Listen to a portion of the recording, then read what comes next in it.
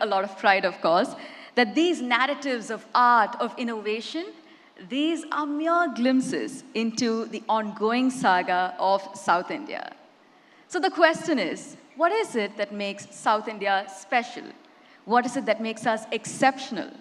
Is it our history, our cultural significance, our undying love for tradition and the classics?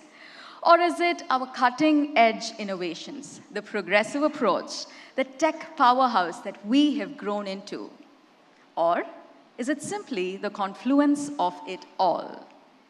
That's what we are here to celebrate. Ladies and gentlemen, it is my pleasure to invite you to the Southern Rising Summit 2023. A loud round of applause, of course. We commence our on-stage proceedings by inviting on stage Her Excellency Dr. Thamizhai Soundararajan, Governor of Telangana and Lieutenant Governor of Puducherry. Vanakkam, ma'am.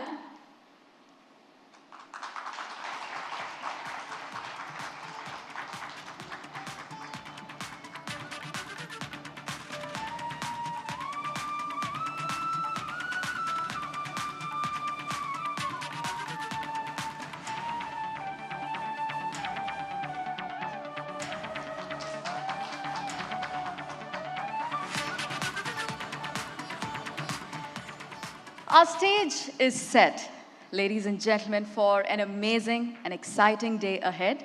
We begin the Southern Rising Summit with our national anthem. May I kindly request all our guests to please rise.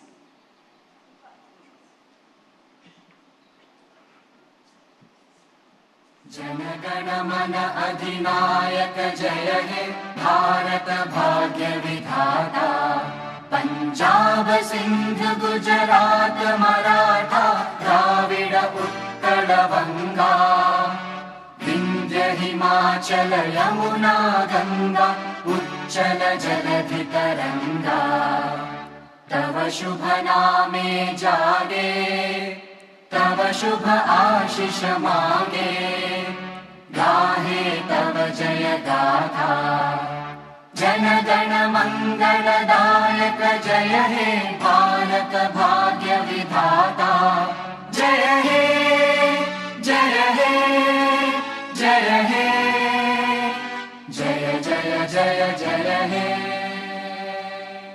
If I may request you to please do remain standing, we now have the Tamil Thai Varthu in the voices of Ms. V.S. Abhirami and Ms. Gurupriya Mahesh Vinayak Ram.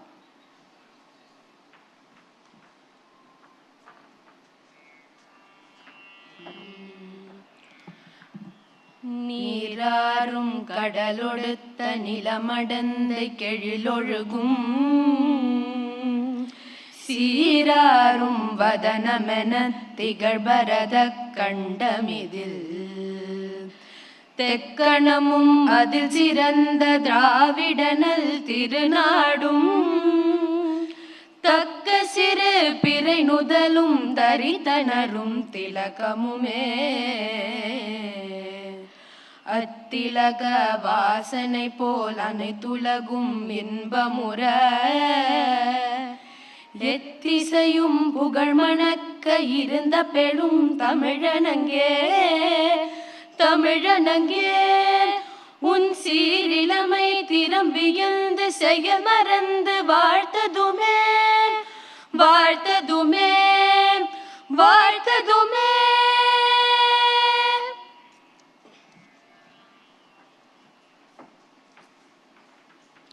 Nandri, please do take your seat.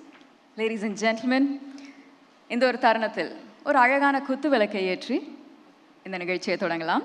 We now invoke the blessings of the higher powers with a formal lighting of the lamp.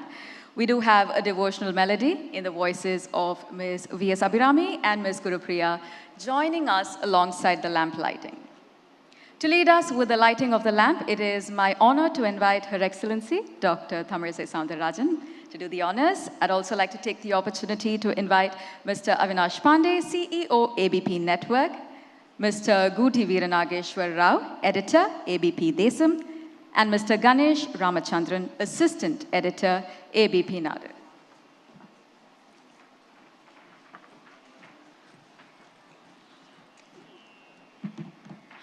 गं गणपते नमो नमः शङ्करी तनया नमो नमः गं गणपते नमो नमः शङ्करी तनया नमो नमः गं गणपते नमो नमः शङ्करी तनया नमो नमः गं गणपते नमो नमः अंकुशधर मंगलकर पंकज शरणावरणा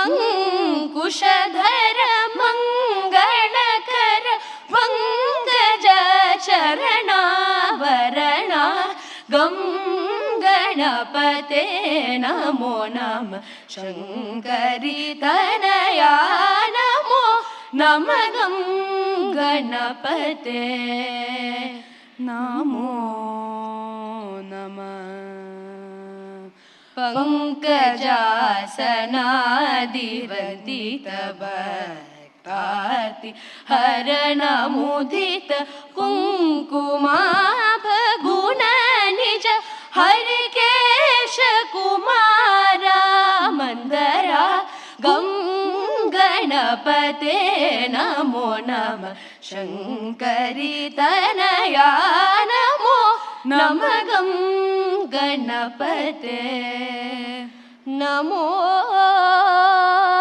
नमः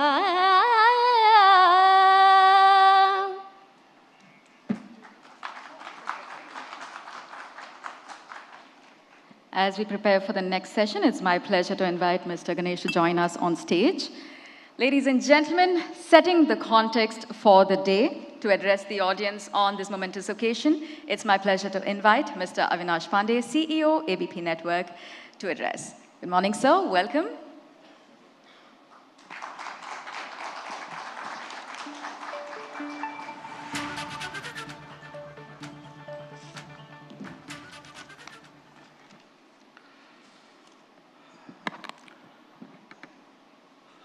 Ladies and gentlemen, vanakkam. It is such a unique privilege of mine to welcome Honorable Governor Dr. Tamil Sai.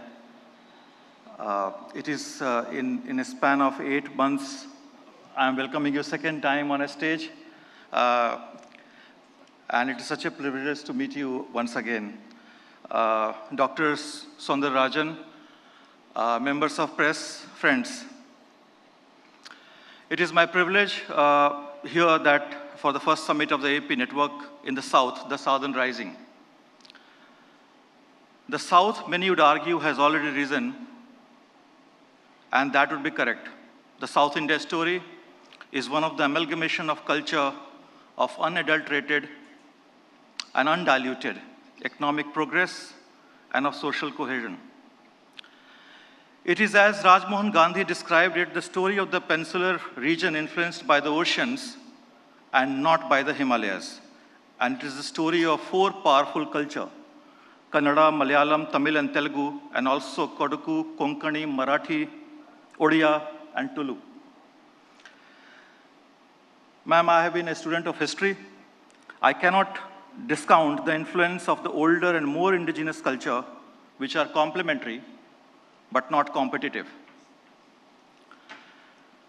It tells us that when governance is dedicated to people to improve their health and education, for example, as in Kerala, it yields success. It tells us when the state works for the poor, as in Tamil Nadu midday meal, sparked by the MGR's own experience of extreme starvation, it yields great benefit. It also tells us when entrepreneurial energies are unleashed, it creates an IT and startup hub in Bangalore, Karnataka, to rival the Silicon Valley.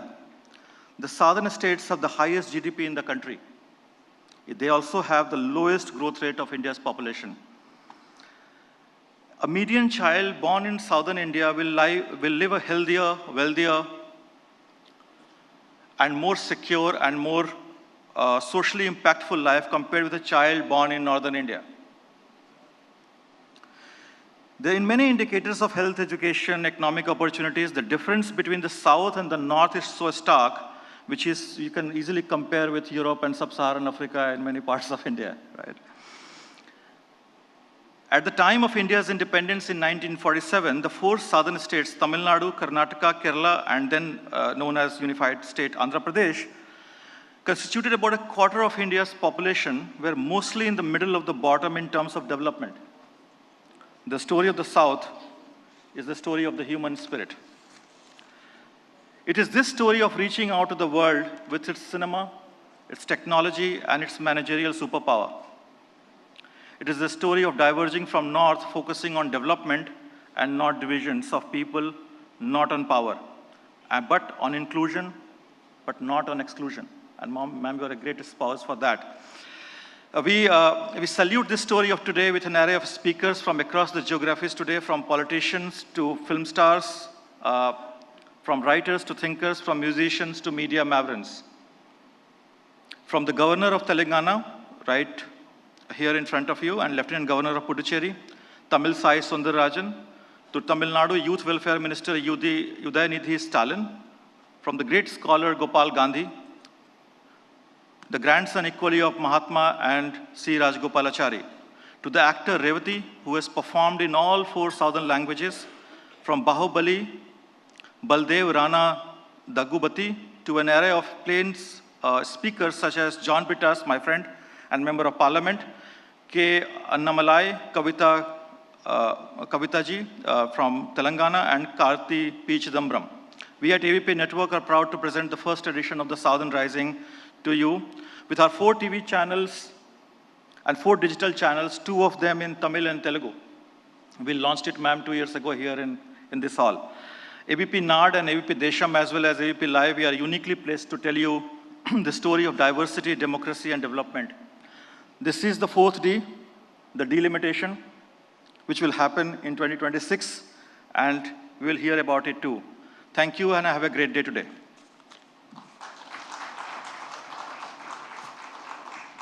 Thank you, sir. Complimentary but not competitive. அப்படின்னு 4 வார்த்தைகளில் நம்ம சவுத்தோட கதையை ரொம்பவே அழகாக summarise பண்ணினீங்க. It's definitely a proud feeling for all of us in the room. Ladies and gentlemen, please join me as I extend our thanks to Mr. Pandey for setting the context and sharing an overview of the Southern Rising Summit. On that note, as we begin our first session, in an era of constant change and evolving societal needs, the traditional role of a governor is undergoing a profound transformation. No longer confined to the conventions of the past, a governor is now called upon to be both an agent that is driving progress while also challenging established norms. Of course, what we have coming up in this session, it is a conversation of thought, a conversation of inquiry.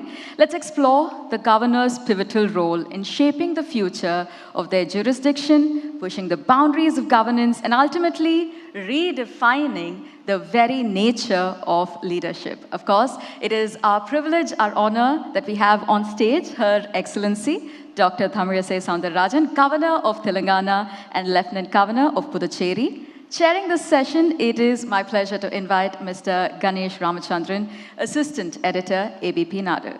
Good morning, sir. Welcome. Vanakkam, ma'am.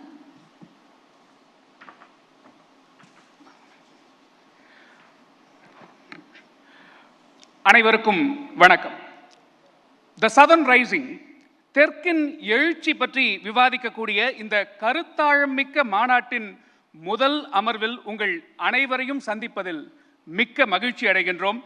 மாநாட்டின் முதல் அமர்வு எனும்போது அம்மா தமிழிசை அவர்கள் இங்கு இருக்கிறார் எனும்போது அதற்கான அறிமுகத்தையும் தமிழில் சொல்வதுதான் சரியாக இருக்கும் என்று எண்ணுகிறேன். அறிமுகம் எனும்போது அவருக்கு அறிமுகம் தேவையில்லைதான். இந்தியா முழுவதும் நன்கு அறிந்த ஒரு மாபெரும் தலைவர் அவர். அவருக்கு அறிமுகம் தேவையில்லை என்றாலும் என் கடமை கருதி ஒரு சிறிய அறிமுகத்தை இங்கு சொல்கின்றேன். தலைமைக்கான பண்புகளில் ரொம்ப முக்கியமான ஒன்று குட் யார்ட்ஸ்டிக் அப்படின்னு சொல்லுவாங்க. அதாவது நல் மைல்கல் அமைத்தல் அப்படின்னு சொல்லுவாங்க. தமிழக பாஜக தலைவராக தமிழிசை சவுந்தரராஜன் அவர்கள் பொறுப்பேற்ற காலகட்டம் அப்படிங்கிறது திராவிட அரசியல்ல 2 பேராளுமைகள் அந்த காலகட்டத்தில் அதி தீவிர ஆளுமையோடு செயலாற்றி கொண்டிருந்த ஒரு காலகட்டம். தமிழ்நாட்டில் அந்த காலகட்டத்தில் பாஜக வளருகிறது என்று அனைவரையும் திரும்பி பார்க்க வைத்தவர் இவர். தாமரை மலர்ந்தே தீரும் என்கிற இவருடைய முழக்கம் கமலாலயம் முதல் கடைக்கோடி அரசியல் பார்வையாளர் வரை கட்சியையும் அவரையும் கொண்டு சேர்த்தது. மிக குறிப்பாக தமிழகத்தின் பெருமைமிகு பெண் தலைவர்களில் செல்வி ஜெயலலிதாவிற்கு அடுத்தபடியாக தமிழக மக்களின் அன்புக்குரியவராக அரசியல் களத்தில் களமாடியவர் இவர். தற்போதைய அரசியல் சூழல்ல கூட தமிழக அரசியல் பார்வையாளர்கள், பத்திரிகையாளர்கள், வெகுஜன மக்கள் பெரிதும் மிஸ் பண்ற ஒரு நபராகவும் தமிழிசை அவர்கள் இருக்கின்றார். திமுக தலைவர் கருணாநிதிக்கு அடுத்தபடியாக ஊடக பேதமில்லாமல் பத்திரிகையாளர்கள் எளிதில் அணுகக்கூடியவராக இருந்தவர், இருக்கின்றவர். எப்படிப்பட்ட எதிர்கேள்வியும் கூட இன்முகத்தோடு அணுகி பதில் கொடுக்கும் இனிய தலைவர். மாற்றுக் கட்சி, எதிர்கட்சி என்று பேதமில்லாமல் அனைவராலும் நன்மதிப்போடு அறியப்படுபவர். பெருமதிப்பிற்குரிய தெலங்கானா ஆளுநர், புதுச்சேரி துணைநிலை ஆளுநர் திருமதி தமிழிசை சவுந்தரராஜன் அவர்களை வரவேற்று விழா பேருரை ஆற்றுவதற்கு அழைக்கின்றோம்.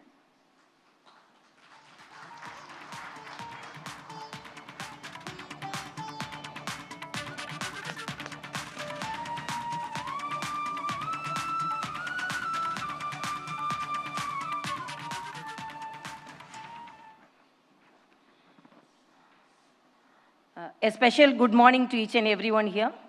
அனைவருக்கும் வணக்கம். My respects to Mr. Avinash Pandey, CEO, ABP Network, Mr. Mohit Rai Sharma, Executive Editor, Mr. Ganesh Ramachandran, Assistant Editor, chairing the session, and Mr. Gutivira Nageshwar Rao, Digital Editor, ABP Desam, and members of the press and media, and all the dignitaries who have assembled here. A very special good morning to each and everyone here. Today's topic is agent of change, governors, agent of change or agent provocator, redefining the governor's role. First of all, I appreciate the ABP Network for conducting this program as Southern Rising Summit. For conducting Southern Rising, the southern states are praising you. So I have to say, for this rising, we are praising you. Because most of the time, the southern states feel that they are not projected properly and they are not taken care of properly, and their talents are not projected in a way it should be shown to the rest of the country. And transforming from the star to ABP, now you remain as the star in the journalism, and I'm really very happy to participate and inaugurate this session. And the topic is also very interesting to know whether the governors or the agent of change or agent of provocators. I should say it is in the vision of the people and in the vision of the politicians. Because I can project only myself because I cannot compare with other governors, but I, as a governor, from the day I took oath, I wanted to be a people's governor. But when we wanted to become a people's governor, definitely it asks the politicians also. So first of all, my Telangana Raj Bhavan is called as Praja Bhavan, that is People's Bhavan. And Puducherry Governor Maligai is changed into Governor Office. So whatever may be the position, it is for the people, for the people, for the people. But when I became the governor, the first critic, because before acquiring the office, the criticism came from the Chief Minister's office, saying that the Sarkariya says the politician cannot be the governor.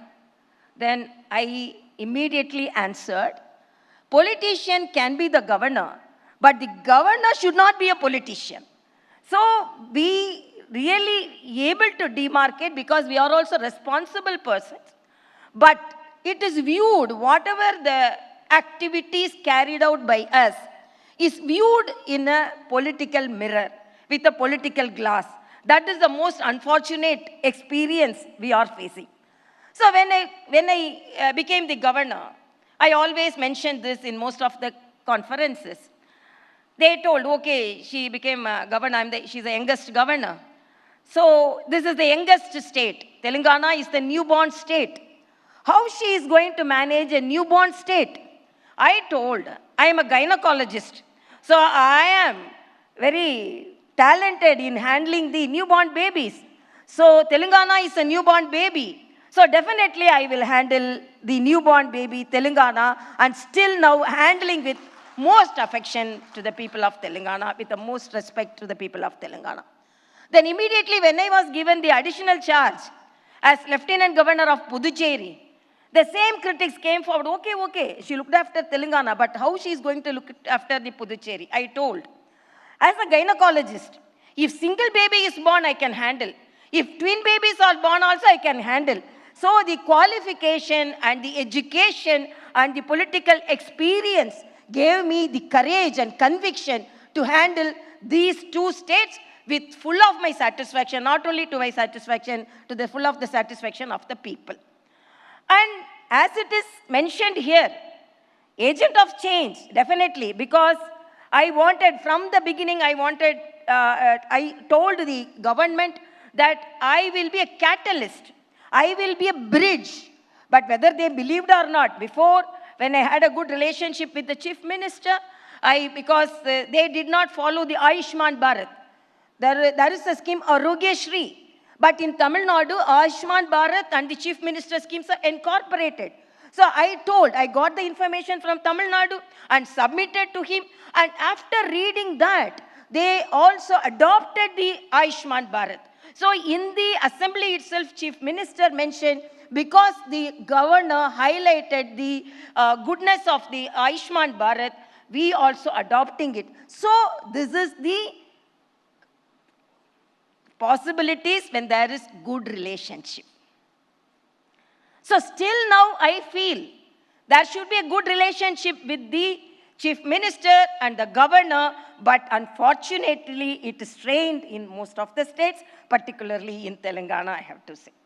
Very openly I cannot say because Telangana is going for election, but as a governor, I have to say almost 3 years since, except recently I met our Honorable Chief Minister in a program, almost since 3 years I did not meet our Chief Minister.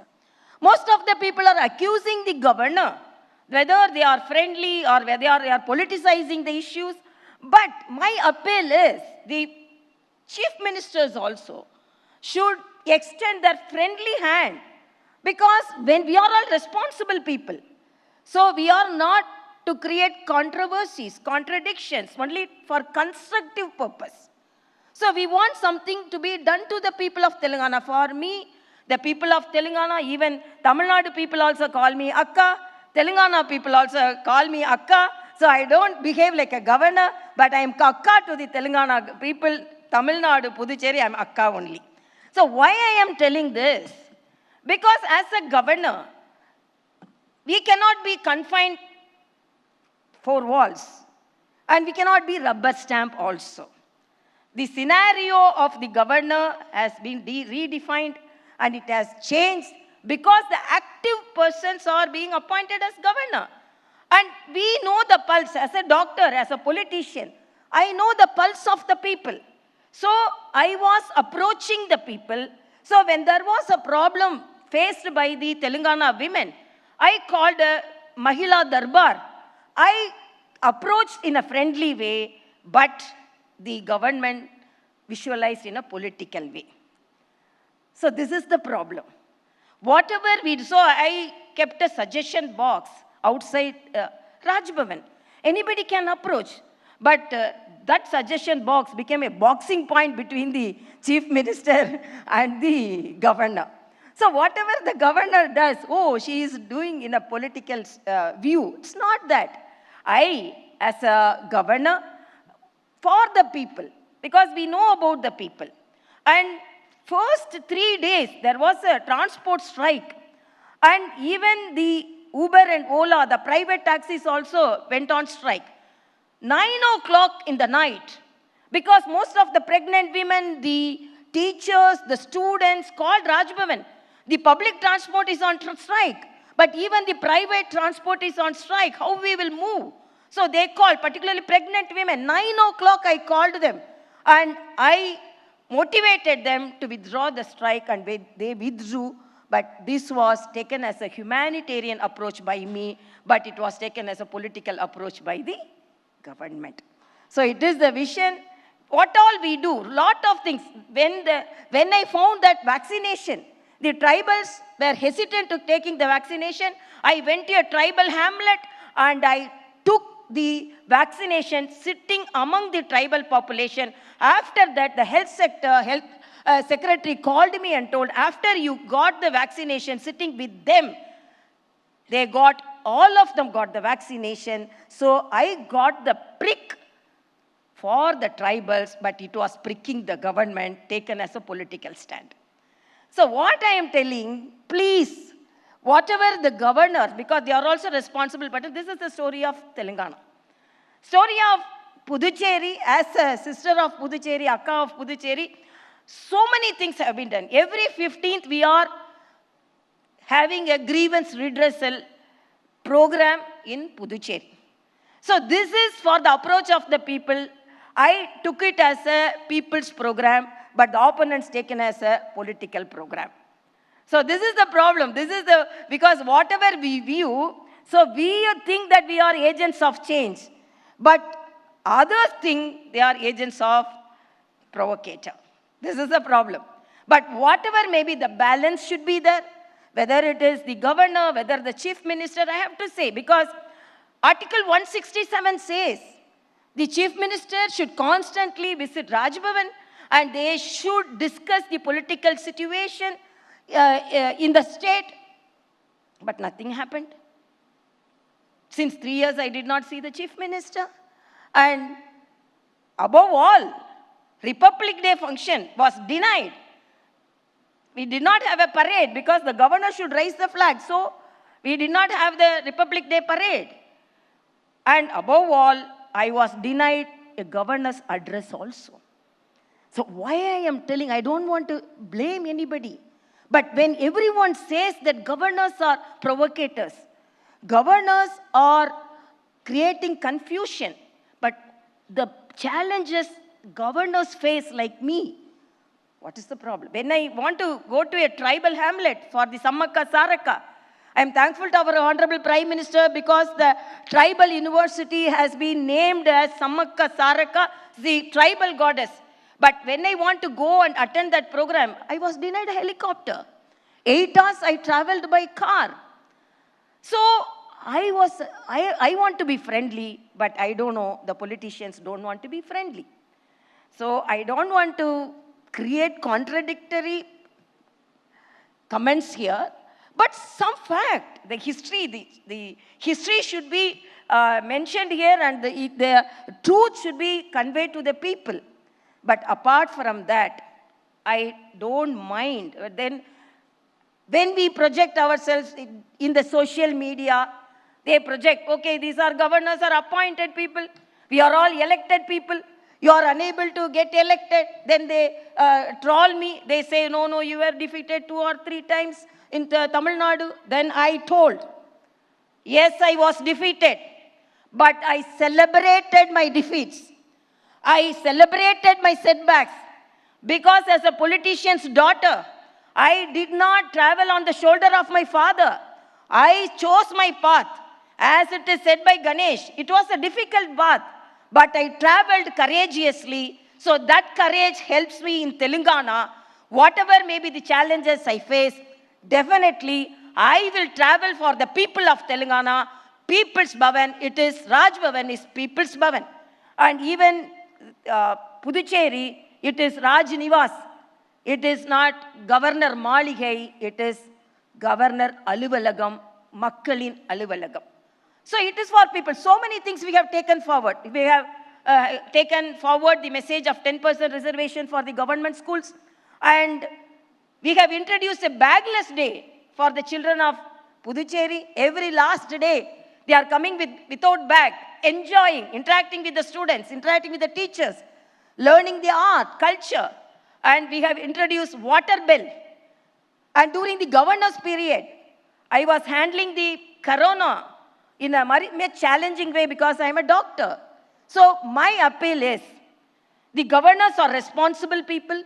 They want to do some service to the people. It is not the governors from grand old governors. All the governors are active. They want to do good things, but they are also responsible people. They are not politicizing. Even we reject some bills. With 175 constitutional provision, I clearly wrote why I am rejecting these bills. And they were telling, no, you are rejecting the bill because you are politicizing it. No. Clearly I mentioned why I am sending back these bills. So we are crystal clear. I am crystal clear. I am a straightforward person. I want to do certain things to the good things to the people of Telangana and Puducherry. I always say, because I am a person, nowadays they are humiliating the governors like anything. They are humiliating. We are undergoing so much of humiliation. But in spite of that, recently I told, because I rejected 2 of the MLC recommendations because they were politicians. The governor's recommendation, the governor's provision is for people of social service, culture and art who cannot enter politics. But they were humiliating me like this, and they were agitating against me. I told only one word: whatever the decision we are taking, it is for the people.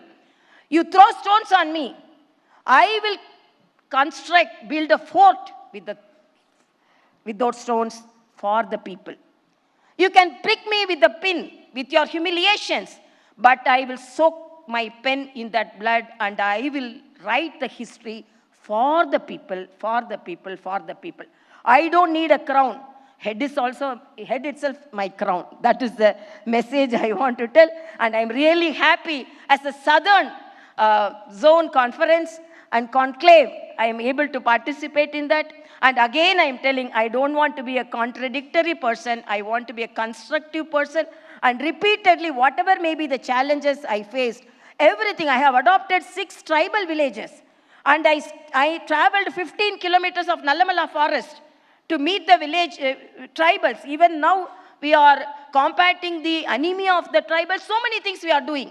But my request is to the politicians, to the government, what all the activities taken forward by the governors, please view it in a neutral way. Don't view it as a political stand. That is my stand, and I'm really happy to attend this program. Best wishes to each and everyone. Thank you so much.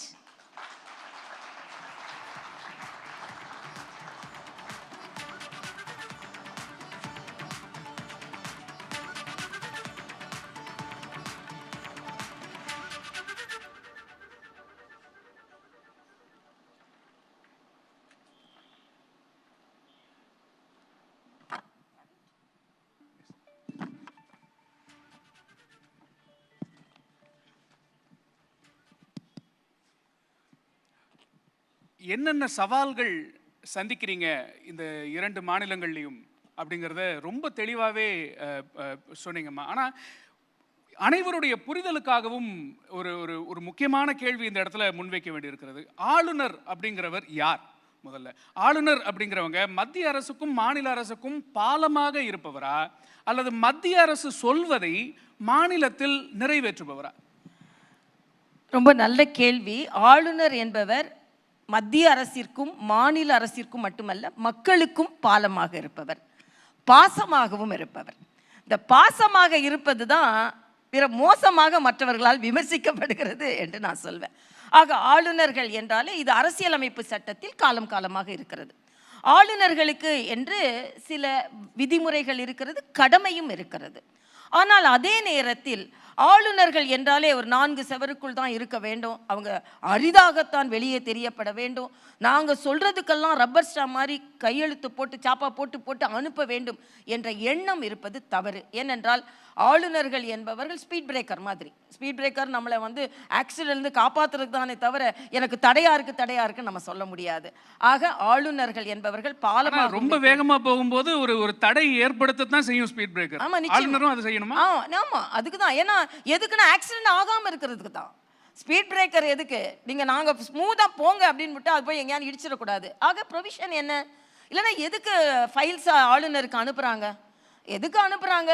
நீங்கள் உடனே கையெழுத்து போட்டு அனுப்பல. அதை அலசி ஆராய்ந்து அரசியலமைப்பு சட்டத்திற்கு உட்பட்டதா இல்லையா, இல்லை என்றால் அதை திருப்பி அனுப்புவதற்கும், இருக்கிறது என்றால் அதை கையெழுத்து. அந்த இடத்துல தான் எனக்கு இன்னொரு கேள்வி என்னன்னா, ஆளுநர் முடிவெடுக்கும் போது எந்த அடிப்படையில் எடுப்பீங்க? இப்போ வந்து ஆளுநர்கள் வந்து அரசியல் சாசனத்தின் அடிப்படையில் முடிவெடுக்க வேண்டுமா, அல்லது எது சரி எது தப்புன்னு பகுத்தாய்ந்து முடிவெடுக்க வேண்டும்? அரசியல் சாசனத்திற்கு உட்பட்டு எது சரி எது தவறு என்று எடுக்க வேண்டும். இரண்டும் தான். ஆமா. உதாரணத்திற்கு நான் ஒரு சின்ன உதாரணம் சொன்னேன். இப்போ எம்எல்சிக்கு 2 பேர் அனுப்புறாங்க.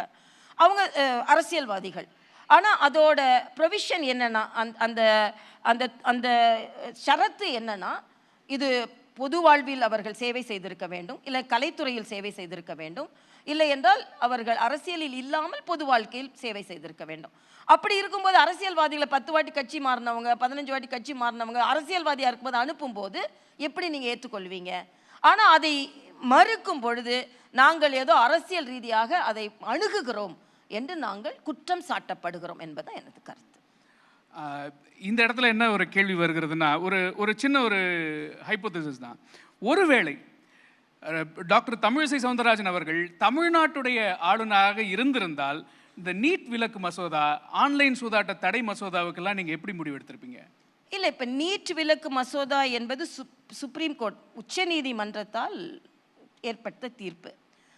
அதனால் அது வந்து மருத்துவர், நான் தமிழக ஆளுநராக மட்டும் இல்லை, ஒரு மருத்துவராகவும் நான் வேறு மாதிரி முடிவெடுத்திருப்பேன். ஏன்னா எனக்கு பொறுத்த வரைக்கும் நான் வந்து தனியார் மருத்துவக் கல்லூரியில் உதவி பேராசிரியராக இருந்திருக்கிறேன், அரசாங்க மருத்துவக் கல்லூரியில் படித்திருக்கிறேன்.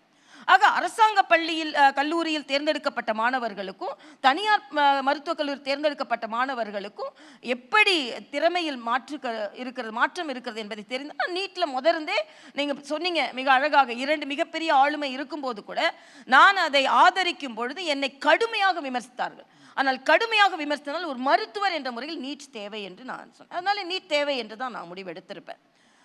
இந்த ஆன்லைன் சூதாட்ட மசோதா இப்போ உள்ள ஆளுநர் அதை வந்து உடனே அரசியலமைப்பு சட்டத்தின்படி அது வந்து மத்திய பட்டியலில் இருக்கா மாநில பட்டியலில் இருக்கா அப்படின்னு அதில் ஒரு கான்ட்ரவர்சி இருக்குது. மத்திய பட்டியலில் இருக்கும்போது மத்தியம் தான் அதுக்கு முடிவெடுக்க முடியும்.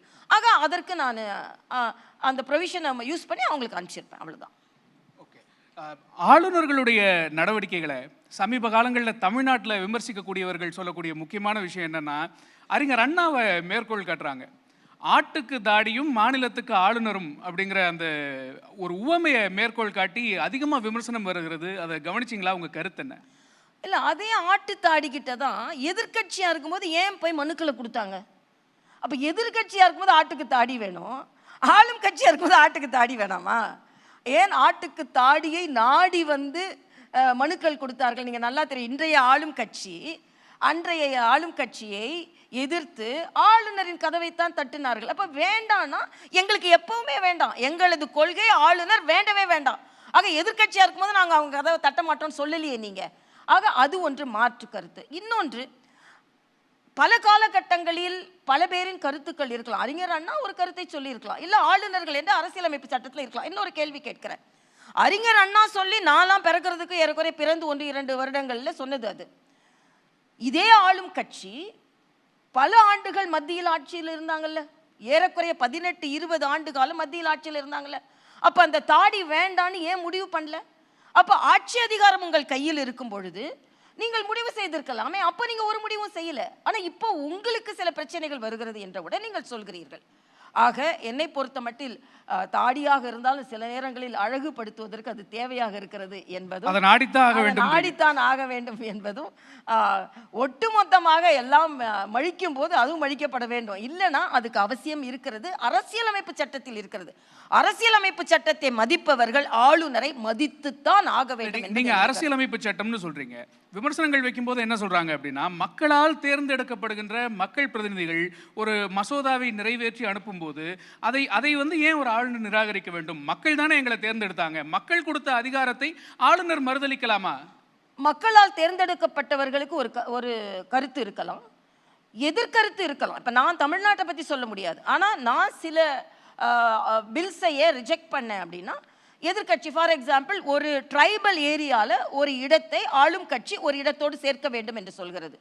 அந்த பகுதியில் உள்ள பழங்குடி மக்களும் அந்த பகுதியில் தேர்ந்தெடுக்கப்பட்ட ஒரு எதிர்கட்சி எம்எல்ஏவும் வந்து அதை இல்லை சேர்க்கக்கூடாது, இது பழங்குடியினர் அதிகாரத்திற்கு எதிரானது என்று சொல்கிறார்கள். இப்பொழுது நீங்கள் சொல்லுங்கள், ஆளும் கட்சி அரசியல் காரணங்களுக்காக இதை செய்ய வேண்டும் என்று சொல்லும்போது அதை நான் ஒத்துக்கொள்ள வேண்டுமா?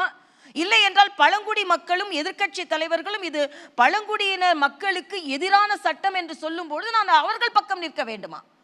ஆக இதைத்தான் நான் சொல்கிறேன். நான் என்னோட அத்தனை சட்டங்களிலும் மிக தெளிவாக அலசி ஆராய்ந்து, உதாரணத்திற்கு டிரான்ஸ்போர்ட் பில் ஒன்று வந்தது, 42,000 தொழிலாளர்களை அரசாங்க ஊழியர்களாக சுவீகரித்துக் கொள்வது, அதற்கு நான் உடனே ஒப்புதல் கொடுத்தேன். ஏன்னா அது 42,000 தொழிலாளர்களுக்கானது, அதில் நான் மறுப்பு சொல்லலை, அப்போ அரசியல் செய்கிறோன்னு சொல்லலை. அதனால அலசி ஆராய்ந்து மக்களுக்கானது இல்லையா அப்படி. பிரதான விமர்சனமே, அதுவும் தென் மாநிலங்களில் வைக்கக்கூடிய விமர்சனம் என்ன அப்படின்னா, பாஜக ஆளக்கூடிய மாநிலங்களின் ஆளுநர்கள் ஒரு மாதிரி இருக்காங்க, எதிர்க்கட்சிகள் ஆட்சி செய்யக்கூடிய மாநிலங்கள் ஆளுநர்கள் வேற மாதிரி செயல்படுறாங்க. முக்கியமா பாஜக தென் மாநிலங்களுக்குள்ள ஊடுருவுவதற்கு ஆளுநர்களை பயன்படுத்துகிறது அப்படிங்கிற ஒரு குற்றச்சாட்டு. நான் அப்படி மறுக்கிறேன். நீங்க சொல்றதை கொஞ்சம் மாற்றி சொல்றேன். எதிர்க்கட்சிகள் ஆளுகின்ற இடங்களில் ஆளுநர்கள் ஒரு மாதிரி இருக்கிறார்கள் என்று சொல்வதை விட முதலமைச்சர்கள் ஒரு மாதிரி இருக்கிறார்கள் என்று என்னால் சொல்ல முடியும். ஏனென்றால் நான் ஏற்கனவே சொன்ன மாதிரி விருந்துக்கு கூப்பிட்டா வரமாட்டேன்றாங்க. எவ்வளவு நான் மக்கள்கிட்டே கேட்குறேன், ஒரு விருந்து என்பது எதிர்க்கட்சியை சார்ந்தவர்கள் எல்லோரும் சேர்ந்து உட்கார்ந்து பழகி அங்கே கூட வந்து கேட்கலாம், ஏன் நீங்கள் எங்களோட பில்லெல்லாம் ரிஜெக்ட் பண்ணுறீங்க ஆளுநர், நம்ம 2 பேரும் ஃப்ரெண்ட்லியாக இருந்துட்டு போகலாம்னு கேட்கலாம். ஆக சந்திப்பதையே முதலமைச்சர்கள் தவிர்க்கிறார்கள் என்றால் நான் அதை ஏற்கனவே அந்த பிணக்கு ஆளுநர் கிட்டேருந்து துவங்குகிறதா அல்லது முதலமைச்சர்கள் கிட்டேருந்து? யார்கிட்ட இருந்து தோன்றினாலும் என்னை பொறுத்த எங்கிருந்து தோன்றுது? இப்போ முதலமைச்சர்கள் அழைக்கிறவங்க கிட்ட இருந்து தோன்ற முடியாது, வருவதற்காக வரவேற்கிறவங்க கிட்ட தான் தோன்ற முடியும். அப்போ நீங்கள் வரங்க, ஏன் வருகிறதை நீங்கள் மறுதளிக்கிறீர்கள்? ஒன்று. இன்னொன்று, 1-2 முறை வந்து இதனால தான் எத்தனை முறை நீங்கள் நான் அதனால தான் அடிக்கடி சொல்வேன், there should be friendly talks. ஒரு வாட்டி ரிஜெக்ட் பண்ண உடனே அதை அரசியலாக எடுத்துக்கொண்டு ஆளுநர்கள் தான் இப்படி இருப்பாங்கன்னு ஒரு முடிவுக்கு வருவதை விட அந்த பிரச்சனையை முடிவுக்கு வர வேண்டும் என்று எவ்வளவு நேரம் நினைக்கிறீங்க? நான் ஒரு சின்ன உதாரணம் சொன்னேன். ஃபார் எக்ஸாம்பிள், நான் சில பில்ஸை நான் சைன் பண்ணலை, அதுக்கு அனாலிசிஸ் அசஸ் பண்ணுறதுக்கு கொஞ்சம் டைம் எடுத்துக்கிட்டேன். அப்போ என்னை எதிர்த்து சுப்ரீம் கோர்ட்டுக்கு போனாங்க. நான் உடனே ஒரு ட்வீட் போட்டேன், தலைமைச் செயலர் அவர்களே, டெல்லியை விட எனது ஆளுநர் அலுவலகம் உங்களுக்கு பக்கத்தில் இருக்கிறது, ஒரு வாட்டிக்கு 2 வாட்டி என்கிட்ட வந்து இதுதான் பில்ஸ், இதனால் தான் நாங்கள் இதை நிறைவேற்ற, ஒரு வாட்டியா நீ என்கிட்ட பேசுனீங்களா? அப்போ பேச மறுக்கிறீங்க, வரவே இல்லை. அப்போ யார் அரசியல் செய்கிறார்? அதைத்தான் நான் சொன்னேன். சுப்ரீம் கோர்ட்டை விட, வழக்காடு மன்றத்தை விட எனது அலுவலகம் அருகில் இருக்கிறது. ஆக இதில் அப்ரோச்சில் யார்கிட்ட தவறு? நானா போய் சொல்ல முடியாது. பிரச்சனையை தீர்க்கணுங்கிற ஒரு அணுகுமுறையே எதிர்த்தரப்புல இருந்து இல்லை வந்து சொல்லி இதுதான் பிரச்சனை அப்படின்னு அளவலாவத. உதாரணத்துக்கு அதனால தான் நான் ஆயுஷ்மான் பாரத் சொன்னேன். முதலில் ஆயுஷ்மான் பாரத் மத்திய அரசின் எல்லா இடத்துலையுமே என்னன்னா, மத்திய அரசின் திட்டத்தை எடுத்துக்கொண்டால் உடனே மாநில அரசின் திட்டம் ஒளிந்து விடும் என்று நினைக்காம, இங்கேயும் அப்படிதான். நம்ம இங்கே மத்திய அரசின் மாநில அரசின் காப்பீடு திட்டத்தை சேர்த்துருக்கிறோம். ஆரோக்கியஸ்ரீ என்ற திட்டம் இருக்கும் பொழுது நான் நல்லா பேசிக்கிட்டு இருந்த காலத்தில் அது உடனே மக்களுக்கு பலன் தருகிறது இல்லையா? அதனால தான் சொல்கிறேன், முதலமைச்சர்கள்கிட்ட வைக்கிற நான் இந்த நிகழ்ச்சி மூலமாக வைக்கிற கோரிக்கை, ஆளுநர்கள் ஏதோ ஒரு உங்களுக்கு எதிர்கருத்துக்களை சொன்னால் உடனே அவர்களை எதிரிகளாக பார்க்காமல் வந்து நீங்கள் இப்படி சொல்கிறீங்க, நாங்கள் இதற்காக தான் இதை முடிவு பண்ணோம் அப்படின்னு எத்தனை முதலமைச்சர்கள் உட்கார்ந்து பேசி இருக்கிறார்கள் என்று கேள்வி கேட்கிறேன். நான் வந்து பேசினா என்ன, பிரச்சனைகளை தீர்க்கலாம்ல. ஆக இந்த அணுகுமுறை வேண்டும் என்று நினைக்கிறேன், அது எதிர்க்கட்சியாக இருந்தாலும் ஆளும் கட்சியாக இருந்தாலும் என்பது. ஆளுநர்கள் அரசியல் பேசலாமா அப்படிங்கிற ஒரு கேள்வி எழுகிறது. நீங்க சொன்னீங்க மக்களின் ஆளுநராக இருக்கிறேன் அப்படின்னு சொன்னீங்க. ரொம்ப மகிழ்ச்சிக்குரிய ஒரு விஷயம். மக்கள் பிரச்சனைகள் ஒரு பக்கம் இருக்கட்டும், அரசியல் எப்படி ஆளுநர்கள் பேசலாம் அப்படிங்கிற ஒரு கேள்வி இருக்கு. இல்லை, என்னை பொறுத்த மட்டில் நான் ரொம்ப அடிக்கடி ஒரு வார்த்தை சொல்லுவேன், தமிழ்நாட்டு பிரச்சனையை நீங்கள் பேசலாமா அப்படின்னு. நான் தமிழ்நாட்டில், நான் தெலுங்கானாவில் ஃபர்ஸ்ட் சிட்டிசன், தமிழ்நாட்டில் நான் காமன் சிட்டிசன். அப்போ காமன் சிட்டிசனுக்கு ஏதாவது பிரச்சனை இருந்ததுன்னா அரசியல் ரீதியான சொல்லலை, சோசியல் ரீதியாக அவசியம் ரீதியாக ஏதாவது கருத்துக்கள்னு சொல்லலை. ஒரு சாதாரண இந்திய பிரஜைக்கு கருத்துரிமை பேச்சுரிமை இருக்கும் பொழுது ஏன் ஆளுநருக்கு இருக்கக்கூடாது என்பதுதான் எனது கேள்வி. அரசியலை மிஸ் பண்ணுறீங்களா? ஆளுநரை இப்போ போற்றி கொண்டிருக்கிறேன், அவ்வளவுதான். ஒரு காலமாக 20 ஆண்டு காலம் அரசியலில் இருக்கும்போது அதை நான் மிஸ் பண்ணுறேன்னு சொல்கிறதுல எனக்கு தயக்கம் இல்லை, மிஸ் பண்ணுறேன் நிச்சயமாக. ஆனால் அதே நேரத்தில் இன்னொரு தளம் எனக்கு மக்களுக்கு உதவி செய்வதற்கு கிடைத்திருக்கிறது என்ற வகையில் நான் மகிழ்ச்சி அடைகிறேன். மிக்க மகிழ்ச்சி திருமதி தமிழிசை சவுந்தரராஜன். இவ்வளவு நேரம் உங்களுடைய பிஸி ஷெட்யூலில் ஒதுக்கி எங்களுக்காக வந்து பல விஷயங்களை வெளிப்படையாக பேசுனீங்க. ஏன்னா அந்த வெளிப்படைத்தன்மை உங்ககிட்ட எப்போதுமே வந்து பத்திரிகையாளர்களுக்கு ரொம்ப பிடிச்ச ஒரு விஷயம் உங்களுடைய வெளிப்படைத்தன்மை.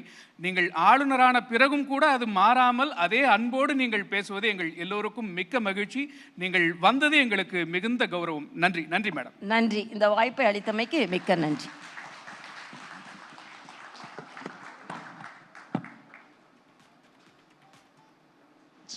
Truly an invigorating start to the day. I mean, setting the tone for the Southern Rising Summit with an address that, speaks of candor, of intention.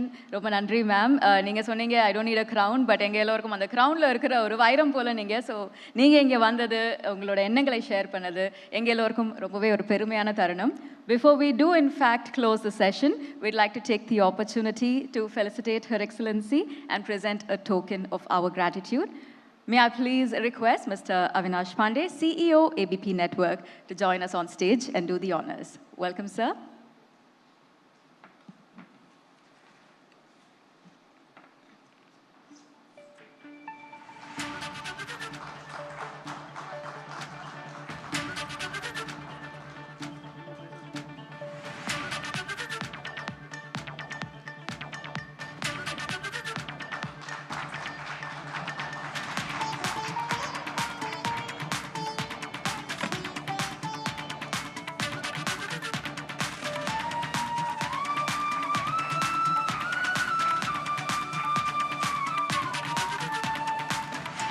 Before we close the session, ladies and gentlemen, and before Her Excellency takes leave, we now have the national anthem. May I please request our guests to rise.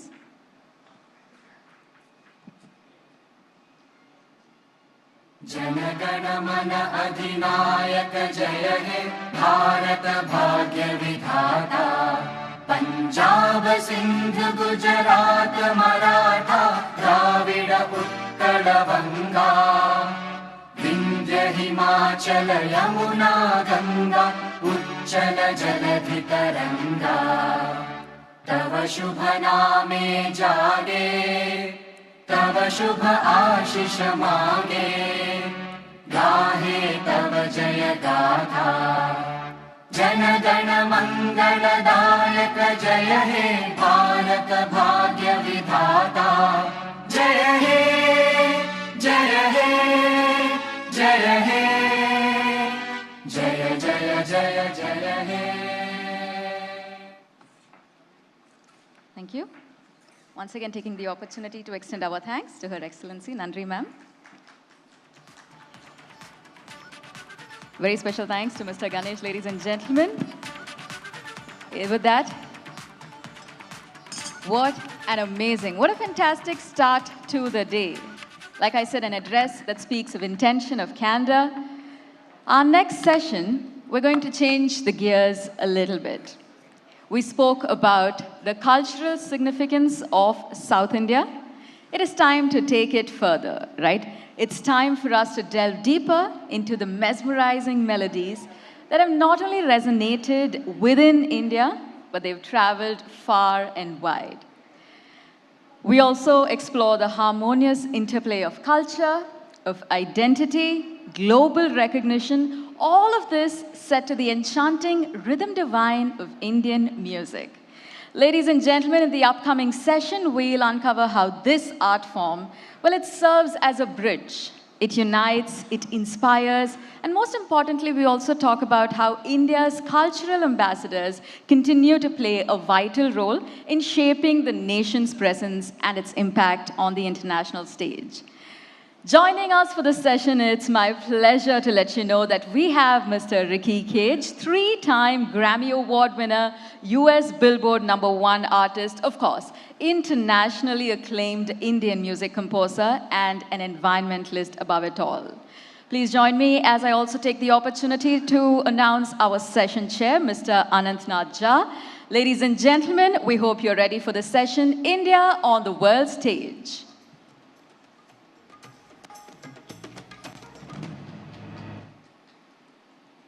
I would say this is a great time to set the tone with a loud round of applause. On screen, you're going to witness a video.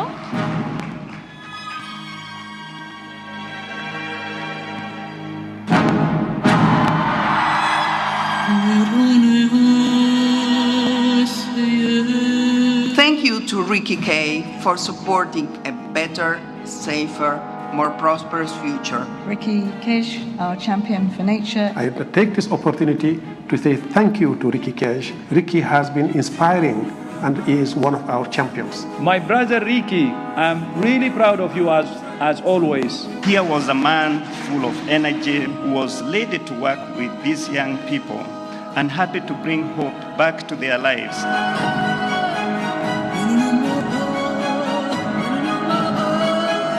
And the Grammy goes to Winds of Samsara. I'd like to thank the Recording Academy. Asatoma Satgamaya Om Shanti Shanti Shanti Om. Thank you.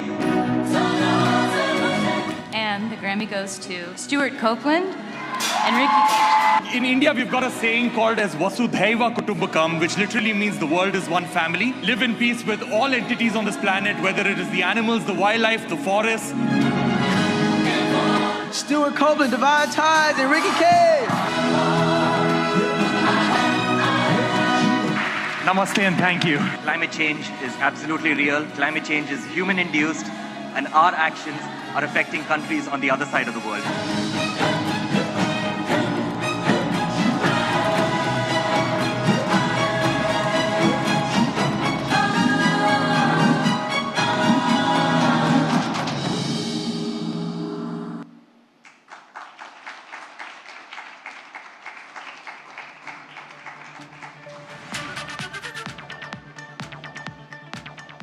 Ladies and gentlemen, a loud round of applause for our speaker, Mr. Ricky Cage, as he makes his way to the stage. We also have our session chair, Mr. Anant Nadja, joining us. Our stage is all set. India on the world stage here at the Southern Rising Summit 2023. Okay, once again, a warm welcome to ABP Network Southern Rising. Ricky Cage, 3-time Grammy Award winner. How does it feel? Do you get it every so often that whoever's saying your name says, Ricky Cage, 3-time Grammy Award winner? Yeah, of course. It's first of all, it's a huge honor for me to be here. Thank you so much for having me. It is a surreal feeling for sure, because growing up in Bangalore, making independent music, making non-mainstream music, it always felt like an unattainable dream, or a dream that you could not even think about, because you'd watch the Grammys on television and that was the end of it. But then actually winning my first Grammy Award when I was 33 years old, and and then after that winning another 2 more, it's just an amazing feeling to represent India on such a large stage, especially creating Indian music. So lots of young musicians out there in the crowd as well. What were the first 33 years like before you won your Grammy? We'd like to know more about that. How did music start? What were the challenges faced? Okay, that is quite a long story, but I'll try to encapsulate it into as short a thing as possible. So while growing up, I was always 2 things. I was an environmentalist and I was a musician. 2 pillars that pretty much dictated my whole life and all of my life decisions. So while my classmates and my siblings and my friends were fascinated by television, by cartoons, by video games, for me, my ears were always more important than my eyes. So the center of my universe was always my music system. My father had this huge music collection. I would listen to music all day long. And my father did not just have the hits of that particular era, but he also had a lot of obscure music and a lot of cultural forms of music from different parts of the world. So a lot of my education happened through listening to all of that music that my father had.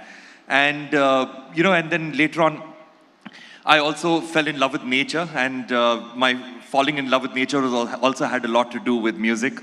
And then I realized that music and nature is one and the same, because at the end of the day, how did music start? Music started off as sounds from nature.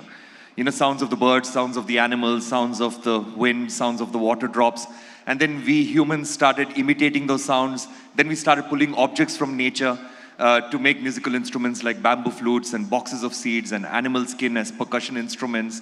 And it's only for the last 1 or 2,000 years that music has actually become academic with notes and scales and rags and things like that. But music and nature has always been one and the same. Then, of course, I started off a professional musical career, and my musical career was more commercial. I was doing a whole lot of ads for... What is the kind of... because nowadays you're known for your music, which is closely connected to nature, environment, but to earn a living what were the commercial jingles and commercial stuff that you did? No, I did a lot of them. When I started off my musical career, I think in about 1998, all the way for about 13 years during my commercial musical career, I did more than 3,500 commercials. So I did commercial for pretty much every brand that you can imagine and their competitor, and in different parts of the world. And after doing this for so many years, it sort of struck me that these big brands have understood the power of music, so much so that they're ready to spend a few $1,000s on me to actually create a piece of music for them to sell something, because they're always trying to sell something. And not only that, they're ready to spend a few $1 million to actually air this music on television and radio. So they understood that music is a very powerful language for communication and for them to sell something, but it's a very powerful language for communication, and not only that, a very powerful tool to retain that communication deep in the consciousness of, of the listener. So that is when I realized that I need to harness the power of music, because I feel so strongly about so many things, whether it's social impact or whether it's the environment or climate change. So I need to harness the power of music, to make this world a better place, and that's what started off a new journey of mine. So did you go around telling people about the jingles that you made after you became famous, or is it the other way around? Did those guys who got those jingles made from you now label it as composed by Ricky Cage, 3-time Grammy Award winner? No, of course, once I won my first Grammy Award, a whole lot of brands started tweeting that, that our commercial was, created by a Grammy Award winner. So that obviously happened. But nevertheless, it's not something to feel bad about. It was something that I felt proud about, yeah. So here we are at ABP Network's Southern Rising, and we have 3-time Grammy Award winner Ricky Cage. For those of you who just joined in, I don't know why you were late, but anyway. Lots of questions about your connection between environment and music. Help us understand music, environment. How do you connect the two? What's the connection? Which one is the inspiration for? So I guess for me, I'm always inspired by nature in my music right now, because previously during my commercial musical career, the way I would make music is that somebody would come to me with a brief, and I would create music based on that brief, and they would pay me money for that. But right now my career has changed, where whenever I feel inspired, I make music based on that. If I feel inspired by nature, I make music on that. If I feel inspired to communicate about human and animal conflict, I'll make music on that. If I feel inspired to communicate about climate action, then I will create music on that. So it's all based on how I'm inspired by it. And when it comes to nature itself and celebrating nature, I've always felt that there are two ways to do that, to go about that when it comes to music. How I compare it to is like taking a picture of somebody or making a painting or a portrait of someone. So when you take a picture of someone, then what happens is that based on the lighting conditions and based on the surroundings, you get a verbatim representation of what is going on at that particular point of time on a photographic plate. Whereas if you make a painting of someone, then you can get a little bit of the soul of the person into your painting, because it's an interpretation of the person you're making a portrait of. It's the same with me about nature. Rather than recording sounds of nature, and rather than recording, animal sounds and incorporating that into my music, I like to paint my music. I like to, to write music for, let's say, a flute, and get the flute to interpret what I felt about nature. Or get an orchestra or a string section to interpret what I feel about nature, or get a guitar to interpret what I feel about nature. So that is the way that I make my music. I don't actually record sounds of nature, but what I do is that I interpret the sounds of nature through musical instruments, because that's what I love doing. Right. I'd like to touch upon the fact that your parents are from North India, and yet you call yourself a proud South Indian. You're from the southern states, that's what you say. You can understand a few languages. How does that work at home and now? So of course, I was actually born in the USA. I was there for about 6 years. My father is a doctor, and he was a doctor there in North Carolina. And when I was 6 years old, that's when my family decided that we will move to India, the whole family, because my parents wanted to bring me up and my brother up in India. So my father and mother traveled the length and breadth of India, and then they chose South India. They chose in particular Bangalore. But the reason why they chose Bangalore was that Bangalore was the only city in the whole of India where we did not have any relatives. So that is the reason why they chose Bangalore. So Bangalore is the city where I grew up. Everything that I am is due to Bangalore and South India. So that is why I always say that my father is from Rajasthan, my mom is from Punjab, but I am a proud Kannadiga. And here you are at the Southern Rising Summit. Okay, there was one meeting with the Prime Minister that actually changed your life and made commercial Ricky Cage into an environmentalist Ricky Cage. We'd like to know about that. Sure, so after I won my first Grammy Award in 2015 for my album Winds of Samsara, I was invited by the Honorable Prime Minister for a quick meeting. I was told that it's going to be a quick 5-minute photo op meeting. And of course, for that itself, I was extremely grateful because, you know, you're, with a population of 1.4 billion people, you're getting to meet the head of your state. So I went for the meeting, and it ended up being an hour-long discussion because the Honorable Prime Minister got to know about my work in the environment and how passionate I was as an environmentalist, my work with the United Nations. So it ended up becoming an almost hour-long discussion. And during that discussion, the Honorable Prime Minister saw my passion for the environment, and then he said that, why don't you dedicate your life to this? And he encouraged me to stop all forms of commercial music and just focus entirely on, environmental consciousness and, and creating social impact around those areas. So I remember leaving the Prime Minister's office and thinking very strongly to myself that this is the push that I needed and this is exactly what I'm going to do. So since then, every single piece of music that I've ever made and will ever make till the day I die is going to be about positive social impact and about, in my own tiny, small capacity, to make this world a better place through music. Well, more power to you, Ricky. So that is why, I do not do film music and I do not do pop music because this is my life now. Yeah, I was going to come to that question about film music, but since he's preempted it, go ahead. Why don't you do Bollywood music? Why is Bollywood and why are the movies being deprived of Ricky Cage? So there are various reasons. Now, when you look at Bollywood music or you look at film music in general, whenever a singer from the film industries across India, whenever a singer or a composer performs in a foreign country or a foreign city, like let's say a New Jersey or a New York or a Moscow or a Berlin or anywhere, they're able to fill up an entire stadium. They're able to get a large audience, but every single person in that audience is a member of the Indian diaspora, except for a few exceptions. The film industries and Bollywood, in my opinion, have not actually broken cultural barriers. There are a few songs that have, but by and large, they haven't broken cultural barriers. They're just catering to the Indian audiences everywhere, which is not a bad thing. It's a great thing, because with a large audience, if you're just catering to our audience, that's good enough. But for me, what happened was that when I was quite young, when I was about 19, I think, I had watched a concert of Pandit Ravi Shankar, and this was in the Bay Area in America. And I was very shocked that, he was playing pure Indian classical music, not even fusion for that concert. It was pure Indian classical music. And the demographic of the people within the auditorium was very representative of the demographic of the city that he was playing in. That city had probably an 80% Caucasian population. There was an 80% Caucasian population in the auditorium. A 5% Asian population, 5% Asians in the audience. Because this gentleman playing his pure Indian classical music, he was breaking cultural barriers and he was exposing people who were normally not exposed to Indian music, and he was a flag bearer of Indian music everywhere in the world, and that's what I called him. And then when I saw that concert, I decided that this is what I want to do with my life. I want to break cultural barriers. Now, I explained to you about how Pandit Ravi Shankar has broken cultural barriers and he lived abroad and he was creating music abroad. Now, so I coined something known as the Ravi Shankar syndrome in India. Okay, now what is the Ravi Shankar syndrome?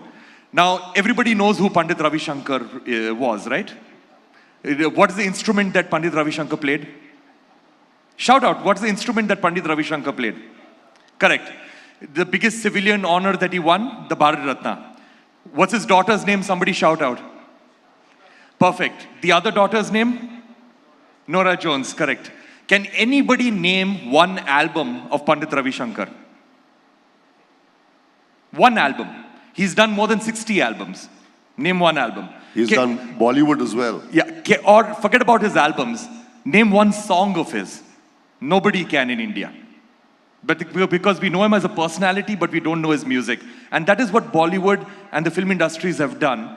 that they've sort of like created a false identity of our music. When I tell people I'm a composer, the first question they ask me is which film?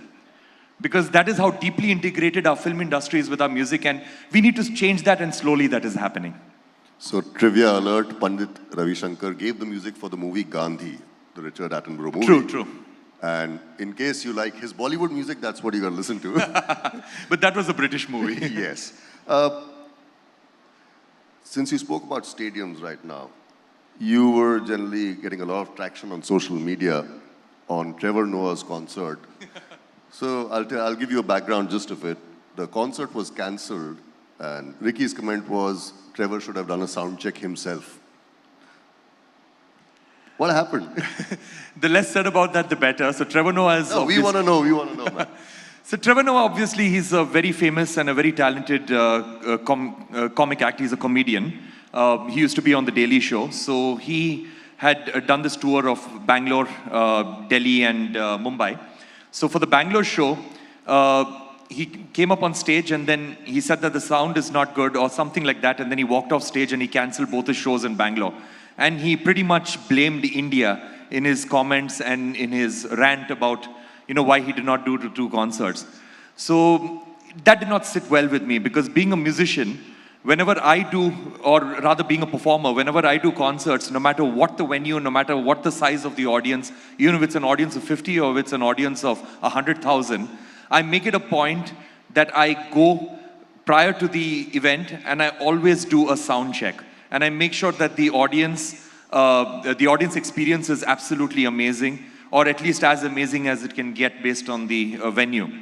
But that is a responsibility that I do not move out from. That is extremely important. Whereas in this case, Trevor Noah, the first time he actually went on stage was when he went on stage for the performance. So for him, it's all right if you don't do your sound check. It's all right if you're busy. But then if you do not do your sound check and if you do not actually test the equipment yourself, then you do not have the right to blame an organizer. And you do not have, and especially you do not have the right to blame an entire country, which has hosted so many comedians and has hosted so many big musical acts from all over the world. So you do not have the rights to actually do that because you have moved away from your own responsibility. So that's what I tweeted about, and I think I basically, and a lot of people agreed with me on that, that you cannot just blame a country, you cannot blame a city for having a bad show when ensuring that that show was successful is your responsibility. I fully agree with him. Even before we came on stage, he did a full sound check with me, of me. But coming back to your music, so music, nature, you travel a lot. What are the places that you've traveled to make music?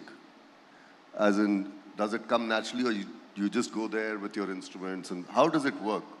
So I'll give you an example.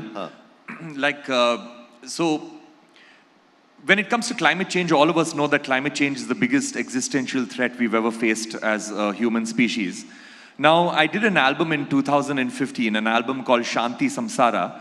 It was my epic album for environmental consciousness, featured 500 musicians from over 40 countries. Wherever in the world, in every corner of the globe, I could find a musician who felt as strongly as I did about climate action. I basically collaborated with them. So this album was launched by our Honorable Prime Minister and the then French President in 2015 at the Paris Climate Change Conference, which happened in December in 2015. Now, what is the Paris Climate Change Conference? It was the biggest conference of nations in the history of our planet. 195 presidents and prime ministers coming together under one roof to understand what is this climate change, what can we do in terms of climate action, how do we mitigate the effects of climate change and build a better future for our future generations. So during this climate change conference, every single world leader had to go up on stage and give a presentation for about 10 or 15 minutes. One world leader who absolutely caught my attention was President Anote Tong of the island nation of Kiribati. Now, Kiribati is a Pacific island nation, as I mentioned. This gentleman, the president of Kiribati, he went up on stage and he gave a 30-second presentation. All that he said when he went up on stage was that all you 195 countries present here, please pass a resolution that ensures that my people of Kiribati stay above the water. Now, that was a very powerful statement. So then I studied about Kiribati, realized that it used to be 33 inhabited islands. Now it's 21 inhabited islands because most of the islands are going underwater, and they are predicted to be the first country in the world that's going to go completely underwater due to climate change. So I went to Kiribati, spent 3 weeks over there, spent a lot of time with their president. And the president, told me that, we are low-lying islands, so we are suffering the consequences of your actions. Because if all of our countries, like developed nations and developing nations, if we could build domes around our borders and keep our carbon emissions and pollution within our own borders, then countries like Kiribati have nothing to worry about. But our carbon emissions spread around the world. It's a very thin atmosphere. It's only one atmosphere because of this global temperatures rise, polar ice caps melt, ocean levels rise, and because Kiribati are very low-lying islands, they are the first to go underwater and they are suffering the consequences of our actions. That is what inspired me to make music. So I made music with their local population, getting their cultural influences, with their people, with their president.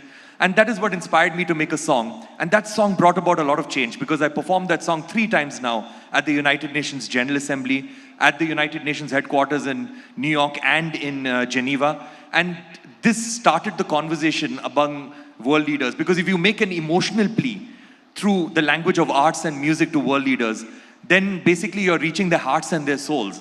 And that is what inspires them to bring about change, and that's what happened with this song. And now the whole world talks about Kiribati. Previously, nobody had even heard of their country when their president had gone up on stage. Now the whole world talks about Kiribati, and they use Kiribati as a very strong example to showcase that climate change is not some vague phenomenon that may or may not happen in the future. Climate change is real, and there are current victims of climate change. And our actions sitting down over here are having disastrous consequences on people on the other side of the world. So that is what I try to convey through music, and in some way I was successful doing that. Let's just converge the lens a little bit and focus more on India. Do you think we as Indians are concerned about the climate, or is the rest of the world more concerned? Where do we rate on that scale? And what have been your efforts to probably bring about the change if so required? I think when it comes to the environment and when it comes to climate change, I think India is making very, very large strides. I think the concern in India, and I travel all over the world, the concern in India is much larger than anywhere else in the world, even though we are actually not at fault when it comes to climate change. We are developing very responsibly, in my opinion, at least far more responsibly than the West has developed since the industrial age. And like if you look at various things, you look at the way that we, the Solar Alliance, for example, what our government has come up with, I thought that was quite path-breaking of creating an alliance of nations, which have a tropical climate so that we can generate renewable energy for the entire global south. If you look at the Prime Minister's Life Mission, I think that is quite a game changer because I've always believed that the biggest threat to us as a human species, with all the problems that we face when it comes to the environment, is the constant thought that we have that somebody else will make a difference, We're always talking about changing the world, but we very rarely talk about changing ourselves. And that's not because we're evil people, it's simply because we haven't empowered ourselves to believe that the small, tiny, incremental changes that we can make within our own lives actually matter. We always believe we are insignificant. So how have you done it with your music? How have you inspired people in India to probably, create a better world for us? So it's through my music. Of course, I've not performed in Chennai often enough. But if you come to any of my concerts, that's what it is all about. It's all about individual action. It's all about how can I make a difference? What can I do? So my concerts are very energetic. They're very entertaining. But at the same time, it gives you food for thought. That when you go back home, you're constantly thinking about how can I make a difference rather than how can I force somebody else to bring about change. So that's what I try to do. Because the thing is that everybody at some level is aware of all the problems that we face. Maybe not at an analytical level, maybe not at a scientific level, but everybody knows that there's something known as climate change, that there is a plastics pollution, there's air pollution. But so the golden question is not how do we create awareness, the golden question is how do we convert this awareness of problems, how do we convert that to actually taking concrete steps and action within our own lives? Because we feel that if I stop using single-use plastics, what difference will it make? Or if I reduce my use of fossil fuels, what difference will it make? So that's what I try to show through my music, through the emotional language of music. As I mentioned, reach the hearts and souls of people. And that is what will create mere awareness of problems into actually taking concrete steps within our own lives and taking action. For those of you just joined in, welcome again to ABP Network's Southern Rising. And we have Ricky Cage here with us. You also go around with a recorder and you record sounds from various parts of the country. Tell us something about that. And how do you make music out of that? So that is basically collaborating with musicians, because we all know about our Indian classical forms of music, that is Hindustani classical and Carnatic classical. But India has got far more traditional forms of music across India, and these are the tribal and folk forms of music. Especially when it comes to the tribal musicians, I've been very fascinated by the farmer tribal musicians. So I travel very often to Odisha and, and collaborate with the tribal farmers over there. They've got these songs that have been passed down from generation to generation. These songs have been passed down orally from generation to generation. So there is no actual written script for these songs. So the only way to learn these songs is to learn it from a tribal musician. And the best part about these songs is that these songs talk about coexistence. These songs talk about the good things of life, of harvest, about how to live within the delicate balance of nature. So they're just beautiful things to learn from, not just the music, but the thematic elements of these songs.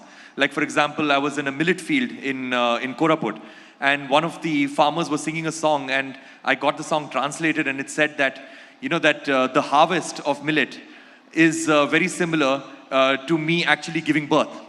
So that is the kind of analogies that they have, and that's the kind of love that they have for nature, and and good food, and a super crop like millet. So this is the kind of songs that I love recording. Then also in North Karnataka, also in the Northeast. Also, I've collaborated extensively with the Baul musicians in Bengal, because these songs and these forms of music are at the threat of extinction, because a lot of the people who practice these forms of music have these songs, as I mentioned, passed down orally, and most of them are not continuing the practice. So I think a few of us need to actually document these songs so that these songs live on forever and the whole world learns from these songs. Because the thematic elements, I think, apply to the whole world. And if we only follow these ancient practices and these ancient ideas, then climate change and all of these problems of species extinction and deforestation will be a thing of the past. Well, let's hope that happens. Talking more about music, and since we are at the Southern Rising Summit, which are the musicians from this part of the country that you actually listen to and make it a point to listen to anything new that they've made from the southern states? Which of them? There are lots of them actually, especially the classical musicians. Mm-hmm. Like Jayanti Kumresh, I'm a huge fan of hers. With one Viku Vinayakram, and and of course when it comes to the film music, like Selva Ganesh also, a huge fan of his. Then when it comes to there are so many I can name actually, like Bombay Jayashree, massive fan of hers, and there's so many musicians that I can name actually. And then of course, the overarching person when it comes to film music, when it comes to all sorts of music, is of course A.R. Rahman, a very good friend of mine. And the reason why I'm bringing him up over here is that he has pretty much changed the face of Indian music for generations, and if I may say so, the thing about A.R. Rahman is that every single musician in India after him has been inspired by him in some way or the other. And whether it's a musician or whether it's a singer, including me. And because that is the kind of footprint that he's had on the musical landscape in India. And if anybody says that they haven't been inspired in any way by A.R. Rahman and is an Indian musician, I think they're just plain and simple lying, because that is the huge footprint that he's had on Indian music, and I'm very fortunate to have him as a friend. So that's what. So basically, I feel that, and then there are, of course, my band has got completely. The band that I travel with all over the world, it's completely musicians from South India. Varijashri Venugopal, Arun Kumar on drums. We've got Giridhar Udappa on katam. These are the musicians who travel with me everywhere and perform with me. So I've got great respect for the South Indian forms of music. So was it A.R. Rahman making Vande Mataram, and then you decided to make the national anthem? So Ricky has done a version of the national anthem, which has got quite a lot of positive acclaim. Tell us something. What was it, A.R. Rahman? No, so the thing is that the national anthem of India was the first piece of music that I ever learned or even listened to as a child. Even before I listened to any nursery rhymes or lullabies, the national anthem was the first piece of music that I ever listened to. And as I mentioned, when I started off on music, I basically, was self-taught, and the first piece of music that I learned on the keyboard was the Indian National Anthem. And so the Indian National Anthem is something that is within my blood and, in every part of my being. So I've done various versions of the Indian National Anthem while I was growing up. But then this year I thought, why not do an epic version of it? And I've performed and I've collaborated with symphony orchestras all over the world and some of the best symphony orchestras. And one thing that I've always felt when I collaborate with a symphony orchestra and when I watch a symphony orchestra performing is that what is a symphony orchestra? It's got all of these various instruments. It's got violins, which is a soft instrument. Then you've got a timpani, which is a very loud instrument. And then you've got a harp, which is a soft instrument, a bassoon, which is a really loud instrument. You've got a piano, which can be loud and soft. So you've got all of these various instruments, which have got its own personalities. And a violin is not trying to be a timpani is not trying to be a harp is not trying to be a bassoon.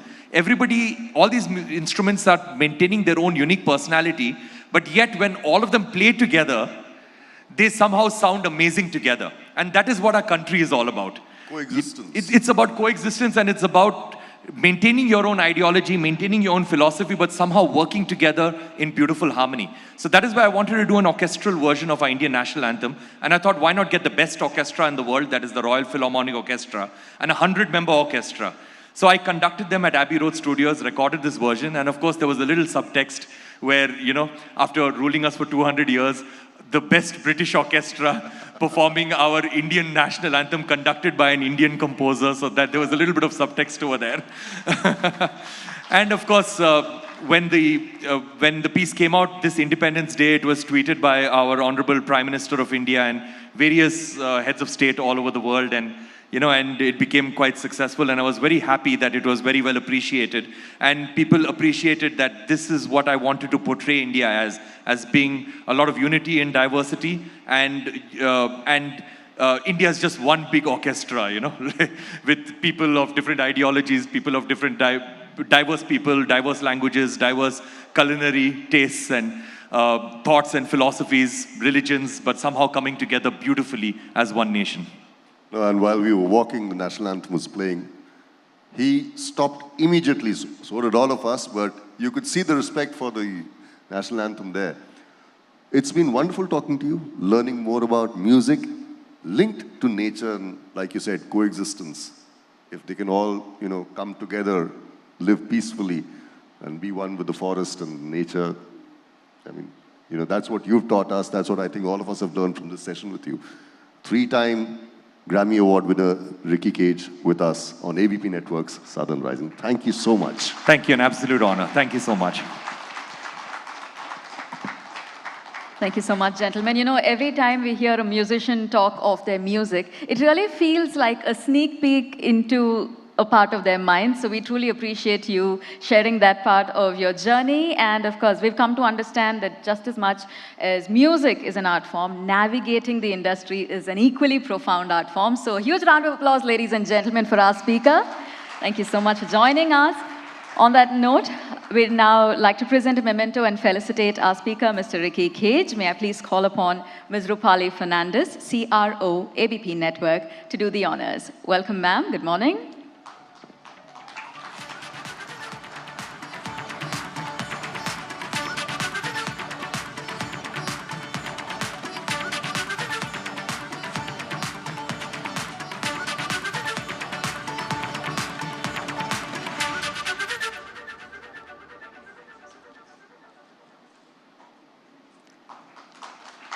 Thank you so much, sir. Thank you, ma'am. Very special thanks to our session chair, Mr. Anand. I think a lesson that all of us are going to be taking home is a reminder that, how can I make a difference, that question, and the reminder that we are all significant enough to actually make that difference. Thank you so much, Mr. Ricky, for that valuable thought. And with that, ladies and gentlemen, in the vibrant landscape of India's cultural mosaic, cinema stands as a vivid reflection of our diversity, right? Today we have the privilege of hosting a session that celebrates a nation of countless languages, countless stories, traditions, transcending regional and cultural boundaries. weaving together narratives and venturing into the incredible range of storytelling in Indian cinema, we now have a conversation to celebrate the power of film as a unifying force. We have our speaker who's going to be putting the spotlight on the cinematic melting pot that is India. Ladies and gentlemen, our speaker, actor, producer, entrepreneur, investor, Mr. Rana Daggubati's journey in the entertainment realm has been nothing short of a whirlwind. Needless to say, you've had quite a bit of an impact, sir, from your sensational start as a charismatic actor. Having lit up many screens, I think it's safe to say you've lit up the stage today as well. So thank you so much for joining us here. I'd also like to take a quick minute to congratulate Mr. Rana on establishing himself as a maestro filmmaker, even adding a prestigious national award to his cap. A loud round of applause, ladies and gentlemen, for our speaker, Mr. Rana Daggubati. Driving this session, driving the conversation and chairing this session, we have none other than Mr. Chetan Bhagat, of course, author of blockbuster novels, a motivational speaker. And I'd also like to say that he's someone whose words have often delved into the multifaceted nature of India's identity. Ladies and gentlemen, please give it up for our session chair and our speaker. The floor is all yours. Hi. Vanakkam, sir. Welcome to Chennai. I think the loudest cheers for any session today have been done, which was for you. Although big people are coming, but it's the beginning of the day. That's how it goes. Yeah, I think all that filter coffee and everything. Hello, Chennai. It's my absolute privilege to be here, to be Southern Rising. I think you are one of the, like if there is a term you can called Southern Rising, your name is there in that. Like you are one of the reasons that this term exists, even that Southern Rising, with the kind of work you've done. Tell me something. You before you became an actor, you ran a visual effects studio, right? For 5 years. So while you were associated with the industry then, you weren't famous. You weren't like your face, your name wasn't famous. And then this fame came, and then Bahubali exponentially multiplied it for you. How has it been for you as a person? Like how does extraordinary fame change you as a human being? Firstly, good morning, ellarku vanakkam. Thank you, sir. Yes, I started my career in the movies with visual effects. The reason I started that because I was fascinated with movies in the first place, and I thought visual effects was the answer to making bigger and bigger movies, and that's why visual effects began. But very quickly I realized a service business is not something that you need to be in, especially in the entertainment industry that's pretty unstructured, not really sectored. And I used to do this in 2004-05, that time, so it's been a while. What happened after was the decision to become an actor or take this path was because I was unable to make the films that I wanted to. You needed talent because it was stopping at talent at some point. It was stopping at filmmakers at the other point. I knew I wasn't mature enough to be a filmmaker or direct my own film because I knew I had to learn a lot. I did theater in my younger days in school. There was a sense of understanding character, understanding how to portray characters. That's something that I understood. And so I quit my job, I trained for that, and I went into the movies as an actor this time. What does fame really do? I think I've been in the movies long enough, and I've been blessed to be in a family that's been there much, much longer. And fame is actually a job, and we treat it very much like that. It's being famous is a job. Every time you get out, you got to be famous, but you go back and you got to be who you are and what got you here. So that's the reason that we wear it literally as a job and take it off once the job is done. What's the best part of being famous, and what's the worst or not so savory part of being famous? There's nothing that's not so good about being famous. Okay, that's very honest. You did visual effects in 2005. Those must be different days, like the computing speed, the internet speed. It is very, very different, right? Is it totally different today? Like, I know you're not doing it now, but... Oh, of course. I mean,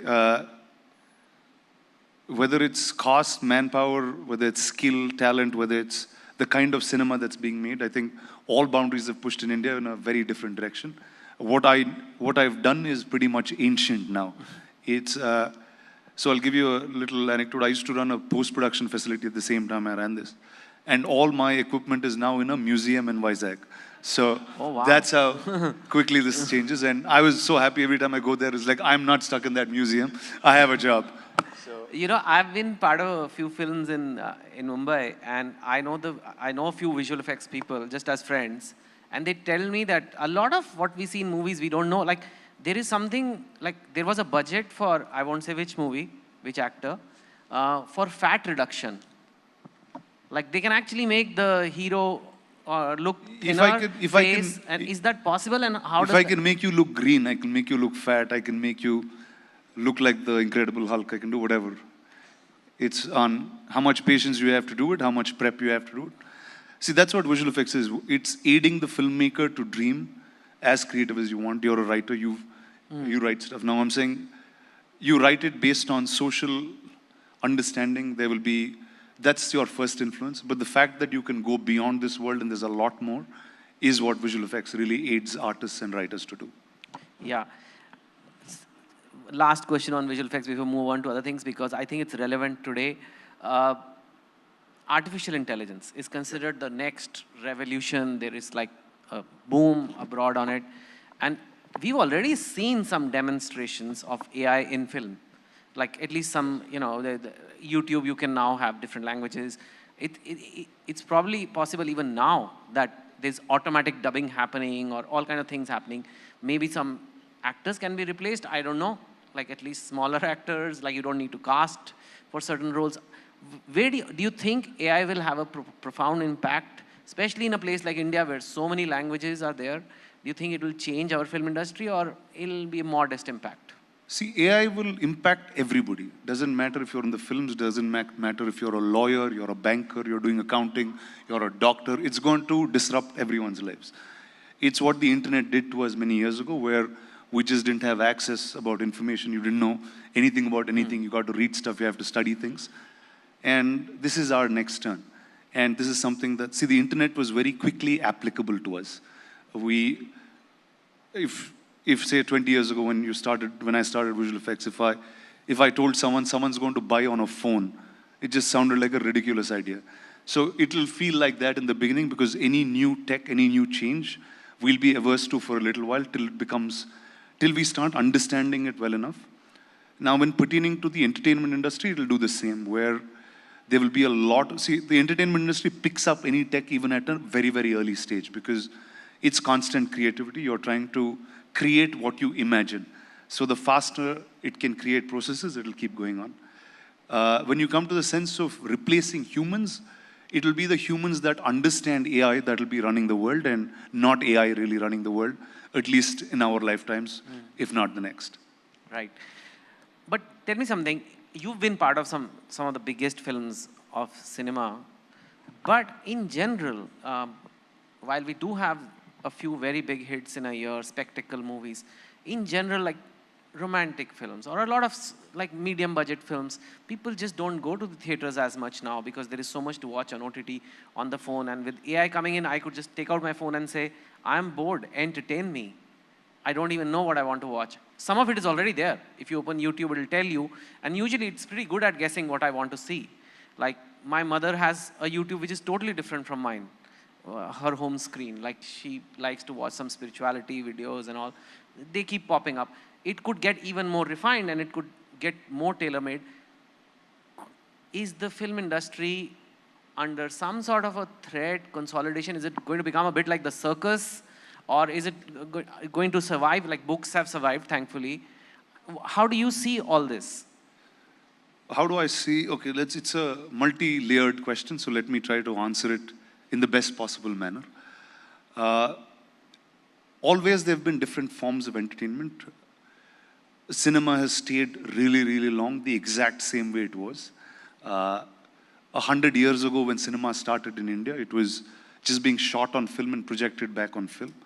Now it's being shot digitally and just projected back digitally on the exact same screen. tech enhancements, all of that will happen, experiential things happen, but it's pretty much been the same for many, many years. You will have discovery, which is a communal experience that you can't get with an independent device. That will always continue to exist. And every time we speak about change in the entertainment world, like you see, this is actually the first time I'm seeing South India in a certain form, just independently. But cinema across the country is very, very different. We have about 12 large industries that make film, 4 or 5 that are really large and established. Whether small cinemas working, big cinemas not working is sometimes a function of the weekend in a different town. It doesn't happen, the same does not repeat in each of these places. Last weekend, Telugu had a film called Mad, which is a film that's probably costed under 5 or 6 crores to make. It's done twice or thrice as much already in 3 days. Now, cinema continues to work every single place. It's just the means to monetize it, the way to advertise it, the way to go closer to consumer will start changing. And cinema itself will start becoming, like today it is more and more immersive. Like from regular social cinema, we created social fantasy, like Bahubali and others, right? You will start seeing interactive cinema where cinema can start interacting with you in some ways. Already the OTTs, Netflix and others have a few shows that are in that format where they travel with you. So it'll start getting more and more personalized on devices and more, see, there's always a right brain, left brain, there's always a you private, you public, right? You will always need humans, you will always need experiential things to do, whether it's going to a cricket match or watching something together or interacting with something together. So that will not cease to exist. You will just call it different forms. Like it's called the film industry, there's no film anymore. We still use that term. Film is gone at least a decade ago now. And so is it entertainment altogether? We'll start combining media and entertainment as one single enterprise and start moving. It won't be an industry by itself. Yeah, you're very smart and insightful about all this. And did that answer your question in some ways? Yes, okay. I think so.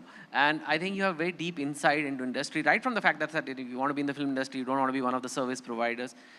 I ask you this because, at least in some interview I've seen, you dropped out of college. You've not, and this is the... No, let's say they didn't let me stay for too long. They said you have to leave. You didn't drop out, they... Dropped me out. Yes. Yeah, so which is almost worse. And this is the land of degrees, At least I'm married to Tamilian, so I know how much degrees are valued. Even the politicians coming today, I'm interviewing them later. You see their resume, it feels like they're applying for a CEO's job. Like the engineers and MBA, and but you, from formal education is not there. Clearly, you've done a lot of things in life. You are now a startup investor, you've invested in companies, you run businesses, you do so much. I'm asking you this because, not for you, but for the many people in India who do not get those degrees, but they still want to do well in life. What do you have to say to that, and how have you kind of reached this level where you could almost talk about AI and film industry, everything? Well, did I wish I studied better when I was younger? Yes, for sure. But on the hindsight, the way I developed business or what I do right now is because my thoughts are not structured or tamed to anything. There's a certain fearlessness when you don't have too much information. So if you see my early part of my career, there'll be a lot more that I've done than what I do now, because the energy is very different. You get to learn things while you burn. I kept studying when I needed it in some strange way. What did I grow up with all my life? I know stories because I read Amar Chitra Katha and I watched movies. And that created what I do in the first place, where I understood storytelling so I could be in the movie business. When I had to sell my visual effects company, or rather when I somewhere knew that this is not a business I want to be in for the rest of my life, I didn't understand what selling a business meant. So I went to 3 weeks to IIM in Ahmedabad, studied about mergers and acquisitions, came back and sold the company. Wow. So I think it's important to learn, but unless you understand the application of learning, I just feel like it's redundant. And I think like cinema has been the same for 100 years and needs to change and figure out interactivity, I think the system of education of basic school and others will start evolving into teaching newer things and newer ways of life. Yeah, that is something. I've spent a lot of time. Not bad for a dropout, isn't it? No, and has your college called you back for a talk or something? Like the college that asked you to drop out? No, my college never called me because I was there for so little time. They don't even know. Think Did he come here? I'm in it. But no, I went back to school. So let me tell you, like, schooling is the real education that I had all my life. I went to, for the first year of my life, I was here in Chennai. I was born here. Which school here? I went to Chettinad Vidyashram first, and then I moved to Hyderabad. I went to Hyderabad Public School. It was interesting when I was a kid because I went to two like palace-looking schools. They were like just phenomenal, both the campuses. And Hyderabad, I got to live for a much longer period. So I spoke Tamil more than I spoke Telugu in my early years. And Hyderabad, most of them spoke Hindi. So it's not Hindi that you speak, it's Hindi that's Hyderabadi, that's Dakkani, it's very different. Now though I didn't perform well in school, what the environment of that school taught me is everything that I know. The school helped me to dream big. I was like the size of the Hyderabad public school is like some 200 odd acres or something. And even if you jump out of class, it's so hard to find you in a 200-acre campus. We have like 6 football courts and like it's just really huge. So now this sense of scale always came from there. If you wanted to build something, you wanted to build it big. You wanted to be as cool as your school looked. My friendships that I have are across. We never had the sense of language, caste, color. We were all in Hyderabad. It was like a mixed pot of people at that point. And I think that's really the sense of what India is. So I think school had taught me a lot, even though I didn't study in it. So I think it's important to go to school, experience a life, experience friendship, and I think that's schooling to me. What do you think the sense of India is? It's unity and diversity. That's why we're here, right? And I think unless you're able to create that in every walk of your life and entertain it and engage with it, you will truly never understand the country. Yeah. I'm going to ask you a philosophical question. You know, movies like Bahubali, they obviously had tremendous audience appeal. And there is usually a hero, a villain. And often the biggest movies in the world are those, Avengers. There is a clear hero and villain. There is violence on screen. And people enjoy such movies a lot. When it happens in real life, though, as it's happening right now, for example, in Gaza and Israel, the Palestine-Israel situation at the moment, it just becomes really difficult, firstly, to watch. I don't know, if you open TV today, and it is horrifying what is happening. And there are human beings in this world, like there are reports of babies' heads, literally babies' heads getting cut off. Like, what can justify that? Why is this happening? It's very different from a fictional movie. And it's very hard to pick hero and villain. But at the same time, you have social media today, you have people force you to pick a side. You know, if you say that I find any baby dying morally wrong and disgusting, it's like, but who do you think is right? You know, who's the hero? Who's the villain? And we love stories like this. How do you see this when you, on one hand, you've been part of these movies of battles, and when you see this real battle unfold, unnecessary violence, too much violence, how do you see it? So let's get to, these are big points to answer, and I don't think I'm in a position or qualified enough to answer these things and make statements about them. But since you gave the sense of story, let me go from there. Whether it's the Ramayana, whether it's the Mahabharata, whether it's tales that we understand, are always told with good and bad, because that's the most basic thing that every single one understands. It goes across denominator where doesn't matter where you come from, what you learned, what your language is, you understand good and bad, you have a sense of it. And what are these great mythologies that we speak about today was history at some point that was told to us. So the next generations understood that this was right and this was wrong. So I think as a storyteller, that's very important to consistently be able to tell this. Imagine all the stories of war that you heard in real life. Today might be big films, might be great books, but if you go back to the period when it happened, it's those people telling us now that this is not what you're supposed to do. So I think That's the essence of being a storyteller, is being able to find that good and bad, be able to consistently tell it to people, influence them in right directions, and take it from there. I think that's how I take this question. No, it's fine, and we don't have to be specific to something, but what I often find is this desire to say that this is good and this is evil. Whereas, at least from my experience as a writer for several decades, I've seen that it exists together. Human beings, you can't say good guy, evil guy. Whereas in stories, it often gets simplified like that. We know who was the good guy in Ramayana. I would say, sometimes there are some grace given, but generally, but in a situation like, for example, the Israel-Palestine war right now, people are picking sides in India also. Even though we don't have really got skin in the game. When you talk about picking sides, if someone's picking sides on social media, that's just their entertainment. There's nothing real about it. So I think first, when you're talking about picking sides, if there's somebody from the political realm of the country speaking about it, I think that should be right. I don't even think it's right to speak on public platforms about. I wanted to say it earlier, but sorry, because if you're not being directly active in something and doing something about it, I think you have no right to speak about it. And that's how I lead most of my life, because that's only creating discussion for more and more people to discuss and do nothing about it. So I think leading discussion, unless we are physically, mentally, in all ways being able to take this, solve it, find a resolution, I think we are not in a position to speak.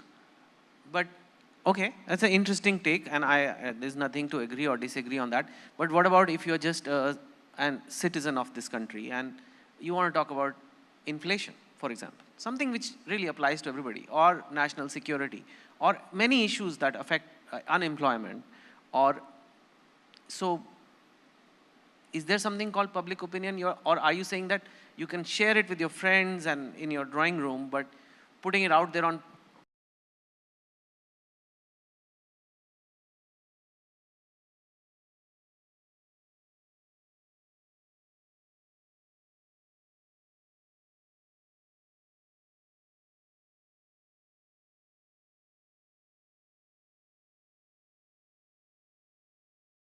You said your mom's phone and your phone will be very different. Check your mom's phone. She will have nicer things to say. Let's be there. Yes, please do not check my Twitter. It's election season, and I know you've clearly stated your policy if I'm not directly involved. But it's going to multiply now. It's already multiplied. This thing on our side good, your side bad.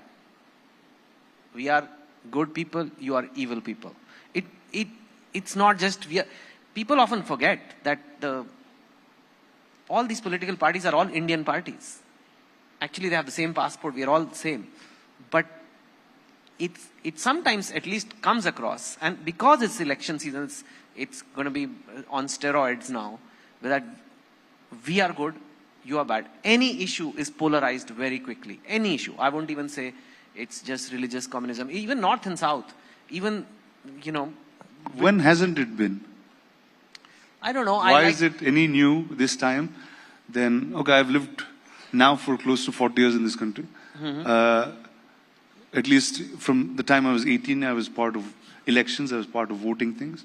I had some family who was in politics for some time in their lives. There was never a time it was any different. It's just there will be some more news channels being able to communicate more. There will be some more debates being held. But nothing changes on ground. It's the exact same way that the British played it, and then we continue to do the exact same. So I don't think there's really much difference in what's happening unless we're hyping that up. Yeah, I guess this is just more visibility. There's just more platforms for people to talk, fight on, entertainment-linked fighting. What would you say to young people, though, like youngsters who look up to you, they idolize you? Should they be on social media platforms becoming fanboys or fangirls of a certain politician, criticizing, making their point? They think they're contributing to the nation. They're like, this is my stance and this is how it should be, and you guys are bad, we are good. Like that. They'll grow up and figure they've contributed nothing. So they'll find their way. So you would recommend them to basically focus on their own life? Focus on Yeah, see, I think today is probably the best time you can live in terms of opportunity in this country. Whatever you want to become, whether it's you can create something here and you can travel the world with it. The audience is not just local anymore, or take for example, even for a film, it's not your local language anymore. You make something good, there's a world out there to see you. So I think just in every stride, there is so much opportunity, so much where an individual can go. And I think all platforms are available to create. I know so many people that have created jobs, created value, created companies based on things that they learned on social media. So choose which side you want to be. And I think that's what everything's about. One of the really admirable qualities about you I liked is that, and it is often not understood, people just think, oh, Bahubali happened and then you became big, is that you work damn hard. You work all the time. Like you have YouTube channels, you have talk shows, you have movies, you have production, you have different languages going on. I mean, one of the good things about being pan-Indian is you are all over the place, but the bad thing is also that you're all over the place and you're always working. And I think that has led to your success. So why don't, without being modest, why don't you talk about your like a daily routine or weekly routine so that other people can get inspired, and rather than wasting their time creating cheap entertainment on social media, writing tweets or X's, whatever they're called now, they can focus on their life. So one, like I said, I grew up with an unstructured thought. So I never knew what was work and what was my life. I liked movies. I liked movies like Star Wars, and I thought making a visual effects company would drive me to doing it. But then clearly no, I had to be an actor, and we had to find a director as great as Raj only to make a film like this happen. So I don't know if it's a job, it's my lifestyle. I enjoy doing this all the time. Because most of my career or what I've done so far is built on things that haven't been done before. And I find it fun to go on that path because A, there's nobody in that path. And you have to make the mistakes, you have to learn, you have time to grow. And that's been it. So what is my day like? It depends exactly on what I'm doing. There's a shooting day and a non-shooting day. A shooting day is I become a human being that's not me, that I'm playing for a certain bit of time. That character will influence me in doing other things too. But yeah, during filming, I don't do many things because you're not really you. You're being a child in some ways, playing dress up and being somebody else. But on a work day, again, it's there's everyday things to do, and I have to train. I have to get my health right. All of that goes first in the toss, and after that, just as you're healthy, you just keep doing things that excite you and things that you're happy about. Work with people that you enjoy working with. Work with people that know more than you at all times. And I think that'll just keep you engaged. It doesn't matter how long in the day you work. There are many days I just do nothing, but just think of what's been happening. So I have a lot of interesting time like that. Yeah, you're extraordinarily fit. There's no VFX happening there. And we were just discussing backstage how you told me that in Bahubali, when also you were very fit, your weight was in the 120 kilo range. Yes. And today, when also you're very fit, it's in the 90 kilo range. I think it's an important point. I want people to understand that we obsess about the scale.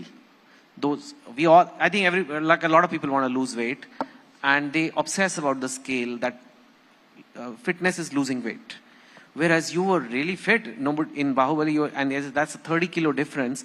How do you see fitness and this scale obsession, weighing scale obsession? What do you want to tell people about that? Because so that they can actually get to a productive path of fitness. So I'll tell you a little myth about me. I'm really not a very fit guy. Like I was never all my life. The movies made you do that because you got to look like somebody else.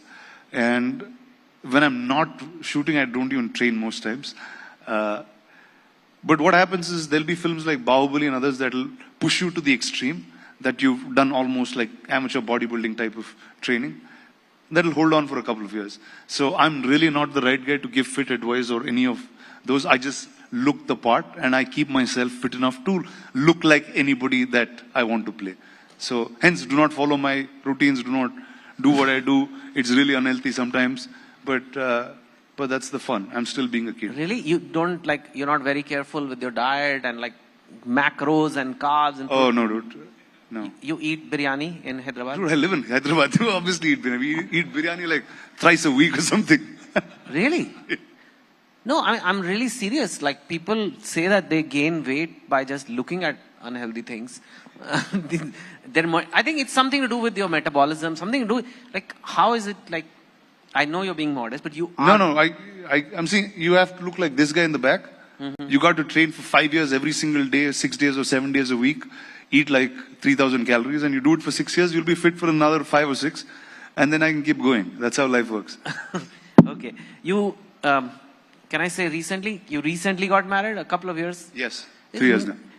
That's newly married compared to some of us over here. Okay, cool. How has that been? Like, how has that changed life? How has it been? And also, like, given your super busy schedule as a filmmaker, actor, investor, there's so many things. How is that work-life balance, what they call, coming in? And how is, just tell us about the journey. How did you meet her? How's it been after the marriage? And how does your busy schedule and dividing the family time versus work time work? Like I said, most of my work is play. My wife is also an artist. She does design in multiple areas of... And there's things that we do together. We understand the sense of art and all of it. So like I said, it's not really my job. It's a lifestyle. She enjoys part of that lifestyle, and there's enough time for both of us. And what it's done for me is it just made me a more balanced human being. Otherwise, I can just keep flying around. Like, I can just move with the wind. I say, okay, that's fun. I can just be in another country, be there for a couple of years and come back. But now there's some sense of belonging, I guess. What's the best part of being married? What's the best part of being married? Yeah, like I said, there's a sense of responsibility. You just feel like, okay, now we need to do things right. Yeah. Because earlier, otherwise, there's no one telling you what to do, or there's nothing, you just are going, right? So I just feel like this is important. Yeah. Is the green lighting process for films in the South different from the green lighting process of films in Mumbai?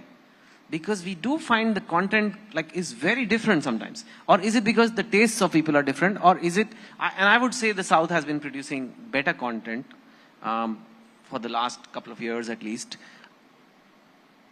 What is different? Is it the structure is different? Are the players different? Are individual tastes different? Or is it just a coincidence that this has happened? Well, two very simple things that happen is, if you talk about Mumbai and how the industry functions, there are many more corporations that drive decisions. Here, I can talk about the 4 states in that sense, or the 4 industries, where it's still run very independently by a certain set of creators. And when you're corporations, it's hard to get creative measures in process, which is why there will be decisions that are made more on a corporate or a what's working kind of level. But whereas when you're a filmmaker, you're always trying to create something new, create a new experience. And second, the way the finances are involved. If you see in a film like Bahubali, it is the producers taking debt and interest in making those films, and so how all the films in South India are made, where everyone has a personal stake to win or lose, although it's much more safer an industry now than it ever was before. But the decisions are still made by artists, filmmakers, and somebody who's been in business for a really long period of time. So there's that creative element. The creative people are in the control. film comes before the business. Yes, it still is that way. Do we have audience questions? Anybody who has a question, please raise your hand. We have maybe time for 1 or 2. If you want to ask Rana anything. And please introduce yourself, and if you can get a mic for him. No, but they are recording and it's being aired, so. We can just keep going like this. Yeah. Oh my God. Hi, my name is Anand, and I really got onto the point you said about social media. If you're not physically involved, if you're not doing jack about it, you don't probably deserve to pick a side. Do you think we'd be better off without social media influence, or was the world a better place without, before it all happened, before the boom happened? So I don't have social media on my phone, it's on my laptop, and my life is awesome. So I just urge everyone to follow that, because whenever you want to see stuff, you can see it on big screen and others, and just live your life. It doesn't matter what everyone else is doing. So thank you. Anyone else? Yes, over there.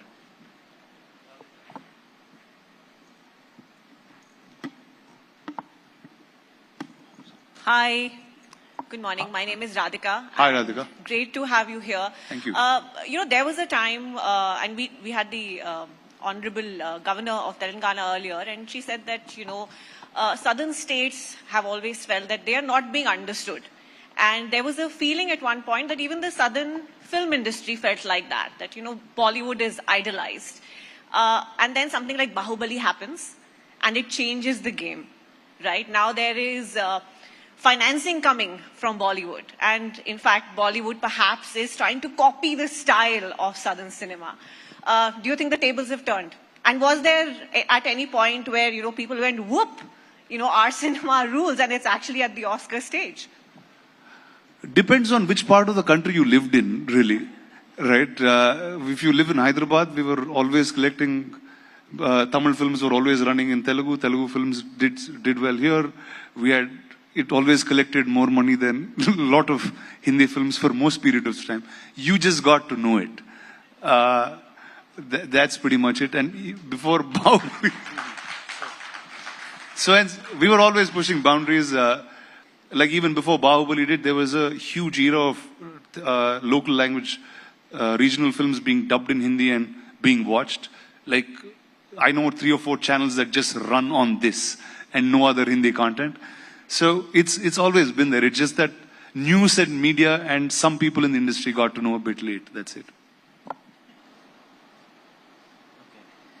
I think, Rana, we'll conclude here. Thank you. Thank you so sir. much.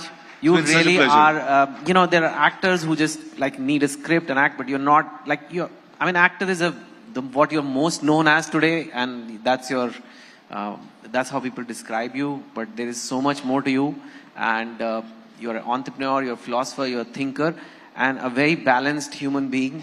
I think inspiration to millions and millions. Thank you. Thank you, sir. Thank you very much. Thank you, guys. Such an honor. Thank you so much. Rana Daggubati, I think எங்க எல்லோர் மனசுலயும் நீங்க ரொம்ப நாளா இடம் பிடிச்சிருந்தீங்க. இன்னைக்கு we got a chance to hear what's on your mind also. Ladies and gentlemen, a loud round of applause for our speaker, Mr. Rana Daggubati. As we draw the session to a close, I'd like to call upon Ms. Preetha Dandapani, Associate Vice President, Ad Sales, ABP Network, to present Sir with a memento, a token of our gratitude and appreciation.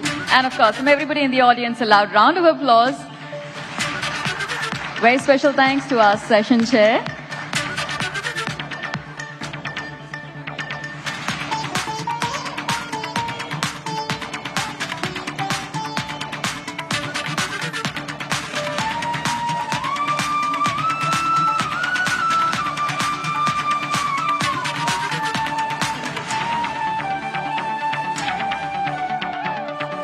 Thank you so much. Ladies and gentlemen, Mr. Rana Daggubati, who reminded us that it is indeed the best of times in terms of opportunity for India. And what better time to host the very first edition of the Southern Rising. Well, moving to our next session, we've used the word journey, right? From the start, we've said this multiple times, but the next story goes much deeper. It's a lot more thought-provoking. It's incredibly loved and memorable. Let's call it a cinematic odyssey, right? One that transcends the bounds of time and space, illuminating the film industry for 4 captivating decades, etching her name in the walls of cinematic history, stealing the hearts of the viewers any role that she is in. We're about to unravel the threads that connect the past, the present, and the future in the world of film. Of course, we're also going to be showcasing the indomitable spirit of adaptation, and innovation. I'm happy to say that no matter how the constellations of storytelling shift, she shines brightly. Ladies and gentlemen, please join me as we roll out the red carpet of our hearts to our next speaker, actor, director par excellence. We have Ms. Revati joining us. A loud round of applause. Welcome, ma'am. It's also my pleasure to invite Ms. Kaveri Bamzai to take us through this conversation.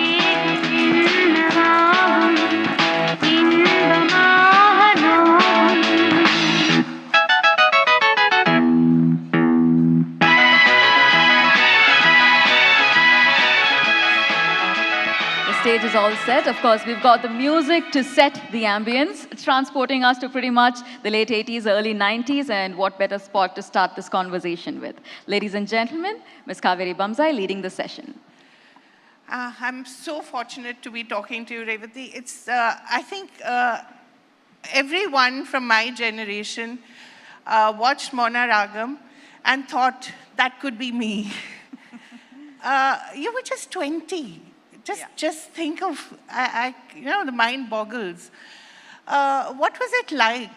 I know you've been asked this question thousands of times, but it's such a defining film in your career.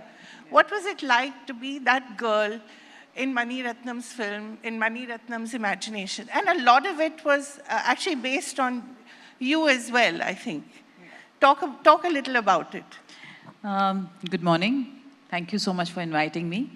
Kaveri, Maunaragam was a film that happened.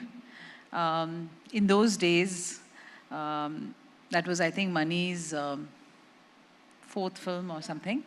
And there was nobody who wanted to make that film, the producers. And I remember, because I had already done a film with him, Pagal Nilavu. And during that film, Mani happened to narrate the story, and I said, whenever you make this film, I'm in it. You know, so it was that kind of a friendship. And it took time. And then in the end, the story is so beautiful that his brother decided to produce it. And it happened. That film is very close to my heart because that was one of the first films in my career where there was, the performance was very muted, very realistic. I was doing, always I did a lot of commercial films where we had a lot of songs and dances also. Yeah. But there was something about this film, and in 1986, when this film was made, if a girl talked about divorce, it was not a good thing because she is immediately termed as being defiant and not a good girl. So it was something different, but today I hear a lot of actors who tell me that is the one film I wish I had done. So I'm happy I did it. And of all ages, I think even now young women who enter the industry would love to play roles like that. But those roles aren't necessarily written in, as well. Although we talk a lot about women-oriented cinema, we haven't got that far, have we? No, there are women-oriented films, Kaveri. It's just that stories have changed, storytelling has changed, filmmaking has changed. And, you know, I think the importance of characterizations and all that has changed over the years. Like the society itself has changed. You know, the way you and me dress today has changed when the way we dressed in the 80s. So everything has changed. So automatically film industry also changes. Right. Now, I think you're unique in that you've acted across industries, not just the four southern industries, but also Hindi. And, you know, like Shonali Bose's Margarita with a Straw would be considered English, I suppose. So that felicity of language, is it just because you were from an army background, you traveled everywhere, or how has it come to you? Absolutely. My father is a retired army officer, and we moved places every 2 or 3 years. Where all did you go? I think starting from Mathura, it was Dehradun, Hyderabad, Kashmir, and the south, of course, Chennai. Right. So yeah, all around, all over. And so you tend to adapt easily. And basically, I did not have an accent because, you know, I was not really fluent in any language. So it took me time to understand languages. Like my Malayalam was very bad, and the Malayalis felt that, you know, I was not speaking Malayalam. The Tamil was all equally bad, and they felt that I was Anyway, you're not. from Palakkad, which is Yeah, which is at the border. So border. at home, I would speak the Palakkad Tamil, which is neither Malayalam Right. or Tamil. So it took me some time to understand the language, speak it, and thankfully I didn't have an accent, so it was easy for me to handle all the languages. So you could even act opposite Salman Khan in Love. Yes, that was one of my only crazy romantic films, I suppose. That was the original was in Telugu called Yes, Prema, which with you were in Venkatesh. as well. Yes, I was Yeah. in it, and they wanted me to act, do the same role in Hindi. Did you enjoy that? I loved it. I loved it. I mean, the director Suresh Krishna was a good friend of mine, and when he narrated the story, I kind of laughed it. I said, "Wow!" The first, you know, even in my younger days, I did not get to do the typical romance film where you have a rich girl and a poor boy and love yeah. between them, and you know, you're burning photographs and mixing it in your tea and drinking and things like that. That never happened before that. So it was very interesting, and I loved the songs. Ilayaraja's fabulous songs, and in the Telugu we had S.P. Balasubramaniam doing one of the roles, which you know, which was portrayed by. Don't tell me I've forgotten in Hindi. But yeah, okay. So done SPB so is the many one movies. I remember. So Yeah. the entire shooting and everything was really wonderful, memorable. Right. So you've recently come back, thankfully, after a period of, I think, a time when you were trying to figure out what you wanted to do, I think it or was the both world ways. was trying to figure out what to do with you. Is that... I like that. The world was trying to figure out. Does that happen only to women in a certain age period, or, you know, does that happen to all actors? I think mostly the female actors, because there is a phase where you are playing the lead role, Yeah. and then you go into characters. And when you're placed into characters, we are also confused. You don't know whether you want to go ahead with that. And then you try to get meteor roles, which are very written in very few numbers. So then it's a kind of a balance you're trying to create, because you've done such fabulous films, and then you're just, you know, given characters. And so it took that. And you're told that, you know, it's a great script, and when you get the role, you'll know. But you know that, you know, it won't be what you, what they're telling you. Has that happened to you? Yeah, that has happened to me quite a few times, where you realize that you're just there because, you know, you bring a little bit of character to the role that you're playing. So it is. It's a confused period, you know, between the lead role to transitioning into the character roles. But then, you know, you decide, okay, this is what I want to do and this is what I do not want to do. And that is when you pave the path again. Right. Yeah. And in your case, it was very clear that you would act where you wanted to, if it was worth it, and you would direct. It was very clear for me from the very beginning, Kaveri, because I was introduced by a director who was very well known in the 80s, Bharati Raja. So anybody who was introduced by Bharati Raja in his film was somebody whom all the industries looked up to. Right. So I was blessed that I was introduced by Bharati Raja, and the film did extremely well. So he kind of, you know, he helped me and he taught me that, you should listen to scripts and then decide according to what you want to do, and, and you can always say no. Because I didn't know, since I'm not from a family of filmmakers, and we have absolutely no background in the film industry. So it was a learning process. But from the very beginning, I had mentors like him who helped me. And so it was always listening to the script and then deciding. Right, but there were some things like Thevar Magan which you did because the director told you, and when it turned out to be one of the most beautiful performances of your career. That also happens when you trust the filmmaker, right? That has to be there from the very beginning. I mean, in our times, we didn't have scripts to read. I love that, in our times. Yeah, we didn't have scripts to read. Yeah. Okay. There would be the director or the writer who would come and narrate the knot of the film, or a narration which would maybe not take more than half an hour. And then it is a decision that we have to make on that. And the decision is made with total trust that this director will, make a great film out of this narration. And we also trusted our producers who kind of, it was just a verbal commitment. I did not sign on contracts until 2000. So it was just on a verbal trust. So a lot of things in the film industry worked on trust. So yes, trusting a director, and when a director like Bharathan, called me and said that there is this role and I want you to come and shoot day after tomorrow in this film because we are having an issue and I want you to fill in. I said, yes, I'm coming, because... Did he tell you who was in the movie? No, yes, of course he told me. He said it's opposite Kamal. And so then, yes. And Shivaji Ganeshan. Shivaji sir, of course. Yeah.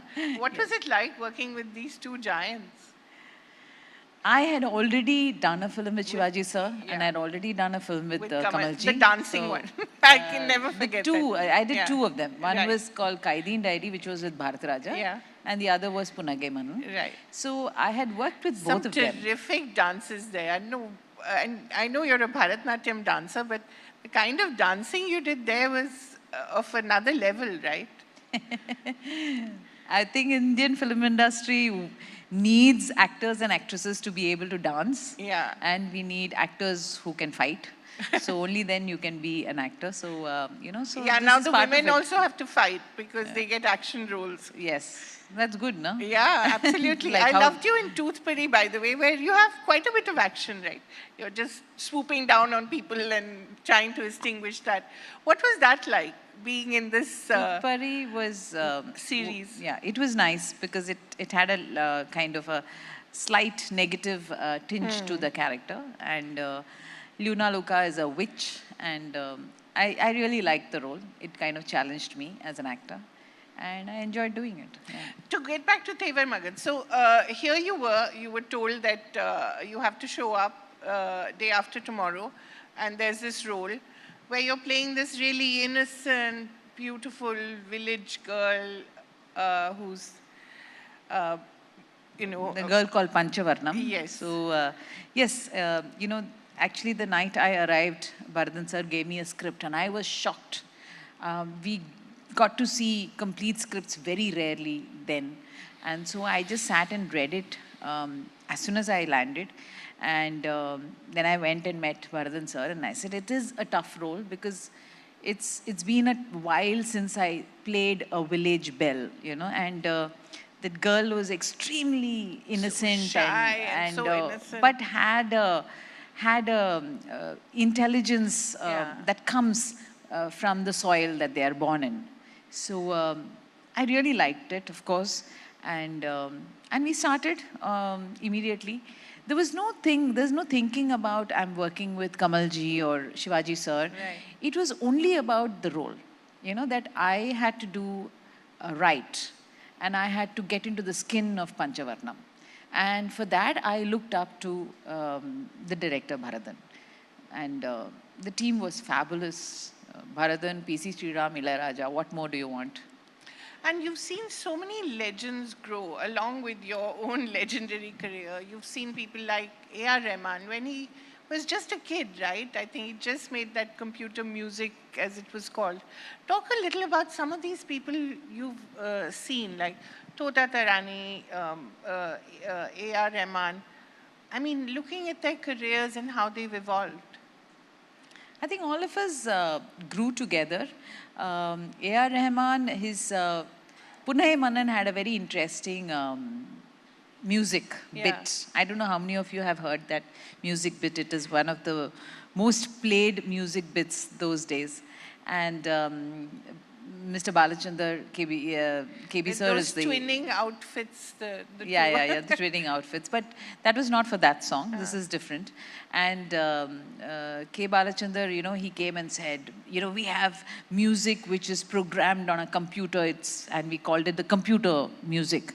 And it was new then, and it was Raja sir's son Karthik, and they said there's a young boy, Dilip, who has done this, and he's fabulous. He's a real, you know, prodigy kind of a thing. And we heard it, and we were very thrilled. And later I met him, you know, for the national awards, because I happened to win a national award in the same year that he won national award for Roja, his first film. And it was wonderful meeting him. Then we worked together in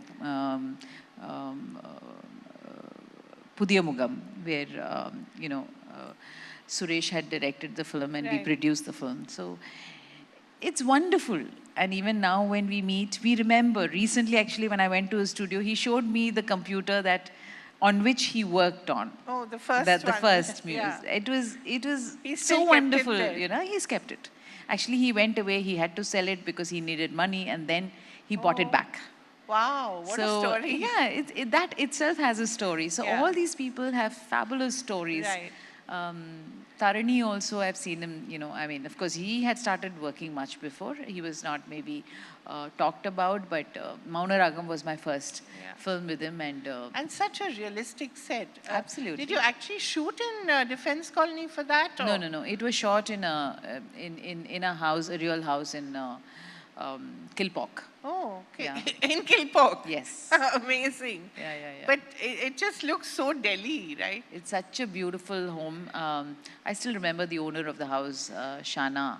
Was her name, and we were all fascinated by that house. You really want to take it home with you. Yeah. It's such a beautiful and house. Mani Ratnam has an eye for, you know, aesthetics. Yeah. And he creates a specific look for every film of his. Right. And he connects the characters with the location, with the costume, with the space, you know, everything. He kind of connects his story with a specific look. And that is the beauty even today in Mani Ratnam films. Yeah. Anjali, for instance, you played a mom, which was fairly early in your career, right?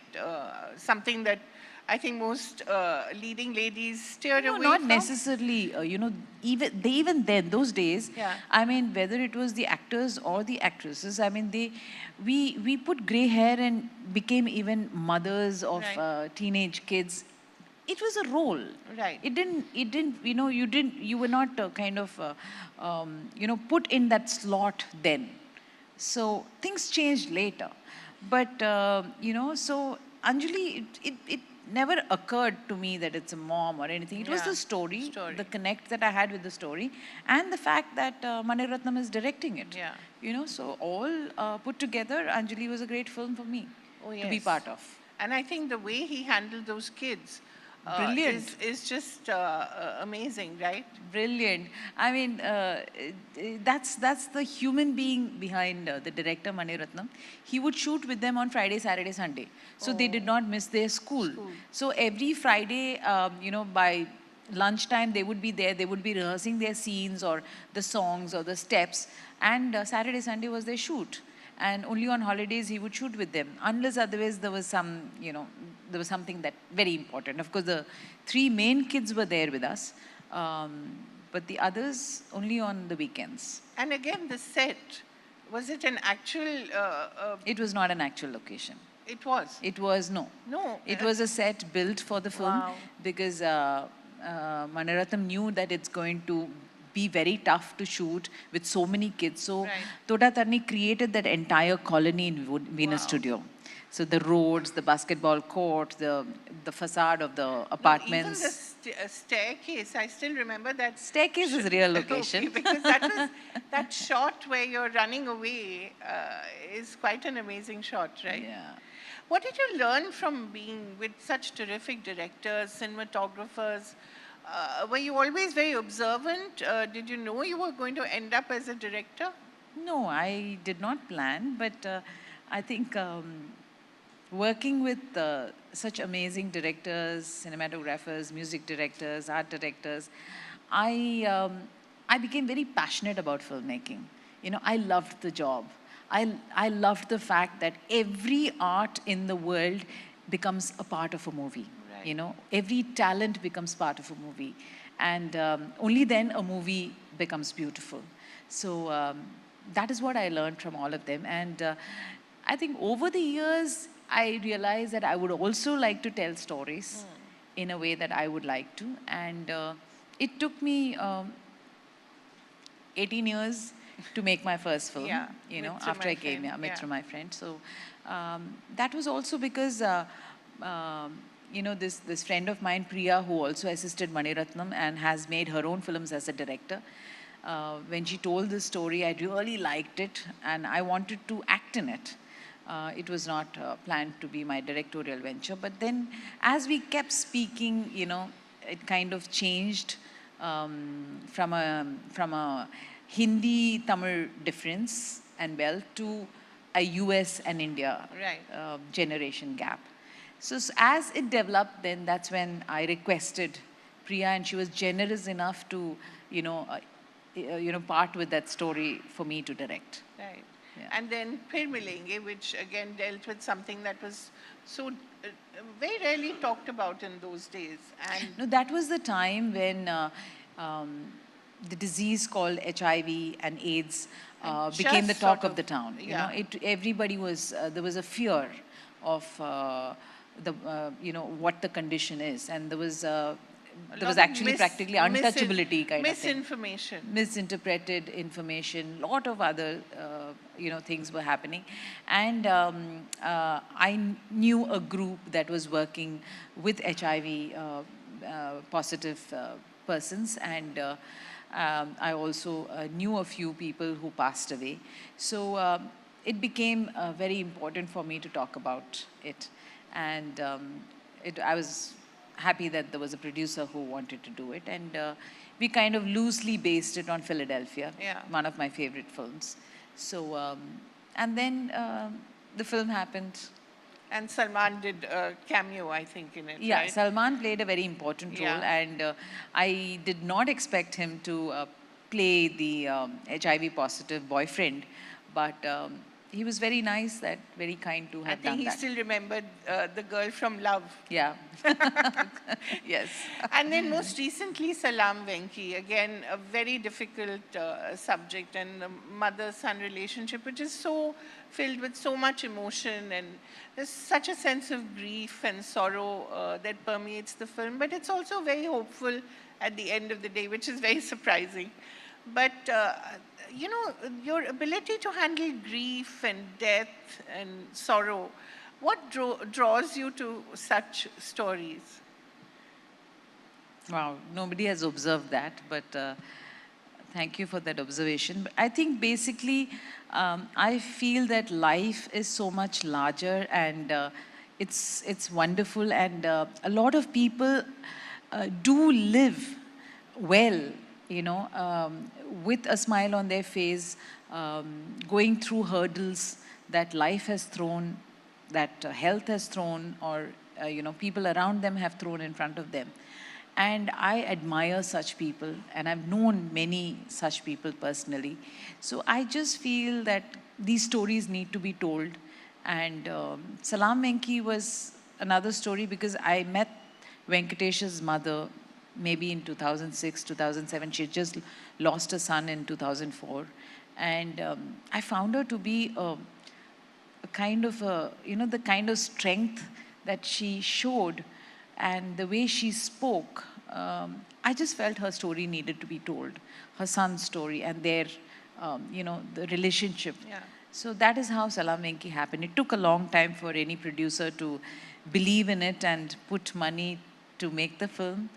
But I think when it started, I think the right people came into the film with Kajol and Amir Khan and Rajiv, Rahul.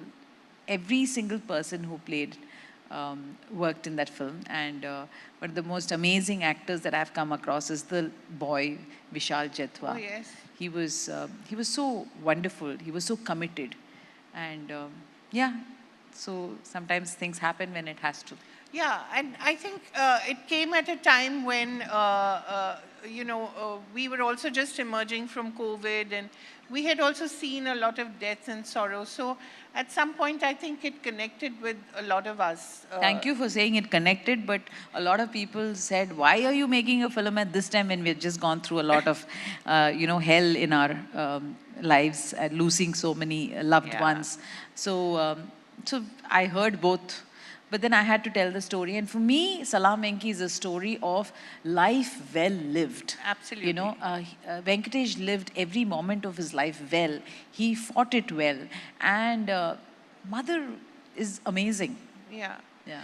In fact, you're drawn to such mothers. I mean, look at Margarita with the straw. The mother there, again, she's very real. She has her struggles, but your mothers are not they're not wishy-washy, deified goddess-like mothers. They're very real. They have emotions like your Bhutakalam, the mother in Bhutakalam. She gets angry. That's how mums are. That's how Nobody is perfect. Exactly. And I think mums become mothers for the first time with their firstborn. Yeah. So they are also learning. Yeah. Every woman who becomes a mother for the first time, she's also learning, and she does make mistakes. She tries to be the perfect mother, but society there is doesn't nothing like that. necessarily allow you to make those mistakes. It's very judgmental. I don't know if, the people close to us are judgmental, but I think we make a hue and cry about being judgmental. I find that, I became a mother very late in my life, and every single person around me was so supportive. So I don't know. They never asked you, when are you going to give us the good news? Or No, all that happened at the very beginning, and then of course things didn't work out. But what I'm saying is this thing about being judgmental about mothers and things like that. I think it happens in the society because of certain norms, or I don't know what it is, but I have found people around me very supportive, and who have helped me, especially my mother. She has brought us up without any guidance of her mother, because she was not alive, or her mother-in-law, because she didn't want to be part of it.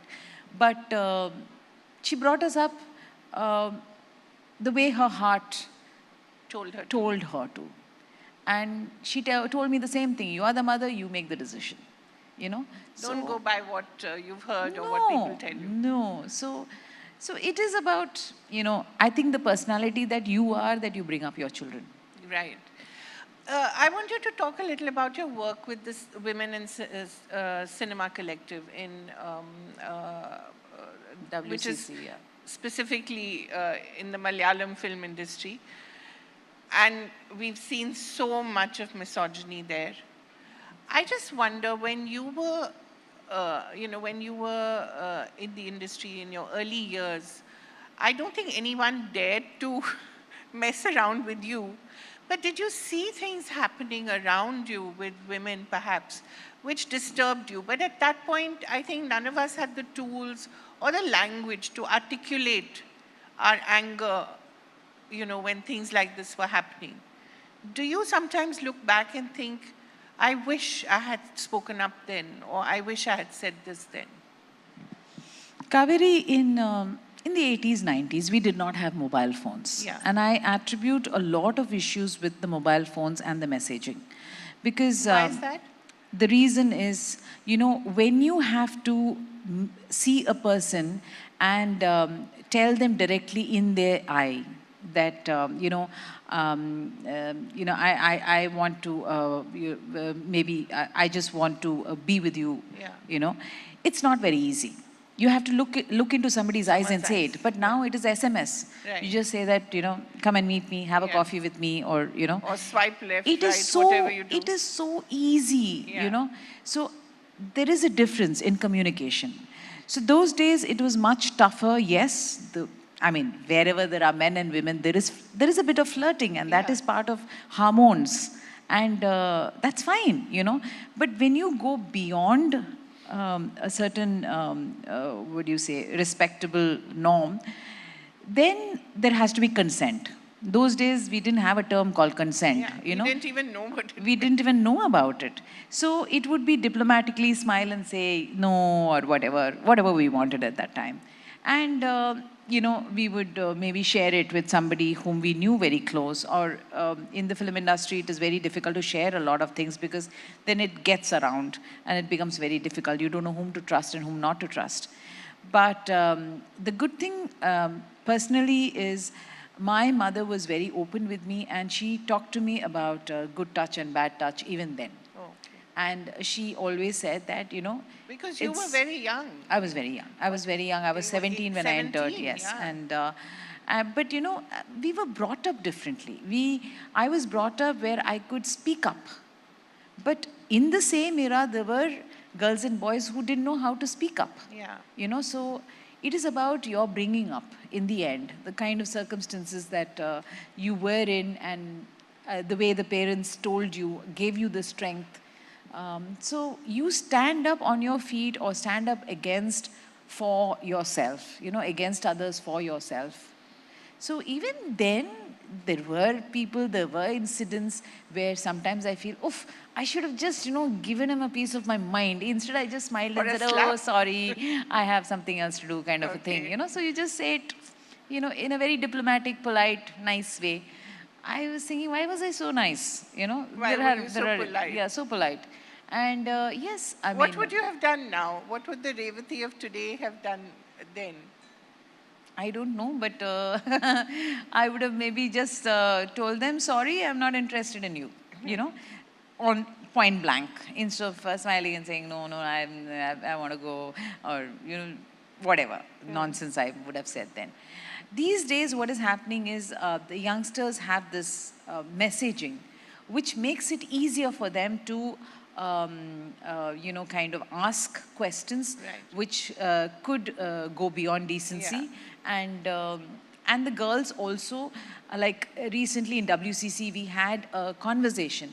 We need to tell what emojis mean. I think emojis are a huge issue because you don't understand what a particular emoji means, and you give out the wrong message by putting emojis. When you have a professional conversation, do not use emojis. Yes. Do not use them ever. Never. Professionally, you cannot be using emojis. And what you need to say, you have to say. But see, it's about your work. If you say something, you may not get work. So you're constantly, kids are constantly balancing themselves. It is a very tough period they're going through. So I can only individually, when WCC gets certain individual instances, we are able to try and, balance it out and tell them what can be done and what cannot be done. But I realize it's a very tough period we are living, and the kids are going through a lot more than I have ever been through.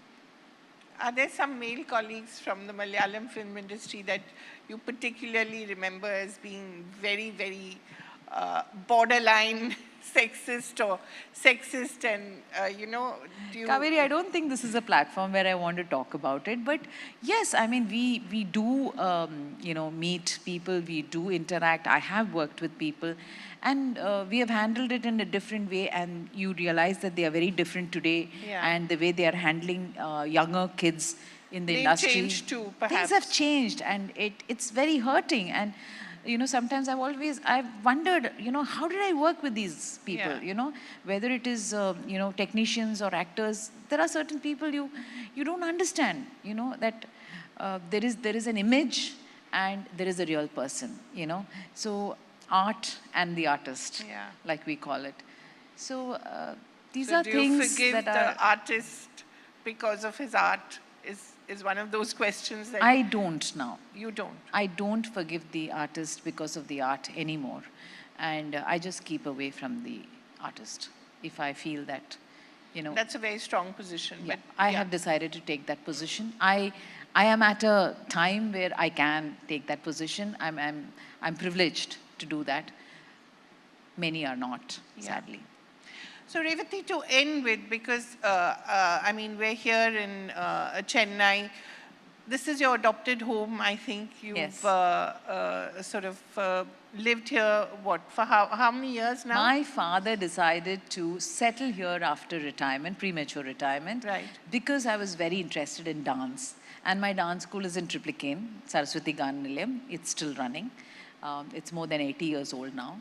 So I have been learning there, and I basically was a professional dancer until 2000, when after that I kind of stayed out of it. And you're raising your daughter and taking care of your parents at the same time. That's our culture, isn't it? It is, but it's also something that I think we women take to naturally, right? I think the nurturing all role. kids, a lot of kids take to naturally, Kaveri. I wouldn't gender specify here, because I have seen some of my friends taking care of their parents so beautifully, even though they are not married, their wives are not around or anything, but they are still taking care of their parents. Right. I think it's been absolutely wonderful. I wish I could get you to do that. No. What is that lovely song? I know I cannot pronounce it yet. Yeah, could you? Do you think you could just... No. No, you don't want to do that? But it's just one of those iconic songs, and whenever I see its picturization... I have to tell you a story behind this. Yeah. So what happened is there was another actor who was supposed to play my role, and somehow it didn't work out. A day's shoot or something, it didn't work out. The dates were in issues. Suddenly, the entire story, the entire script had to be changed. And Bharathan sir and Kamalji sat down and worked on the script. It is Kamalji's dialogue. Yeah. He has written the dialogue for the film. So when this song came and they said we have to record this song, Raja sir actually asked me if I could come and speak those lines in my voice, because the first few lines are the character singing it in a very hushed tone without music, and then it goes into the song. But sadly, I was shooting for Marubudim. It was Balu Mahindra's film, and that day was really tight, and Balu sir also tried his best to let me go, and the journey up and down to the studio itself would have taken me about 2 hours and a couple of hours, then the whole day would have gone. So it was a very tight shoot, and I couldn't go, and I was so upset, But then later, when we were dubbing for the film, the first few lines are sung by me. Kamalji has sung the song, and he wanted me to sing. I said, there's no way I can sing. I'm a terrible singer. But he can do everything, no? He's multi-talented. Yeah. He's amazing. So, but then the way Janaki Amma sang that song, it was a challenge for me to kind of lip it exactly the way he did it. And she did it, sorry. And the way, they did that sound with the mouth, it took me a lot of practice to get it right. So it was very interesting, and Kamalji was extremely helpful to do that. Wonderful. It's been such a pleasure to talk to you. Thank you so very much. A huge round of applause, I think, ladies and gentlemen, to one of the most iconic actors. I know icon is used very generally now, but I think this is one person who truly deserves it. Thank you so much, Revati. Thank you. Thank you so much, ma'am. I know we have a lot of viewers tuned in from all across the country. So on behalf of a large number of Malayalis, let me just say Southern Rising The Summit Southern will... Rising associated by Sri Sri Tattva Shuddhata ka naam. We bano kisi ke hum, we ke sang. Finolex pipes, long-lasting pipes. Partners, Rungta Steel TMT Bar, ekdam solid. Z Black Premium Agarbatti, Pratna hogi sweekar. Acco, welcome change. State partner, Tamil Nadu, where stories never end. Thank you so much. Ladies and gentlemen, I was just saying that all our viewers of ABP Nadu, ABP Desam, I'm sure they share that feeling of pride. It's truly an exciting moment to see you here on the stage, ma'am. Before we, of course, say goodbye to you, to extend our thanks to our speaker, may I please request onto the stage Mr. Mohit Roy Sharma, Executive Editor, Outreach and Corporate Communication, ABP Network, to present ma'am with a memento.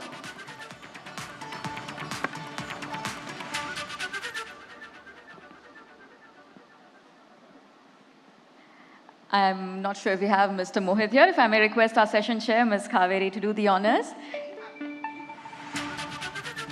A truly fitting closing to a fantastic session. Ladies and gentlemen, our speaker, Ms. Revathi, being presented with a memento of the occasion by none other than our session chair, Ms. Kaveri Bamzai.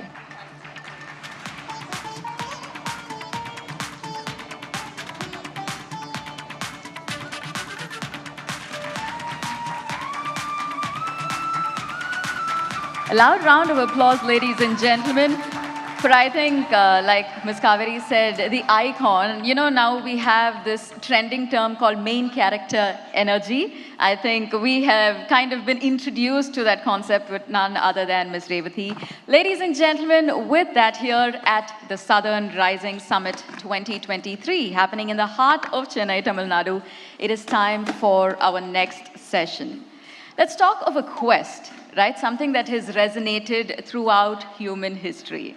The pursuit of freedom, a journey that intertwines both the personal and the political. Now, at the forefront of this conversation, we have the deep-rooted connections between personal freedom, individual autonomy, and the broader political landscape. To take us through a conversation that navigates the intricate interplay between our personal liberties and the political systems that shape us, it is truly my pleasure to invite our speaker, whose expertise, well, it offers a unique perspective on the challenges, the triumphs that are faced in the pursuit of freedom, both on a personal level and the complexities of our political world. Ladies and gentlemen, it is my pleasure to introduce to you our speaker, Mr. Gurcharan Das, author, management guru, and public intellectual. From material well-being to moral well-being, his books have illuminated our lives. Welcome, sir. Truly a privilege to have you here with us. To share this session, it is my pleasure to hand over the floor to an amazing anchor, a dedicated journalist, a creative content strategist. Ladies and gentlemen, Ms. Radhika Bajaj. A loud round of applause for this session in search of freedom, the personal and the political. Thank you, Shilpa. Good afternoon, Chennai. Good afternoon. So many young people in the house and not a lot of energy, so let's try that again. Good afternoon, Chennai.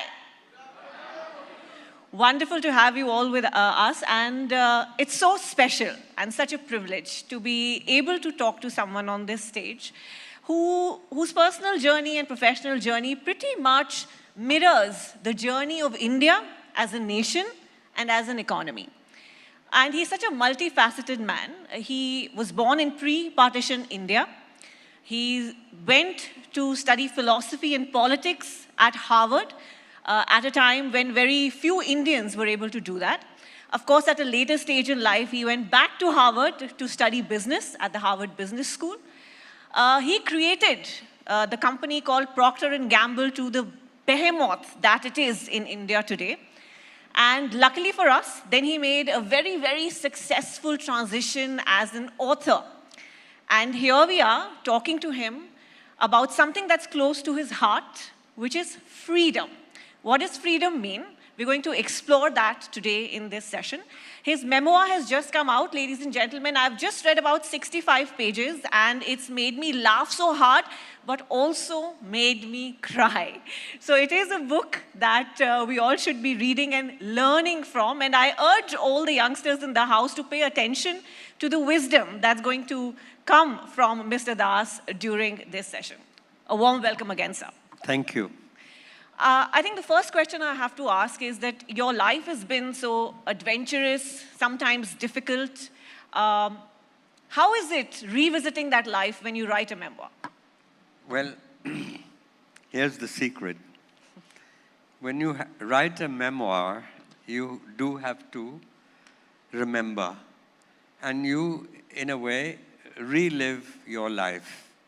And what I have learned is that reliving your life is actually better than living it. It's like a memory. You know, an event takes place 30 years ago, and the reality is that there was so much going on, you know, that you hardly noticed that. But when you remember, you have the luxury of time. You can play God. You can leave something out. You can take something in, put something in. And therefore, a memory is often better than the event. And so, that's what I say, all of you. A good reason to write your memoir is to relive your life and actually play God and have a second life. Why, if you can have two lives, why have only one? Why not? Absolutely. So, you know, I read that you were always passionate about writing. And yet, in your early 20s, I believe, you went on to work in the sales team of Procter & Gamble. The company went by another name then. Why, at that time, did you not pursue the passion of writing? Because you famously said that one must make a life, not just a living. So there's so many of us who want to pursue the passion, right? But the living comes in the way. Well, you know, I mean, I've been an oddball. When I was 1.5 years old, my mother said, "This is a difficult child." I mean, she wrote a diary, and in that diary I found, "This is a difficult baby." And by the age of 4, she was calling me a troublemaker. And so there were these crossroads right through my life, and I could recount it to you. The one that's relevant to your question is when I came home one day. I was in KG, kindergarten, in Lahore, model town. And I came home sporting a report card, and my mother is standing at the door, and she smiles and she says, "Did you stand first?" And my father is at the back, and he says, "That was the wrong question." Ask him what he likes about school. Does he like to draw? Does he like to read? Who are his friends? And so on. So I had right through my life 2 influences. My mother kept reminding me that I had to make a living, and my father kept reminding me that I had to make a life. And so the next dramatic moment I can remember is when I got this unbelievably, at that time, a scholarship to go to Harvard. And as an undergraduate. And so I remember it's Palam Airport. My mother has tears in her eyes. And she's telling me, "Now be sure to study something useful. You have to come back home and get a job." And she says, "Why don't you be like your father?" My father was an engineer. Right. So you'll get a job as an engineer. I arrive at Harvard and I promptly forget her advice. I see the course catalog and I take everything. I study Greek tragedy, I study the Russian novel, I study Bauhaus architecture, I study capitalism, I study Sanskrit love poetry. Wow. When my mother discovered I was studying Sanskrit at Harvard, she said, hi. He's a dead language. Only the dead will give him a job. So that, and finally I did philosophy. Yeah. And she was, of course, very unhappy because she didn't think I don't you think could mothers get have changed much even now. They're like, fine, you're doing this, but how are you going to earn a living? Right? Exactly. So I mean, how did you make that decision? Yeah, so I mean, after Harvard, I got a scholarship to go to Oxford to do a PhD. And I was at home in Chandigarh. And my mother was at least glad that she didn't have an unemployed son at home after philosophy. And so I asked myself, did I want to spend the rest of my life at that stratosphere of abstract thought? No. I wanted a life of action. And so I wrote off to Oxford that I'm not coming. And my mother's worst nightmare came true. She had an unemployed son at home. And we had a neighbor, a nosy neighbor, who used to needle my mother every other day. Thoda munda ki kar raha hai? What is your son doing? And my mother would get embarrassed. She wouldn't know what to say. So to save her further embarrassment, I answered the first advertisement that I found in the news, in the Times of India. They wanted trainees. I didn't know what trainees meant for a company that made Vicks Vapor Rub. So those days you didn't have MBAs. I mean, it wasn't necessary to have an MBA. Right. And so I started working, and I worked for a couple of years, and then I missed the intellectual life. I missed the ivy-covered halls at Harvard, and I was walking the bazaars of India. So, you know, it was a bit strange. And that's when my father's advice, my father said, you have the weekend. Do something on the weekend.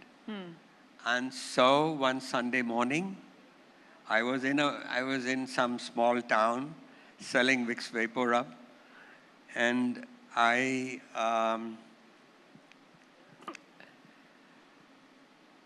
said to myself, it must have been a morning like this when Shakespeare started to write Hamlet. So I started to write my first play. Wow. And so the play was successful. It won a prize. Wonderful. Theatre group, Bombay, Alec Padamsee and all, they performed it. And then it was published by Oxford University Press. Then I got the confidence to write a second play about Mirabai, the saint. And luckily somebody picked it up. It was performed like a rock musical. So all this was happening while you were working, selling Vicks Vapor Rub? So I was wearing two hats. A Monday to Friday hat and a Saturday to Sunday. So you're basically the OG of the gig economy, in a sense. In a sense. Okay, great. That's good to know. Anyway, the point is I did this for 25 to 30 years. And then one day I asked myself, you know, is this what life is all about? And so I quit. And that's when I quit at 50. And of course, I was at the top of my career. By then, I was CEO of Procter & Gamble, but I'd been transferred to world headquarters as managing director. Yeah, so you lived in many different countries, I believe 6 countries while you were at Procter & Gamble. And it was a time when you didn't see a lot of Indians in other countries, let alone be in leadership positions in other countries. So what was that time like for you? Well, I mean, it was heady times, but the it was heady times. And yes, I worked in many countries, Mexico, Spain, and all that. I learned languages and so on. But you know, the real action was going on in India. And I mean, the Indira Gandhi, who is not my favorite person at all, I think she did more damage to our country than she did good. Although the masses don't agree with me, because the people who come to visit Delhi, the most popular place where people go, tourists go, is her home, to pay homage to her. But, you know, she declared an emergency. Yeah. But really, it was, I never could live abroad for more than a few years because I missed India. I could only be here. And so I'd come back. And so 1 year, I was back. It was the heyday of the license Raj. And there was a flu. And in that flu, the company sold a hell of a lot of Vicks VapoRub. Right. And we were feeling a bit like heroes. We had made the greatest profit of any of the subsidiaries. It was sold in 135 countries, that product. And, but at the end of the season, we get a summons from the government. We have broken the law of licensing. We have broken our license, meaning we have sold 30% more than the production capacity authorized in our license. So I was summoned to Delhi, and the government official, a very arrogant man, a Marxist who hated business, and he treated me like a criminal. I tried to explain to him that, bhai, we were producing for the country, keeping the shelves and pharmacies stocked with our product. Millions of children, housewives, mothers were helped during this period. He says, no, I'm going to make an example of your company. So did you go to jail? No, I didn't go to jail, but I had a lot of sleepless nights. However, before I left his office, he said, then jao. He wanted us, like he would like me to have been arrested right there. And before I walked out of his office, I don't know what got into me, but I said to him, I said, sir, imagine if the news comes out, and it will come out, not every day do you jail an executive of a multinational company. And we are American multinational. So the New York Times, Washington Post, all these papers will cover the fact that you've jailed an executive for producing for the country and giving people something that helped them during an epidemic. How do you think our country is going to look in the eyes of the world? How do you think our Prime Minister is going to look? How do you think you are going to look? Sending me to jail. Anyway, the governments quietly dropped the inquiry. That's a very interesting story. Well, those of you, you're young people, a lot of you here, you're lucky you did not live through the command economy, which was another word for Nehruvian socialism. I mean, Nehru did a lot of good for our country. Democracy, so many things kept our country united.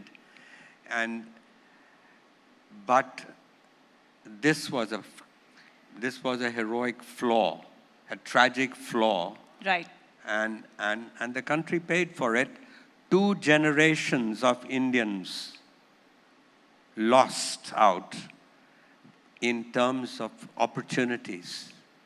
2 generations. Yes, you and have... Indira Gandhi did it in the name of Garibi Hatao, for the poor. But she did, if you see the numbers, very little help was given to the poor at the time. So you have, of course, extensively written and spoken about this, but I just want to go back to the fact that, you know, you're the OG of the gig economy, and you're also the OG of Indian executives ruling the roost abroad. I mean, it's so commonplace now, but what is it that's so attractive about Indian executives that multinationals are behind them? Well, that's a very good question. That's a very good question. I think that the fact is the opportunities were not big, thanks to the license Raj at that time. The young Indian did not have the kind of opportunities that these youngsters have today. And I just happened to be lucky. I went to a good university. I did well at the university. And I got a job when there were only 10 people working in that company. So I guess what I'm trying to say is that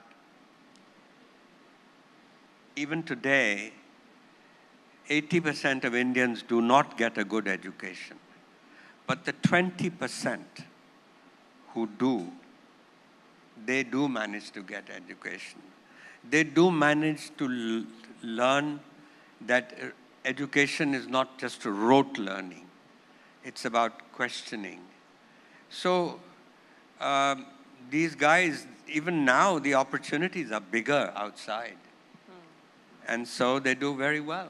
Yeah, and we're all hopeful that that changes. And, you know, there have been conversations around brain drain. We should be proud of. We should be proud of that. Yeah. But even 10%, what I'm saying is 20%, 1.4 billion people, 10% is 140 million, 20% is 280 million. That's a whole country. So the fact is that 5% or 1% can create cities like Bangalore, can create the sort of revolution that the IT revolution that we have created. Yes, absolutely. So, you know, post the pandemic, we're in a world where the entire term gig economy has been coined. People want opportunities where, yes, there is a salary that's credited to the bank account at the end of the month, but there is this desire to follow their passion as well. So there's moonlighting. And in your memoir also, I think you've written that the pursuit of multiple goals is better than one. So I'm interested in knowing, what you think young Indians, how they should plan their careers, how they should move forward. Well, I think the advice of my mother and father will help them both. They need to make a living, unless you're very, very rich. But even those people need to work. You need job. Work gives you a sense of purpose. I mean, I get up at 5 in the morning, and I write till 12, and then I relax. Then I go for a swim or whatever. But it gives me a sense of purpose. For the 25 years I've been a writer, I've never had to ask in the morning, and what shall I do today? It's always been there. I've been pulled like a magnet from my bedroom to my study. So we all need some kind of purpose. And that's why my father's advice about making a life comes in. That one should know that if you can make a living and love your work, and I know examples of people who do that too. If you can do that, that's terrific. Yeah. But 70% of people, there was a survey done in the UK a few years ago. You know what that survey showed? 70% of the people hated their work. They didn't like working. And that's tragic. I mean, when we spend so much time working, not to like it. But if you don't like it, then you have the insurance policy, which my father taught me, which is wear another hat on Saturday and Sunday. Your friends will play golf, but if you have some purpose, if you try out, in my case it turned out to be writing, But it can be anything, really. It can be anything. It can be working with building something with your hands or something like that. Anyway, the point is, the job, many of you are parents, some of you are teachers. The job of parents and teachers is to do what my father said, which is to try and ignite in the child a passion for something. We're not all Mozart, who at the age of 3 knew he was a musical genius. We stumble onto it. And then the average person is not very different from me. What you do is, you don't know until you try it out. You then stumble onto it through your life.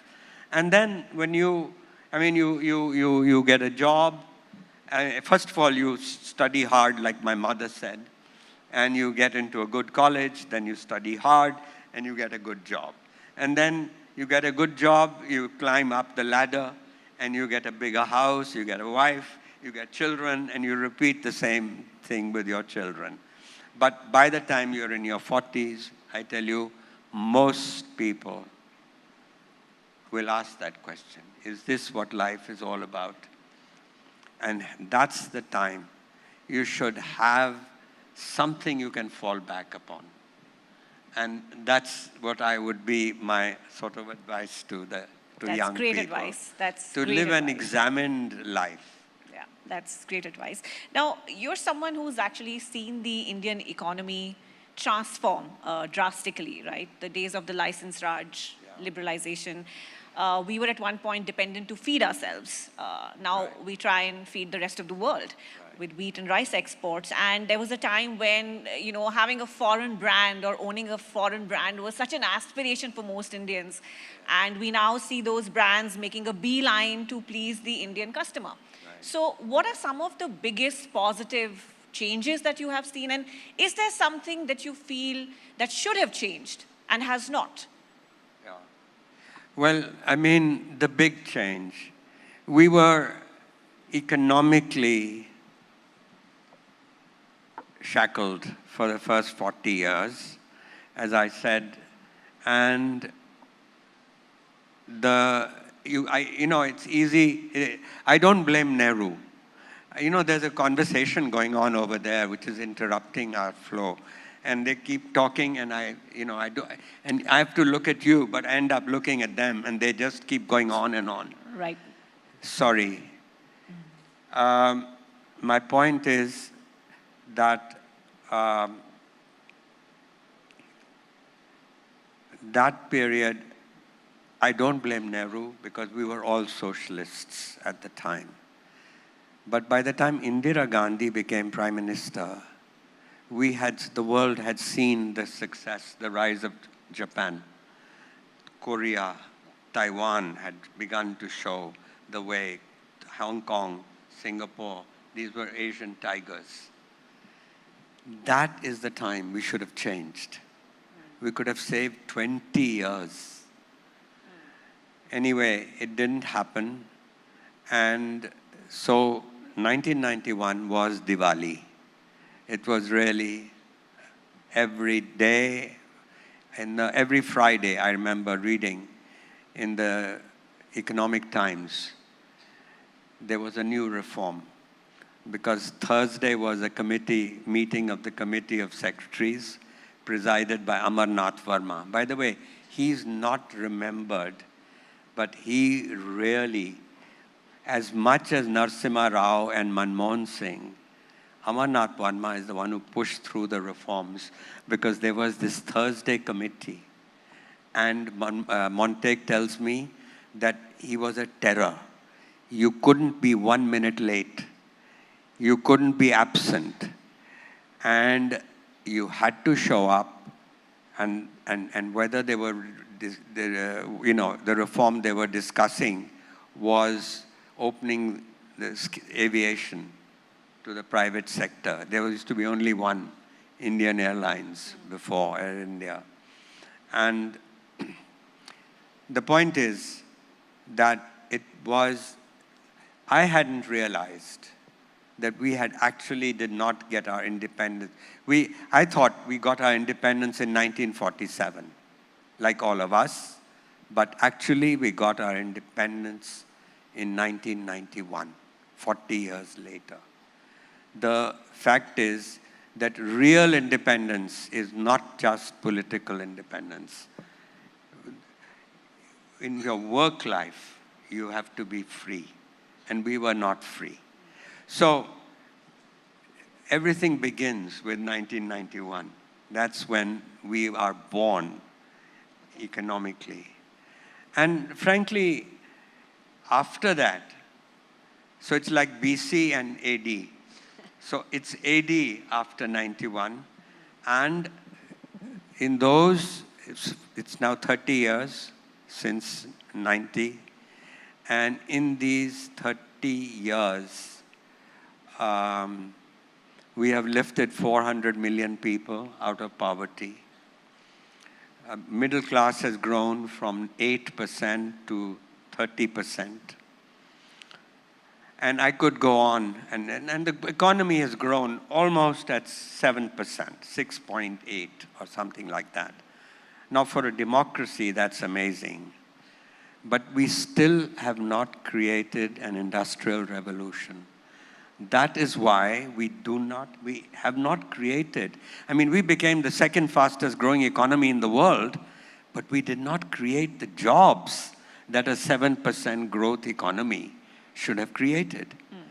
And we still have to do that. Yeah.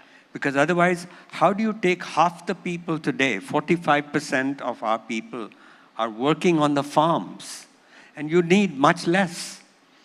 And how will you raise their aspirations for a better life? Yeah, we are the most populous country in the world now, so skill development definitely is, Absolutely. is something that so needs now, to be, I mean, whoever wins 2024, they have their job cut out. We have to do those 3 reforms which Modi tried to do: land reform, and labor codes, and the farm laws. We still have to do those. We have many others doing. Yeah. So it's not a given. Right now there's euphoria about that we are the fastest growing economy. Yeah. But my God, we have a job cut out we have to do. Absolutely, and you hinted about whoever wins next, and if I talk about political freedom, your book is titled Another Kind of Freedom. Do you think there is scope for us as Indians to be in the middle when it comes to political ideology? Because it seems that there is a lot of pressure to take sides and not to question either. You're either with us or you're against us. Yeah. So I want your opinion on, or rather advice for someone who's in the middle somewhere. Well, I can't give you advice because I'm neither a Modi bhakt nor a Modi hater. There are just 2 kinds of people today. So you're right in the middle. That's exactly what I'm talking about. Yeah. Yeah. So I think a lot of people are in the middle, and I'm a liberal, meaning I don't trust the Congress party. That the economics of the Congress party will always make a false trade-off between growth and equity. And given they don't realize that the real growth of the economy depends on creating jobs, investment, respecting the business world. And they have contempt for the business world.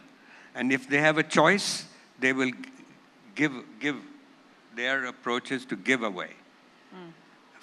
And it's good. It reminds us that they are poor people. We need to do things. But the best way to help the poor is to create jobs. Yeah. And so I can't vote for the Congress, but I can't vote for the BJP either. I mean, their whole cultural agenda. I don't want to be in a Hindu Rashtra. I don't want to be in a Hindu Pakistan. We created a very exceptional political democracy, and it was thanks to this. I mean, we were created by saints. Gandhi, Nehru, Patel, Jinnah, I mean not Jinnah, but a lot of other guys. The fact is that these people created an extraordinary country and an extraordinary polity.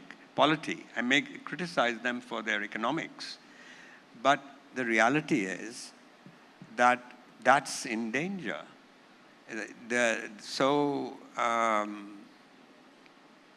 But I'll tell you one thing. So in a sense, you're right. I mean, being a liberal today, you're on a lonely road because you have no one to vote for. However, I believe that there's a lot of, as long as we can keep our democracy and we have the choice every 5 years, I believe the shelf life of Hindutva is limited. And why it's limited? Because it goes against the temper of the country. The temper of the country. You go to the oldest text of the Hindu religion, and that's the Rig Veda. And the Rig Veda, the verse, the Nasadiya verse, chapter 10, they are asking the question, and how was the cosmos created? And they're discussing this. And one view is, well, let's ask the gods. But the other side says, no, the gods came afterwards. How do they know? Then they say, well, let's ask the Brahmins. Oh, but the Brahmins are always fighting with each other. We'll get more and more confused. And finally, the conclusion of this verse is, maybe we don't know. Now, for one of the holiest Vedas to declare that is amazing, that we don't know. Now, that's a liberal sentiment. Well, that's what's most wonderful about you, sir, that you're able to draw on the wisdom of ancient Indian text and then apply it to the modern conundrums that we face. We're running out of time, so 2 quick questions. We're sitting in Chennai, and this is a summit that's about the Southern Rising, right? On many parameters, important parameters of education, of infant mortality, economy, the southern states are performing much better than the rest of the country. Why do you think that is? Well, I think I'm really very happy with that because the South has shown the way. And, a lady from Tamil Nadu, I met her, she was wearing that 9-foot sari, barefoot, and she's complaining, I have to learn Hindi. Why? Because to speak to my staff, they're all from Bihar and UP. And so this is the situation. All these years, those guys in the north looked down on the south. Now, they're complaining that they have to employ the servants from the north. Anyway, it's a nice feeling. And now look at this Apple factory. They're in Tamil Nadu. Tamil Nadu must have some magic because so much. I think our audience agrees with that. Yeah? Tamil Nadu has some magic, yes. The investment is flowing here and very sensibly. You may have stupid politics, but the administration, the governance is very, very sound. And you're showing the way. Tamil Nadu's per capita income is double of Bihar. And there's nothing wrong with that, We shouldn't get too obsessed because it's in the law of nature. It wasn't meant to make everybody equal. And excessive obsession with equality. I mean, look at the damage Marxism did. Not Marx himself, but Marxism, Leninism, Stalinism. all that. These were all illiberal regimes. And so we'll attribute it to the Tamil magic and the magic in the other southern states. Final question before we let you go, that, as Indians, there's been a lot to celebrate, whether it's Chandrayaan or it's the G20. Do you think these events have helped change the perception of India to the rest of the world? I don't worry about that very much. I don't, there are two kinds of nationalisms. There's, my kind of nationalism is my memories of my childhood, my going in a tonga in Lailpur with my grandmother, and she's telling me stories from the Mahabharata and saying, these were our ancestors. You better listen to this. And so that's what my nationalism is. The nationalism, which I don't like, the bad nationalism is about power, is about superiority, is about what the world thinks of us. You don't need to proclaim that. It's quiet confidence is what good nationalism is about. And it's your performance. If we keep going at 7% for the next 25 years, if we create an industrial revolution, we may go up to 8. Yeah. That automatically will make you up. Well, look at what China did. That's what they did. So, how India will get there and continue this momentum. We're already at 6.3% when compared to the rest of the world. That's an entire different session itself, but it's been such a pleasure speaking with you. Ladies and gentlemen, please go ahead, sir. Yeah. No, sorry, just one thing. Your mic, sir. Yeah, I wanted to,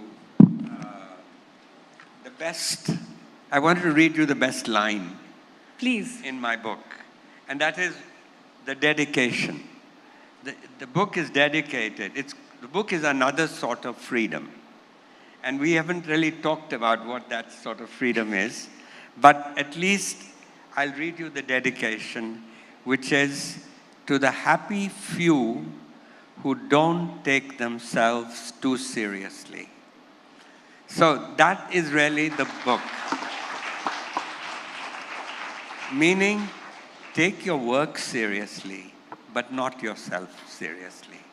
And that's the freedom, that other sort of freedom. It's my definition of moksha. I've written Artha, Dharma, Kama, and this is the fourth one. Yeah. So this is the moksha. I don't think we could have ended on a better note than that. So thank you very much once again, ladies and gentlemen, Shri Gurcharan Das. If I may request, sir, to please do remain on stage. We'd like to take the opportunity and, of course, extend our thanks, sir, for sharing your experiences, of course, from living a life to actually having a life. I think you've shown us that a balance is, in fact, possible. The Southern Rising, associated by Sri Sri Tattva Shuddhata Ka Naam, We Bano Kisi Ke Hum, We Ke Sang, Finolex Pipes, Long-Lasting Pipes, Partners, Rumta Steel TMT Bar, Ekdam Solid, Z Black Premium Agarbatti, Pratna Hogi Swikar, Acco, Welcome Change, State Partner, Tamil Nadu, where stories never end. A part of our fine family here at the Southern Rising Summit.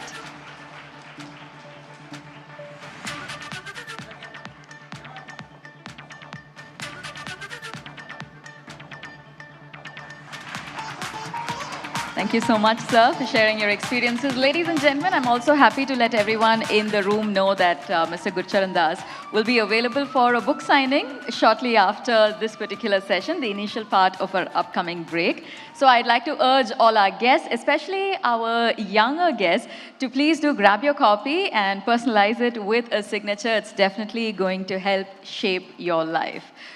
With that, ladies and gentlemen, here at the Southern Rising Summit 2023, powered by ABP Nadu, ABP Desam, of course, our viewers, our supporters, we have seen an array of esteemed experts, visionaries, and of course, we've seen them delve deep into their areas of expertise, sharing their unique perspectives. And I have to say that this was just the start. Of course, we have a lot to look forward to through the next part of the day. And on that note, I'd like to let you know that we now take a break from our on-stage proceedings for lunch.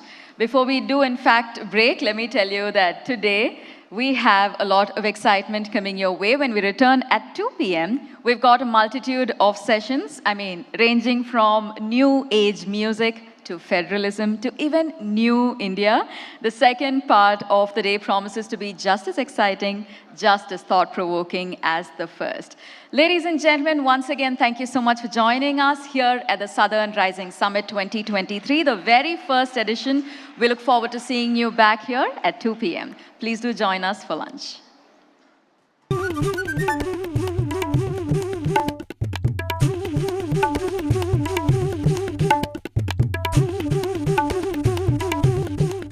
The Southern Rising associated by Sri Sri Tatva Shuddhata Ka Naam, We Bano Kisi Ke Hum, We Ke Sang, Finolex Pipes, Long-Lasting Pipes, Partners, Rungta Steel TMT Bar, Ekdam Solid, Z Black Premium Agarbatti, Pratna Hogi Swikar, Accord, Welcome Change, State Partner, Tamil Nadu, where stories never end. A special good morning to each and everyone here. Anaivarukkum vanakkam. My respects to Mr. Avinash Pandey, CEO, ABP Network, Mr. Mohit Rai Sharma, Executive Editor, Mr. Ganesh Ramachandran, Assistant Editor, chairing the session, and Mr. Gutivira Nageshwar Rao, Digital Editor, ABP Desam, and members of the press and media, and all the dignitaries who have assembled here. A very special good morning to each and everyone here. Today's topic is agent of change, governors, agent of change or agent provocator, redefining the governor's role. First of all, I appreciate the ABP Network for conducting this program as Southern Rising Summit. For conducting Southern Rising, the Southern states are praising you. So I have to say, for this rising, we are praising you.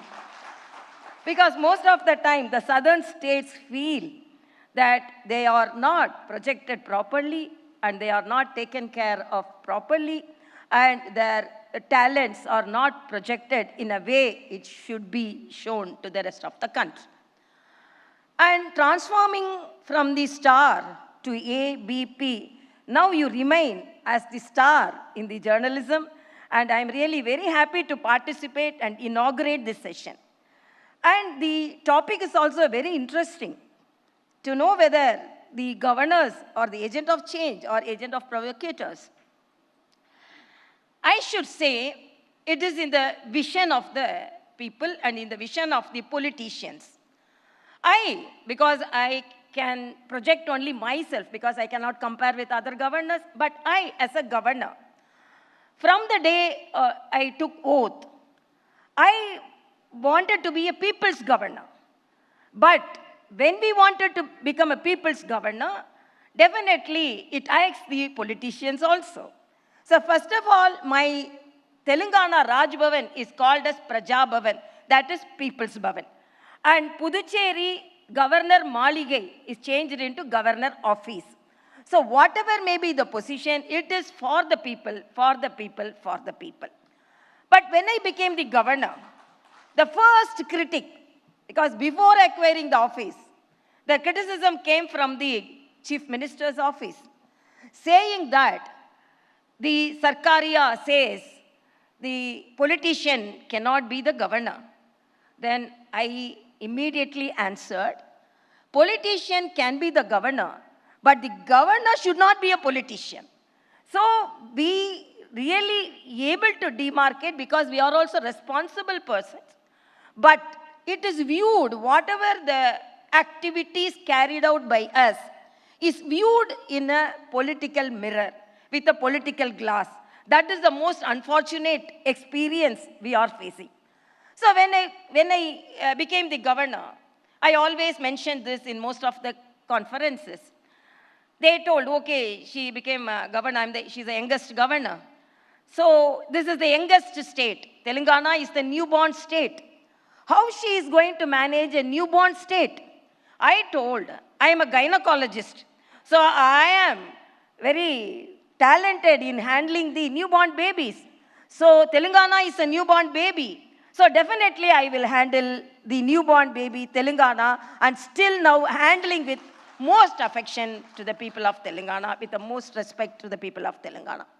Then immediately when I was given the additional charge as Lieutenant Governor of Puducherry, the same critics came forward, okay, she looked after Telangana, but how she is going to look after the Puducherry? I told, as a gynecologist, if single baby is born, I can handle. If twin babies are born also, I can handle. So the qualification and the education and the political experience gave me the courage and conviction to handle these two states with full of my satisfaction, not only to my satisfaction, to the full of the satisfaction of the people. And as it is mentioned here, agent of change, definitely, because I wanted, from the beginning, I told the government that I will be a catalyst, I will be a bridge. But whether they believed or not, before, when I had a good relationship with the chief minister, because they did not follow the Ayushman Bharat. There is a scheme, Arogya Shri.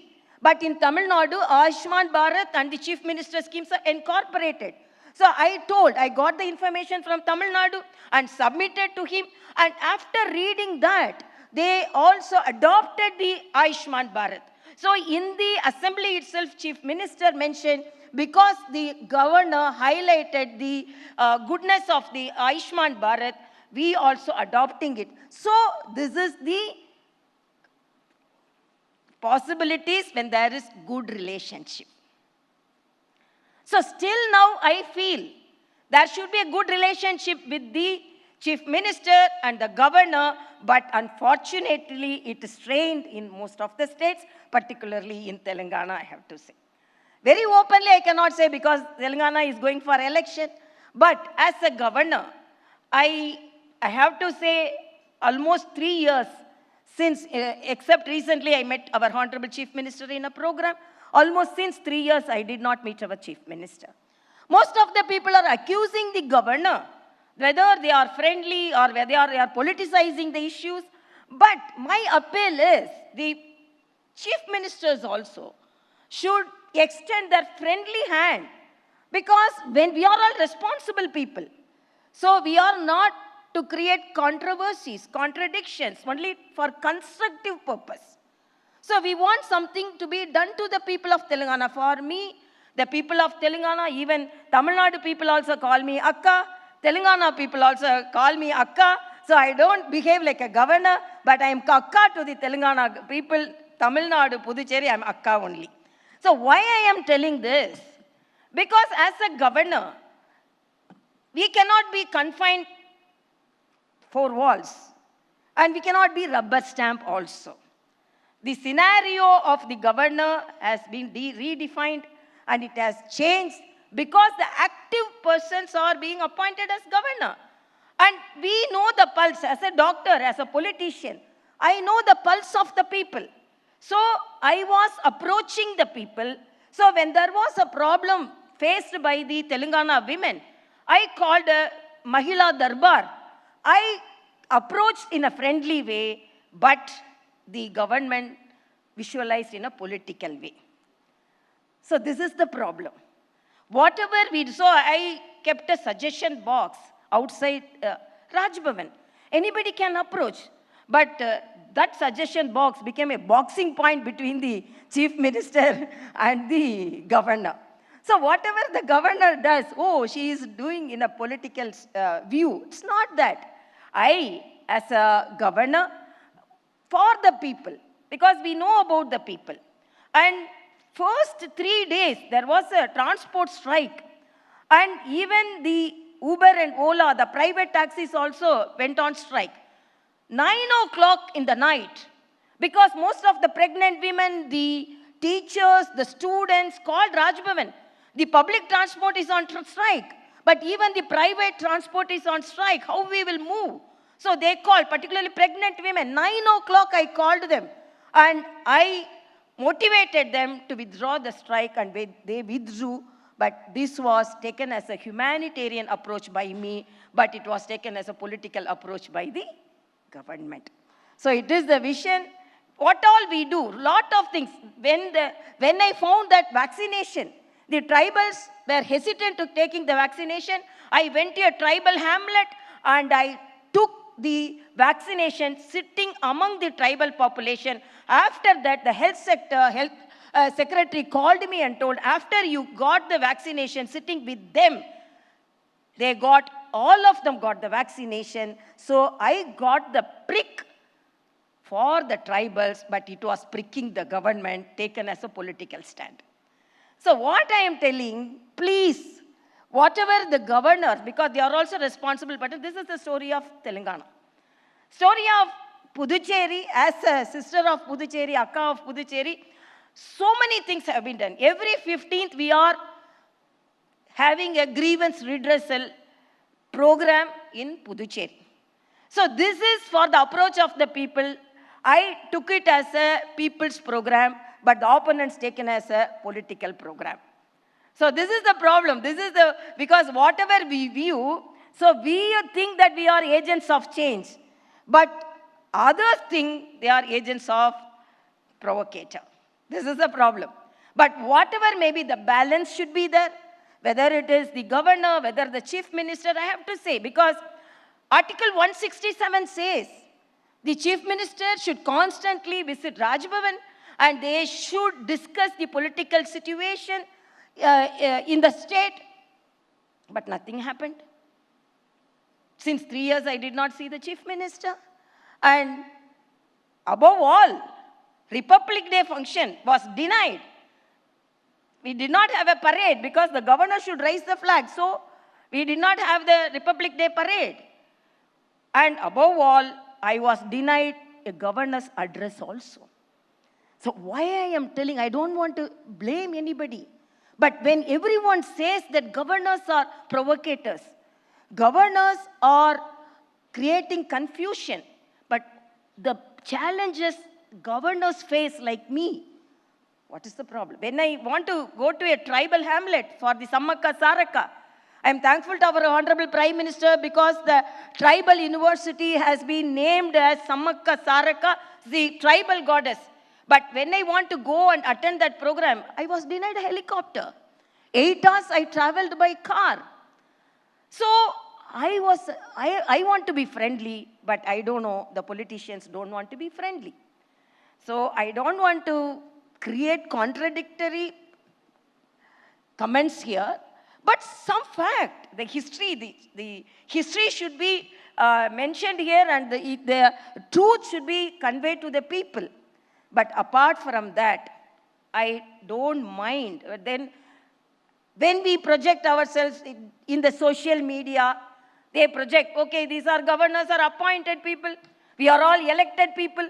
You are unable to get elected. Then they troll me. They say, no, you were defeated 2 or 3 times in Tamil Nadu. Then I told, yes, I was defeated, but I celebrated my defeats. I celebrated my setbacks because as a politician's daughter, I did not travel on the shoulder of my father. I chose my path. As it is said by Ganesh, it was a difficult path, but I traveled courageously. So that courage helps me in Telangana. Whatever may be the challenges I face, definitely I will travel for the people of Telangana. People's Bhavan, it is Raj Bhavan is People's Bhavan. And even Puducherry, it is Raj Nivas. It is not Governor Maligai, it is Governor Aluvalagam, Makkalin Aluvalagam. So it is for people. So many things we have taken forward. We have taken forward the message of 10% reservation for the government schools. And we have introduced a bagless day for the children of Puducherry. Every last day, they are coming without bag, enjoying, interacting with the students, interacting with the teachers, learning the art, culture. And we have introduced water bill. And during the governor's period, I was handling the corona in a very challenging way because I am a doctor. So my appeal is, the governors are responsible people. They want to do some service to the people. It is not the governors from grand old governors. All the governors are active. They want to do good things, but they are also responsible people. They are not politicizing. Even we reject some bills. With 175 constitutional provision, I clearly wrote why I am rejecting these bills. And they were telling, no, you are rejecting the bill because you are politicizing it. No. Clearly I mentioned why I am sending back these bills. So we are crystal clear. I am crystal clear. I am a straightforward person. I want to do certain things to the good things to the people of Telangana and Puducherry. I always say, because I am a person, nowadays they are humiliating the governors like anything. They are humiliating. We are undergoing so much of humiliation. But in spite of that, recently I told, because I rejected 2 of the MLC recommendations because they were politicians. The governor's recommendation, the governor's provision is for people of social service, culture and art who cannot enter politics. But they were humiliating me like this and they were agitating against me. I told only one word: whatever the decision we are taking, it is for the people. You throw stones on me, I will build a fort with those stones for the people. You can prick me with a pin with your humiliations, but I will soak my pen in that blood and I will write the history for the people, for the people, for the people. I don't need a crown. Head itself my crown. That is the message I want to tell. And I'm really happy as a Southern Zone Conference and Conclave, I am able to participate in that. And again, I am telling, I don't want to be a contradictory person. I want to be a constructive person. And repeatedly, whatever may be the challenges I faced, everything, I have adopted 6 tribal villages. And I traveled 15 kilometers of Nallamala forest to meet the village tribals. Even now, we are combating the anemia of the tribals. So many things we are doing. But my request is to the politicians, to the government, what all the activities taken forward by the governors, please view it in a neutral way. Don't view it as a political stand. That is my stand, and I'm really happy to attend this program. Best wishes to each and everyone. Thank you so much. The Southern Rising associated by Sri Sri Tattva Shuddhata ka naam. We bano kisi ke hum, we ke sang. Finolex pipes, long-lasting pipes. Partners, Rungta Steel TMT Bar, ekdam solid. Z Black Premium Agarbatti, Prathna hogi sweekar. Acco, welcome change. State partner, Tamil Nadu, where stories never end. So thank you so much for joining us here. I'd also like to take a quick minute to congratulate Mr. Rana on establishing himself as a maestro filmmaker, even adding a prestigious national award to his cap. A loud round of applause, ladies and gentlemen, for our speaker, Mr. Rana Daggubati. Driving this session, driving the conversation and chairing this session, we have none other than Mr. Chetan Bhagat, of course, author of blockbuster novels, a motivational speaker. And I'd also like to say that he's someone whose words have often delved into the multifaceted nature of India's identity. Ladies and gentlemen, please give it up for our session chair and our speaker. The floor is all yours. Hi. Vanakkam, sir. Welcome to Chennai. I think the loudest cheers for any session today have been done, which was for you. Although big people are coming, but it's the beginning of the day. That's how it goes. Yeah, I think all that filter coffee and everything. Hello, Chennai. It's my absolute privilege to be here, to be Southern Rising. I think you are one of the, like if there is a term you can called Southern Rising, your name is there in that. Like you are one of the reasons that this term exists, even that Southern Rising, with the kind of work you've done. Tell me something. Before you became an actor, you ran a visual effects studio, right? For 5 years. So while you were associated with the industry then, you weren't famous. You weren't like, your face, your name wasn't famous. And then this fame came, and then Bahubali exponentially multiplied it for you.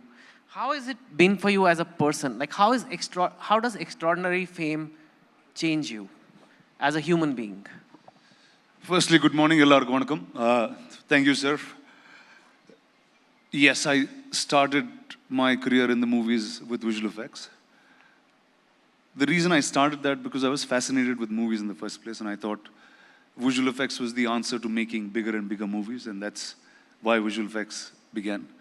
But very quickly I realized a service business is not something that you need to be in, especially in the entertainment industry that's pretty unstructured, not really sectored. And I used to do this in 2004-05, that time, so it's been a while. What happened after was the decision to become an actor or take this path was because I was unable to make the films that I wanted to. You needed talent, because it was stopping at talent at some point, it was stopping at filmmakers at the other point. I knew I wasn't mature enough to be a filmmaker or direct my own film because I knew I had to learn a lot. I did theater in my younger days in school. There was a sense of understanding character, understanding how to portray characters. That's something that I understood. And so I quit my job, I trained for that, and I went into the movies as an actor this time. What does fame really do? I think I've been in the movies long enough, and I've been blessed to be in a family that's been there much, much longer. And fame is actually a job, and we treat it very much like that. It's being famous is a job. Every time you get out, you got to be famous, but you go back and you got to be who you are and what got you here. So that's the reason that we wear it literally as a job and take it off once the job is done. What's the best part of being famous, and what's the worst or not so savory part of being famous? There's nothing that's not so good about being famous. Okay, that's very honest. You did visual effects in 2005. Those must be different days, like the computing speed, the internet speed. It is Yes. very, very different, right? Is it totally different today? Like, I know you're not doing it now, but... Oh, of course. I mean, whether it's cost, manpower, whether it's skill, talent, whether it's the kind of cinema that's being made, I think all boundaries have pushed in India in a very different direction. What I've done is pretty much ancient now. It's so I'll give you a little anecdote. I used to run a post-production facility at the same time I ran this, and all my equipment is now in a museum in Vizag. So that's how quickly this changes. And I was so happy every time I go there. It's like I'm not stuck in that museum. I have a job. You know, I've been part of a few films in Mumbai, and I know a few visual effects people just as friends, and they tell me that a lot of what we see in movies we don't know. Like there is something like there was a budget for, I won't say which movie, which actor, for fat reduction. Like they can actually make the hero look thinner face, and is that possible? And how does I can make you look green, I can make you look fat, I can make you look like the Incredible Hulk, I can do whatever. It's on how much patience you have to do it, how much prep you have to do it. See, that's what visual effects is. It's aiding the filmmaker to dream as creative as you want. You're a writer, you write stuff. Now I'm saying you write it based on social understanding. That's your first influence. But the fact that you can go beyond this world and there's a lot more is what visual effects really aids artists and writers to do. Yeah. Last question on visual effects before we move on to other things, because I think it's relevant today. Artificial intelligence is considered the next revolution. There is like a boom abroad on it. And we've already seen some demonstrations of AI in film. Like at least some, you know, the YouTube, you can now have different languages. It's probably possible even now that there's automatic dubbing happening or all kind of things happening. Maybe some actors can be replaced, I don't know. Like at least smaller actors, like you don't need to cast for certain roles. Where do you think AI will have a profound impact, especially in a place like India where so many languages are there? Do you think it will change our film industry, or it'll be a modest impact? See, AI will impact everybody. Doesn't matter if you're in the films, doesn't matter if you're a lawyer, you're a banker, you're doing accounting, you're a doctor. It's going to disrupt everyone's lives. It's what the internet did to us many years ago, where we just didn't have access about information. You didn't know anything about anything. You got to read stuff, you have to study things. And this is our next turn. And this is something that, see, the internet was very quickly applicable to us. If say 20 years ago when I started visual effects, if I told someone's going to buy on a phone, it just sounded like a ridiculous idea. So it'll feel like that in the beginning, because any new tech, any new change, we'll be averse to for a little while till we start understanding it well enough. Now, when pertaining to the entertainment industry, it'll do the same, where there will be a lot. See, the entertainment industry picks up any tech even at a very, very early stage, because it's constant creativity. You're trying to create what you imagine.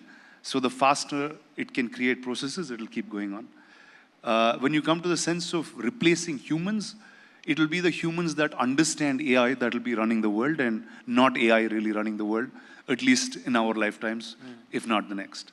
Right. But tell me something. You've been part of some of the biggest films of cinema. But in general, while we do have a few very big hits in a year, spectacle movies, in general, like romantic films or a lot of like medium budget films, people just don't go to the theaters as much now, because there is so much to watch on OTT, on the phone. And with AI coming in, I could just take out my phone and say, I'm bored, entertain me. I don't even know what I want to watch. Some of it is already there. If you open YouTube, it'll tell you. And usually it's pretty good at guessing what I want to see. Like my mother has a YouTube which is totally different from mine. Her home screen, like she likes to watch some spirituality videos and all. They keep popping up. It could get even more refined, and it could get more tailor-made. Is the film industry under some sort of a threat, consolidation? Is it going to become a bit like the circus? Or is it going to survive, like books have survived, thankfully? How do you see all this? How do I see? Okay, it's a multi-layered question, so let me try to answer it in the best possible manner. Always there have been different forms of entertainment. Cinema has stayed really, really long, the exact same way it was. 100 years ago when cinema started in India, it was just being shot on film and projected back on film. Now it's being shot digitally and just projected back digitally on the exact same screen. Tech enhancements, all of that will happen, experiential things happen, but it's pretty much been the same for many, many years. You will have discovery, which is a communal experience that you can't get with an independent device. That will always continue to exist. And every time we speak about change in the entertainment world, like you see, this is actually the first time I'm seeing South India in a certain form, just independently. But cinema across the country is very, very different. We have about 12 large industries that make film, 4 or 5 that are really large and established. Whether small cinemas working, big cinemas not working is sometimes a function of the weekend in a different town. It doesn't happen, the same does not repeat in each of these places. Last weekend, Telugu had a film called Mad, which is a film that's probably costed under 5 or 6 crores to make.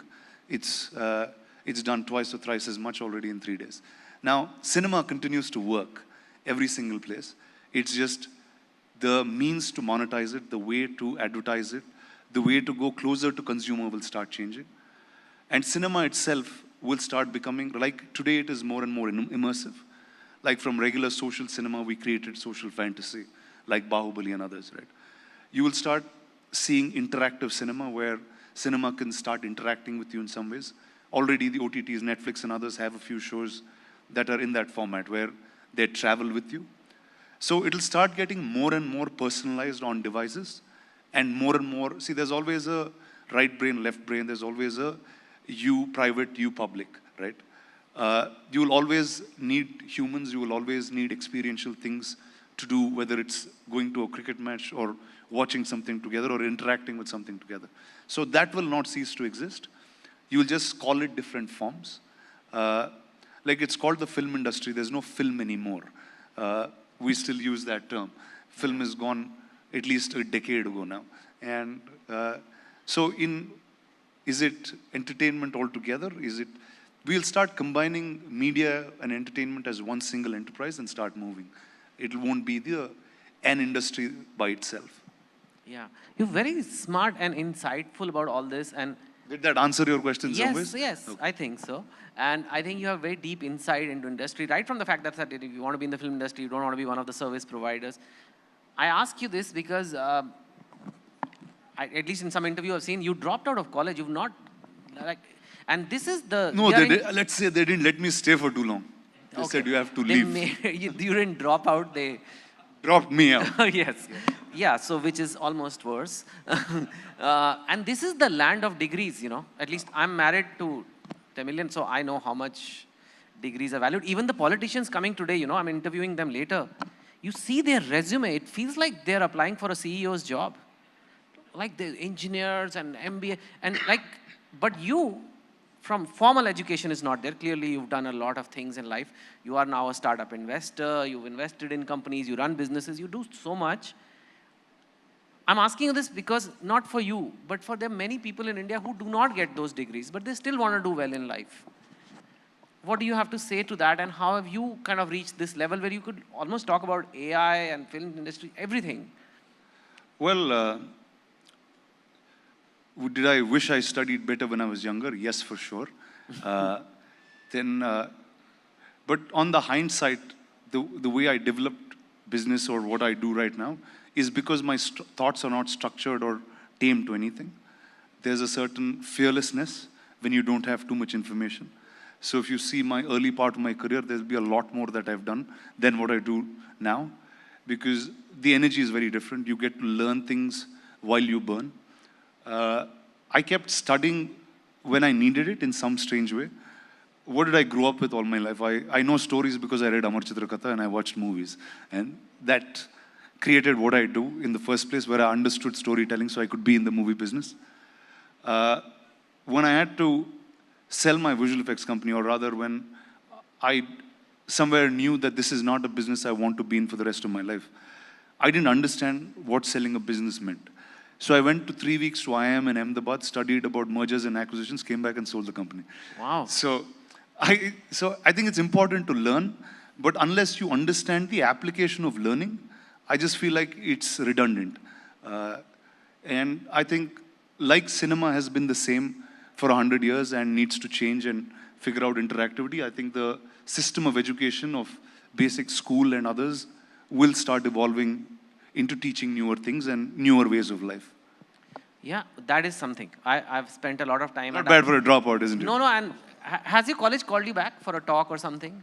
Like the college that asked you to drop out? No, my college never called me because I was there for so little time. They don't even know. They don't even think Did he come here? I'm in it. But no, I went back to school. So let me tell you, like, schooling is the real education that I had all my life. I went to, for the first year of my life, I was here in Chennai. I was born here. Which school here? I went to Chettinad Vidyashram first, and then I moved to Hyderabad. I went to Hyderabad Public School. It was interesting when I was a kid because I went to two like palace-looking schools. They were like just phenomenal, both the campuses. And Hyderabad, I got to live for a much longer period. So I spoke Tamil more than I spoke Telugu in my early years. And Hyderabad, most of them spoke Hindi. So it's not Hindi that you speak, it's Hindi that's Hyderabadi, that's Dakkani, it's very different. Now though I didn't perform well in school, what the environment of that school taught me is everything that I know. The school helped me to dream big. I was like the size of the Hyderabad Public School is like some 200 odd acres or something. And even if you jump out of class, it's so hard to find you in a 200-acre campus. We have like 6 football courts and that, like, it's just really huge. So now this sense of scale always came from there. If you wanted to build something, you wanted to build it big. You wanted to be as cool as your school looked. My friendships that I have are across. We never had the sense of language, caste, color. We were all in Hyderabad. It was like a mixed pot of people at that point. And I think that's really the sense of what India is. So I think school had taught me a lot, even though I didn't study in it. So I think it's important to go to school, experience a life, experience friendship, and I think that's schooling to me. What do you think the sense of India is? It's unity and diversity. That's why we're here, right? And I think unless you're able to create that in every walk of your life and entertain it and engage with it, you will truly never understand the country. Yeah. I'm going to ask you a philosophical question. You know, movies like Bahubali, they obviously had tremendous audience appeal. And there is usually a hero, a villain. And often the biggest movies in the world are those, Avengers. There is a clear hero and villain. There is violence on screen. And people enjoy such movies a lot. When it happens in real life, though, as it's happening right now, for example, in Gaza and Israel, the Palestine-Israel situation at the moment, it just becomes really difficult, firstly, to watch. I don't know, if you open TV today, and it is horrifying what is happening. And there are human beings in this world, like there are reports of babies' heads, literally babies' heads getting cut off. Like, in which, what can justify that? Why is this happening? It's very different from a fictional movie. And it's very hard to pick hero and villain. But at the same time, you have social media today, you have people force you to pick a side. You know, if you say that I find any baby dying morally wrong and disgusting, it's like, but who do you think is right?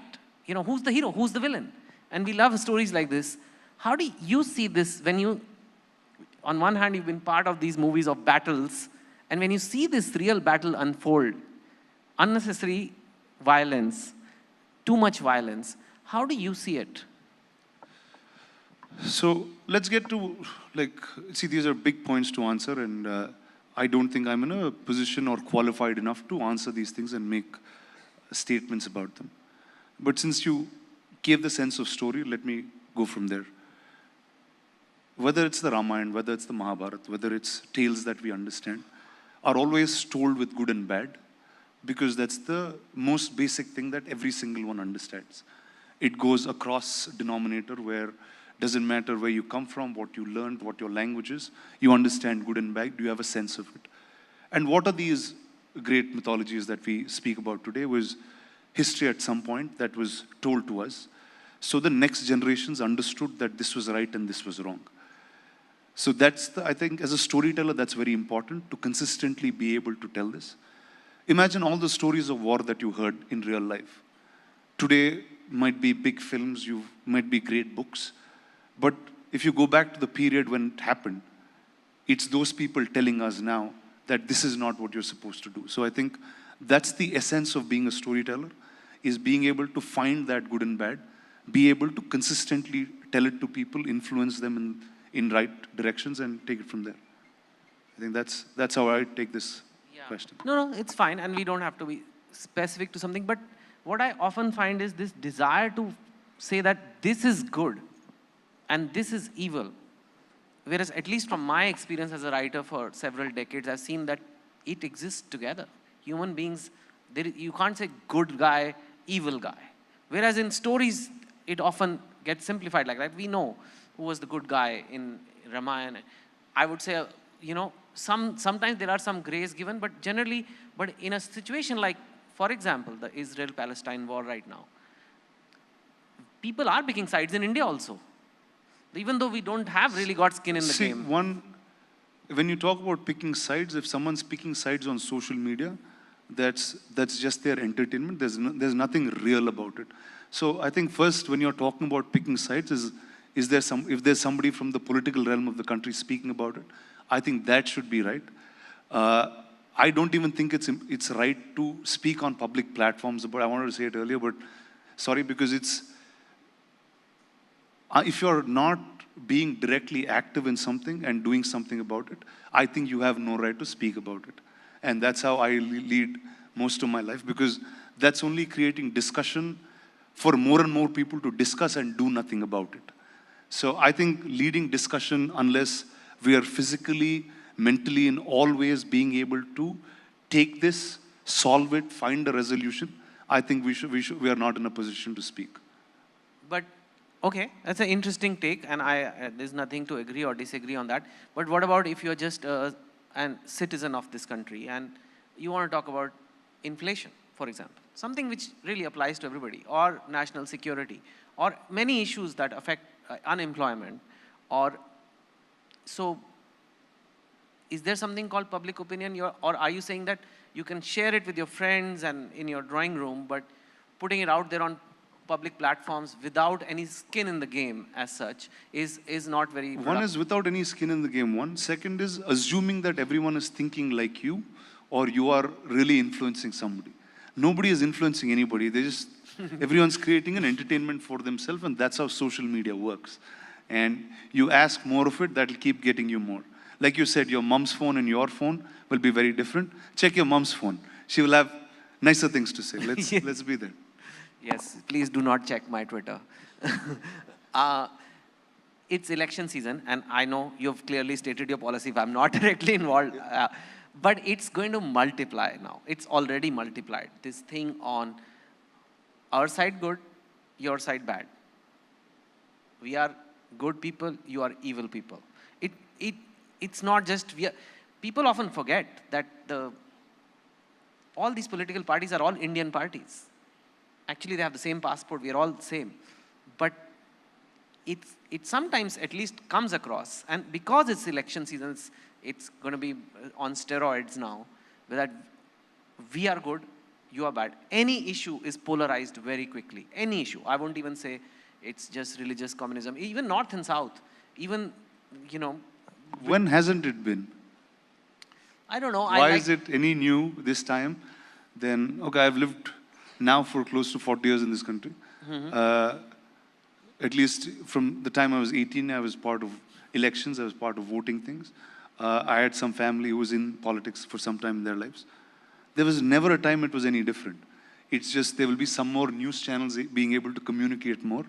There will be some more debates being held. But nothing changes on ground. It's the exact same way that the British played it, and then we continue to do the exact same. So I don't think there's really much difference in what's happening unless we're hyping that up. Yeah, I guess this is just more visibility. There's just more platforms for people to talk, fight on, entertainment-linked fighting. What would you say to young people, though, like youngsters who look up to you, they idolize you?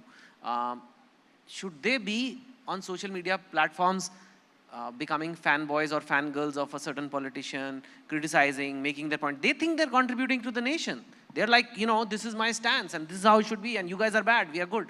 Like that. They'll grow up and figure they've contributed nothing. So they'll find their way. So you would recommend them to basically focus on their own life? Focus on See, I think today is probably the best time you can live in terms of opportunity in this country. Whatever you want to become. Whether it's you can create something here and you can travel the world with it. The audience is not just local anymore. Or take, for example, even for a film, it's not your local language anymore. You make something good, there's a world out there to see you. So I think just in every stride, there is so much opportunity, so much where an individual can go. And I think all platforms are available to create. I know so many people that have created jobs, created value, created companies based on things that they learned on social media. So choose which side you want to be. And I think that's what everything's about. One of the really admirable qualities about you I liked is that, and it is often not understood, people just think, oh, Bahubali happened and then you became big, is that you work damn hard. You work all the time. Like you have YouTube channels, you have talk shows, you have movies, you have production, you have different languages going on. I mean, one of the good things about being pan-Indian is you are all over the place, but the bad thing is also that you're all over the place and you're always working. And I think that has led to your success. So why don't, without being modest, why don't you talk about your, like a daily routine or weekly routine so that other people can get inspired, and rather than wasting their time creating cheap entertainment on social media, writing tweets or X's, whatever they're called now, they can focus on their life. So one, like I said, I grew up with an unstructured thought. So I never knew what was work and what was my life. I liked movies. I liked movies like Star Wars, and I thought making a visual effects company would drive me to doing it. But then clearly no, I had to be an actor, and we had to find a director as great as Rajamouli to make a film like this happen. So I don't know if it's a job, it's my lifestyle. I enjoy doing this all the time. Because most of my career or what I've done so far is built on things that haven't been done before. And I find it fun to go on that path because A, there's nobody in that path. And you have to make the mistakes, you have to learn, you have time to grow. And that's been it. So what is my day like? It depends exactly on what I'm doing. There's a shooting day and a non-shooting day. A shooting day I become a human being that's not me, that I'm playing for a certain bit of time. That character will influence me in doing other things too. But yeah, during filming, I don't do many things because you're not really you. You're being a child in some ways, playing dress up and being somebody else. But on a work day, again, it's there's everyday things to do, and I have to train, I have to get my health right. All of that goes first in the toss, and after that, just as you're healthy, just keep doing things that excite you and things that you're happy about. Work with people that you enjoy working with. Work with people that know more than you at all times. And I think that'll just keep you engaged. It doesn't matter how long in the day you work. There are many days I just do nothing, but just think of what's been happening. So I have a lot of interesting time like that. Yeah, you're extraordinarily fit. There's no VFX happening there.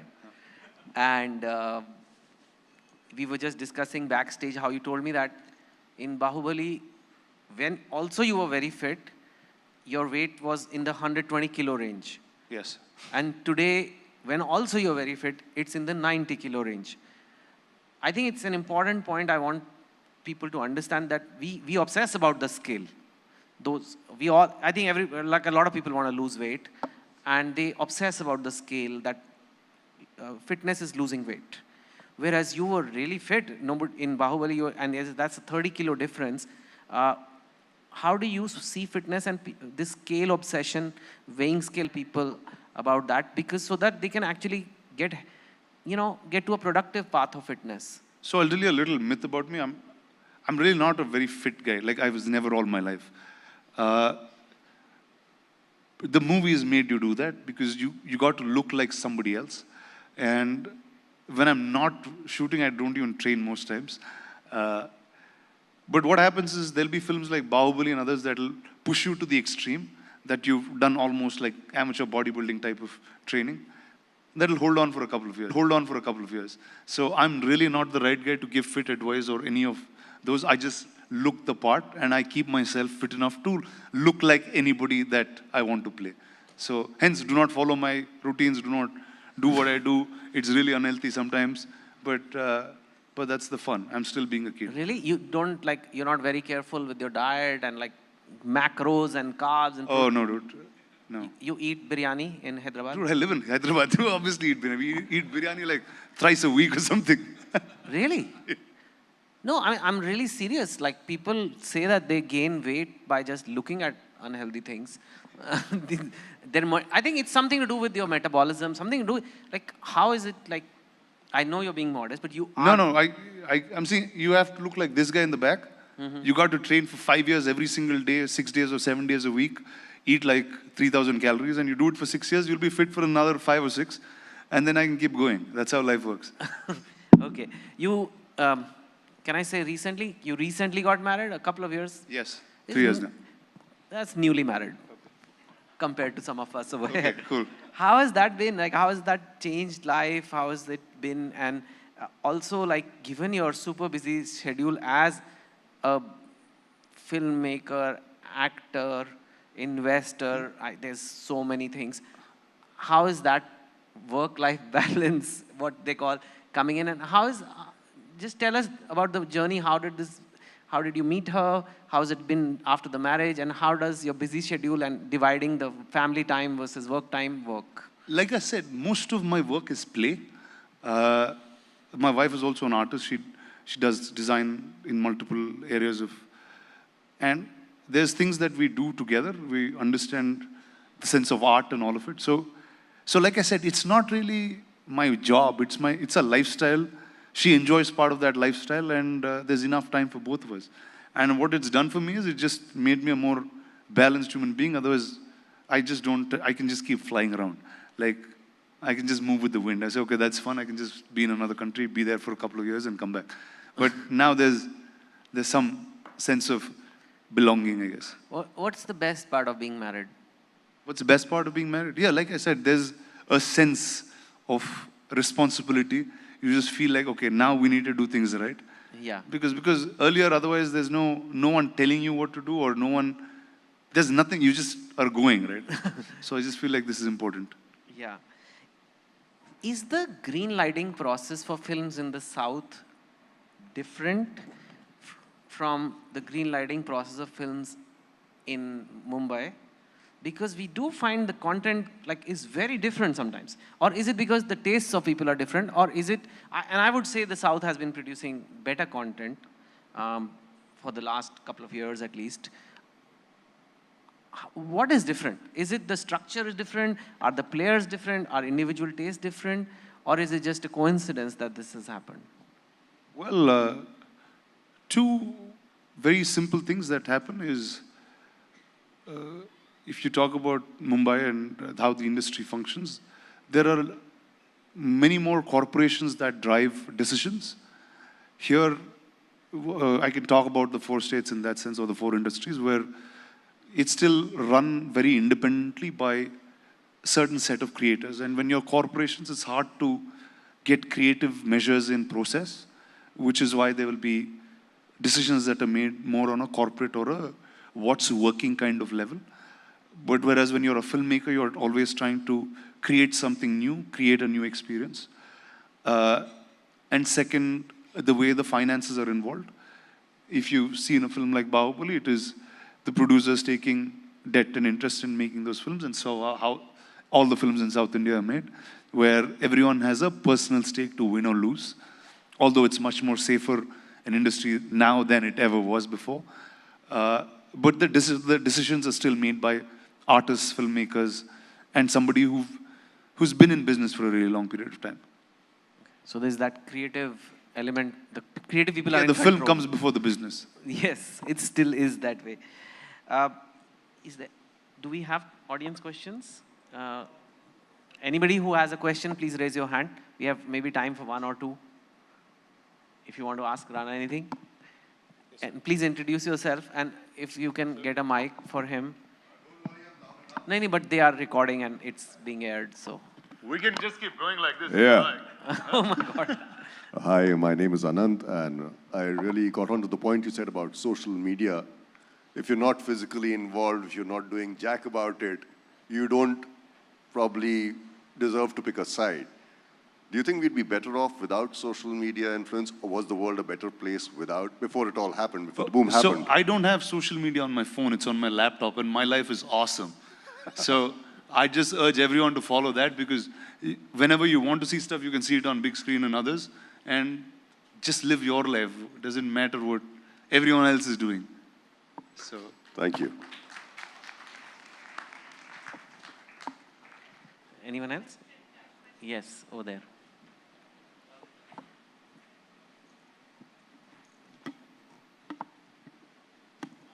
Hi. Good morning. My name is Radhika. Hi, Radhika. Great to have you here. Thank you. There was a time, and we had the Honorable Governor of Telangana earlier, and she said that, southern states have always felt that they are not being understood.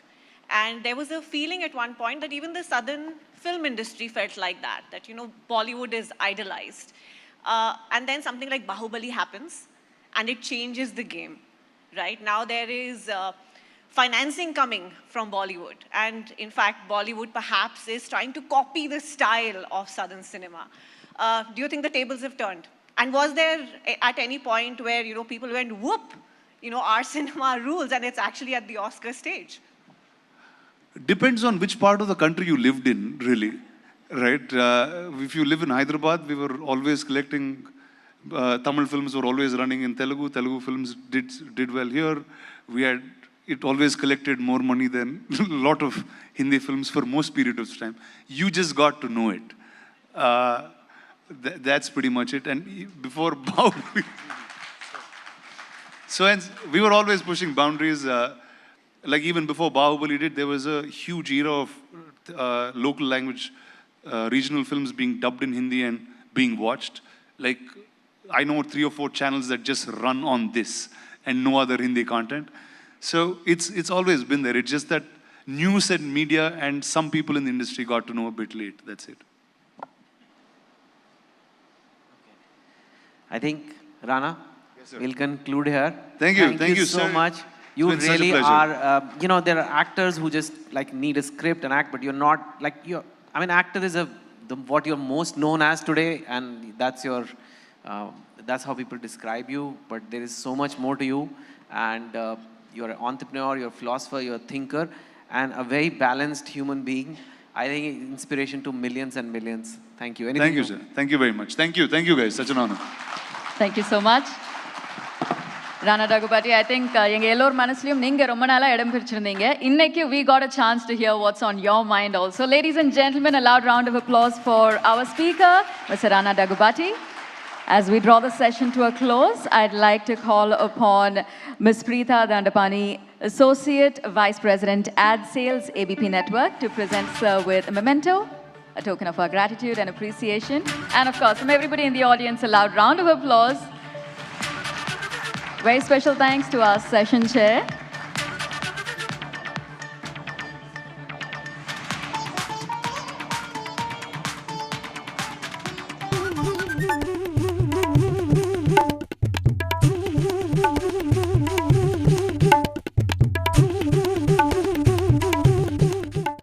That's right, our sponsors, a quick minute as I extend our thanks to them with your continued applause. Ladies and gentlemen, please give it up for Shri Shri Tatva, Vodafone India, Rungta Steel, TMT Bar, Z Black, Acco, Finolex Pipes, Tata New, and Coca-Cola. It's also my pleasure to extend a very special thanks to our health partner, Oasis Fertility, and our state partner, Tamil Nadu.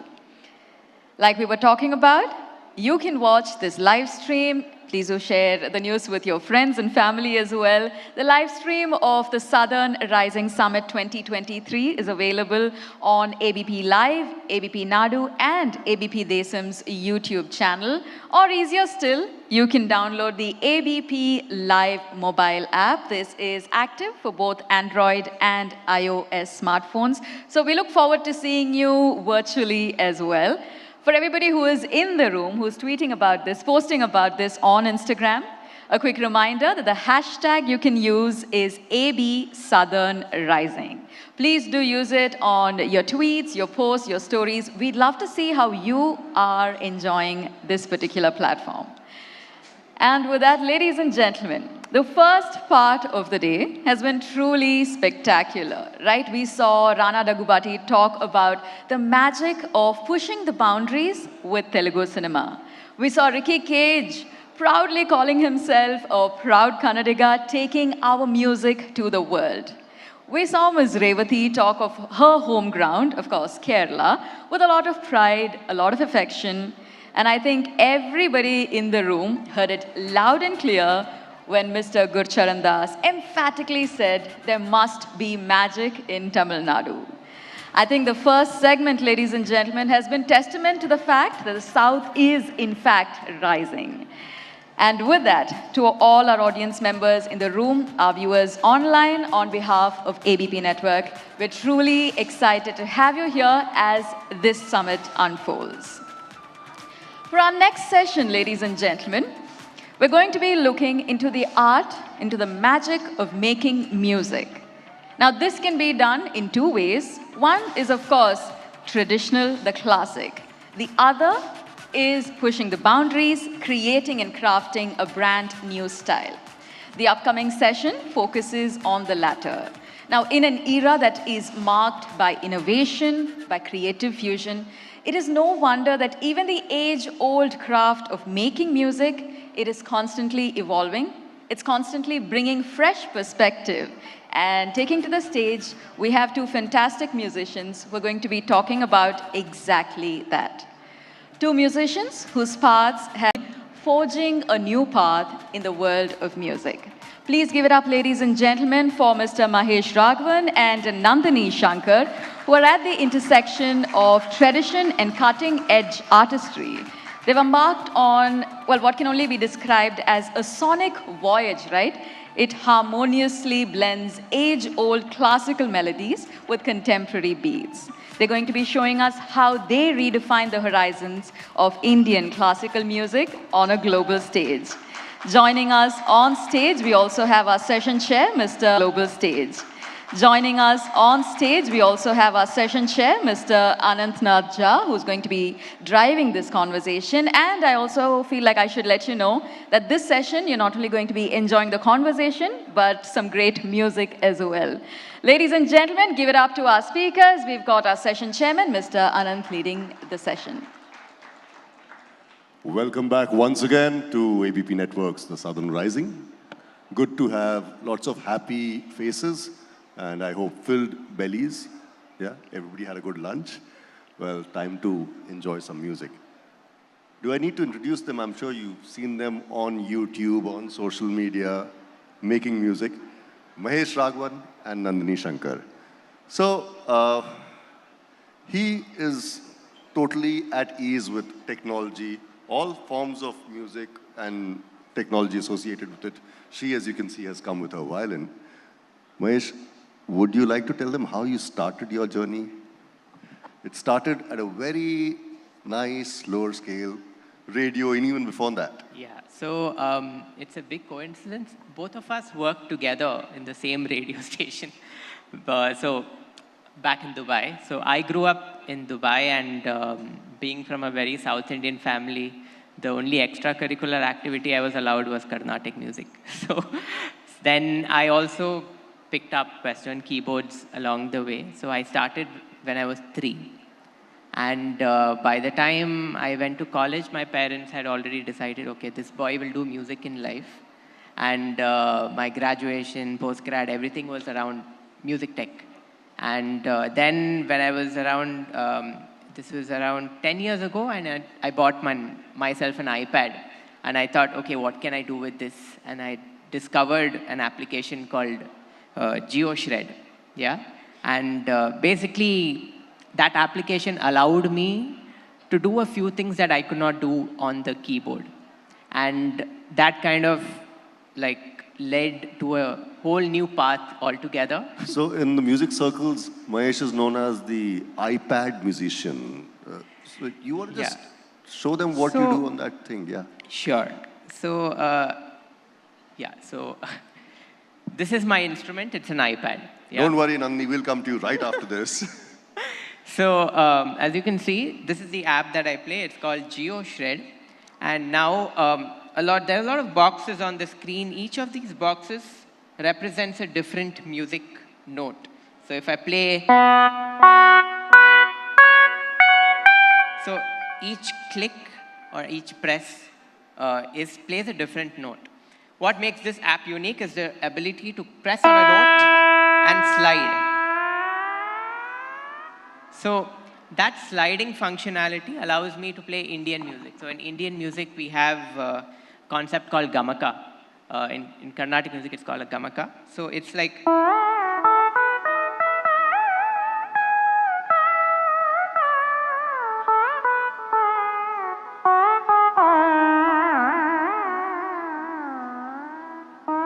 so that's what it allowed me to do. Wonderful. And for all of us who've been just watching movies on our iPads, we feel like, okay. Okay. So, Nandini, you also come from a family of very renowned musicians. How many Padma Awards in your family? So, technically, I'm the 8th generation of musicians in my family. Wow. And no pressure. And my grandmother is Padma Bhushan Dr. N. Rajam. Her brother is the late Padma Bhushan Professor T. N. Krishnan. My granduncle used to play Carnatic violin, and my grandmother plays Hindustani. My mother is a violinist, so is my elder sister Ragini. So music runs in the blood, literally. So I'm sure in your family on birthdays, you just get musical instruments. Nothing else, no other toys. I have never bought an acoustic violin in my life. It's just passed on from generation to generation. Both of you have very different styles. How did you to collaborate, meet? And I want the juicy, unofficial version. I don't want the, sanitized version. Everybody would like to know. Well, I followed her on Instagram. That was step number 1. Followed. Followed her on Instagram. We'll call it followed her. So basically, as musicians, we love to collaborate and discover other musicians. Then I saw a video of her playing the violin, and I was amazed. So I followed her on Instagram. So when he followed me, I had already listened to his music. So I followed back, and 6 months later, we met. We attended a concert together in Mumbai. And then we decided to collaborate on a song together. And that song was called the Kapi Dance. And that actually did really well. And eventually, of course, we became very good friends. And then eventually we got married. So does it happen that both of you disagree? Who gets to have the final say in terms of music? Ghar mein to I know it must be her. But in terms of music, who has the final say? What sounds right? Everything is a collaboration. He's playing it very safe. Since you mentioned that song, the one that probably got you together and got you where you are, the Kapi Dance, could we have a rendition of it? Sure, sure. Should we? Can we have a round of applause for them?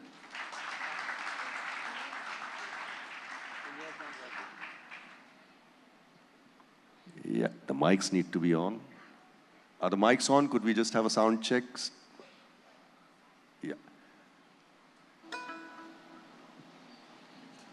So again, it's going to be a fusion of him and his iPad. For all the other musicians who learned it the hard way, him just playing it on an iPad sort of negates pretty much.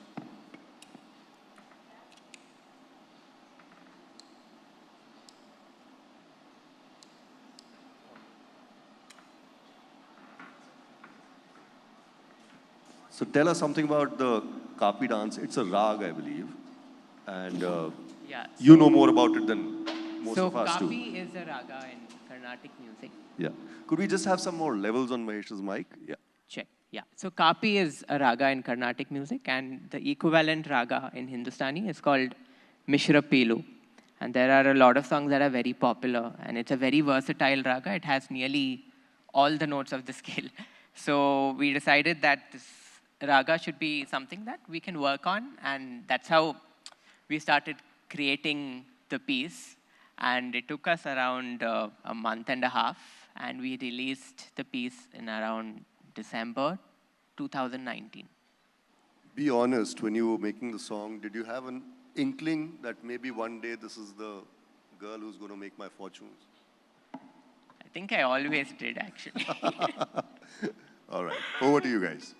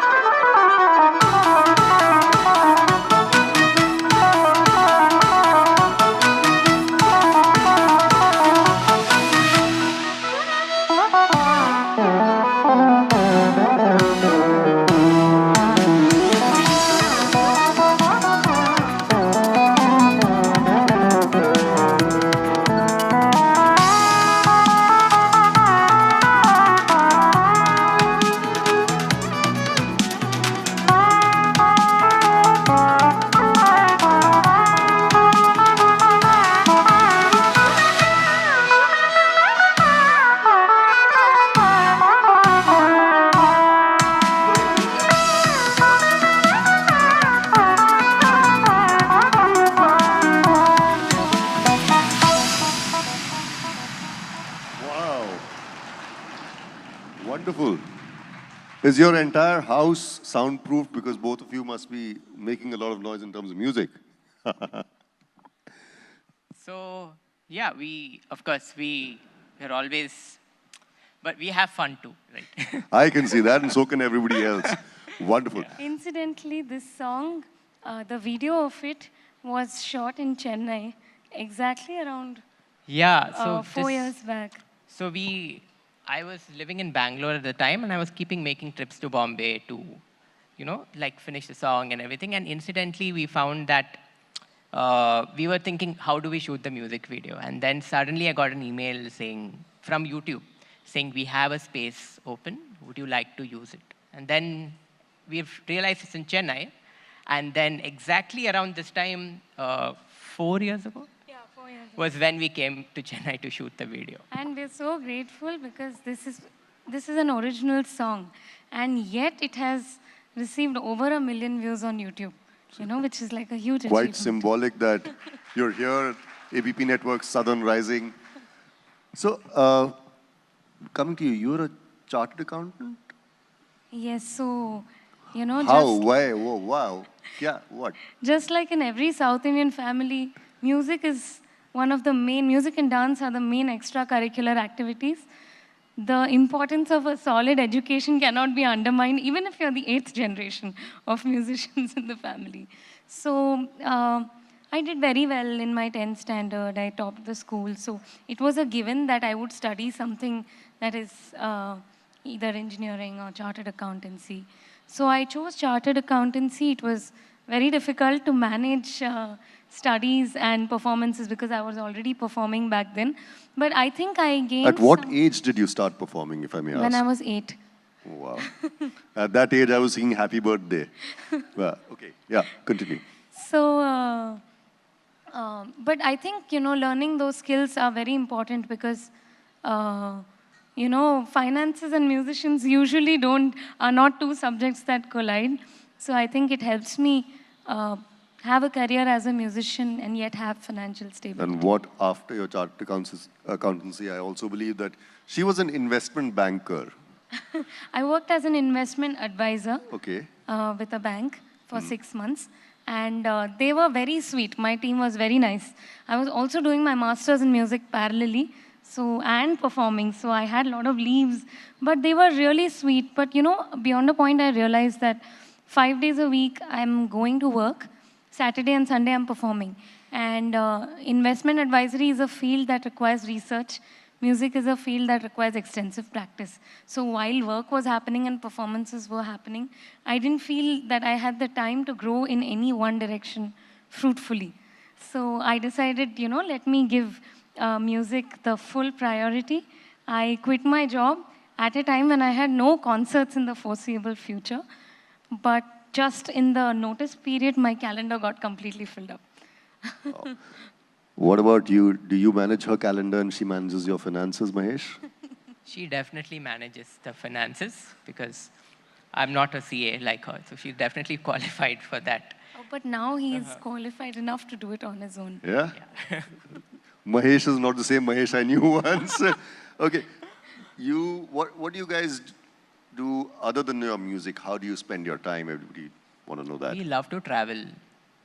So we've, especially in India, whenever we get like a time off between shows, wherever we go, we try to extend the stay and explore the area. And I'm a big foodie, so I love to eat. Doesn't look like that, but.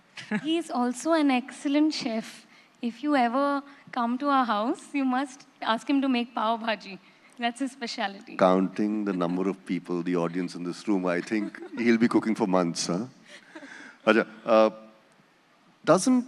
don't you get sort of, envy or hate from normal, traditional musicians who spent years mastering an art? Here you come with your iPad and your shred, you're just doing the gamak and everything.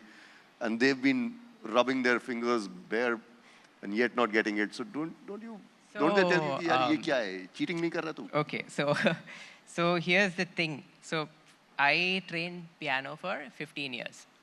And after that, I wanted to be able to do the gamaka, and I found this. Now, on day one, the only thing I had in mind was this is a possibility. The technique is something I had to work on. And it's been something that I've been working on for 10 years, the technique to play Indian classical music. And of course, when you have something like this, I use it as a tool and an instrument. So the practice that goes into it is as much as any instrumentalist would put into What is the that. first song that you came up with on the GeoShred? See, first, of course, I could only play Happy Birthday, Twinkle, Twinkle. Okay. There's some commonality somewhere between all of us and Mahesh. But yeah, but all of the music training and foundation that I had as a child, that's how I was able to come up with a technique that I'm able to carry forward and teach it to people as well. So it's definitely something which is still a work in progress, but it's an enjoyable journey for me because I'm able to do something very different. Nandini, your style of playing violin Yes. is very different. Usually you have somebody putting it on their shoulders. Right. How did this develop? This is actually, I normally sit on the floor like you see in classical concerts because that's been my training.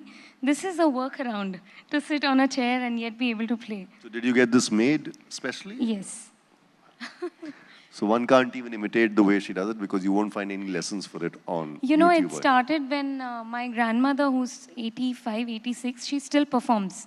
So she stopped sitting cross-legged on the floor and she uses this. And if I may add to the earlier question, my grandmother has been the pioneer in developing the gaikiyang, the vocal style, on the Hindustani violin. So to be the pioneer in something, her on the violin, him on the iPad, is far more challenging, requires far more research because there's nobody to tell you, do this and it's right, you know? So we've had one performance from them. Should we have another one? And this time, should we sort of make it slightly more commercial? Should we go around with some film music? ABP Network, the Southern Rising Summit. We need something from this part of the country. Sure. Okay. So this is a song. No. Let them guess the song. Let them guess the song. I'll talk about it later. Yeah.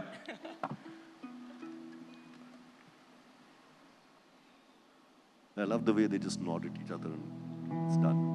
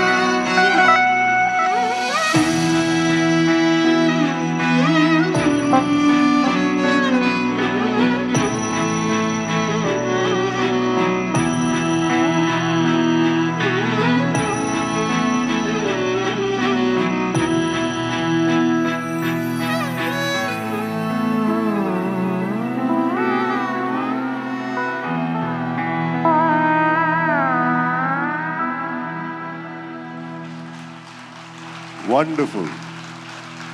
Why did it end so soon?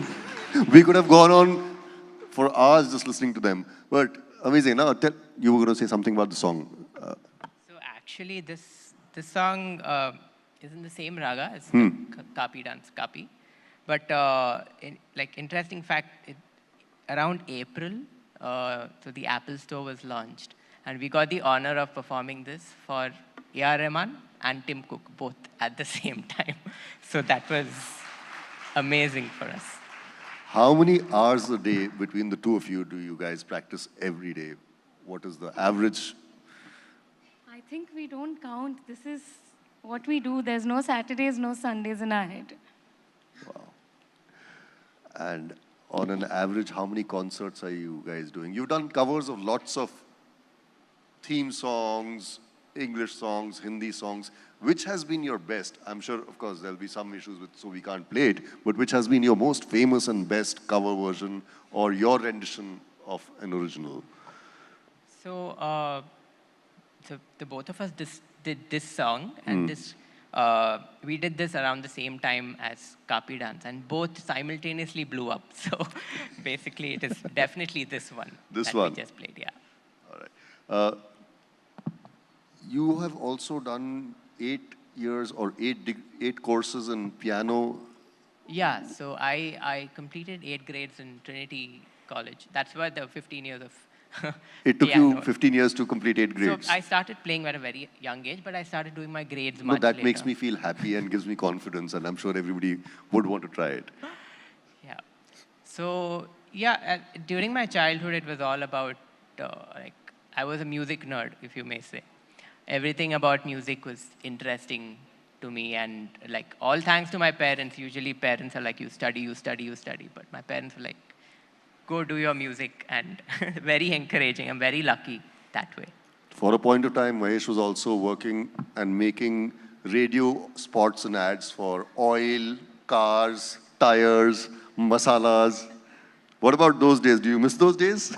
I definitely miss all the fun we used to have those days. All of the funny things that we used to do in the studio. So, all right. Everybody wants to listen to more music, and they're like, why are these guys talking? Why aren't they playing more music? There is a very famous rag, I'm sure everybody who's even a little familiar with Hindustani and Carnatic music knows Khamaj. So you have something for us from Khamaj, right? So yeah, we have something, it's a piece called Khamaj Connection. And it's a very new take to the raga, and I'm sure you all will enjoy it. So.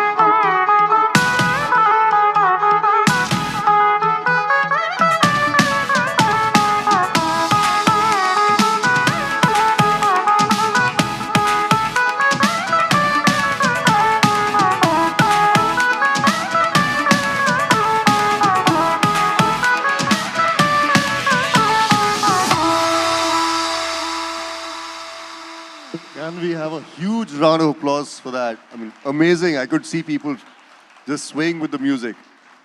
Welcome once again. If you've just joined in, you've missed a lot. This is the ABP Network's The Southern Rising Summit 2023. And we have Mahesh Raghavan and Nandini Shankar here. I will be doing them an injustice if I don't tell them about your latest album. You and your sister, you came out with an album. Tell us something about that, Nandini. Right. So, right as COVID started in May 2020, me and my sister Ragini, we were approached by UMG, Universal Music Group USA, which is among the biggest labels in the world, to write an album for them. So we were very excited, and that album is produced by Nick Patrick, a British record producer. All the tracks are arranged and mixed beautifully by Mahesh, and it's a fusion of sorts in the sense, we have tried to combine elements of Indian classical, both North Indian and South Indian, with various influences across the world. And this brings so many people closer to our classical music. In fact, so many of my friends have listened to Tarana tracks and have come back saying, hey, that's really nice, I mean, I think I should come to one of your classical concerts. For me, I think that is one of the biggest achievements, and it's quite an honor. I mean, if you've not already seen it, I would invite you to definitely go and check it out.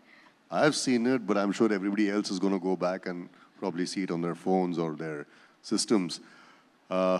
We have had a wonderful time, absolute blast listening to you perform.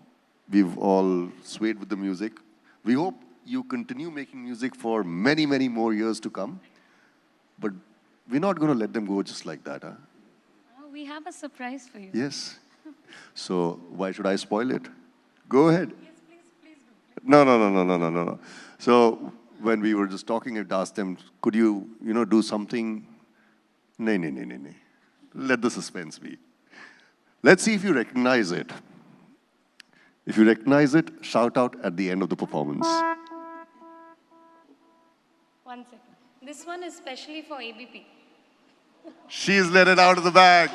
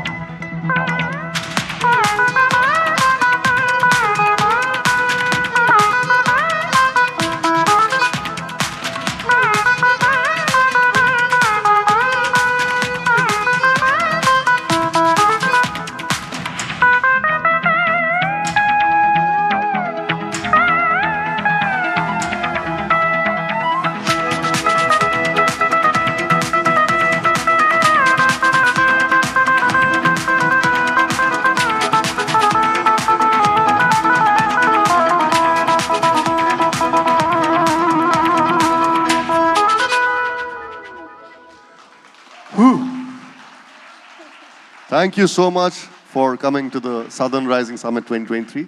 Wonderful having you here. I need a bigger applause than that. Yeah? Hey, standing ovation for you guys.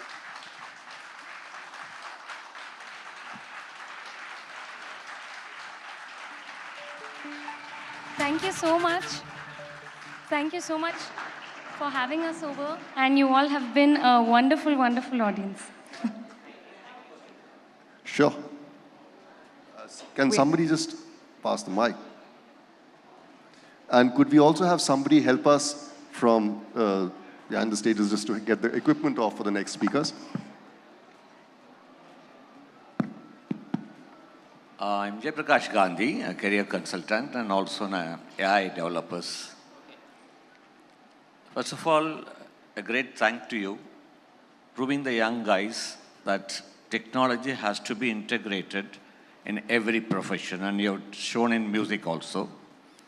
My question is, lot of AI tools. Now, one of the revolutionary AI tool which I came across is a Beatbot, also Amper, which prompts text into music, songs, everything. Do you think it is going to spoil the creativity of young people who wants to come into music world. These technology, revolutionary developments in AI tools. So, what is the message to the youngsters? That's what we like. So basically, let's say you're a musician, and with every career or with every profession, you have certain tools that can help you. Okay, but at the end of the day, what really matters is how much you practice your form, how much you learn, what you do with that knowledge. So you can say that, okay, there is text. You can just put a text prompt. You can get music. There are so many tools. But how good is that music? How much the audience connects with that music? That is, at the end of the day, depends on the musician. So basically, I'm sitting here. I can judge the pulse of the audience. So that an AI cannot do yet. So at the end of the day, I think that's what matters. Wonderfully put. Thank you so much, Mahesh, Nandini. Could we just have somebody to help us with the equipment? I just have to say the beats, the melodies, dare I mention the eye contact and the smiles. I think we enjoyed every bit of it. Ladies and gentlemen, please give it up for the incredibly talented Mahesh Raghavan and Nandini Shankar. To present our speakers with a memento, our token of appreciation, I'd like to welcome on stage Ms. Parul Kamra, Associate Vice President and National Sales Director, Ad Sales, ABP Network. Welcome, ma'am. A very special thanks to our session chair. I think the first fan on stage, I guess. Ladies and gentlemen, a loud round of applause for Ms. Nandini, Mr. Mahesh. Thank you so much for sharing your journey with us.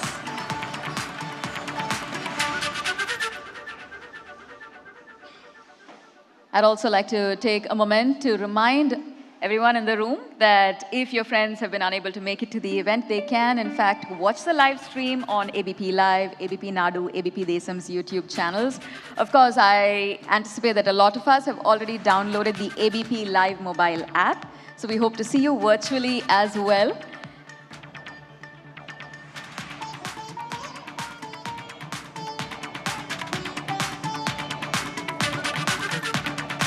Thank you, ma'am. Thank you, sir.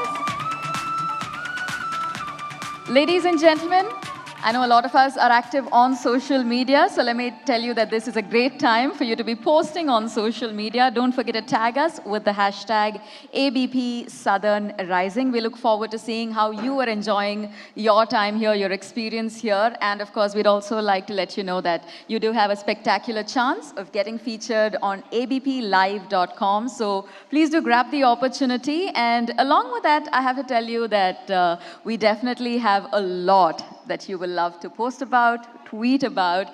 Ladies and gentlemen, it is the symphony of nations that we talk about. But today, I think the focus is on South India, right? We stand as a unique crescendo, creating waves of innovation, of culture that reverberate across the globe. And on this platform that celebrates exactly that, the next session that we have is going to be on the State of the Union, why India needs federalism. Now, in a country that is as vast, as culturally diverse as India, federalism is often referred to as a cornerstone of unity, whether it's languages, whether it's identities, whether it's traditions. And that's probably because these principles, they provide that structural framework that not only empowers individual states, but also strengthens the nation as a whole. In this session, we delve into the modern challenges, the opportunities, all of which that underscore the importance of India's federal structure. We recognize the need for adaptability and inclusivity in this digital age. It is, of course, my privilege to say a few words about our speaker this session, Dr. Palanivel Thiagarajan, MLA for Madurai Central Constituency in the 15th and 16th Legislative Assemblies of Tamil Nadu. Keep the applause going because we also know that he serves as the Minister for Information Technology and Digital Services. He has a background as an international investment banker, and as we all know, he's also played a very key role in establishing the DMK's IT wing. Joining us on stage to chair this session, ladies and gentlemen, it is my pleasure to welcome back on stage Mr. Chetan Bhagat, whose ability to dissect complex topics, well, it kind of made him a voice that is cherished by many. So the presence of him on this stage is going to enhance our understanding of this topic. Our session chair and speaker, ladies and gentlemen, please give it up for Dr. Palnivel Tyagarajan and Mr. Chetan Bhagat.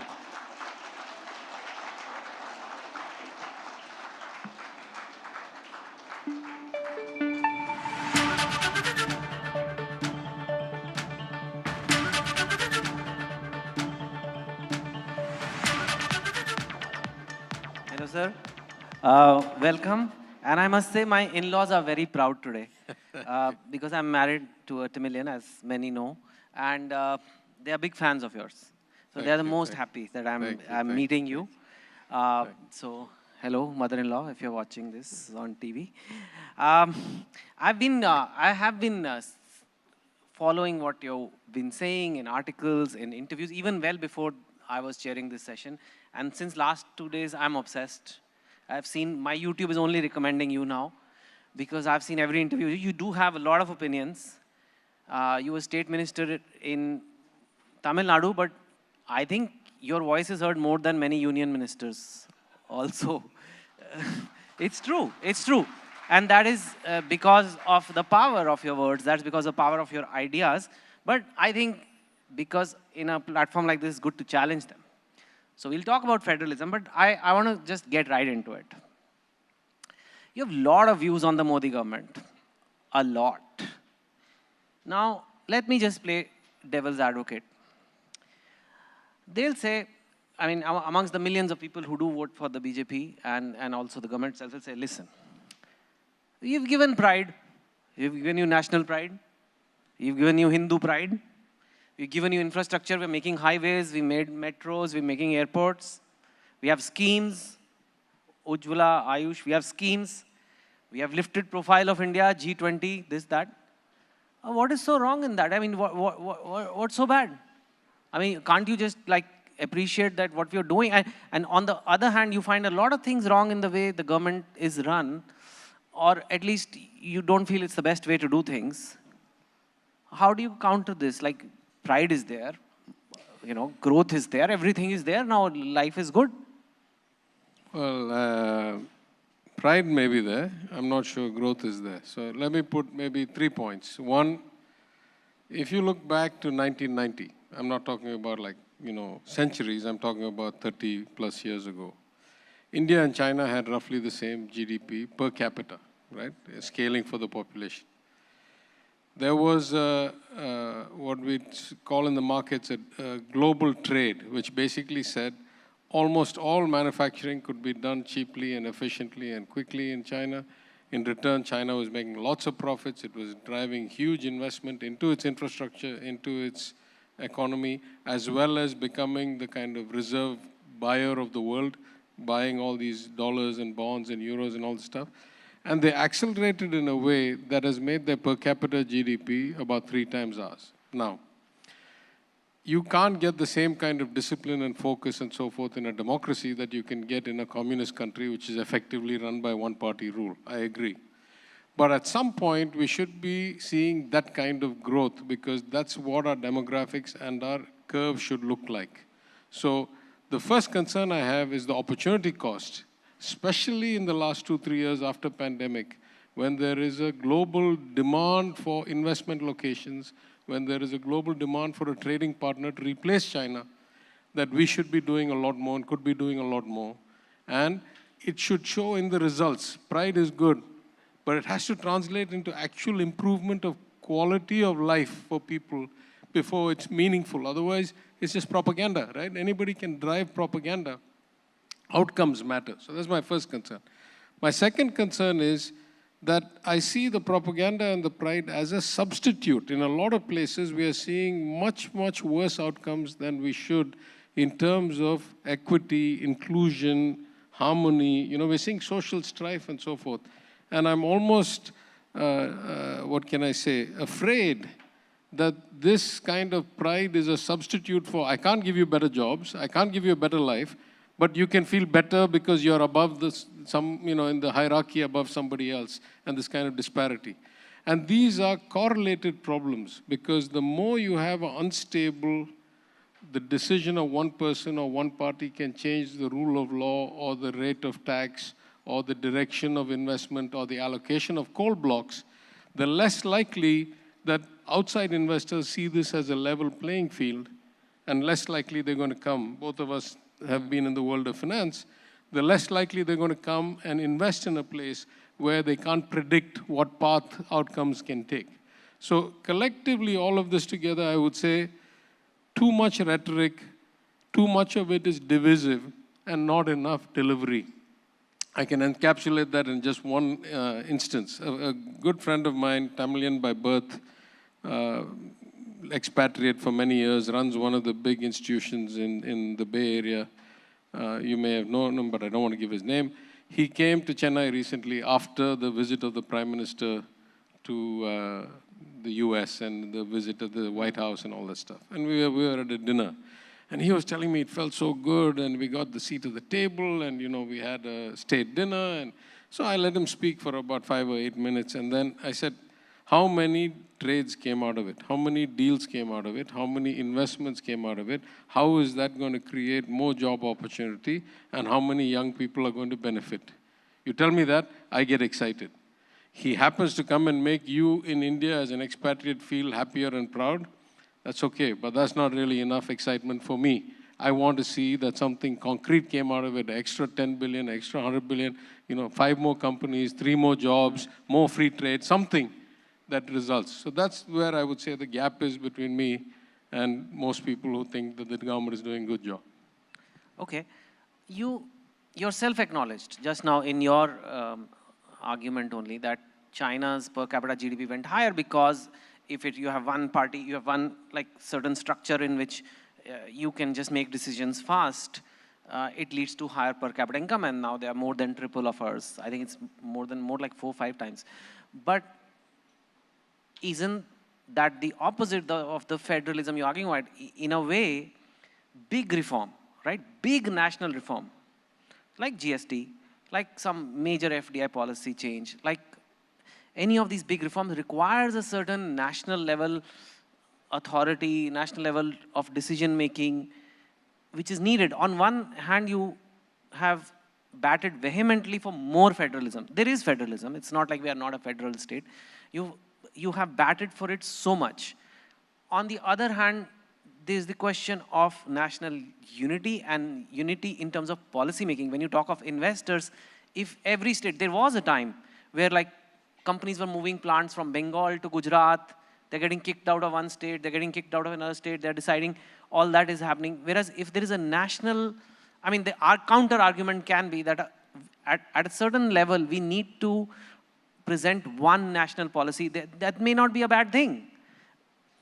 I don't know, there's 3 or 4 questions there. So let's unpack that. Let me start with the beginning. The problem with the one decision making or one party rule is that the odds of getting it exactly right are exactly 0. So even if you take China, while they had decades of tremendous growth, now they're paying the price for it because they've got overbuilding, all their major companies are going bankrupt, they have this unofficial credit market that is collapsing, and there's going to be serious consequences and pain. And there was a lot of suppression of dissent and opinions in the process of getting there. So I, for one, am not saying I want to see growth at that cost. So let me be very clear. I'm not advocating that model. I'm saying I can explain some of the gap based on the fact that it's a different model. The second point, though, is that there is very little likelihood that there is a, all-knowing, all-seeing authority. That's the reality of most human beings. We are limited individuals. The notion of democracy is that 1,000 voices should be heard. We should take inputs from everybody. And then we should try and figure out a policy. And then if it doesn't work, we should be able to calibrate, recalibrate, and readjust, right? Not because I say so, this is the only way going forward. There are certain things that should be done at a national level. Things like foreign trade, things like currency stability, things like international relations, things like regulating of interstate commerce. But if you're going to dictate things like social policy about who should get fed and who should, get educated what, this is very, very difficult to do in any large country in the world. It doesn't happen in China, despite it being communist. They set macroeconomic policies at the Central Politburo. But the city of Shanghai gives out industrial permits, decides what the environmental rules are, runs its own police force, runs its own pollution control board. The city, I'm not talking about the state. Big banks like mine, I work for a large international bank, has to get licenses province by province. There is no pan-China banking license for an international bank. You have to get state by state. Go to the US, you go to even developed countries like Switzerland. The canton decides whether you can become a permanent resident or a citizen or not. That county, right? So all over the world, the notion of democracy is inextricably linked with the notion of self-determination.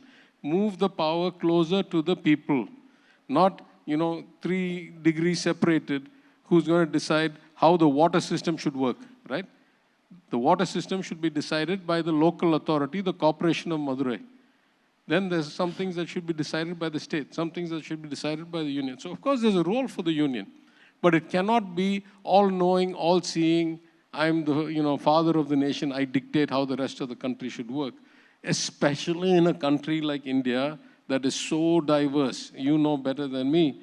The country is diverse not just because it was broken into states linguistically, not just because it has different people going back thousands of years, but in the last 50 years, forget the last 50 years, in the last 30 years, from liberalization till now, the gap between states has accelerated so dramatically. The per capita income of Tamil Nadu is 4 times that of Bihar. How is the same economic policy going to be valid for both of us? Right? Yeah. We have disparate outcomes, we have disparate problems, we need disparate solutions. It's very unlikely that one policy is going to suit everybody in this country. I actually had that question. Why is the South per capita income much higher? Are you guys just smarter? No. Well, I don't think so. I was it's okay. No, I was at a conclave in Bangalore over the weekend, and I was asked, is there a southern model of governance? And I said, I think there is, but if there is a southern model of governance, it's because it's a southern kind of culture and society, right? Because governance is not thrust upon us. Governance comes based on the people who elect us and what they expect us to deliver as elected officials. So what is it that makes a southern culture a bit different, right? And I think so I'll work backwards. We got better outcomes because we have different governance. We have different governance because we have a different society. And I can think of at least 3 components, and this is just, what I thought off the top of my head. One, over thousands of years, we have been a seafaring, outward-looking kind of society, right? From the Chola kingdom had reached all the way to Laos and Cambodia. So, and now in the Madurai Kiladi dig, we found Roman coins dating back to, a few hundred BC. So we had always been an international outlook kind of global perspective society, much unlike the people who are getting invaded all the time from the north and who are very defensive and, mine's mine and you stay on that side. More recently, about 100 years ago, when all of this was the Madras presidency, this was one of the few presidencies that was not a Congress government. It was a Justice Party government. And they advocated and legislated equal rights for women, compulsory education for all, elementary education back in 1921. Communal reservation based on what percentage of your society, so that every community could have a judge and a collector and a police officer and a lawyer. So this kind of social inclusion and empowerment spread across what was then Madras presidency, which is much of South India, except the princely states. It started somewhere in Orissa, came down to Kanyakumari, and went past Bangalore almost to Bombay. So I think that social justice, inclusion, empowerment of women, and if I had to pick one thing, I'd say empowerment of women, giving women equal rights relatively. I'm not saying it's perfect, but relatively equal rights and equal access was probably one of the driving factors. And then the third thing is what I said earlier. When we did liberalization, when we did globalization in 1990, that's when the gap really started to accelerate. Because what we had was the building blocks. We had the infrastructure to benefit from this liberalization and this opening up.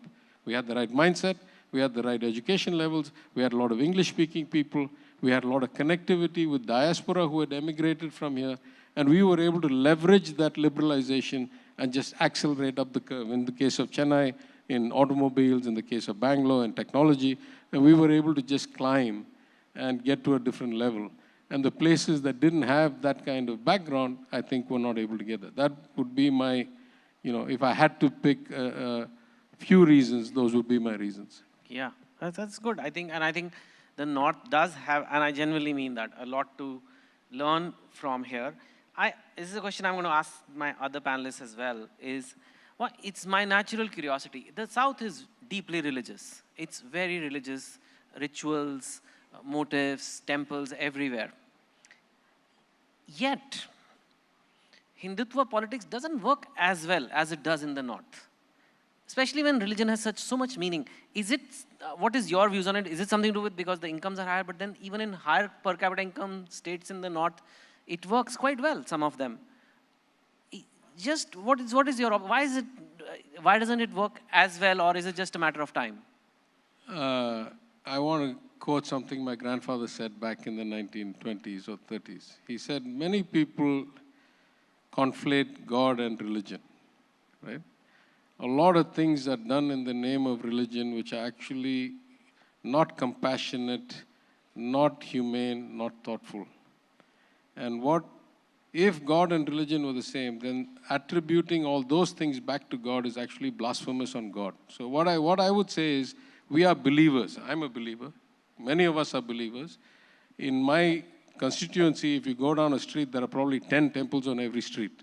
Some of them are private, some of them are owned by the state because they were without a clear lineage of descendants. But belief in God doesn't mean putting somebody else down, doesn't mean that I have to be superior to somebody.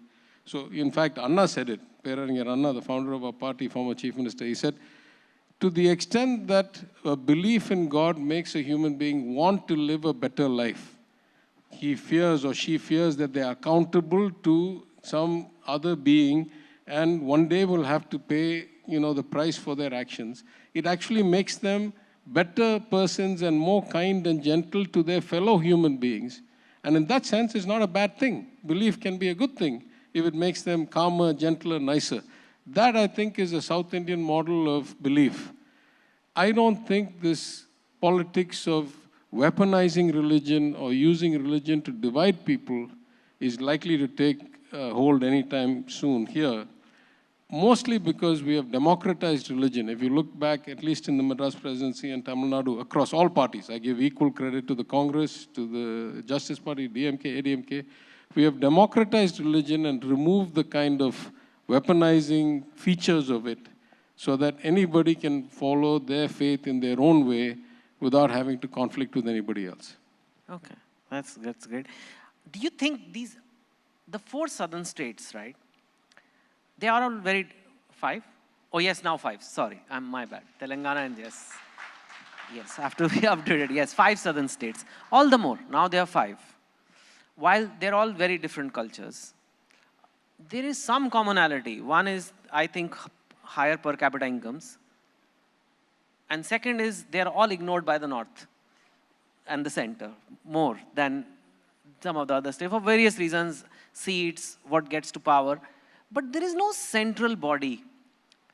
There's no, you have a G20 or a BRICS. There's no S5 or SS. There's nothing which represents the common cause. Do you think there is room for something like that? Do you think something like that can actually make the voice stronger? Because there is, from the North, many people don't even know the differences in the various cultures, but there is a lot of difference. But there is still a lot of common elements which justifies having a block like this. What do you think? Look, I think the higher per capita GDP is a direct result of a higher education level, weighted average, which is a direct result of greater inclusion and social justice, and a direct result of more empowerment of women. I think these are inextricably linked. If I had to pick one variable, I would say Just compare the percentage of girls getting out of elementary school, then middle school, then high school, then getting into jobs, what age they get married, what age they have their first child. These are the variables that separate the South from the less developed parts, and surprisingly even from a state like Gujarat, which is developed economically, but socially these indicators are very bad. So then the question is, why have we not really thought about ourselves as a bloc? Because we are the same patriotic citizens as anybody else, and we were thinking of ourselves really as state-to-center relations. Incidentally, in my view, though I lived abroad for 30 years and I have not lived outside Tamil Nadu, so you have to take it with the limitations of my knowledge. But if you ask me to pick, in my memory, the 4 greatest federalists of all time in India in 75 years. Peraringer Anna, Kalaignar Karunanidhi, Ms. Jayalalitha, and Thiru Narendra Modi. Greatest federalist of all time, till he was Chief Minister of Gujarat. Till he was Chief Minister of Gujarat, he was one of the greatest federalists of all time. Now, of course, a different story. So now I'm saying if federalism in terms of states' right is being kind of gutted and is being disemboweled, then maybe the states need to start thinking together about what is a common agenda. And I'm saying first, all states compared to the union. Second, of course, those states that because of this, we have this real tragedy in our country, right? Like, let me give you the math of it. In every country, in every federal society, those that are better off will contribute more, and those that are less well off will get more from the central pot. It's what happens. Yes. But most places in the world, that contribution or redistribution, that's what we do with taxation, right? Within our state, we take more money from those who can pay, and we give it to those who cannot. But all those are supposed to bring people closer together. This kind of redistributive function, whether it's the union relative to the state relative to the districts, the state relative to individuals, the state relative to cities. But if you look at India for the last 25 years, particularly the last 5 finance commissions, the distributions have kept on getting worse and worse skewed. That is, the more they take from us and the less they give back, the richer we get. The more they give to the poorer states, the poorer they get on a relative basis. So it's like throwing money down a well. You're giving this redistribution. In America, it helps Montana and Missouri come up if you take it from New York and California. In China, if you take it from the coastal provinces, put it in the hinterland, it helps the hinterland come up. In India, we keep on sending the money and it doesn't do anything. In fact, it makes things worse. So now the question is, if you're going to go to real democracy, you have 2 basic problems. The first problem, most of us in the South are paying out a lot more, getting back a lot less, and it's on a trajectory that is going to become more and more problematic. The second problem, because we have frozen population-based delimitations for 50 years, starting first with the 42nd Amendment during emergency, then the 84th Amendment under Thiru Vajpayee's prime ministership, we are going to find ourselves in a situation in 26, where either we are going to now redistrict, in which case states like Tamil Nadu are going to lose, or Kerala. The South will probably lose like 20 or 30 MPs out of its already small pool because our populations have come much lower. And then the poorer, weaker parts of the country that are already getting the most money are going to get many more MPs. Or you're going to continue a situation where it's an uneven democracy where every 1.5 million people in Tamil Nadu or slightly less in Kerala have an MP, but every 2.1 million people in UP have an MP, right? So neither of these is a good outcome.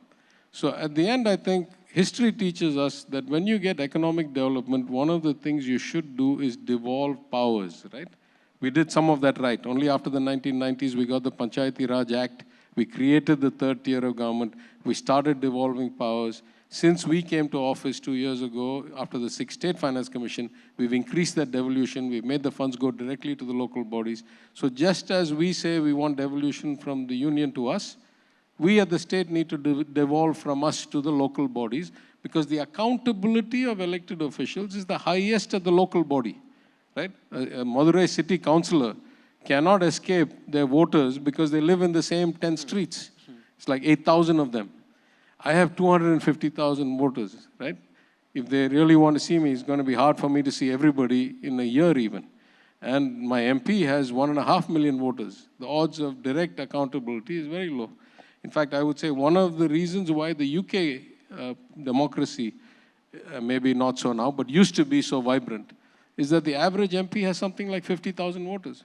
Yep. So you can hold them accountable, right? So the more you devolve power to those that can be held accountable, the more thriving a democracy you'll have, the less you'll have a problem with this kind of devolution, with this delimitation.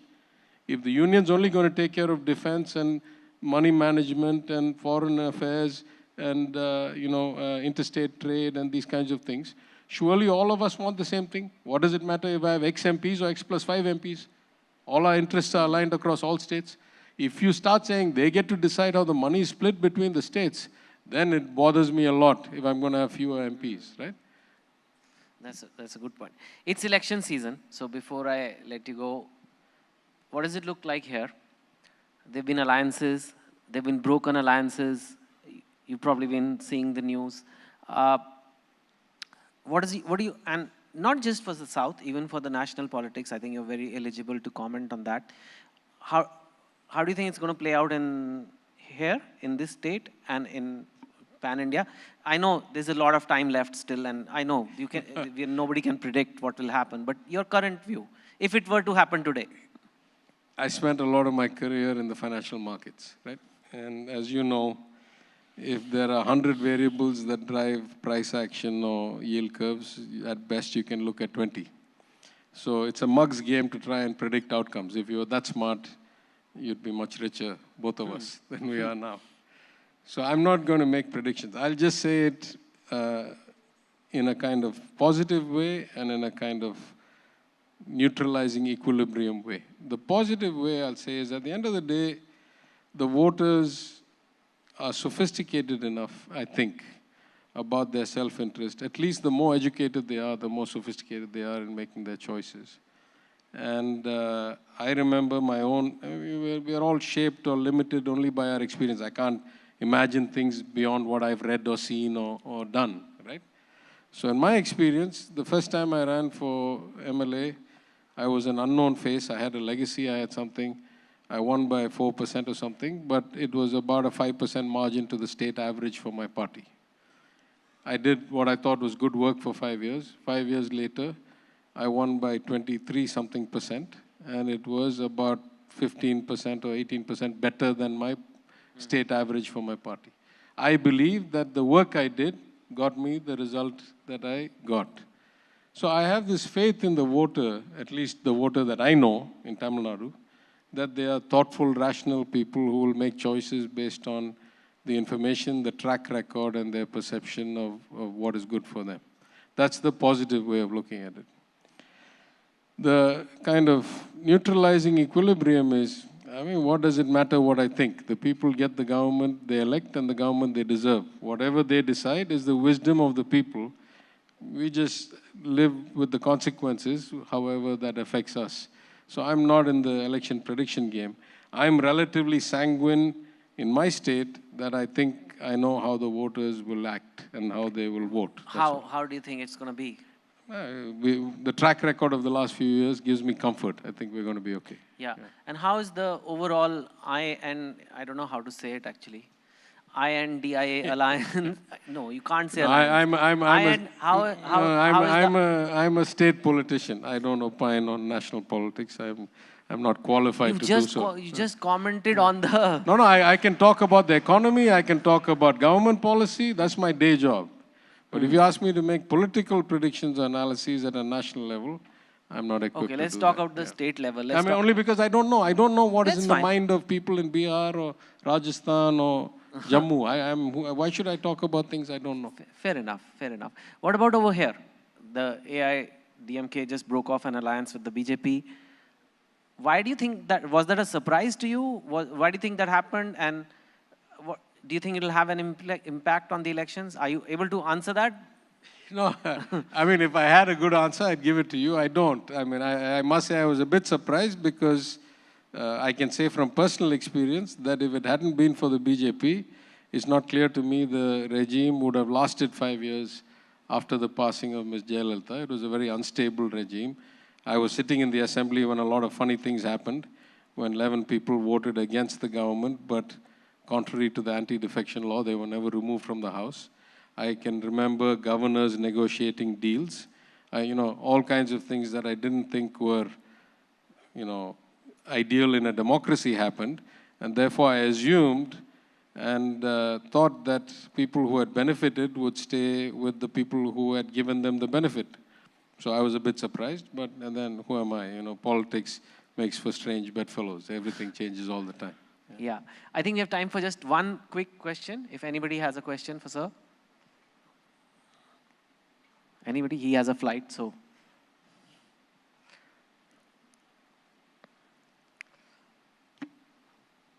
Yeah.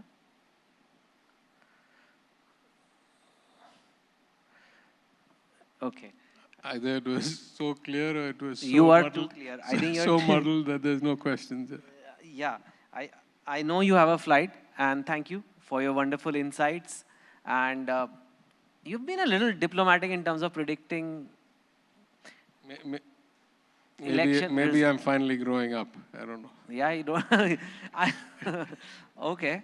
Well, I mean, there's a lot more we could have discussed, but you have to go catch a flight to Madurai, to your constituency, and I don't want to hold you. Thank you so much for your time and your great insights into politics, economy, and everything else. Thank you. Thank you very much.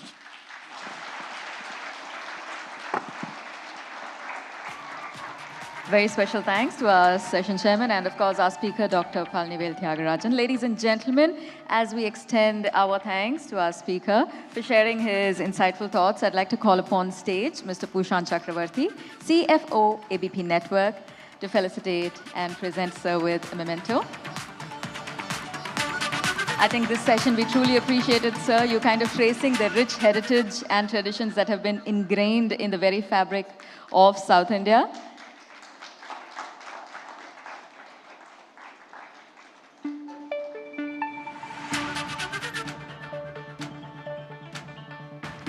Anyone who is posting about this online, we'd love to see your journey. Hashtag ABP Southern Rising is the one that we'll be following. And of course, we'd love to feature you on abplive.com. Ladies and gentlemen, please join me as I extend our thanks to Dr. Palanivel Thiagarajan. A loud round of applause. Thank you so much, sir. In a rapidly evolving world, the very definition of new India, right, it's a subject of great debate. The past with its rich heritage, its complexities, the present with its challenges, the very imperfections, and the future. It offers multiple promises of progress and change. All of these play a significant role in shaping the nation's identity. In this session, we have three distinguished guests who represent different facets of governance. They're about to take us through the path forward towards a new India that reflects the aspirations of its people. All right, our stage is set. Ladies and gentlemen, please join me as I welcome onto the stage our speakers this session.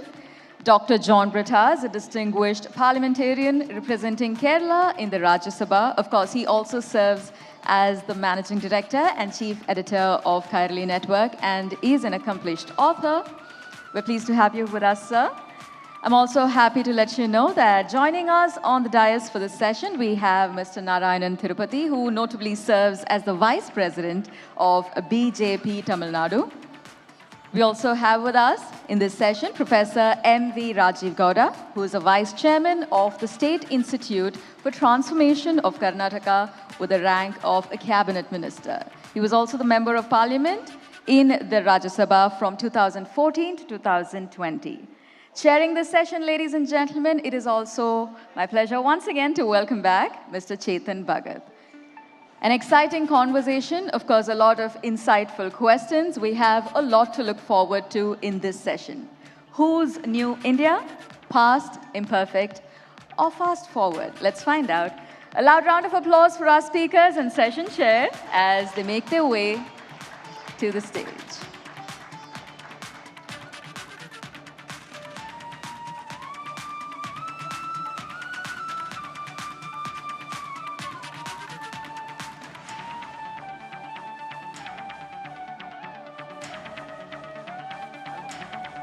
Ladies and gentlemen, here at the Southern Rising Summit 2023, the session begins. Over to the session chair. You know, I kept the other sessions relatively soft because I knew this one is coming. Today we have the panel. So I think we should just make one promise to each other that no matter what we say and how heated things get, if they do, we are still friends. Mike? What? You couldn't hear me?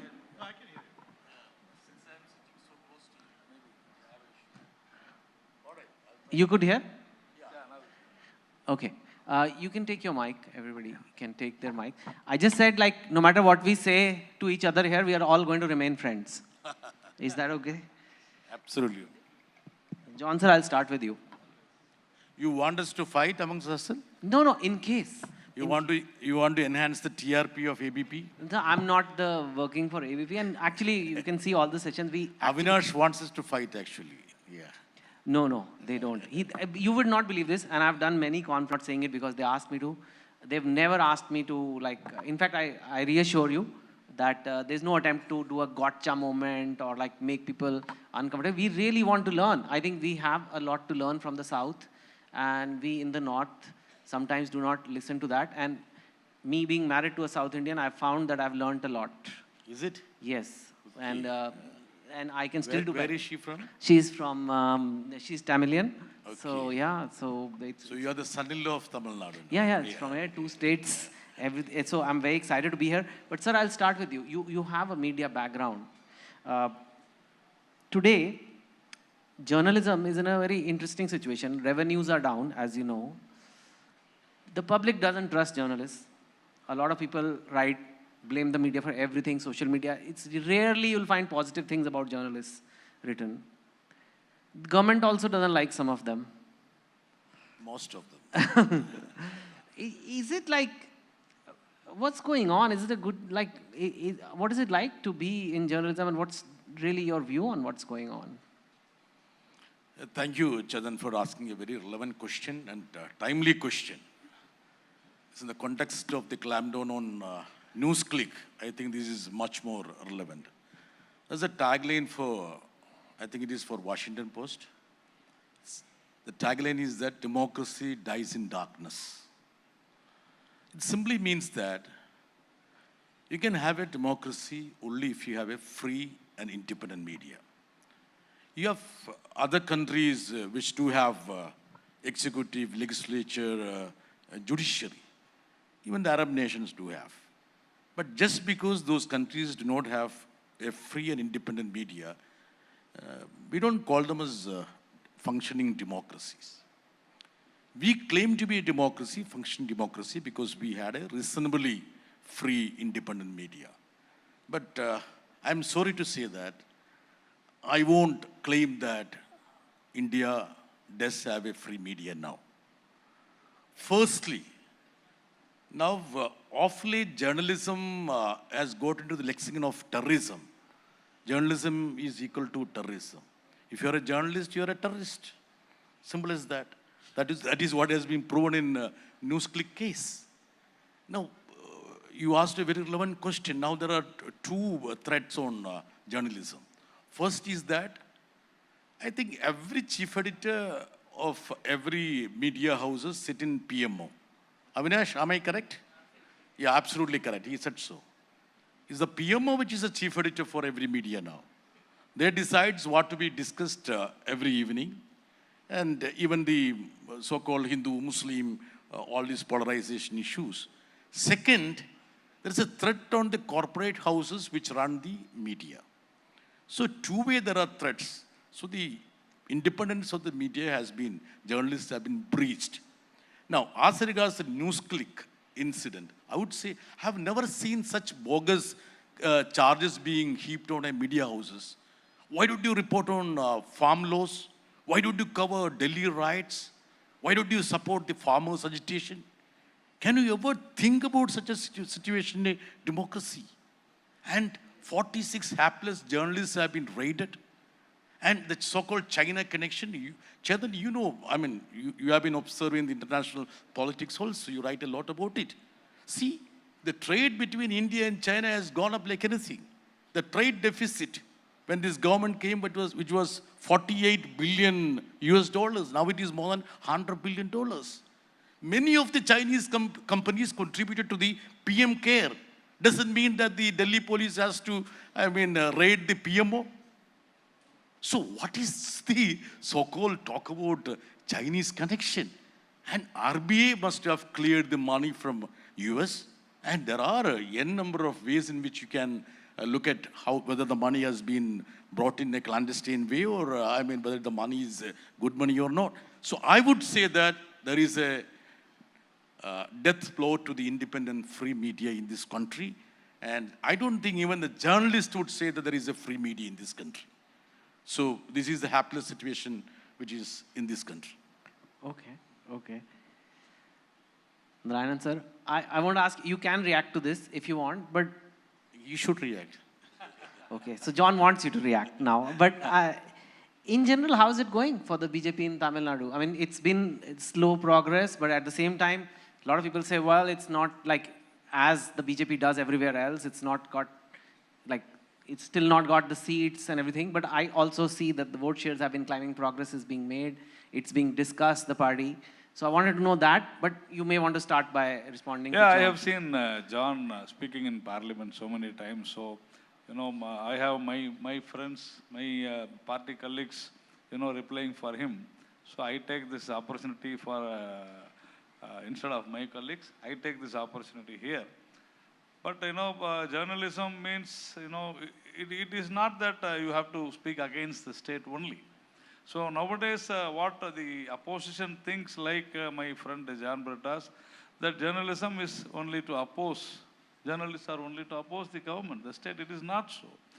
When it comes to Kerala, they will say that that is not journalism, because in Kerala, I can quote Humpty number of incidences, Humpty number of journalists who have been attacked by the communist parties. So governments, even today, I am seeing. But it doesn't mean that, NewsClick, say, how do you say? He's telling that, okay, you go and see how the money had come and all those things. Without searching, without investigating, how it can happen.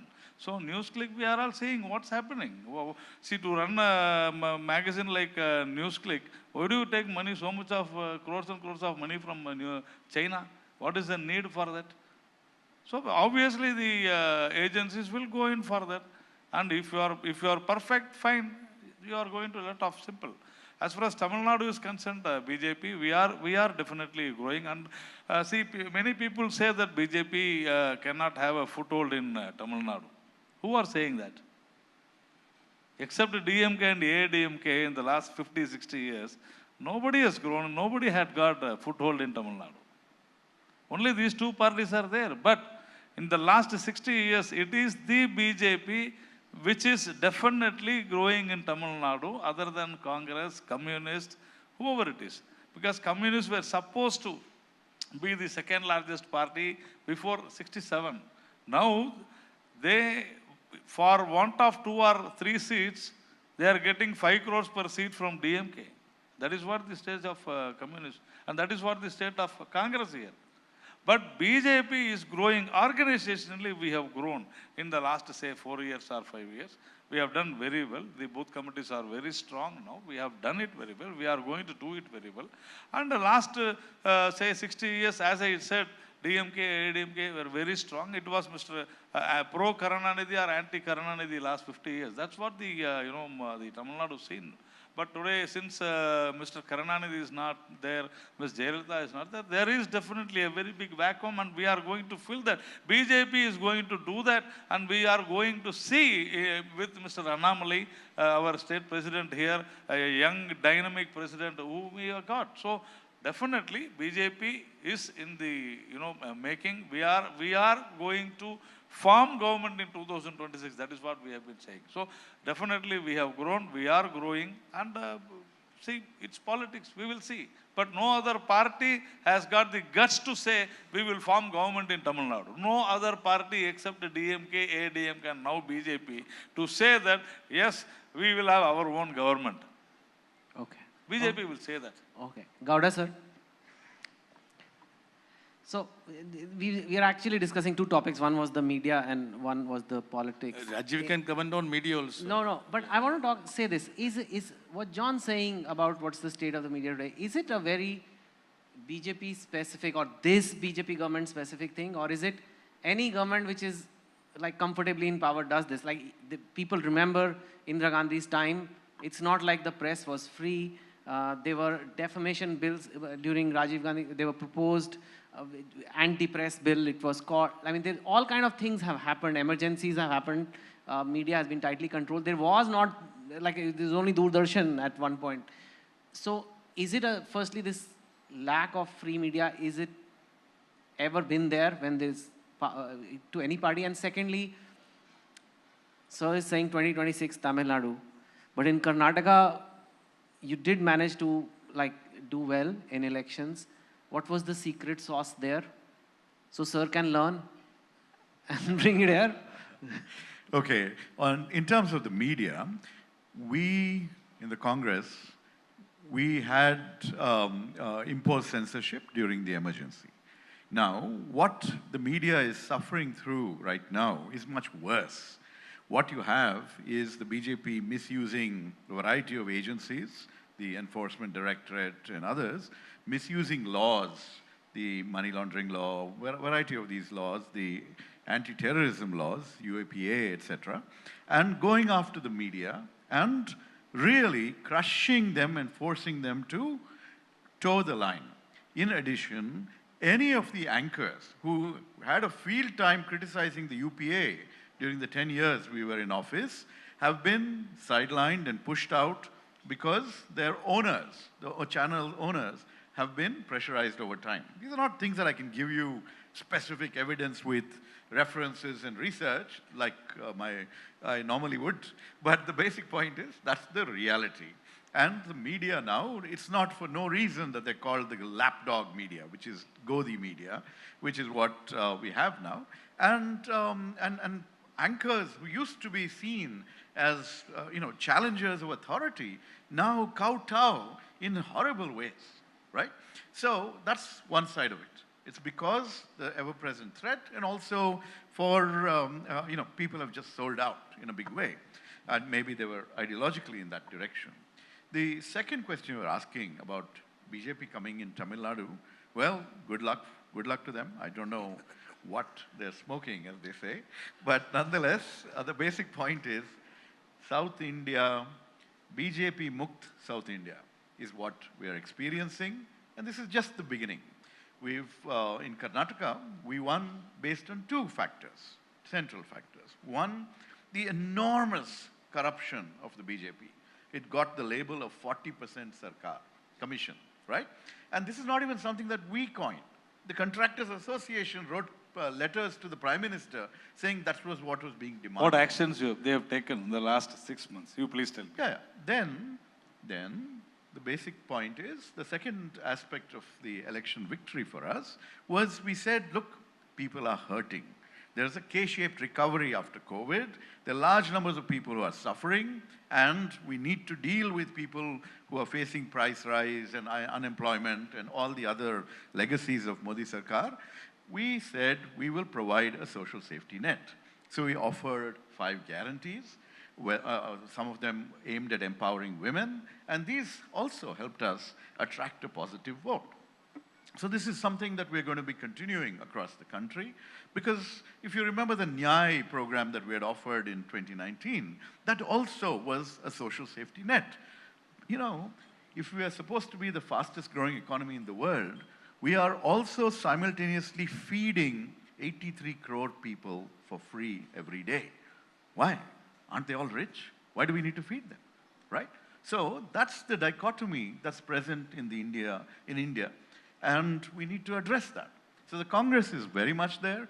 We are expecting to win Rajasthan, Chhattisgarh, and Madhya Pradesh in a spectacular way, because you can't just win with 10 seats extra. You have to win with 35 seats extra like we did in Karnataka. Otherwise, the BJP will initiate Operation Kamala, destabilize democratic outcomes, get governments to fall, all this sort of stuff. That's standard behavior. Like how you did in Maharashtra. The great free media never says anything. They say Chanakya Niti. They don't say this is a subversion of democracy and this should not be tolerated for a second. All right, all right. Like how they did in Maharashtra. Okay.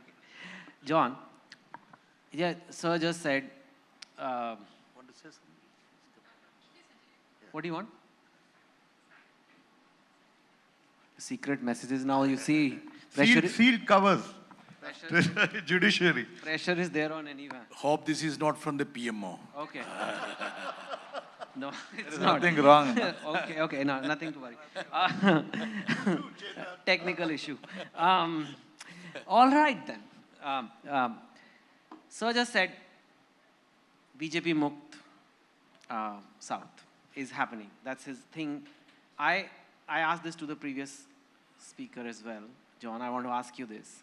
And because this is a very natural curiosity question, it's at least, I think the southern people are extremely religious, extremely believe in faith. My own wedding was done South Indian style, and there were so many priests. And then I remember my Punjabi cousins asked, when is the dancing? And they said, what dancing? There's no dancing in, it's a very serious, but yet, like, so there is so much influence of religion at every step. There are so many pujas, everything. But the Hindutva doesn't catch on here so well. You've also commented in another conclave, I saw a clip which became viral about, let me put it mildly, you didn't like the Adhisirs hanging out in parliament on the inauguration day. Sannyasis? Adhisi? Is there? Sengols? Sengal day. Yeah, you had your own. Why should there be a Sengal? Yeah, no, so that also, No, and the broader question, why doesn't it catch on here? Yes. Like it, and it has caught on in the north. See, my friend Narayanan Tirupati's optimism about BJP coming to power in Tamil Nadu in 2026, you said so? I should ask him to, keep up that optimism. Everyone has the right to dream, naturally, and he also has it. See, when you talked about, South being religious. Yes, we are religious. Religion itself is against Hindutva, actually. Being religious doesn't mean that you need to, tread the political ideology of BJP. I would say that if you're true religious, you would be against BJP. That is what is the... Why is that? Naturally, we are not against violence. See, what did Vivekananda speak in Chicago? This is a country which imbibed all the cultures. See, he even talked about, now there is a Israel-Hamas conflict that's going on. He even talked about the Israelis being given shelter in South India. That was precisely in Kerala, when that Roman Empire shattered their shrine. We welcomed all the cultures. Think about the rich diversity history of this country.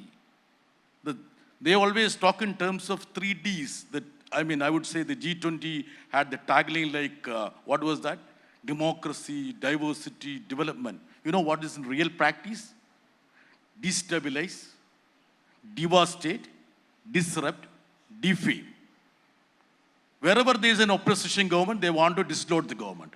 If they cannot dislodge the government, they want to disrupt it. If they cannot disrupt the government, you defame it. You come with a movie called Kerala Story and defame Kerala. The most peaceful state in the country is been termed as the hotbed of terrorism. And even the Prime Minister of this country becomes the ambassador of a third-rate movie like Kerala Story, which was essentially made to defame a state. Can you ever envisage such a situation in a country, democratic country? I have to let Narayan sir. No, are you finished? Then, sir, you respond to this. He is recording everything diligently. And I will tell you, Chetan. He's smiling. See, it's coming to the academic, I would say the vertical. See, South has the history of long tradition of reformist movements everywhere. In Karnataka, in Kerala, in Tamil Nadu. Tamil Nadu has golden rational movements against untouchability. Kerala had Srinarayana Guru, Ayyankali.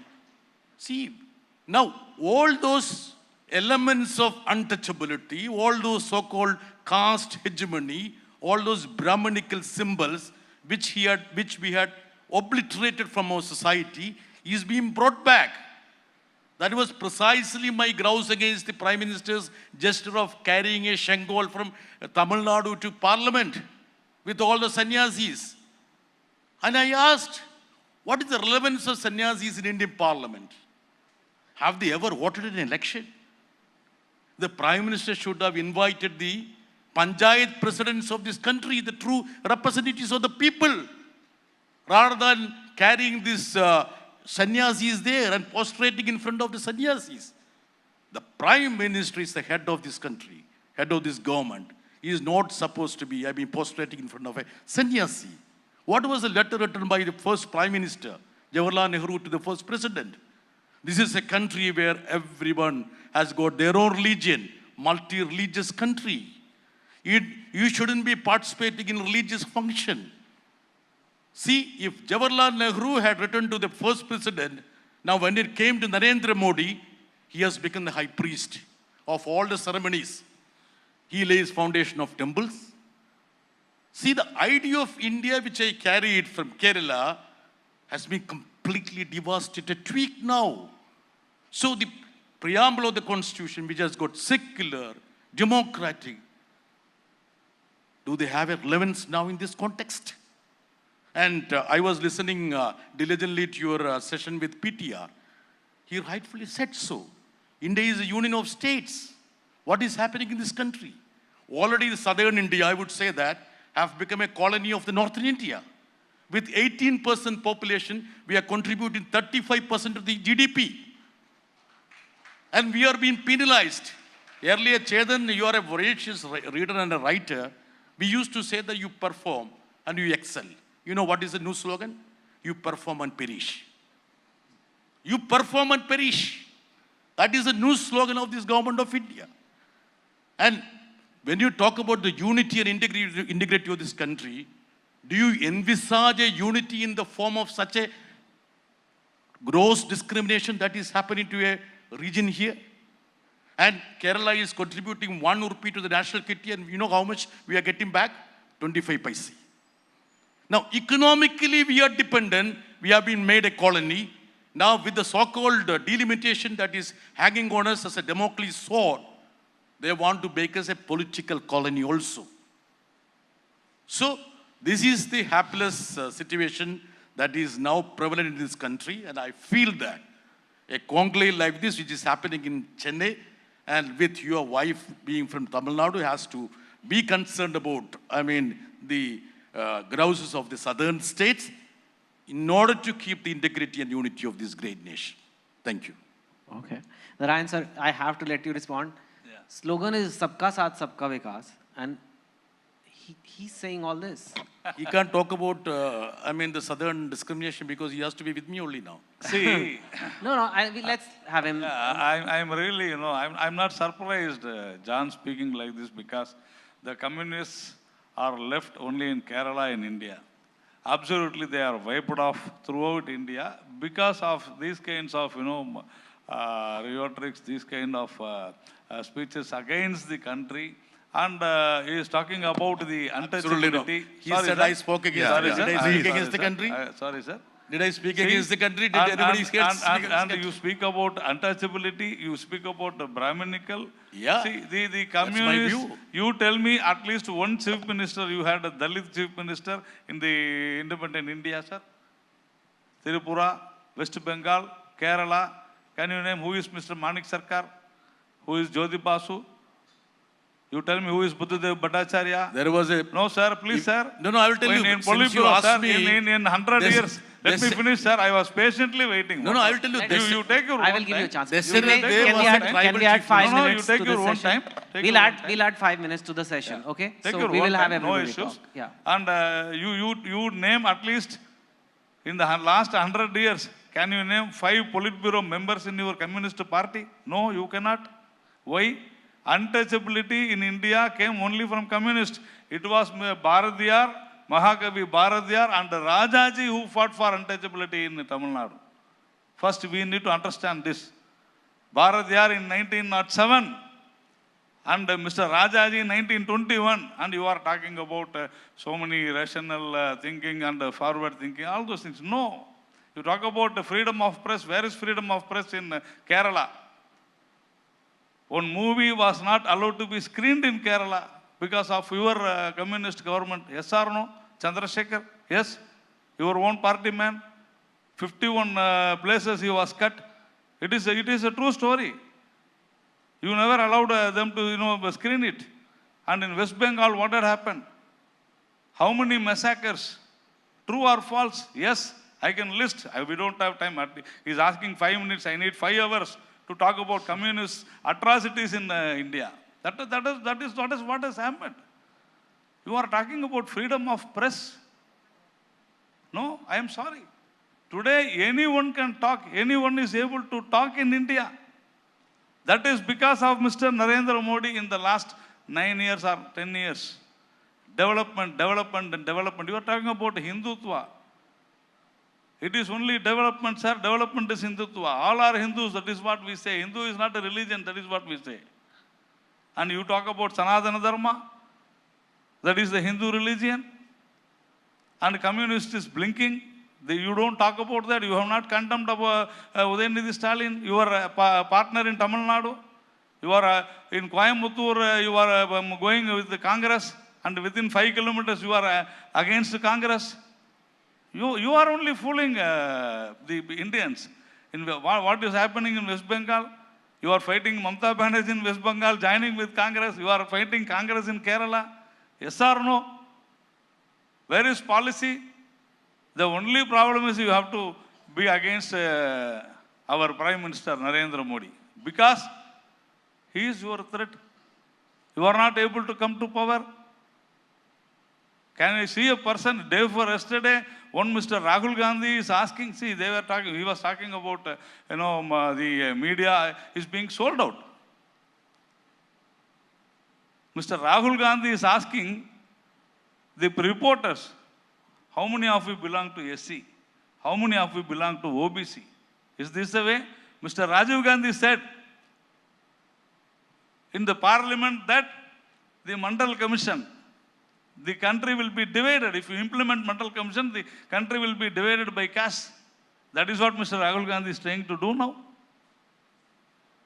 What is that Congress doing now? India, in agriculture, in education, in health, in industries, everything we are, everybody, we are all seeing. It is not that Mr. Prime Minister from PMO is asking editors to write this. Even, magazines from America, everybody they are writing. We all know that. It is development. You don't want development? All corrupt people are joining together. We saw that, religion has been democratized here. That's what Mr. PTR told. In fact, he was referring to PTR. What has happened in all these days? All this religion has been made corrupt. That is what they have been. That is why we are saying get out of temples. Government should get out of temples. That's what we are saying. So we have policies. We have gone to the public. We have gone to the poor. We have gone to the middle income group. We have developed infrastructure. In the last 9 years, it has improved. Not like 70 years. We have definitely improved. Yes or no? Yes. We have done it. Digitalization, we have done it. Education, we have done it. And I am really surprised how communists, they are talking. You talk in Kerala something, you talk in West Bengal something, and you tell me how many, both Congress and communists doesn't have any face in South. They are commenting on BJP. How is it possible, sir? Before the 3 months, where was Congress in South India? Telangana Congress was there? No. In Andhra Congress was there? No. Karnataka Congress was not there? No. In Tamil Nadu, Congress was not there. In Pondicherry, BJP government is there. And you are saying that BJP Mukta South India. How is it? You are not at all there. Where is communists, you tell me? You ask Congress, they will say communists will not be there in Kerala next month. And you people are talking about BJP Mukta South India. What is this? Shall I ask him? Gowda sir. About Congress in South India? He said, what is this? I should ask him to just pay attention to the details. Congress was running the previous government of Pondicherry. Before the communists, we were running the government of Kerala. In Telangana, we came second last time, and we expect to win this time. We run Karnataka. So we don't have, we have about 9 Lok Sabha MPs from Tamil Nadu, thanks to our partnership with the DMK.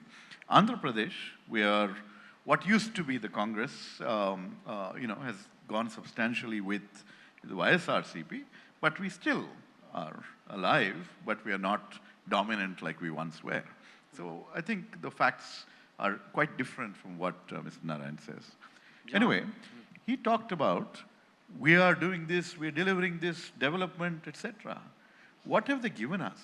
They gave us demonetization, which was, the economic geniuses of the BJP, hands off, hats off, salute them. They gave us demonetization, right? Remember what that did to us. It devastated the agricultural economy, devastated the non-formal economy, and they have not recovered from it. That's one. What have they given us? They've given us the tragedy of Manipur. Have you heard of Manipur, sir? It's a state in northeast India. Huh? Okay. They have given away our land to the Chinese. We are not able to control and patrol certain points. And our Prime Minister assures us, koi nahi ghus gaya, whatever the language he used, right? So what is the problem? Acknowledge that we have a problem there and find a way to solve it. 18 meetings at high level between the militaries, and we are still not getting an inch back from what, how many of our soldiers sacrifice their lives out there? Instead, they use words like anti-India so freely. This is the tragedy of modern India, that this word, this phrase has ever entered the lexicon of democratic India. We should be free to criticize the government. The moment you criticize the Prime Minister, it becomes anti-national. That wasn't the case during our time. You had a free run criticizing Dr. Manmohan Singh, one of the best Prime Ministers we ever had, and who delivered such extraordinary growth. And what do these guys do? If we want to give you the statistics, they've been hiding the statistics. They've been killing the data. They've stopped collecting any data that can prove inconvenient to them. So we are now, working with smoke and mirrors when you're trying to make policy. And then they give a huge tax cut to corporate India and to all their cronies. And does corporate India invest? Have you seen an uptake in private sector investment? One of the key dimensions of what grows GDP?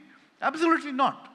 So why are your friends, the world of people in corporate India, not having faith in the current economy that they would invest? What's holding them back? These sorts of situations. So it's very, very sad. What you're seeing is just a relentless marketing machine, a relentless distraction machine. This is what happened during COVID. The first, an unplanned lockdown, which devastated the economy. And when we saw those lakhs of people marching back because the government is refusing to give them transportation to get home, people dying on the way, the government issues a report in Parliament saying we have no data on migrants and their deaths, right? We have the few journalists who reported this, but the rest of us, we were distracted with Sushant Singh Rajput's death. That's what happened, okay? So it's government aimed at distracting you, keeping you away from the realities of India, and you've given them 10 years. Enough time for a change. Well, I guess it's up to the people who will decide. I must say, I had a very lucky, all three fantastic speakers. Big hand to them. That's all we have time for. Thank you so much. Thank you. Just stay for a memento. But yes.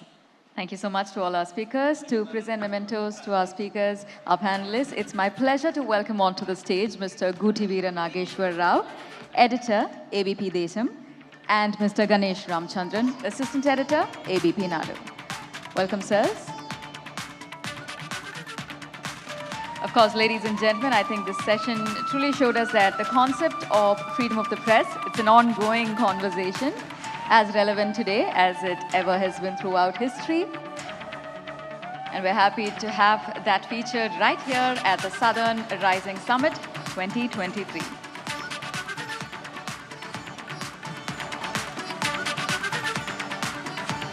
We have Mr. Ganesh Ramchandran, Assistant Editor, ABP Nadu, presenting our speakers with a memento.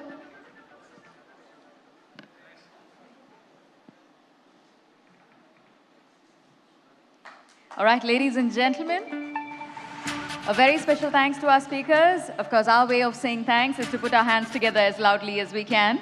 Thank you so much for taking us through the insightful conversation. For everyone at home, if you are looking to tweet this, if you're looking to post it online, the hashtag that you're looking for is ABP Southern Rising. And of course, we'd love to feature it on abplive.com. Along with that, we hope that you will take a moment to download the ABP Live mobile app on both Android and iOS platforms. The Southern Rising associated by Sri Sri Tatva Shuddhata Ka Naam, We Bano Kisi Ke Hum, We Ke Sang, Finolex Pipes, Long-Lasting Pipes, Partners, Rumta Steel TMT Bar, Ekdam Solid, Z Black Premium Agarbatti, Pratna Hogi Swikar, Acco, Welcome Change, State Partner, Tamil Nadu, where stories never end.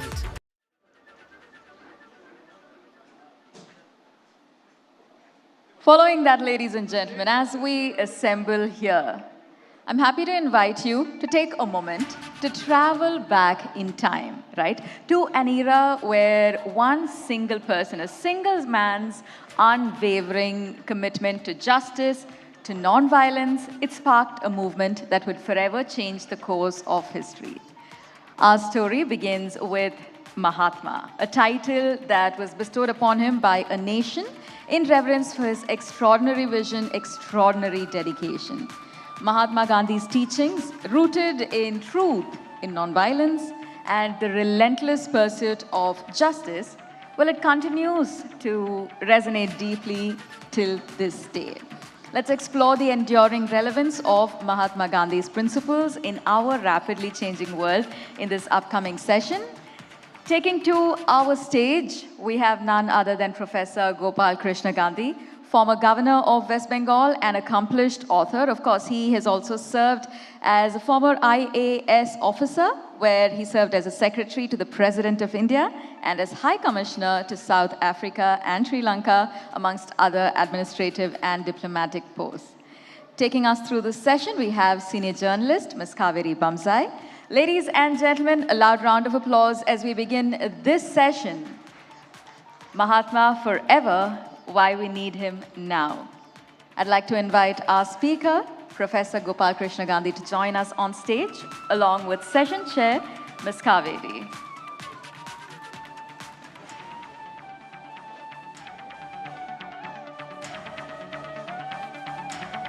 All right, ladies and gentlemen, for everybody who is tuned in, we'd like to express our ultimate gratitude to all our supporters of ABP Desam, ABP Nadu, of course, ABP Network. It's truly been a pleasure presenting to you the Southern Rising Summit 2023 here from the heart of Chennai. Coming up right now, a session like no other. Ladies and gentlemen, our session chair, we have Ms. Kaveri and, of course, Professor Gopal Krishna Gandhi taking us through the principles of Mahatma.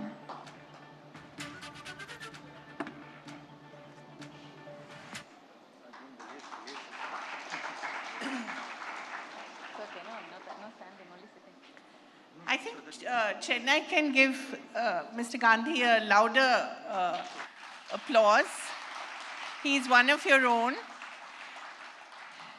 And it's so interesting that in Chennai, you're known more as Rajaji's grandson. Also true. Chennai is home. Am I audible enough? Chennai is home, not more or less. It is home. Has always been, partly because of the reason you mentioned. Yeah. My maternal grandfather lived here, and because I am half Tamil. Absolutely. But we are talking about Mahatma today, and I wonder, what would he say about the India of today?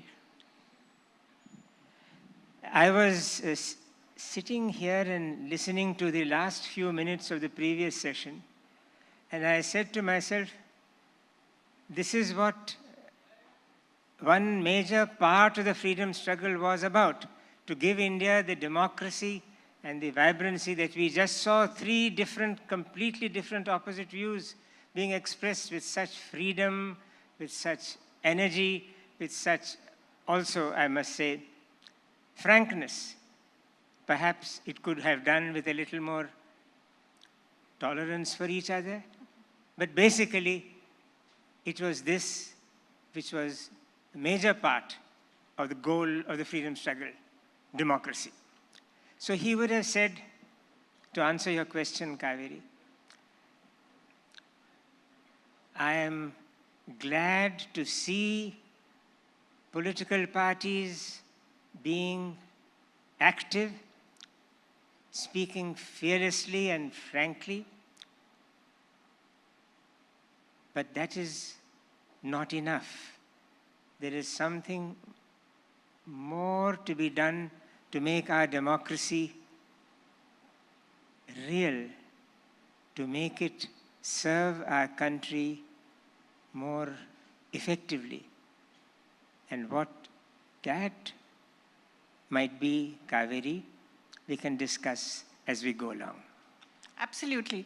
And one of the most remarkable things I found about your book, which is the second part, the last 35 years of the Mahatma's life, is that we know so much about him, and yet there is so much more to know. And it is quite remarkable, the details that you've come up with, including, I was so surprised, I always thought that Ram Raja was the only movie he'd ever seen, but you've corrected that. And his sense of humor, when he sees Sarojini Naidu and she says, what a terrible mess of a meal you're eating. And he says, only you can be so irreverent. 2 or 3 things struck me. One, the tremendous sense of humor that generation had, and the tremendous connection with each other, whether it was him telling Jawahar, as he used to call him, Jawaharlal, that you're my heir and we must be on the same page, or whether it was Vallabhbhai and his sense of humor. What a remarkable generation of men they were. And of course, the Mahatma was the greatest of them all. But they were also remarkable, the people who gave us freedom. You've used the word remarkable Twice, very correctly. Yeah. That is the right word to use. He never regarded himself as being here forever. That is a phrase used on this occasion, and I respect that phrase, and I'm happy to be part of the program which uses that phrase. But he did not seek immortality. He did not want to predominate the scene. He did not want to be seen as the helmsman. He always knew the reality, which was that he had tremendous support from the ordinary people of India. And he regarded himself as one of the ordinary people of India. As you know, he spent the earlier part of his mature life in South Africa. And when he had finished with his work among the remarkable people of South Africa, and he was returning to India, he came via Britain with his wife. And speaking to an audience like this in London, he said, I have been, and my wife have been, given a lot of praise, but our role has been very small compared to the role of those who were in the forefront of the Satyagraha in South Africa. And most of them, ladies and gentlemen, you would be interested to know, most of them, in terms of numbers in the freedom struggle of South Africa, freedom struggle by which I mean the struggle for the political rights of the Indians in South Africa, most of them were of Tamil and Telugu origin. They were from the south of India. For that. And it was the south of India that propelled the Satyagraha in South Africa. They were the remarkable people whom Gandhi was privileged to be among and his wife was privileged to be among. Kaveri, can I take a minute more Please, to yes, expand on this? In South Africa, it was that Kasturba Gandhi had her first imprisonment. And with her were half a dozen women, many of them of Tamil origin, including the great, unparalleled Valliyammai Munuswami Mudaliyar. Valliyammai was an unmarried tea and sugarcane plantation worker. And she was in jail in Maritzburg with Kasturba and suffered many privations in jail, and shortly after she was enlarged from jail, she died. And before she died, Gandhi met her. And this was in South Africa, in Johannesburg.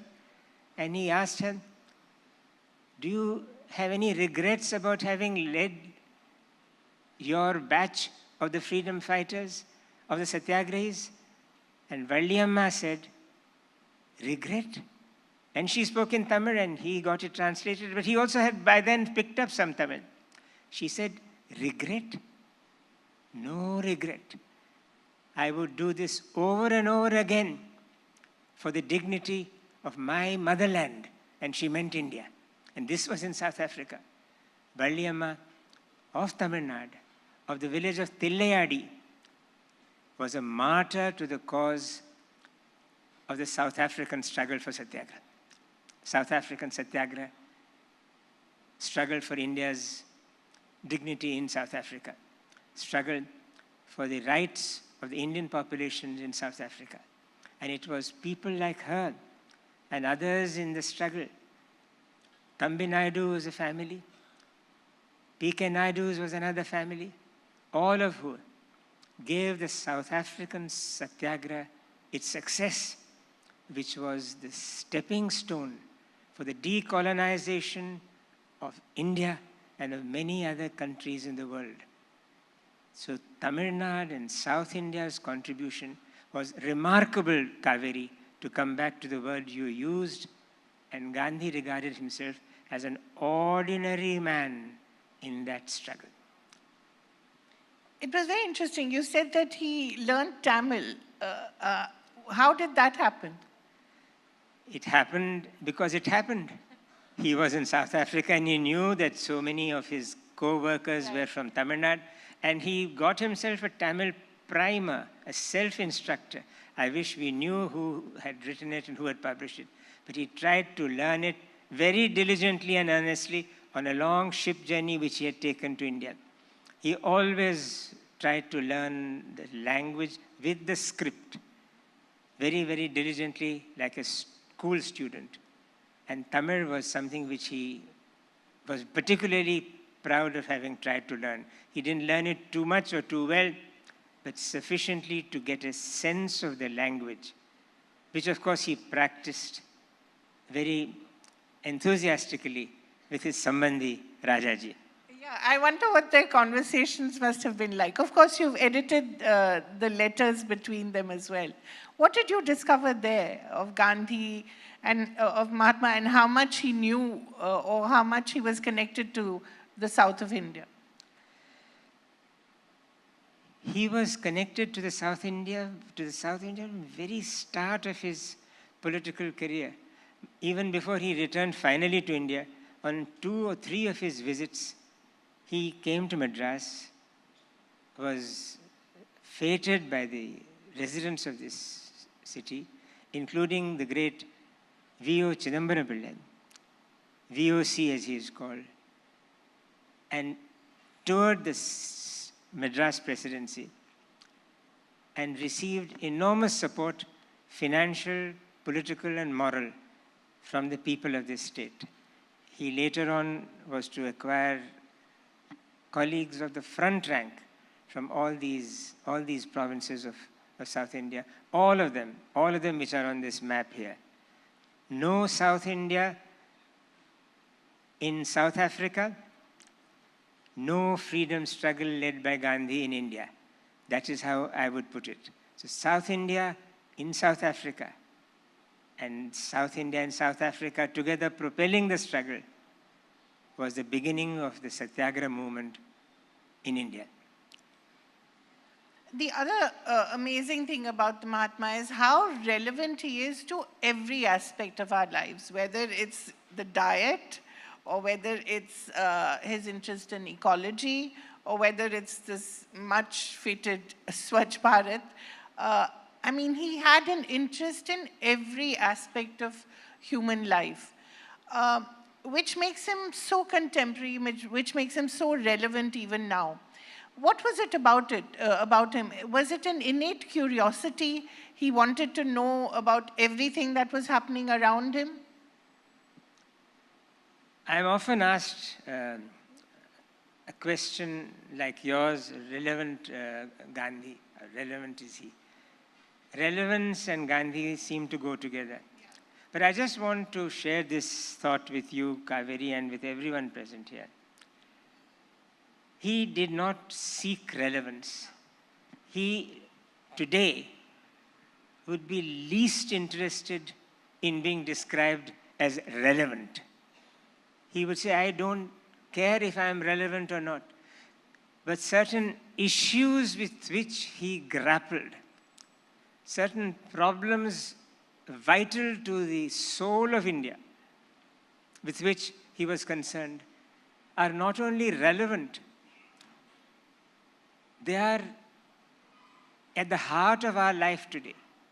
And I don't know how many of you would agree with this.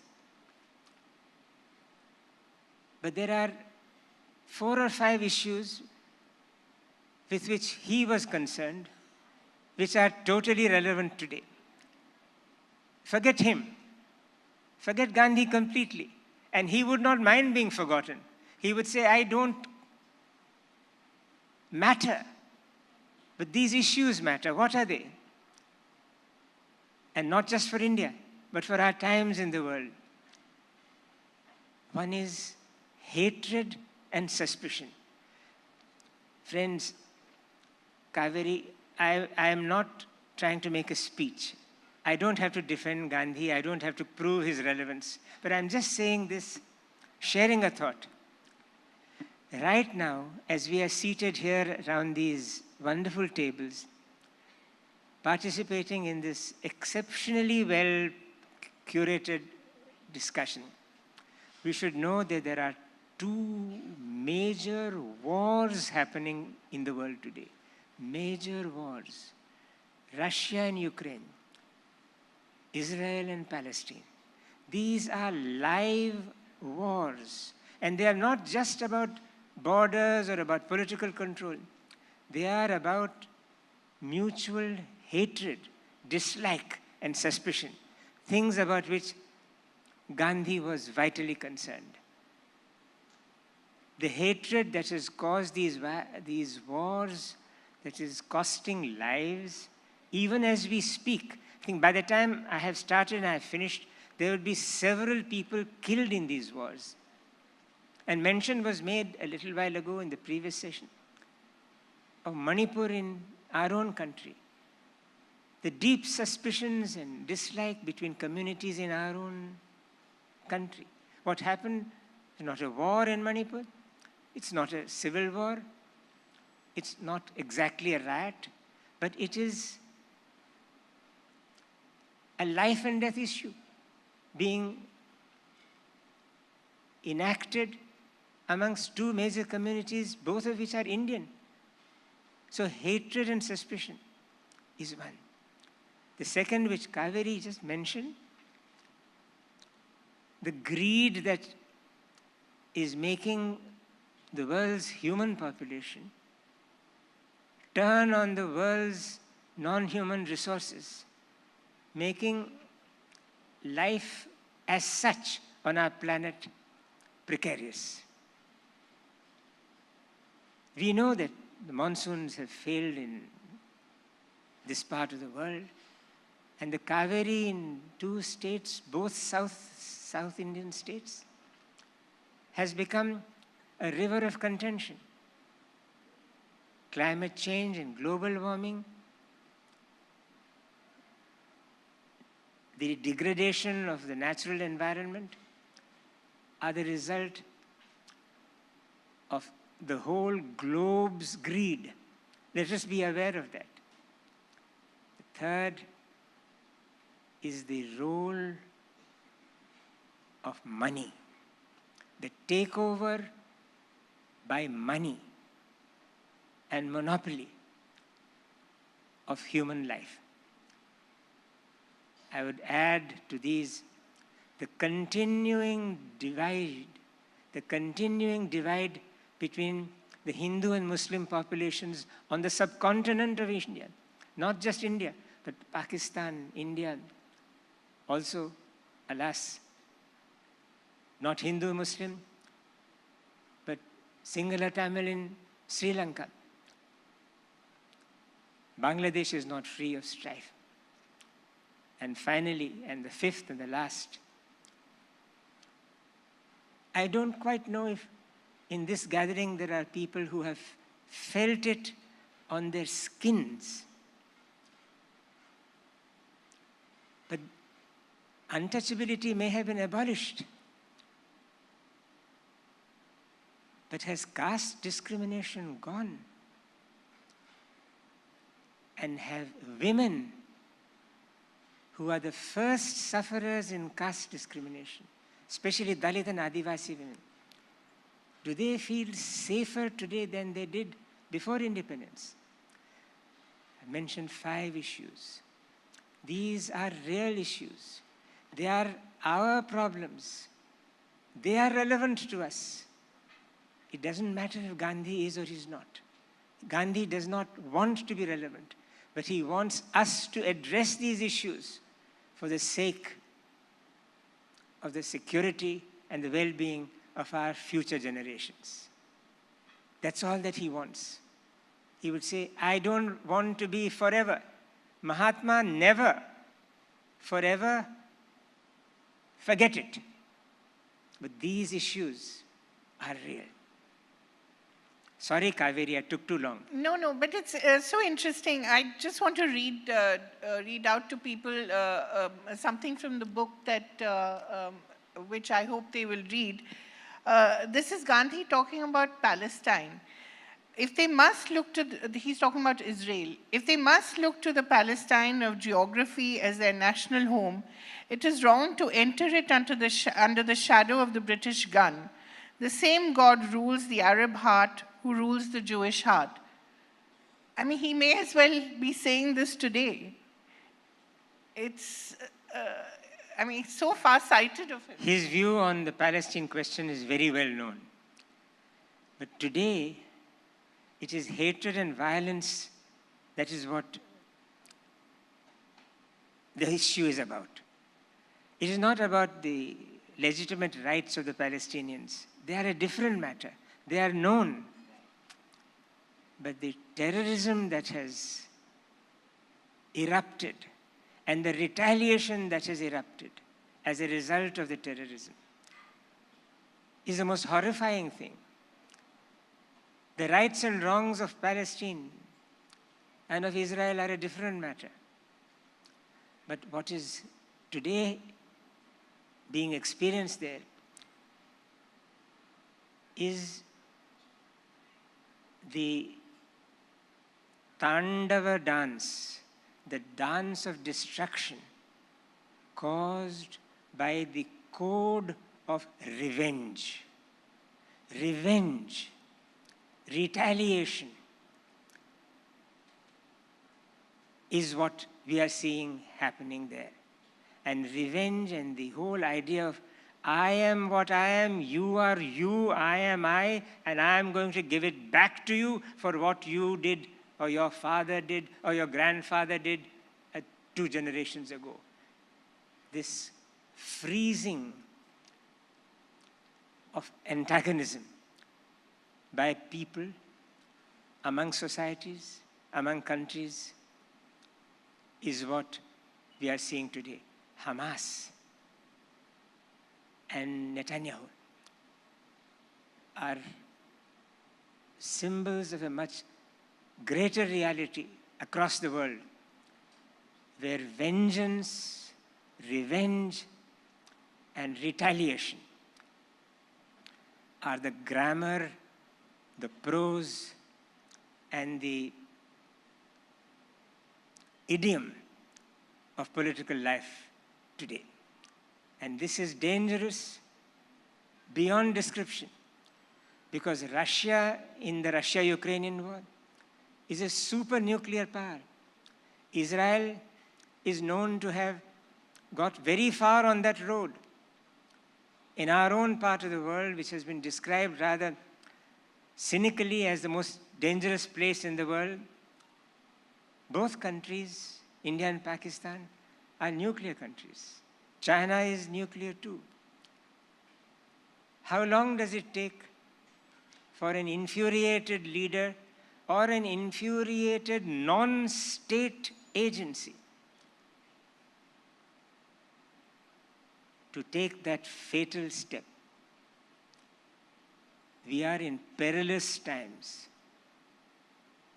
Doesn't matter if Gandhi is forgotten, but what he said, the ideas and the thoughts he stood for, they are at the heart of our times.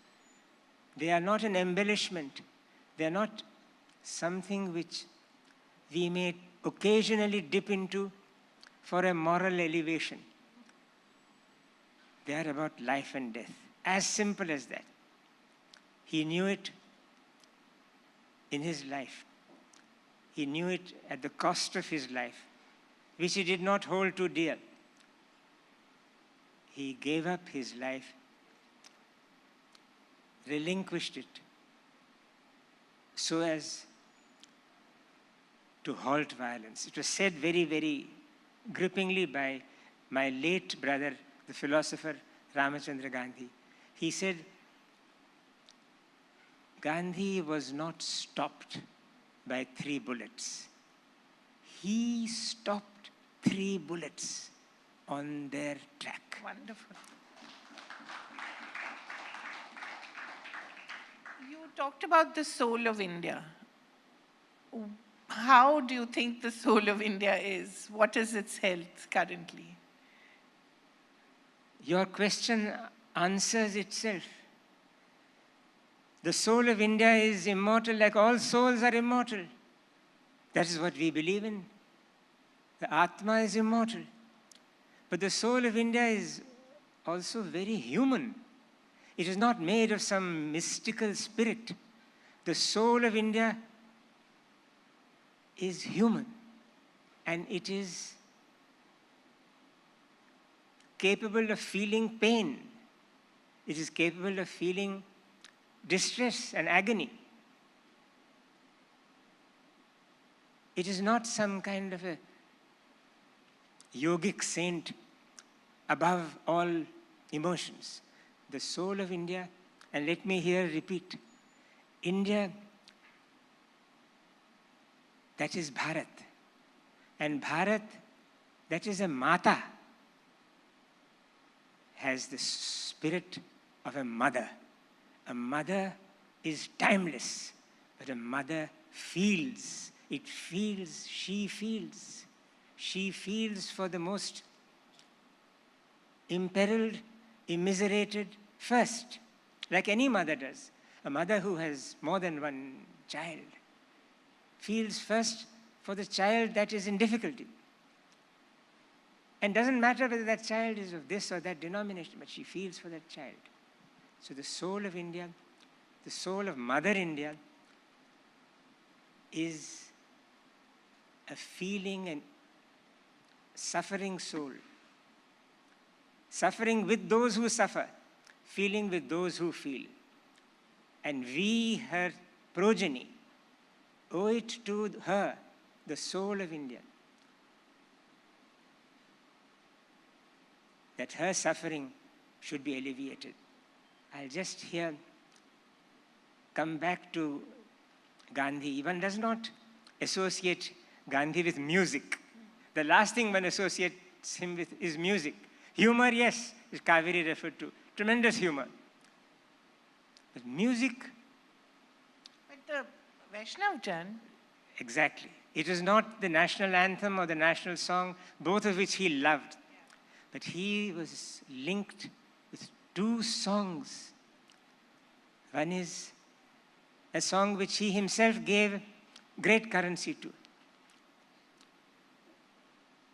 adding to it through the agency of his grandniece, Manu, the line, Ishvara Allah Tere Naam. And let us not forget that the Hindu Kashmiri Pandit in the valley or the Muslim elsewhere, both of them like to know that somebody will say to them, Ishwar Allah Tere Naam. It's not an idle line. It's not a line to be said casually. Ishwar Allah Tere Naam. And then the next is Sabako Sanmati. Sanmati is good sense. De Bhagwan. India is not about majority and minority. India has been described by Menaka Guruswami as a majority of minorities. Each one of us is an individual. Each one of us has a separate identity. And each one of us deserves to be told and deserves to know that not only Ishwar and Allah are there now, but every option is available to that individual. And the second song was Vaishnava Janato, with the words, Pida Parai, those who know the agony of the other one, the agony of the other. The mother soul of India wants the agony of each to be known to the other so as to get some relief.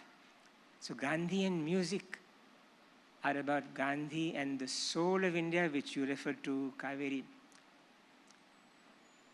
And I just want to tell all of you that this question and answer has not been rehearsed by Kaveri and me. Entirely spontaneous, entirely natural. For mothers are natural. Their souls are natural. Forget the fact that he was called the father of the nation. He never liked that description. He never liked the description Mahatma. But Mother India, as exemplified by that woman I spoke about, Valliyamma, who died far away from Tillayadi, her village, in South Africa, after being jailed for satyagraha there. She is the daughter of that mother with the same soul, the mother's soul. As long as we remember the daughters of India, we will be true to Mother India. Wonderful. Just the last question. If he could meet the granddaughters and the great-granddaughters, if Mahatma could meet his great-granddaughters and great-grandsons, as in the country today, what would he say to them? They are in so much pain. There is so much anguish. We may not feel it, but we know it is out there. What would he say to them? Or what would he do? Well, I think if he were to meet his great-granddaughters or great-grandsons, he would say, thank God you don't have my flapping ears. You are so wonderful to look at. I think your mothers and grandmothers have saved you from having my flapping ears. And he would have said to everyone else, look, I live for my people, but I also have a family. Just give us a little time, a little free time to be just by my children's children. I have so much to tell them, which I couldn't when I was in the midst of the freedom struggle. I didn't have time now. But now I'm 154 and I need a little time with my little family. So, see you soon. Wonderful. Thank you so much. Thank you for listening and thank you for speaking to us. And I do recommend this book. It is so brilliant and you really feel as if it's the Mahatma talking to you. It's wonderful. Thank you so much. Thank you, sir. Thank you, ma'am. Ladies and gentlemen, before we do, in fact, let our speaker, Mr. Professor Gandhi, leave, I'd like to invite Mr. Pushan Chakravarti, CFO, ABP Network, to present, sir, with a memento. The Mahatma, of course, is often celebrated for his leadership in India's struggle for independence. But today, we've uncovered a different dimension of his legacy. We viewed him through the lens of Professor Gopal Krishna Gandhi. We've unveiled a more holistic understanding of his teachings and, of course, the relevance of them with every passing day.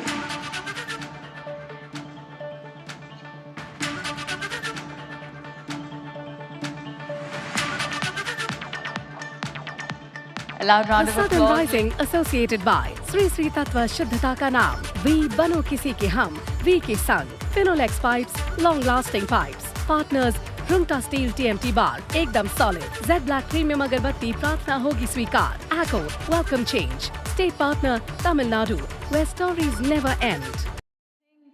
This part is very, very relevant. This is the age of digital connectivity. This is the age of influence. And before we get into the next part of our session, let me tell you that everyone who is clued in right now, I'm sure you are joining us virtually from our YouTube platforms, ABP Network, ABP Nadu, ABP Desam, and of course for everybody in the hall. If you would like to stay updated, if you would like to stay abreast with everything that's happening, all you need to do is download the ABP mobile app. This is of course available both on iOS and Android platforms. We look forward to catching up with you virtually. And when we talk of the virtual world, I think it's only fair that we talk of the hashtag world. Hashtag ABP Southern Rising is what we'd love to see you on. We'd love to feature you as well on abplive.com. All this, of course, to see how you are experiencing the Southern Rising Summit, the first edition. Now, when we talk about digital connectivity, if there's one thing that, we can all agree on, it is that no matter what our age group, we find ourselves navigating the tricky landscape of social media. I mean, I'm sure we can agree that clicks, the likes, the shares, these are the powerful currencies that we want to earn. For some of us, the world of social media is a place of self-expression, a place of connection. For the rest of us, it is a realm of endless opportunities of entrepreneurship and growth. Our speakers in this session, well, they epitomize the convergence of these two worlds. They've harnessed the art of business, and of course, they're also navigating the digital aspects of creativity. I'd like to take a few minutes to introduce to you our speakers, starting with Ms. Ardra Sajan, who is India's pioneering female flute boxer and Kerala's very first female flute boxer, celebrated, of course, for her diverse skills. A loud round of applause, ladies and gentlemen, for the very talented Ms. Ardra Sajan.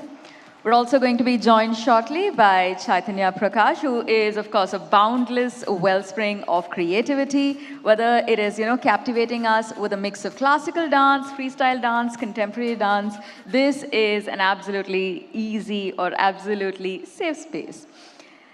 I'd also like to say a few words about our third speaker, Ms. Deepika Venkatachalam, who is, of course, an actress and social media influencer who has captivated her audience all with her entertaining Instagram content, while also making a foray into the world of small screen and the OTT platforms. Ladies and gentlemen, it is my pleasure to invite onto the stage, with your loud round of applause, our speakers this session, Ms. Ardra Sajan, Chaitanya Prakash, Deepika Venkatachalam. A loud round of applause for our session chair, Mr. Anand Nadja. Ladies and gentlemen, our stage is all set, and of course, while they take a seat, let me remind you that considering this is all about social media, we look forward to your tweets and your posts on this session especially. All right, our stage is set. A loud round of applause. Over to the session chair.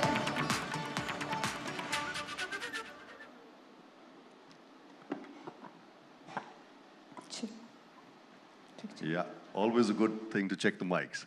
Welcome back, ladies and gentlemen. And for the third time, I'm here again. But this time I have some very interesting young people who I envy. Most of us, we spend our times on our mobile phones, scrolling up and down. We're 99% of the time we're, not doing what we're supposed to be doing. Whereas these people are on their mobile phones, doing exactly what they're supposed to be doing, and making a whole truckload of money out of it. Am I wrong? It's right. See the confidence there. So, okay, this session is very interestingly called Social Media Playground or Business School. First of all, do you guys ever think you'll ever get into a conventional job once maybe you get tired of social media or anything?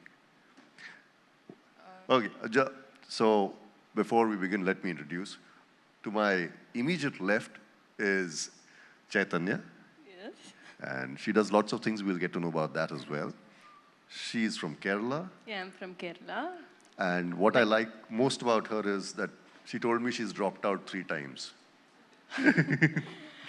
Wasn't supposed to say that. You're not. Because my teachers will be watching. And so Don't worry, they're proud of you. And right next to her, we have Ardra Sutton. Hi. Hi, she's also from Kerala. Amazing skills and vocals, which you've heard a lot of different vocals throughout the day. You'll get to hear something new, that's my promise. And on my extreme left is Deepika, a doctor. Yeah, a doctor who doesn't practice medicine or what she's I'm not a learned. doctor, I'm a speech language pathologist. Speech pathologist. So to begin with, let's start from the center. It's me. Yeah. Sorry. What exactly is a flute boxer? Flute boxing, I hope everyone has heard about beatboxing, right? So I have... For those who haven't, just explain it to them. Okay, is everyone ready to hear a beatboxing? I hope no one is sleeping here, so to get quit of that. They'll wake up, they'll wake up. Let's rock the stage. Ladies and gentlemen, let's listen to the beats. 3, 2, 1, and go, you!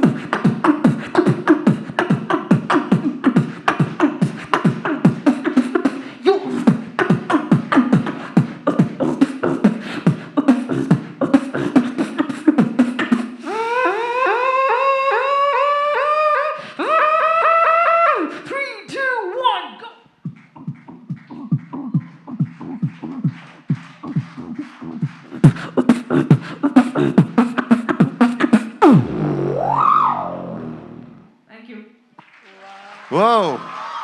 That's what I am. I can assure you nobody is sleeping now. Yeah. So now that Ardra has explained to us what beatboxing is, Yes. we'll come to the next part. What is flute boxing? Flute boxing is a combining of flute and beatboxing together, so it became flute boxing. That's it. All coming out from that one mouth of yours. Yes, of course. Just give us an example of flute boxing. I need a flute for that. I thought even that is not required. Okay, anyway, I'll show another example. I'm gonna produce 5 different sounds from my own voice together at the same time. Okay. What's your expression like that? Okay, anyway, first I'm gonna show everything separately from my voice. These are the 5 different sounds. First sound. Second sound. Third sound. Fourth. Fifth. You heard it all separately. You're ready to hear it together? Of course we are. Okay, let's go.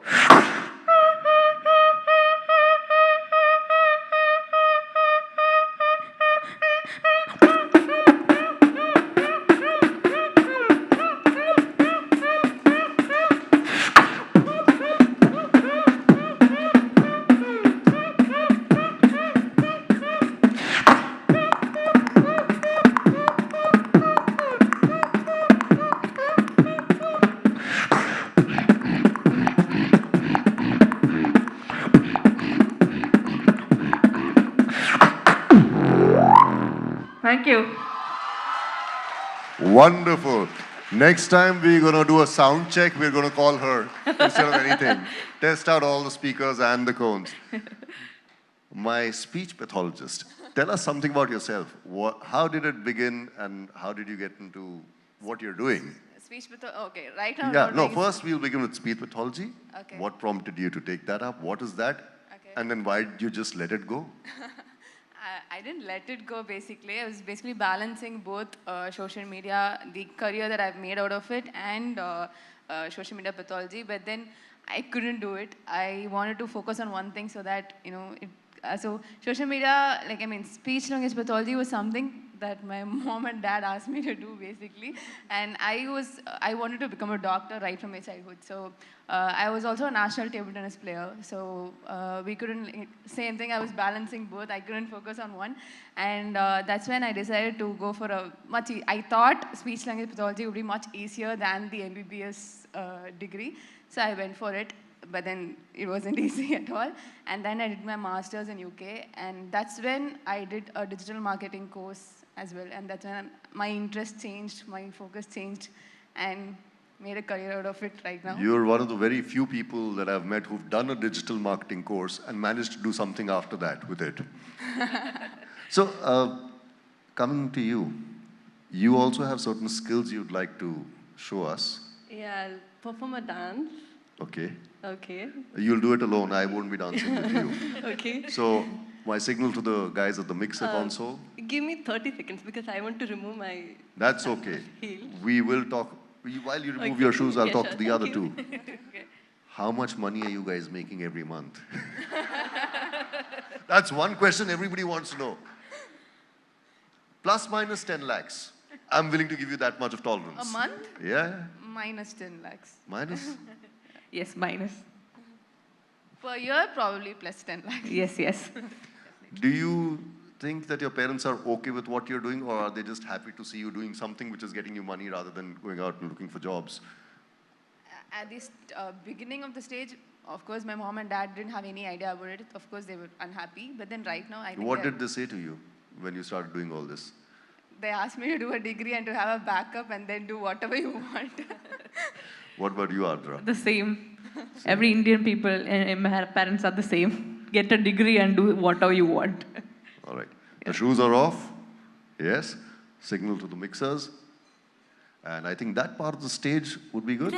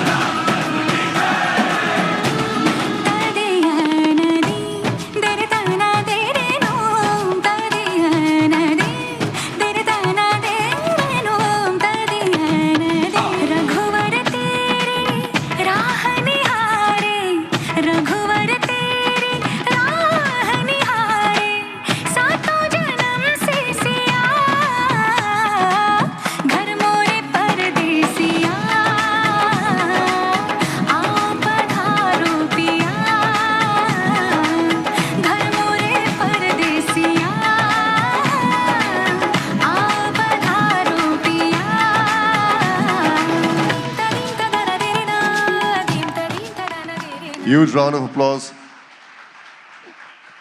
Wonderful what these youngsters are doing. If I try to do that, it looks like I have some neurological imbalance happening in my body.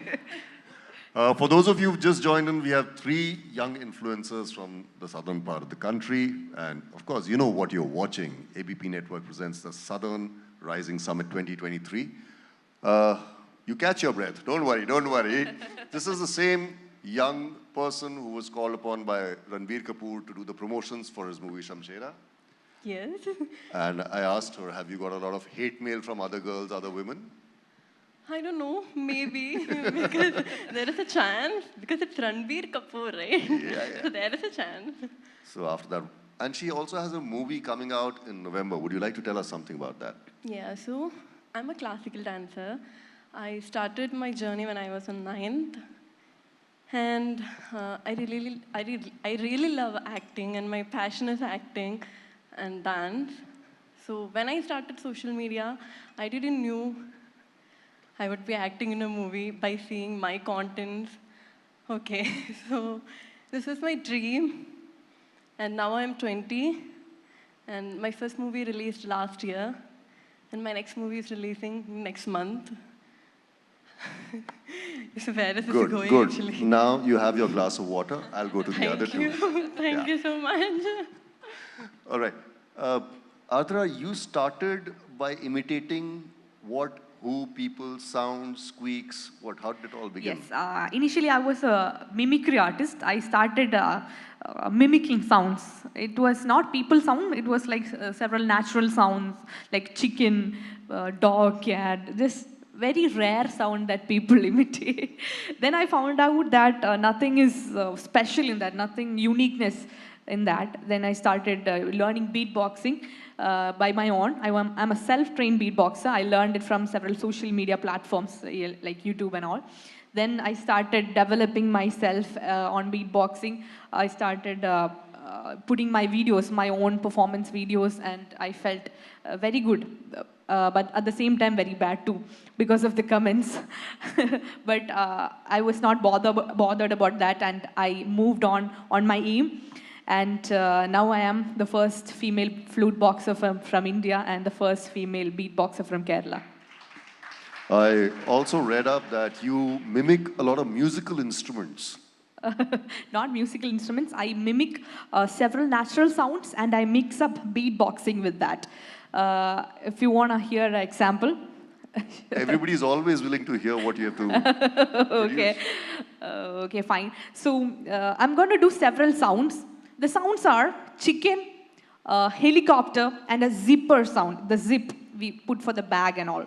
So I'm going to imitate all three sounds and I'm going to mix up beatboxing with all these three sounds. Okay, now let's hear a mimicry beatboxing. Chicken, helicopter, and a zipper.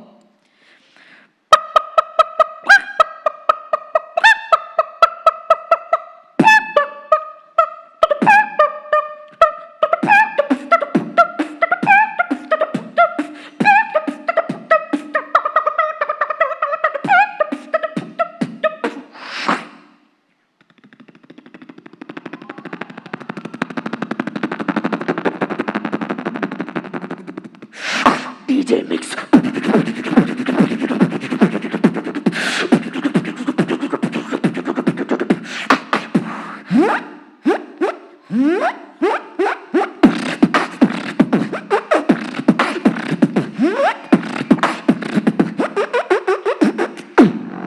Thank you.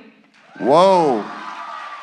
And my social influencer who wants to make a change, she's done a lot of work on that angle as well. Would you like to tell us about it? So social media is not all about earning money, she's giving it back to the society. How? I'm not getting any. So I basically didn't want to work with brands and not just influence brands and sell products. I wanted to basically influence the things that needs to be influenced. So I did 4 campaigns so far. One was It's Okay Girl and Break the Stereotypes with Samya Reddy. And it was about to normalize beauty standards because we've been growing up since childhood. I think you should tell our audience more about that. It's Okay Girl and the normalizing the beauty standards and what magazines, the lies and the lies they tell us. Like, right from childhood, we've been looking out for a lot of posters, movies and all of that, and we've been influenced. I was an insecure child. I used to be trolled, I used to be bullied all my school life. So I could see a lot of fellow girls, all the girls who were like, I could relate to. And when I started social media, when I started an Instagram profile, I could connect with a lot of girls and audiences. And there were a lot of teen girls. And I knew they'd be insecure too, because I think most of us are. Would you agree? So that's when I decided to, shift my niche a bit and then do it. And It's Okay Girl and Break the Stereotypes. It's about, posting. I don't see a lot of celebrities or influencers posting on social media with their raw self or, with unwaxed without arms. filters. Yeah, without filters, basically. So I posted pictures with unwaxed arms, dark underarms and all of that, which showed the natural self. And that's when I gathered a lot of female audiences and they all came in, and now when they tell me that they've gained a little bit of confidence because of me, then I think my life was made. Well done, well done. Did you get to hear from the people who sort of bullied you or made you feel not so nice at school? Now, when they come to you, what do they say? I'm sure they must be reaching out to you. Everybody wants to reach out to a celebrity. I once saw their message and I didn't reply but then I think we all grow up, you know, even my opinions changed, my lifestyle changed as I grew up. Even my Instagram profile changed. If you go and look at my first post, there'll be a lot of filters, like all drama field, and I used to hide myself with a lot of things. But right now I'm confident about myself, right? So I think as we grow old and we mature, we would grow in our mindsets too. Coming back to one of my topics that I touched earlier, schooling. How important is schooling in education in order to be a social media influencer? Because you have a lot of people from small places all across the world who practically have no schooling and yet they're big social media influencers. So tell us about it. Education is important, actually. Says the person who dropped out? No, I know education is important. I'm trying my best to complete the degree, but now I'm not getting time because of my works and schedule. I'm not getting time, but I'll definitely complete. Not for my mom and dad, but for me, myself, because I want to complete my education. If any 20, 21, 22 girls are watching this, boys are watching this, education is important. But see, this is what I love. This is what I want to do. This is from where I get happiness. So that's why I'm doing this. So education wasn't giving you the same amount of happiness? No. Education was not giving me this kind of happiness. Who manages your finances? Because all of you are pretty young. Do you guys have dedicated people to do that for you? Or are you doing it by yourself? We have manager. All of you? Yes, we do it. And when the first amount came in, what did you guys do with that? I just give to my amma. I give to amma. For me, it was the first income that I've got from my own. So I bought something which I want from my own income. So I bought something special for me, for myself. That's it. I got a huge lump amount, so I gave it to a 10-year-old kid who lost her parents. So. Oh. The topic of our discussion is playground or business school. How much method is there to all the creativity and the madness that we see you guys do on social media? Is there a science to it? Yeah, there are several methods, several ingredients that we should put on while we are a content creator. First of all, consistency is a very important thing in social media, whether it is YouTube or Instagram or any kind of platforms. Consistency, relevancy, and the values we give to the audience. For me, in Kerala, there was a police case that whitening creams are being promoted and it is causing several kidney problems to the people who's using it. And this whitening creams was promoted by influencers without reading any what ingredients it is made of. So as an influencer, we want to make sure that nothing bad is going to happen to our followers. So we make sure that everything we give to our audience is very, very good and potential to them. And that is a main thing that I look on to for my followers. And I think that's what would gain the trust from them too. Yes, And definitely. also, some influencers are promoting betting apps. It's really bad, actually. When I see them, I'll be like, don't promote betting apps because others people's lives are affecting. So don't promote influencers. Please be careful because it's others people's lives are affecting and there are so many cases. What percentage of influencers like you are there? What do you think? Because most of them are taking money for everything, whether it's a soap or a hotel or anything. But here are 3 young influencers saying that don't do anything which will probably have a bad effect on your followers. How many people like you would there be? Okay, at the initial stage, we didn't know what to do on social media. Then we gradually knew what the people, our audience were. Gradually our followers started increasing. And we got more responsibility. So in that way, it was really important, whatever, whether it is the content, whether it is a promotion, it should be very valuable for all the audience for us. So for me, at the first stage I did all the promotions I got. I got all the money and did whatever I want, did charity, did something bought by myself. But gradually, my comments started becoming bad because of all the promotions, all the things. Then I started selective. I became selective of whatever promotions, contents I got. And then now I became one of the most trusted influencer. Deepika, how long do you think this entire frenzy of social media influencers is going to last? Do you think it's going to die down, or do you think it's going to be there forever? Don't be wishful, just tell me honestly.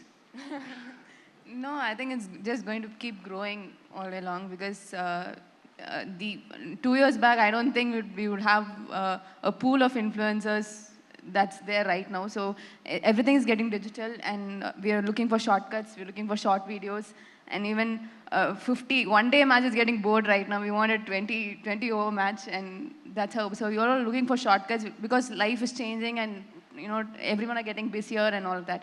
So I think the digital world, as long as digital world is there, and as long as we are going to grow, the digital world is going to grow as well. In the past few months or years, the government has decided to have some regulations also in terms of taxation, in terms of, trying to regulate what kind of content goes on social media. Your views on that, starting with you. See, for me, everything is managed by my agency. So actually, I don't know anything about that. What about you guys? I think there were a lot of laws, because even we have to use a lot of hashtags, specific hashtags, if you're going to have a paid promotions and all of that.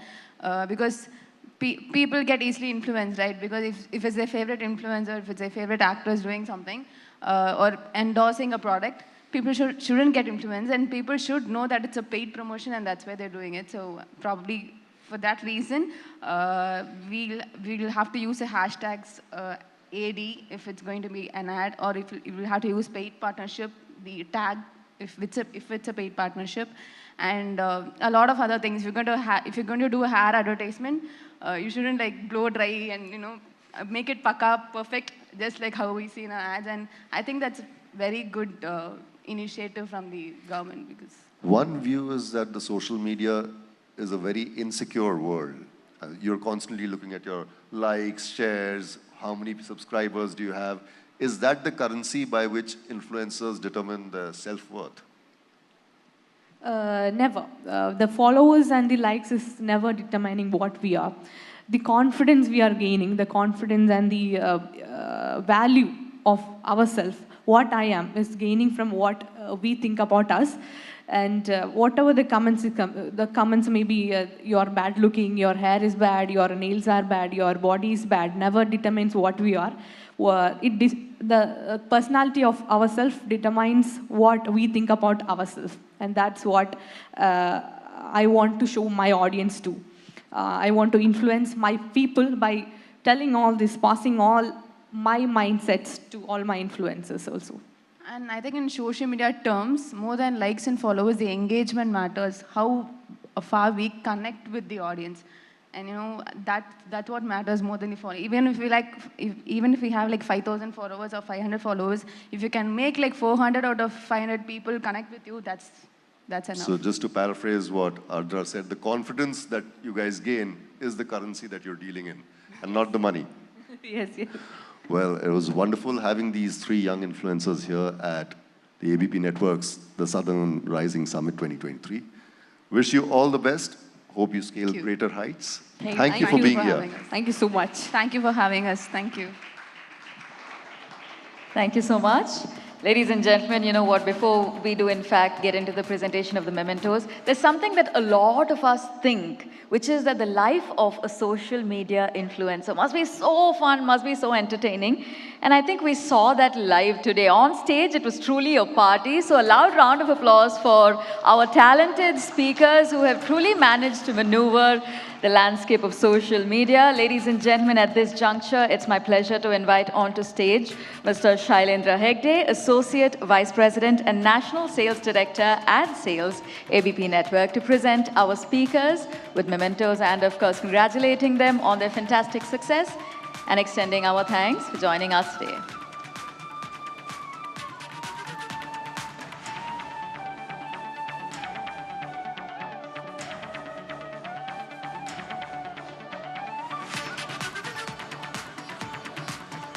You know, we did speak about engagement right at the end. Ms. Deepika pointed it out. And for all our virtual viewers, if you are looking to engage with us, ABP Network, ABP Nadu, ABP Desam, all these platforms on YouTube are where you can find us. Of course, ABP Live mobile app also awaits your presence. We look forward to your continued engagement. I'd also like to extend a special thanks to our session chair. Thank you very much. And with that, ladies and gentlemen, as we draw this session to a close, I do want to give you a little bit of a teaser or a prequel as to what is coming our way right now.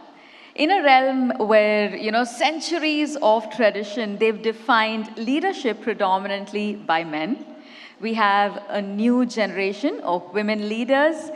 And this generation, well, it is rising to the forefront. It is reshaping politics and governance. Our guest this session, a trailblazer in her own right, well, she brings her unique perspective to this conversation.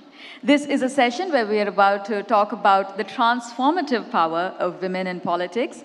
We also get to uncover firsthand how a different kind of leader can inspire change and progress in the ever-evolving world of politics. Ladies and gentlemen, it is my pleasure to say a few words and introduce to you our speaker this session, Jyothimani Senimalai, Member of the Parliament, Lok Sabha, Indian politician, writer, social worker. I could go on and on. She's a member who was elected to the Lok Sabha from Karur, Tamil Nadu in 2019. And of course, as we all know, she joined politics at a very young age. She's also served separate terms as the General Secretary and Vice President of Indian Youth Congress and Tamil Nadu Youth Congress, respectively. Chairing this session, it is my pleasure to invite back onto the stage Ms. Radhika Bajaj. Ladies and gentlemen, women in politics, a different kind of leader. Let's take a deep dive. A loud round of applause for our speaker, Ms. Jyothimani Senimalai, and our session chair, Ms. Radhika Bajaj.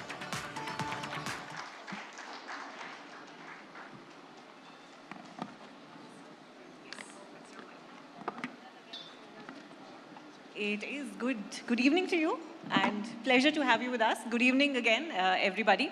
Now, we're of course joined by someone who's a very young and dynamic face of the Congress party here in Tamil Nadu. She joined politics at an extremely young age.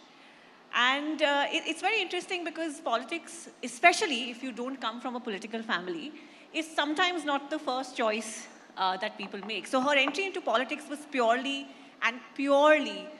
issue-based. She came into politics because she wanted to be the voice of farmers. She contested general elections for the second time in 2019 from the Karur constituency, and she defeated a veteran politician from the AIA-DMK. She's an MP now, and the margins with which she won surprised so many people, including herself, as we just discussed. So a very warm welcome to you as we start talking about women in politics, a different kind of leader. When we had a short chat a little while ago, she said, you know, we shouldn't say that someone is a woman journalist or a woman politician. But the fact of life, Jyothimani ji, is that it is difficult for women because traditionally, I mean, I think the reason why we sometimes specify it's a female journalist or a female politician is because these roles have traditionally been played only by men, which is why we need reservation today, right? So that there is more representation of women. So what is special about being a female politician in India? Good evening to all. Thank you for your kind words. See, always it's special for women to be in politics because, as you said, it's basically been seen as a male-dominant place. Also, it's a place for male. But it took a lot of time, hard work, resilience to fight So it is this harder. state. Not little harder, always there is a glass ceiling above your head. You have to watch it, but still you're trying to break it. That's how every woman politician, irrespective of the party or the position, has to go through. That way it's very special. But also what I personally believe, I first contested Panchayat election at the age of 21. So I have met many of the women Panchayat president, local body representatives, even MLAs, MPs, my colleagues now. See, we look at things differently. We give importance to things like education, health, skill development, women empowerment, but while our male counterparts prefer the infrastructure and other things. So that way approach as a gender, we have a different approach, but rest is the same. You know, it's interesting. I was speaking to a journalist who reports out of Tamil Nadu, and I said, you know, I'm interviewing Jyoti Maniji, and he said that it is so interesting that you're getting to speak to a young leader of the Congress who doesn't come from a political family, but has Rahul Gandhi on her side. So I want to know about that connection between you and Mr. Gandhi, because I believe he's also proposed your name to be the chief of the state unit of the Congress. That's up to my party to decide. But yes, I don't have a political background. Even I contested the first Panchayat election. My family was completely dead against it, especially my mother. I lost my father. I was very young. I'm an only daughter. So politics is still perceived to be a bad place for a woman. So which we are talking about 25 years back. So that is the first time women reservation has been implemented in Tamil Nadu thanks to Rajiv ji. So that time then the constituency which I decided to fight, the Panchayat was reserved for women. So many people was telling this a Kalikalam has come, that is why a woman alone can contest in the constituency. So that was how it was earlier. So then I won consecutively 2 elections and I walked in the grassroots politics because I was strongly influenced by Mahatma Gandhi and his rural development. So that is how I met Rahulji in 2006 in a camp for a youth Congress people. He handpicked me. Then we are all been, that time he tried to change the political system, of course, which he's still trying. He handpicked some around 100 people through a young MP's team that time, including Sachin Pilot, Jitendra Singh, many of them. So he kept all of us given in charge of a state. I was in charge of Kerala, like a professional period. We were there 1 year. Then again 2-3 round of interviews have happened for the Youth Congress national body. So he handpicked 17-18 of us.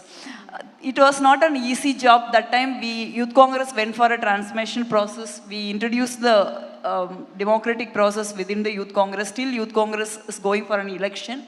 So that's how he handpicked all of us. That 6 years where I walked with him under his leadership was very important because that is how we travel across the country. We have to walk 20 hours a day, including him. There is no option. So that helps us to understand idea of India. See, we are from down south. We are definitely, I can say this proudly, we are much ahead of many of the states. Many parameters, yeah. So then we understand the complexity of the country. We understand every state. We understand issues. Then we understand politics very deeply. That time we were in power. So the power which Congress party has in the union government and the Youth Congress, which is completely kept away from that power, is completely something which helped all of us to understand politics better. But let's talk about now, you know, there is so much talk about infighting within the state unit, and this is very close to a general election coming up. Your name has been doing the rounds to become the next chief of the party in the state. 2 years now. Why is there hesitance from the High Command? See, this all generally media speculation. Whenever Congress party has announced its name, they will announce it. They have done it in the past. Even my colleague Raja Brar from Youth Congress, a young MLA from Punjab, has been announced.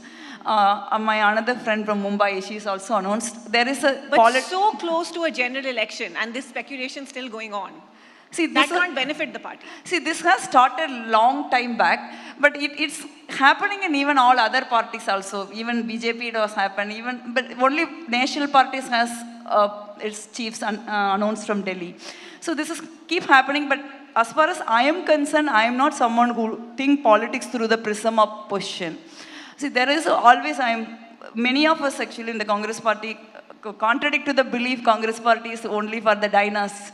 Many of us are in the ground. Every day, actually, you're learning something. Whenever any position or any responsibility comes to you, you will see it that time. I don't give much attention to those things now. She's not giving anything away, clearly. So we'll move on to the next question, which is to do with the Women's Reservation Bill. Of course, a landmark moment for India, but curtailed in the sense that till the constituencies are redrawn, we will not see it actually being executed and implemented. You also mentioned, reservation at the panchayat level for women back when you were contesting. So what is stopping the Congress party and other political parties to actually make it a mandate to have 33% reservation for their women leaders in party positions? What's stopping the Congress from doing that? See, ideally every party has reserved a certain amount of seats to women. That will be good, because in such a scenario, you don't need to women fighting against a woman. More than 33% women, more than 50% women can make it to assemblies and parliament in that case. But generally, as I already said, there is a reservation as a law. If it is not there, it's not easy within the political parties to get women their due. See, whatever we have seen in the society, the mindset which is prevailing in the political parties, irrespective of party, but the ratio might be different. Some parties progressive, like ours, the ratio will be much higher. Some parties conventionally against women empowerment, like RSS influenced BJP, has a less ratio. But until it doesn't become a law, it's very difficult. As I said, even having a law, 33% reservation in Panchayat Raj, then many people felt, how come women alone fight a seat? Still, it's not.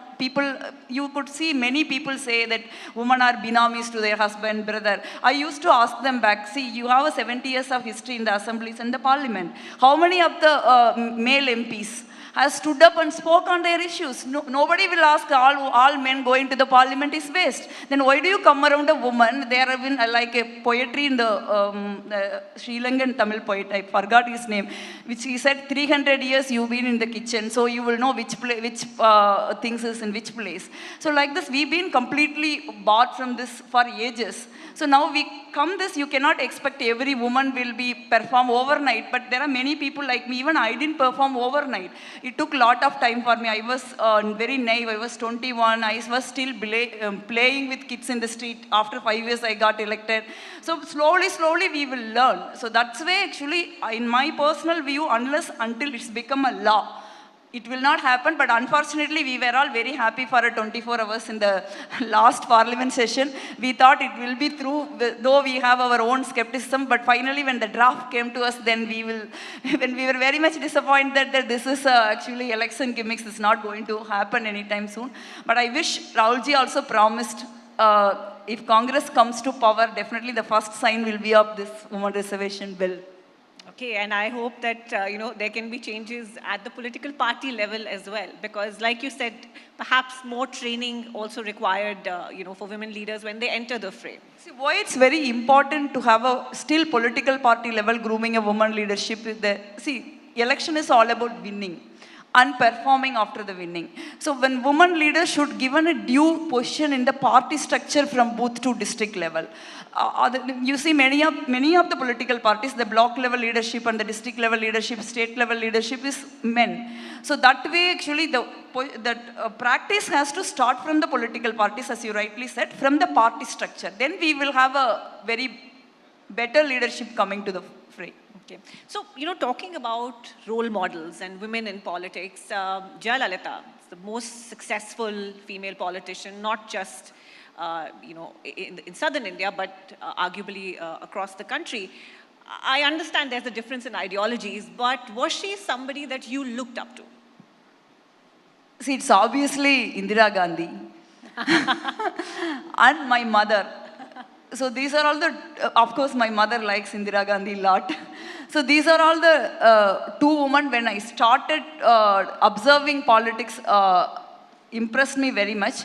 But when I started working in a Congress party and closely observe the UPA, especially UPA 1 and 2, where Sonia ji was a guiding light, I'm very much influenced by her not because she's from my party, the way she conduct herself against the adverse conditions, how she take up the criticisms, views patiently. Even the parliamentary party happen almost every day. We will have a parliamentary party meeting whenever session is on. She will ensure everybody is listened. If somebody is having a meeting, then somebody raise their hands. If she's not, people are not seeing, then she will say, no, he is or she is want to say something. But let so me that way focus she's very on, inclusive. Let me focus on the South, since we're sitting in Chennai. Did you never look up to J. Jayalalitha? Let me ask you that. Yeah, I like Jayalalitha. I love Jayalalitha. She might be from the different party. In Tamil Nadu, I don't think any woman cutting across the party line will say, I don't like Jayalalitha. We might not have like her politics or her governance, we might have a different view. But as a leader, a woman from politics, actually that is why I'm saying you see Jayalalitha, Indira Gandhi, Mayawati, Sheila Dikshit, Sonia Gandhi, Sushma Swaraj, then you cannot say you are a woman leader. There is an injustice to women if you are saying like this. Jayalalitha, we are all been seen and idealized because she has a very iron hand and she never back off. That way, I personally like Jayalalitha a lot. I'm glad to hear that. No, you are, like I said, seen as a young leader from the Congress here. But not really, yeah. I'm 49. That's the thing about politics. That's very young in politics, isn't it? But let's say you are closer to the youth than some of the older members of the party. With a general election coming up, what are some of the aspirations that younger members of your constituency discussed with you? See, obviously jobs. I used to travel a lot. Even now I have just covered 50% of my constituency, village to village. So a youngster wanted job. Second thing, they have a better educational atmosphere. Maybe the current education and the current employment has a huge gap of skills. So that is the two things actually people want. A, skill, B, employment. And when we talk of the general election, we have to talk about the India bloc and the fact that there is no clear prime ministerial candidate. And it seems like that's a struggle, to come to a consensus for. Arguably, and I think some people would say that I'm completely wrong when I say the word arguably, but there is a Modi wave still very much on. And in that light, not having a prime ministerial candidate, that can't work in your favor, some would say.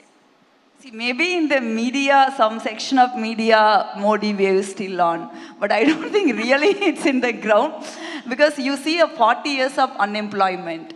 You see how Manipur is burning, how women are treated. You see the price rise, how the government is running. Because Manrega workers, almost 30 crore workers across the country. Almost 10-15 crores are active worker. 10th week there is no salary because there is no money allotted for the Rural Development Ministry. Rural Development Ministry after 3 months writing to the Finance Ministry. This is how this government is functioning. I don't think there is a Modi wave anywhere exists. But still election is not easy because they have a huge machinery, many things at their disposal. Starting from the election commission, as RG used to say, how the infrastructure of this nation is completely controlled by them. The amount of money they are pumping into elections, even after the election. So that way we have to take these elections very seriously. But I have closely worked in the Karnataka elections, and we are also seeing the Congress party. Congress party is completely transformed and changed to fight against this brutal BJP. I think not only we won Karnataka, we are winning 5 states, and we are going to form the government at the center. We have no doubt it. Well, we had a session earlier where you would have had a lot of disagreement from, the BJP representative, but you did not answer my question. The fact that the India bloc does not have a prime ministerial candidate. See, remember the 2004 election. It was Sonia ji who ran around and campaigned for the Congress party, but we haven't announced her as a Prime Minister candidate. But in my view, people have voted for her because she was the only visible face that time of UPA. So I think Indian voters are very smart. It doesn't matter you are announcing or not announcing. We haven't announced a Chief Minister candidate in Karnataka. So, but our manifesto has spoken very well. So that way, now people are in the distress. This 9 years of Modi government is a disaster in any parameter. Forget about I'm a Congress member, I'm saying it. But you see the real figure, it's completely disappointing, completely in a mess. So in that way, India bloc has to come up with very good promises. They have, in India, government has to present a vision document to this country, I think, which we are going to do it. Okay, but so I'm sorry, I'm taking this point further. So there is not going to be a PM face before the elections. Yeah, I am not someone who can address this issue, but obviously every time the India bloc meeting is happening, there is a lot of improvement, lot of discussion, lot of people are trying to iron out the differences. We are improving a lot. We never know, it might happen also. It's too early to say how come we can say the Prime Minister candidate will not be announced. Might be also. Sure. Now, what also happens when you have so many political parties coming together is difference of opinion on various issues. The Sanatan Dharm comment being the last which enraged many voters, that couldn't have helped. Sorry? The fact that the comment against Sanatan Dharm was made, part of the India alliance, the leader is, and that is something that would turn off a lot of voters. So how did Congress handle that? See, election is a completely different machinery. Because at the end of the day, you have to convert every vote to in our favor, and you have to physically convince them to come and vote for you. So it's a lot of physical hard work is happening. And second thing is now the last 9 years, especially last 5 years, things has dramatically changed in terms of WhatsApp. Whatever the WhatsApp spreads, it's been seen as a truth. That's one of the reasons, as you said, the Modi wave still exists, because it still exists in the WhatsApp. So that we need to counter very hard, but I think we are putting up a machinery to do this as a parties separately, as a India alliance together. But apart from that, RG's Padayatra has helped to galvanize the Congress party and their Congress party cadres and the public at large, because I walked throughout the yatra. We have seen lakhs of people coming and joining the yatra. We couldn't manage the crowd. After Kerala, we stopped managing because we couldn't manage the crowd. So we used to go along with the wave. So that way, the Padayatra has helped the opposition to present their case. Okay, I actually wanted to talk to you about the Bharat Jodo Yatra because she was one of the prominent faces throughout that entire campaign. What was personally your biggest learning from that experience? See, whatever the technology we have, it's almost every year it's changing. Still the oldest thing is genuinely connecting people in the ground is the best political thing any political party can do. That's my biggest learning in that.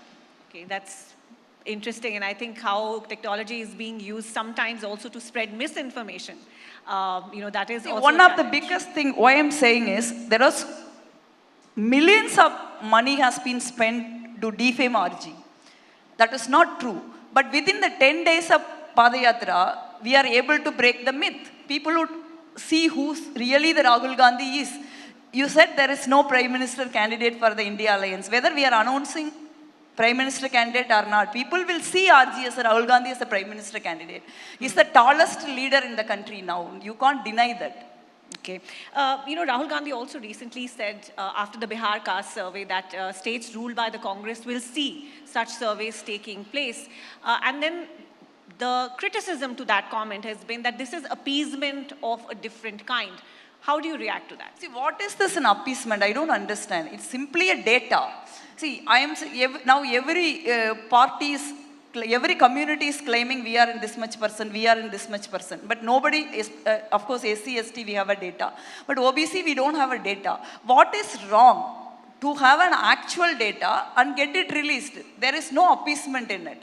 So then this appeasement, what is an appeasement? A particular community, a particular section of people representing the key infrastructure of this country, almost 90% is not an appeasement. What does it mean? We are saying that other section of the community, all other communities across India, which is consist of around 85%, we don't have a brain or what? That cannot be a case. Definitely every community, irrespective of their community background, there are brilliant people. We have seen Sam Pitroda. Which community he is belong? Will you deny him a space? We can't do it. There are so many people can come across like this. So why we have to talk about the representation? This appeasement thing is coming. When 15% people controlling the complete economy of the country, judiciary of the country, official administration of this country, political system of the country, then we don't see it an appeasement. This itself a problem because this kind of theories floated by the influential section of the society to control the power in their hand. They do not want other communities to get into that space. It's been controlled for centuries. At this time to break it. How you break it? You can do it scientifically. That is how this caste data comes in. It's not new. Congress, when UPA 2 has had the caste census, but we couldn't release it. That's the problem. Okay. So Jyotimani, I'm going to come back to being a woman in politics. In general, there is so much discussion around work-life balance. How are you able to achieve that? Because we might learn from you. See, I'm an exceptional case because I don't have a family to balance. I lost my father, I was very young. I lost my mother 6 years back. I lost my cat also 4 years back. So I'm alone because I don't have a family to spend time. But I used to take time out to read and write. Now it's been considerably reduced, which I regret. I was about to ask, I think one of her passions has been writing. So are you continuing with that, right? I was a writer, no longer, but now I'm going to write an article on Bharat Jodo Yatra. So maybe I have to restart like that. Okay, final question, Jyotimani ji, would be that there is a young audience that is watching you on social media. And what would be your message to them, especially the girls? Because like you said, that till today, if you're a young woman, you may think twice, even if you have the intention to join politics. So what is your advice to them? See, even my experience, you want to fight for a justice. A man can take up any issue, they can fight directly justice. But woman wanted to fight for a justice, you have to do 2 times. First you have to fight your gender, then you have to fight for issues. This is keep coming, whether you are a politician, you are a journalist, or you are students, this has been for this centuries, the practice is there. The only way to fight this out is be brave and follow your heart. That's the best way, which I'm not saying this is an advice which I don't believe in. I'm just sharing my experience. Wonderful. I hope all of us have the courage to follow our hearts and our passions. Thank you so much for being with us here on this platform today. Thank you so much to you and the ABP News and all who are sitting and listening to me patiently. A big round of applause, please, ladies and gentlemen. Thank you, ma'am. Ladies and gentlemen, extending our thanks to our speaker, please join me as I invite Mr. Tushar Banerjee, Vice President, Digital Content and Business Strategy, Digital Media, ABP Live, to present ma'am with a memento. A very special thanks, ma'am, for sharing your personal view on women in politics and, of course, just as easily presenting us with an objective landscape of what it has been like through the years. A truly enlightening session. A loud round of applause for Ms. Jyotimani Senimale. Ladies and gentlemen,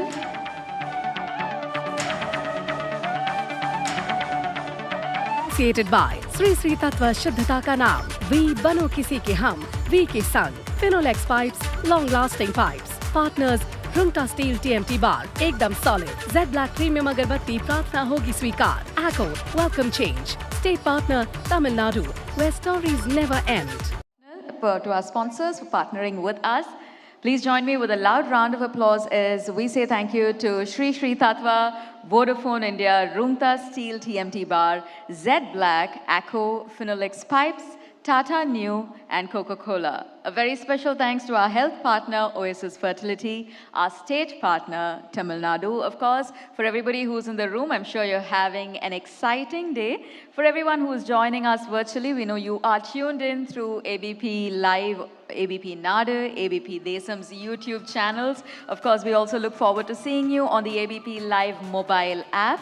Ladies and gentlemen, in the age of social media, I think I definitely have to add this. The hashtag for any post, any story that you share today, hashtag ABP Southern Rising is what we would love to see your experiences on. We would also love to feature them on abplive.com.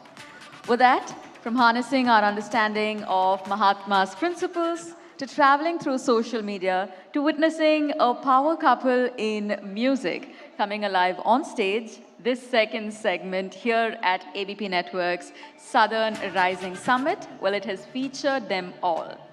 Moments that have filled our hearts with pride, moments that we all had goosebumps, of course, moments that we wished would last just a little longer. This segment, I think it's safe to say, it stole our hearts. Our next segment, however, we are going to be talking of creating myths with a master of the craft. We also are going to get to uncover a tale of reinvention. We're going to be talking about a much anticipated topic. I think we touched upon it multiple times today, the general elections of 2024. And last but not least, a keynote address on the Tamil Nadu model. We've got an engaging segment coming your way. Before that, we now break for tea. Please do join us in 20 minutes so we get the ball rolling on our last and final segment. You definitely do not want to miss this. Once again, drawing the second segment here at the Southern Rising Summit 2023 to a close. Please do join us for tea.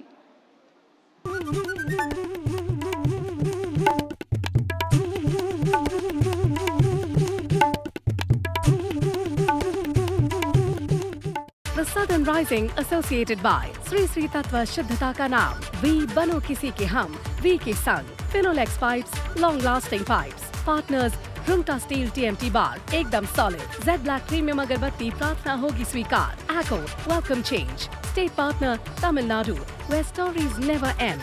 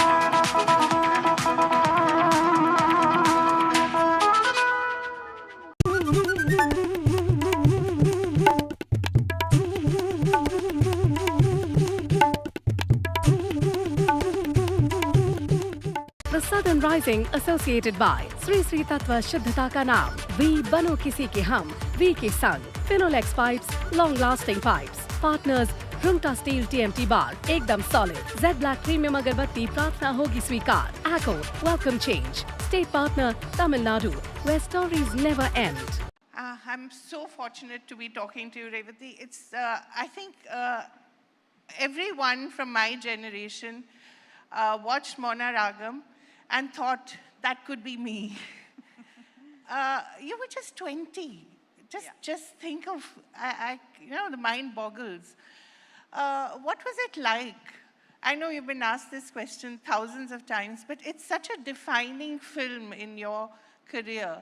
What was it like to be that girl in Mani Ratnam's film, in Mani Ratnam's imagination? And a lot of it was actually based on you as well, I think. Talk a little about it. Good morning. Thank you so much for inviting me. Kaveri, Maunaragam was a film that happened. In those days, that was, I think, Mani's fourth film or something. And there was nobody who wanted to make that film, the producers. And I remember, because I had already done a film with him, Pagal Nilavu. And during that film, Mani happened to narrate the story. And I said, whenever you make this film, I'm in it. You know, so it was that kind of a friendship. And it took time. And then in the end, the story is so beautiful that his brother decided to produce it. And it happened. That film is very close to my heart because that was one of the first films in my career where there was, the performance was very muted, very realistic. I did a lot of commercial films where we had a lot of songs and dances also. Yeah. But there was something about this film, and in 1986, when this film was made, if a girl talked about divorce, it was not a good thing because she is immediately termed as being defiant and not a good girl. So it was something different, but today I hear a lot of actors who tell me, that is the one film I wish I had done. So I'm happy I did it. And of all ages, I think even now young women who enter the industry would love to play roles like that. But those roles aren't necessarily written in, as well. Although we talk a lot about women-oriented cinema, we haven't got that far, have we? No, there are women-oriented films, Kaveri. It's just that stories have changed, storytelling has changed, filmmaking has changed. And you know, I think the importance of characterizations and all that has changed over the years. Like the society itself has changed, you know. The way you and me dress today has changed when the way we dressed in the 80s. So everything has changed. So automatically film industry also changes. Right. Now, I think you're unique in that you've acted across industries, not just the four southern industries, but also Hindi. And, you know, like Shonali Bose's Margarita with a Straw would be considered English, I suppose. So that felicity of language, is it just because you were from an army background, you traveled everywhere, or how has it come to you? Absolutely. My father is a retired army officer, and we moved places every 2 or 3 years. Where all did you go? I think starting from Mathura, it was Dehradun, Hyderabad, Kashmir, and the south, of course, Chennai. Right. So, yeah, all around, all over. And so you tend to adapt easily. And basically, I did not have an accent because, you know, I was not really fluent in any language. So it took me time to understand languages. Like my Malayalam was very bad, and the Malayalis felt that, you know, I was not speaking Malayalam. The Tamil was all equally bad, and they felt that I was not. Anyway, you're from Palakkad, which is yeah, which is at the border. So at home, I would speak the Palakkad Tamil, which is neither Malayalam or Tamil. So it took me some time to understand the language, speak it, and thankfully I didn't have an accent, so it was easy for me to handle all the languages. So you could even act opposite Salman Khan in Love. Yes, that was one of my only crazy romantic films, I suppose. That was, the original was in Telugu, called Yes, Prema. which with you were in Venkatesh. as well. Yes, I was Yeah. in it. And they wanted me to act, do the same role in Hindi. Did you enjoy that? I loved it. I loved it. I mean, the director, Suresh Krishna, is a good friend of mine. And when he narrated the story, I kind of laughed it. I said, wow. Of the first, even in my younger days, I did not get to do the typical romance film where you have a rich girl and a poor boy and love between them, and you're burning photographs and mixing it in your tea and drinking and things like that. That never happened before that. So it was very interesting, and I loved the songs. Ilayaraja's fabulous songs, and in the Telugu we had SP Balasubramaniam doing one of the roles, which which was portrayed by, don't tell me I've forgotten in Hindi. But yeah, okay. So done SPB so is the many one movies. I remember. So the entire shooting and everything was really wonderful, memorable. Right. So you've recently come back, thankfully, after a period of, I think, a time when you were trying to figure out what you wanted to do, I think it or was the both world ways. was trying to figure out what to do with you. Is that... I like that. The world was trying to figure out. Does that happen only to women in a certain age period, or, does that happen to all actors?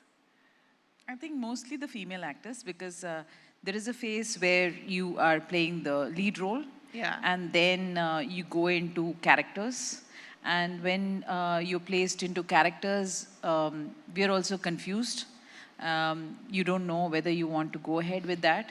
And then you try to get meteor roles, which are very written in very few numbers. So then it's a kind of a balance you're trying to create, because you've done such fabulous films, and then you're just, given characters. And so it took that... And you're told that, it's a great script, and when you get the role, you'll know. But you know that, it won't be what they're telling you. Has that happened to you? Yeah, that has happened to me quite a few times, where you realize that you're just there because, you bring a little bit of character to the role that you're playing. So it is... It's a confused period, between the lead role to transitioning into the character roles. But then, you decide, okay, this is what I want to do and this is what I do not want to do. And that is when you pave the path again. Right. Yeah. And in your case, it was very clear that you would act where you wanted to, if it was worth it, and you would direct. It was very clear for me from the very beginning, Kaveri, because I was introduced by a director who was very well known in the 80s, Bharati Raja. So anybody who was introduced by Bharati Raja in his film was somebody whom all the industries looked up to. Right. So I was blessed that I was introduced by Bharati Raja, and the film did extremely well. So he he helped me and he taught me that, you should listen to scripts and then decide according to what you want to do, and, and you can always say no.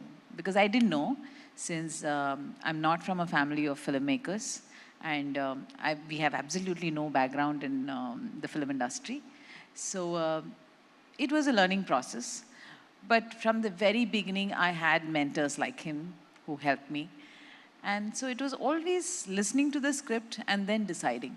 Right. But there were some things like Thevar Magan, which you did because the director told you. And when it turned out to be one of the most beautiful performances of your career. That also happens when you trust the filmmaker, right? That has to be there. From the very beginning, I mean, in our times, we didn't have scripts to read. I love that, in our times. Yeah. We didn't have scripts to read, Yeah. okay?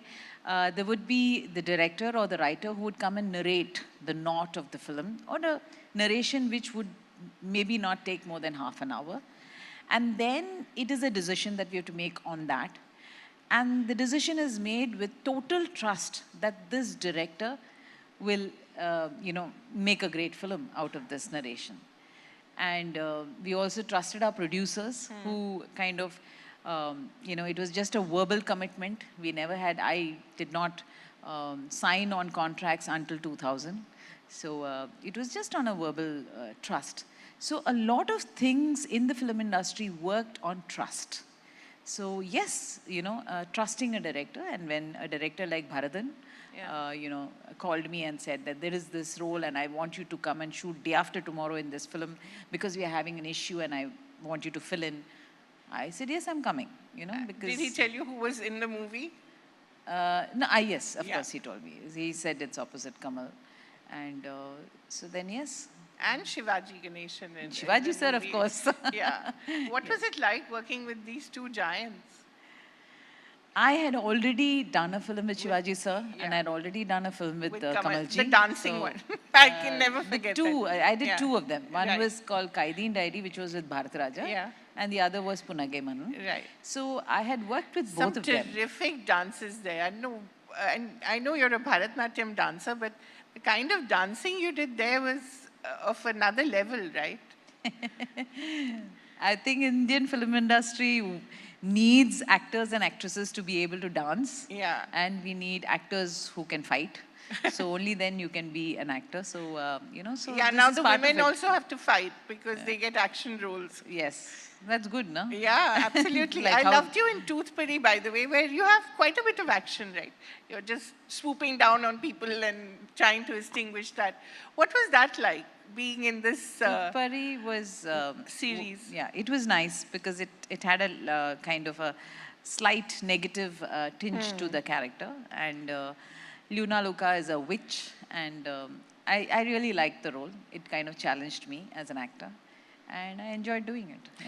To get back to Tevar Magan, so here you were told that you have to show up day after tomorrow, and there's this role where you're playing this really innocent, beautiful village girl who's, The girl called Panchavarnam. Yes. So, yes, actually the night...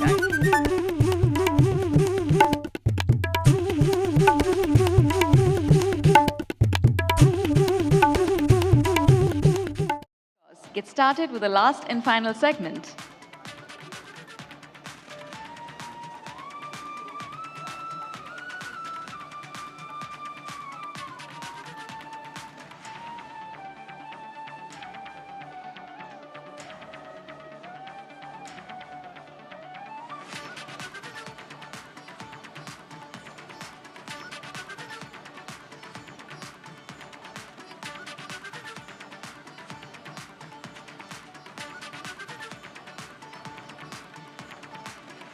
We're here at the Southern Rising Summit 2023.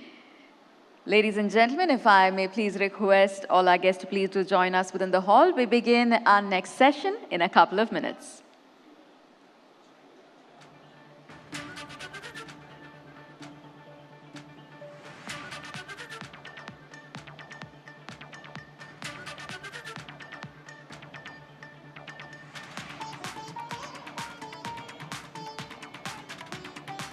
The Southern Rising associated by Sri Sri Tattva Shuddhata का नाम we बनो किसी के हम we के संग Finolex pipes, long-lasting pipes. Partners Rungta Steel TMT bar एकदम solid. Z Black Premium अगरबत्ती प्रार्थना होगी स्वीकार. ACO Welcome Change. State partner Tamil Nadu, where stories never end.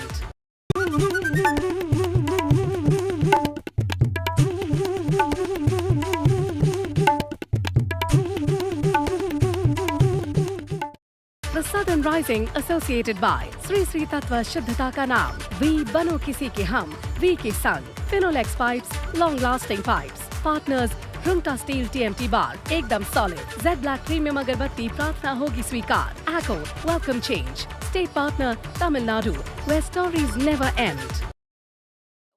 Kind platform that's been designed to shine a spotlight on the transformative journey of this vibrant region. The event, of course, unites 5 southern states. We've got Andhra Pradesh, Telangana, Karnataka, Tamil Nadu, and Kerala, all of us coming together under this single banner, driven by a shared ambition. Of course, we are driving India's transformation into a global powerhouse. So it's truly exciting to see everyone's presence here. Truly exciting to know that we have a large participation coming in from our YouTube channels. As we begin, ladies and gentlemen, if I may request our guests, if we do have any other students in the corridor, please do join us within the hall. We've got an exciting session, an engaging session coming your way. This particular segment, I'm happy to note that we are about to go beyond acknowledging just economic achievements. We're going to be looking into the deeper roots of education, healthcare, unique governance models, all of which have shaped this region.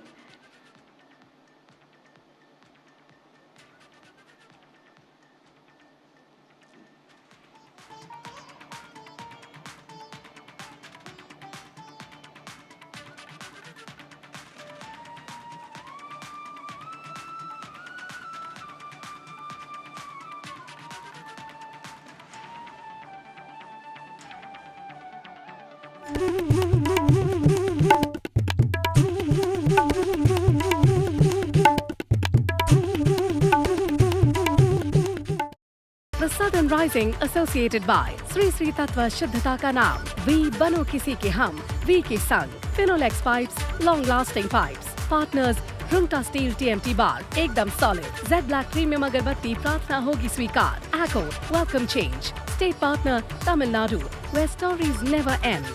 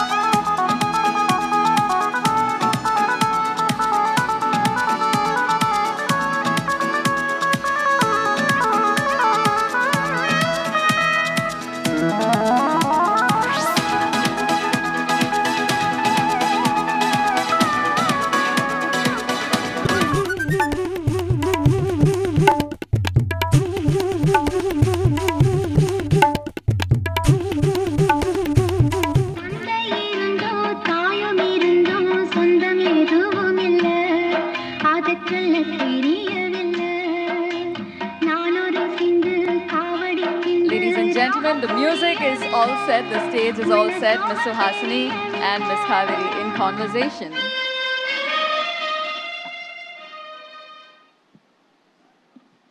So what a pleasure it is to welcome you to your own city.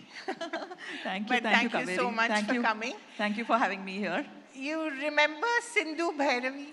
Of course I remember. I got all my love and luck and everything for the film. How can I forget it? But what an amazing film it was. So, you know, the idea of the artist and the idea of the artist as an individual, the artist as a professional, and the sort of relationship between artists as well. It was quite ahead of its time. You'll be surprised how the film was seen so many years ago in 1983 or 84. 85, I thought. 85, I think, when it released. The men loved it because for the first time it talked about intellectual companionship for a man. Because weddings were always arranged by family and they never looked at the intellectual compatibility between the man and the woman.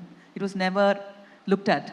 So it was a kind of a welcome, you know, issue that was discussed in the film, because in the protagonist, Shiva Kumar, he had a wife who didn't understand anything that he was doing. She was a very, you know, dutiful wife and she was perfect. But the thing is, he didn't find the companionship in her at all. So I was so surprised to see men come up and say, like, finally we saw something that we are facing in real life, you know. So there are so many perspectives to that story. But as a woman, even as a woman, I think the idea of a woman as an artist first, and I think a woman later. I think the artist in her wanted to be free, and the fact that she leaves at the end. She didn't have parents and she didn't have a husband. So I think music was her everything. Absolutely. For her, the art was everything for her. And she would do anything for it. Yeah. She would even have a baby and give it away for art's and sake. give away the baby. I Yes. mean, can you imagine? And this is what, 1985. Sometimes I think, you know, have we regressed in our movies or have we progressed? I did another movie in Telugu which was like the Sindhu Bhairavi in Telugu called Swati. I don't know how many people are Telugu here. Yeah, have you seen Swati? You've heard about Swati? In Swati, I'm a medical student. And my mother is a nurse. And she had I'm the illegitimate child because the father left, you know, when she was conceived and things like that. And then she's never known her father. And she gets her mother married.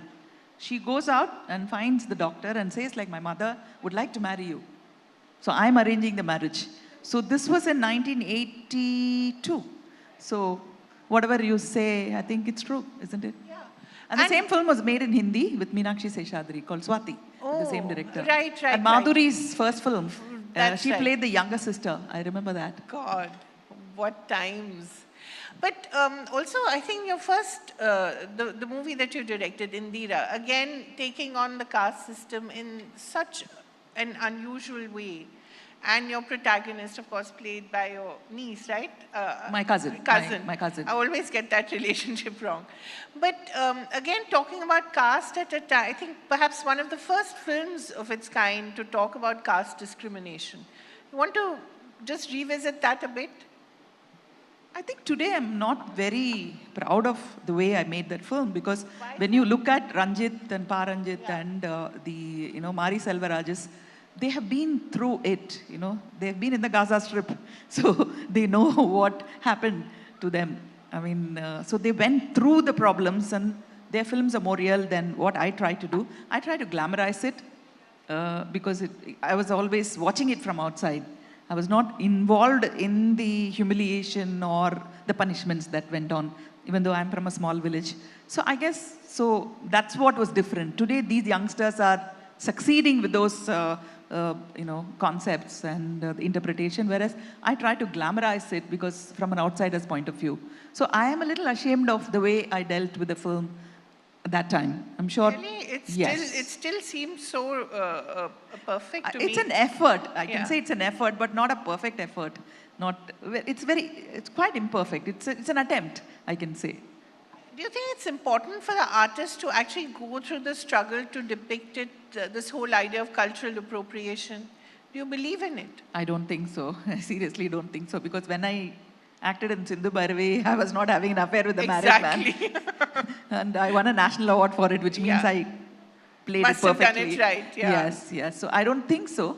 But to be a writer and to bring out the best in you, if you've gone through that situation, I think there is another dimension which no writer can bring it out from his imagination. I mean, I have to accept it. There is no other choice. Right.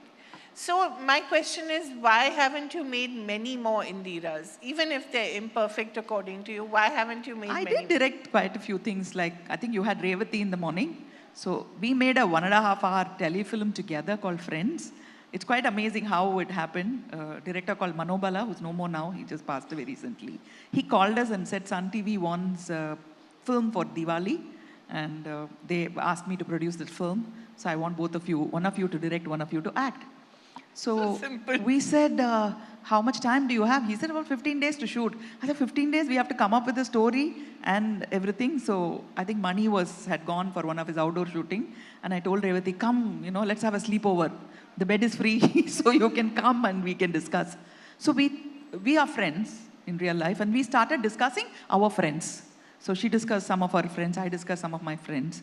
For example, my friend wanted a family all the time, whereas I wanted to work. But she got married much after me. So we took that as a subject, and a very, very ambitious person who gets married and becomes a housewife, and another girl who did not want to study.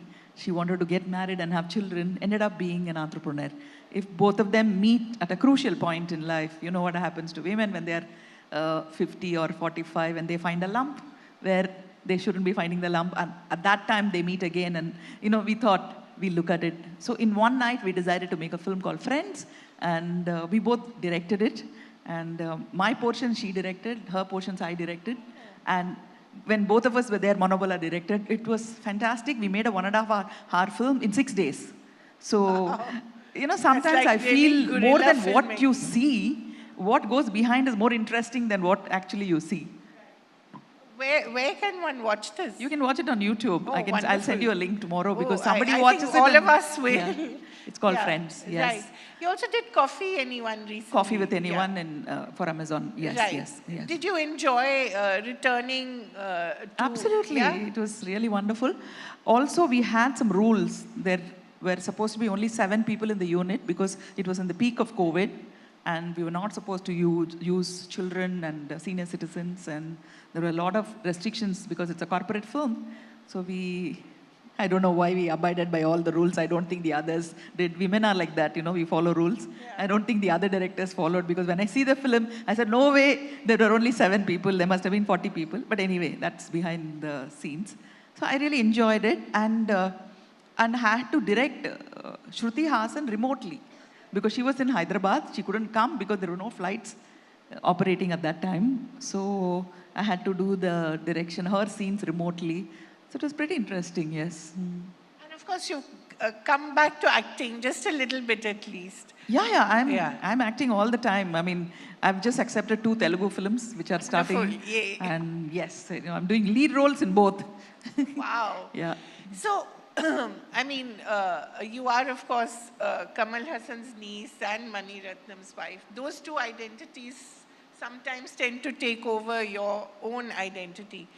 I once asked Sudha Murthy this, and she said, the fact that she always says that she was very cut up when she wasn't allowed to work for Infosys because her husband told her that you have a choice. You can either run the company or run the home. So you have to make that choice. And she said that, it never really bothered me because when one door closes, another opens. So do you sometimes feel that, being Mani Ratnam's wife is also, I think, a full-time job? No, it's more than a full-time job. 24 hours is not enough to be Mani Ratnam's wife and, Charu Hassan's daughter and, Nandan's mother. Yeah. But that's how women work all the time.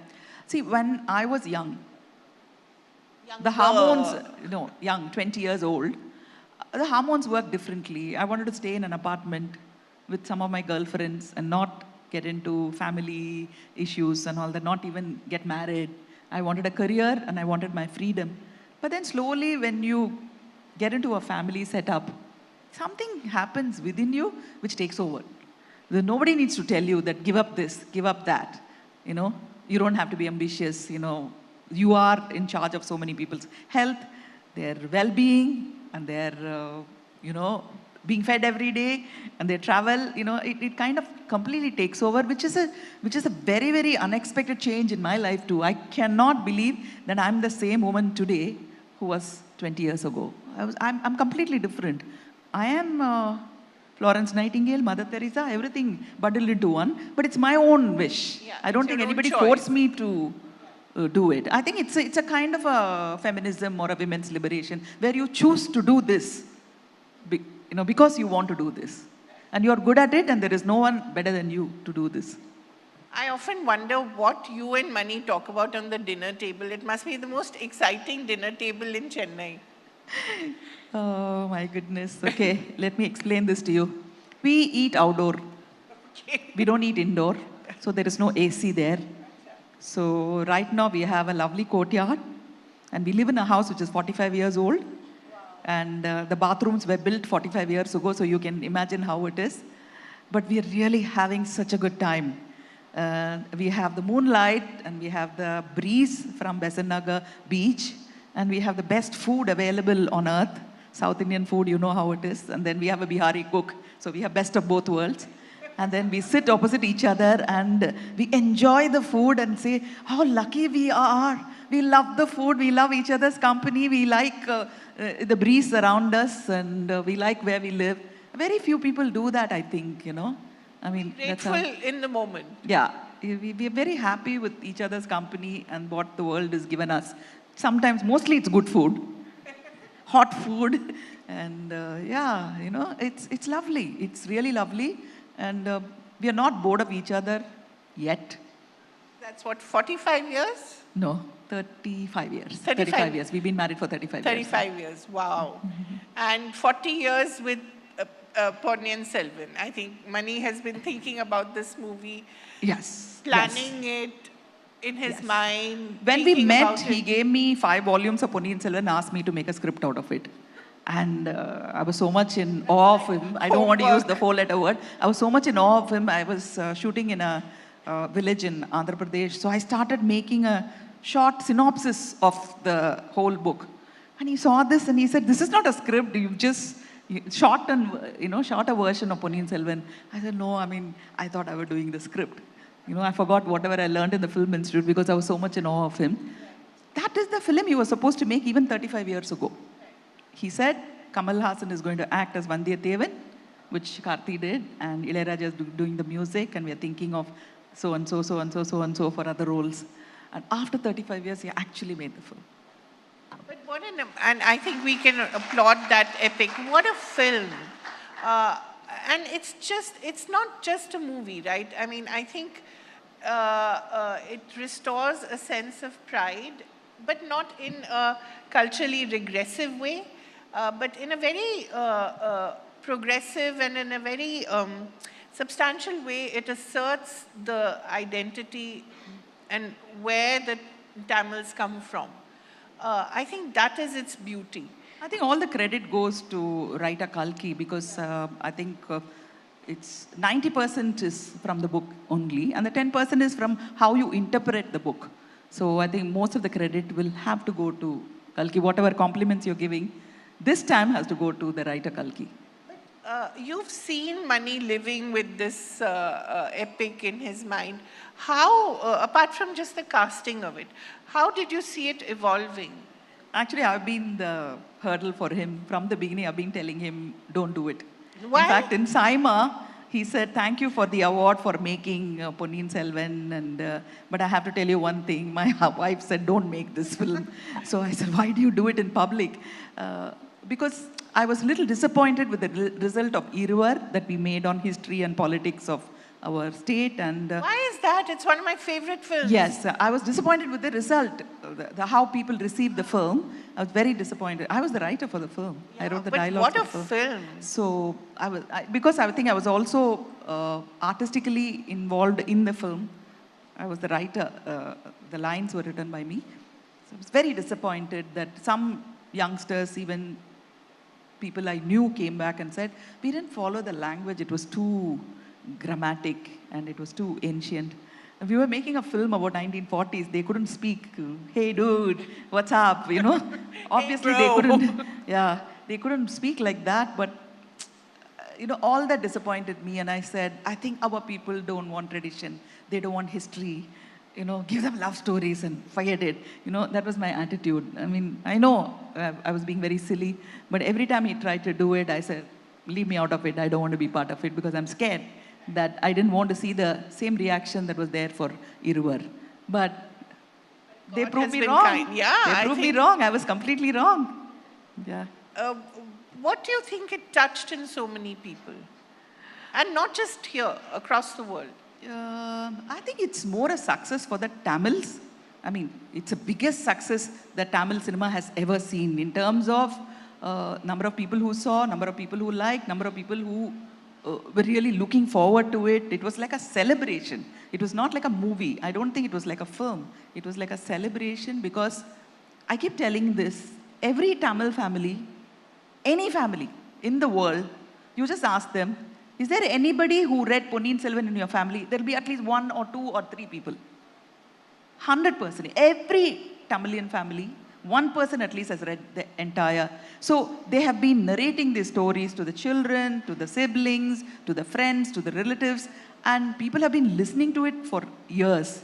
So it's been part of their lives, and nobody really made it and come alive on screen. And when somebody brought out something that they were kind of brought up as a child and as a young adult, to see it metamorphosized into visuals and emotions and acting and costumes and drama, they just loved it.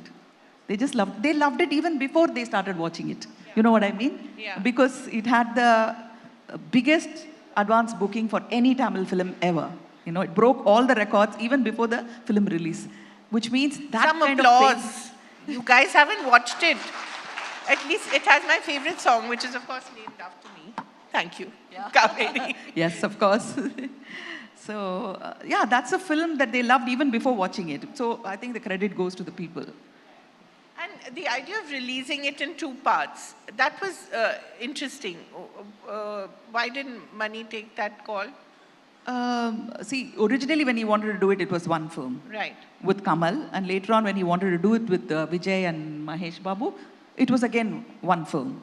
But I think Bahubali changed it because Bahubali came and the both parts were successful. People were looking forward to sequels. And so Mani got the confidence that you could do 2 films and people will have the patience to wait for the second half of the film, even if it's 6 months later. And they did. Yes. Yeah, yes, and they did. It worked. They did. So, does that make you feel happy now that, is this something that perhaps Mani would do more of or you would like to do more of? Sort of bringing tradition back, bringing history back, but in a different contemporary way perhaps? I'm not so sure. I think he will go back to how he made Ponniyin Selvan itself. He's not going to bring it into any contemporary form because it's so beautiful as it was written or lived by people several decades ago. You can't modernize it. You can't do a Peter Brook's Mahabharat here on stage with so many different ethnicities playing Draupadi and Krishna. I think that is modern, what you're talking about. I don't think Mani will do that. If he takes up any of the epics or the stories that are familiar to our people in the region, he will make it like Ponniyin Selvan, where it's acceptable and things like that. It's not going to be the immediate film because the next film is going to be with Kamal, which is a modern story. Yeah. After 35 years or 40 years, 38 years, no, 35 years, they are getting together. Yes. Yeah. And they're going to shoot in 3-4 days. My so I'm God. really looking forward to it. I'm looking forward to it already. And you should see the 2 of them when they sit together and talk. It's just amazing, Like, they agree on everything and they're so excited to work with each other. They have the respect that both of them have for each other. Wow. And the production is also, it's going to be first time, it's going to be co-production between Raj Kamal and Madras Talkies. Wow. So it's 2 people getting together. It's just unbelievable. And you're the common link. No, I'm not the common link. Cinema is the link. And 2 people who don't care about success or failure. Yeah. who just care about content. I don't think they're even thinking about box office. They just want to enjoy themselves, and they want, in the process, the audience too to enjoy.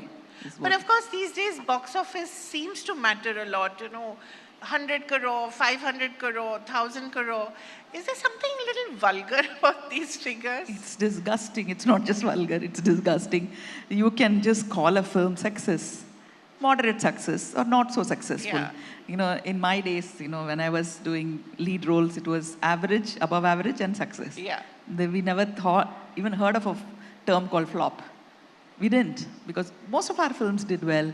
But today, the 100 crore, 200 crores, it's all, I don't think it should be out in the open. I don't think we should have analysts who are giving you those figures. I think it's not so great. It also skews the way films are made, isn't it? It then becomes a business rather than... Kaveri, did you know how much your father made when you were like 12 years old? Never. So my son knew how much money we were making. I'm sure 12-year-olds today know how much their parents are making. Yeah, and they always It's as feel bad it's as that enough. when films making 100 crores and 200 crores, we are suffering with our children because they know how much we earn. So we can't say we can't afford it because he says, I know what's your bank balance. So it's like that, the same with films. Kaveri, we were very lucky. I think we were Our very parents were lucky. Yeah. Parents were very lucky. No, actually, we were lucky that they were our parents. But I don't know, somehow along the way, we lost the plot, perhaps. And Yeah. But let's not be too sad. Yeah. Because it is also a time of great celebration, I think, as far as women are concerned. A lot of things, I know we just said that perhaps movies like Indira and Sindhu Bhairavi aren't being really made currently. But there are other kinds of movies which put women front and center of the narrative. And you've always really upheld the solidarity of women in different ways, whether it's your work outside cinema or, I remember you made that lovely 8-part series, Pen. Yes. What is it about you that makes you so generous to other women? It's very important for you to do that, right? I think women have to stick together and look after ourselves because, we've been struggling for generations. Even today I was talking to my husband, like, when there is a war, why are they going after the women? Are the men treating women as enemies? He said, no, women are so precious for men, so to hurt them, you have to hurt the woman. When you hurt the woman, they get hurt, that is the thing. Recently, somebody asked me, like, if you want to sum up your journey and your success, what was that one thing that kept you going from the beginning, when I was 18 years old to now I'm 62? So what kept you going? I said, respect. I needed to respect whatever I was doing. I also needed to respect the people who are watching whatever I was doing. I can't say I wore these clothes, I said this dialogue because my director forced me to do. You have a responsibility, not just to be an actor and to be obedient to your director and to your project. You have to think about who are all watching your film. You have to respect their reaction, their point of view, their opinion too. So I think respect is the most important thing. When you said, like, why are you generous? I wanted women to be respected. I wanted to not give up my respect at any point. For box office, again, for the 100 crores and 200 crores and 500 crores and 1,000 crores, And also in our generation, we worked for success. We didn't work for money. So when you start working for money is when all the problems, you will not see success, nor will you see money. So my USP is that I wanted respect in everything that I did. There was anything disrespectful, I didn't want to do it. I'm not talking about close scenes, I'm not talking about wearing a bikini or anything, But I'm just saying, if I respected myself wearing a bikini, I would wear it. If I were playing P.T. Usha in a film, I will wear shorts. If I were playing P.V. Sindhu, I will wear the clothes that she wears. Sania Mirza, that is respecting her, So respect was my one focus. Were you ever made to feel uncomfortable on any film set, and did you have to walk out or did you have to tell anyone off? Absolutely. It happens most of the time. But I will always find somebody who will be on my side because you can't win these battles alone. You have to have some kind of, because see, the time that I came in, you were not expected to refuse to do any scenes, including the man. For example, there was a close scene in Roja which Arvind was very, very nervous to do. And he didn't know how to say, no, I don't want to do this scene. Even Shah Rukh Khan, for a romantic scene in Dil Se, he said he's hesitant to do. Yeah. So it's not just women, you know. To men also these things happen. But always find if I have one support, then I, throw a tantrum or do a drama. For example, I was asked to sit on a hero's lap. I refused.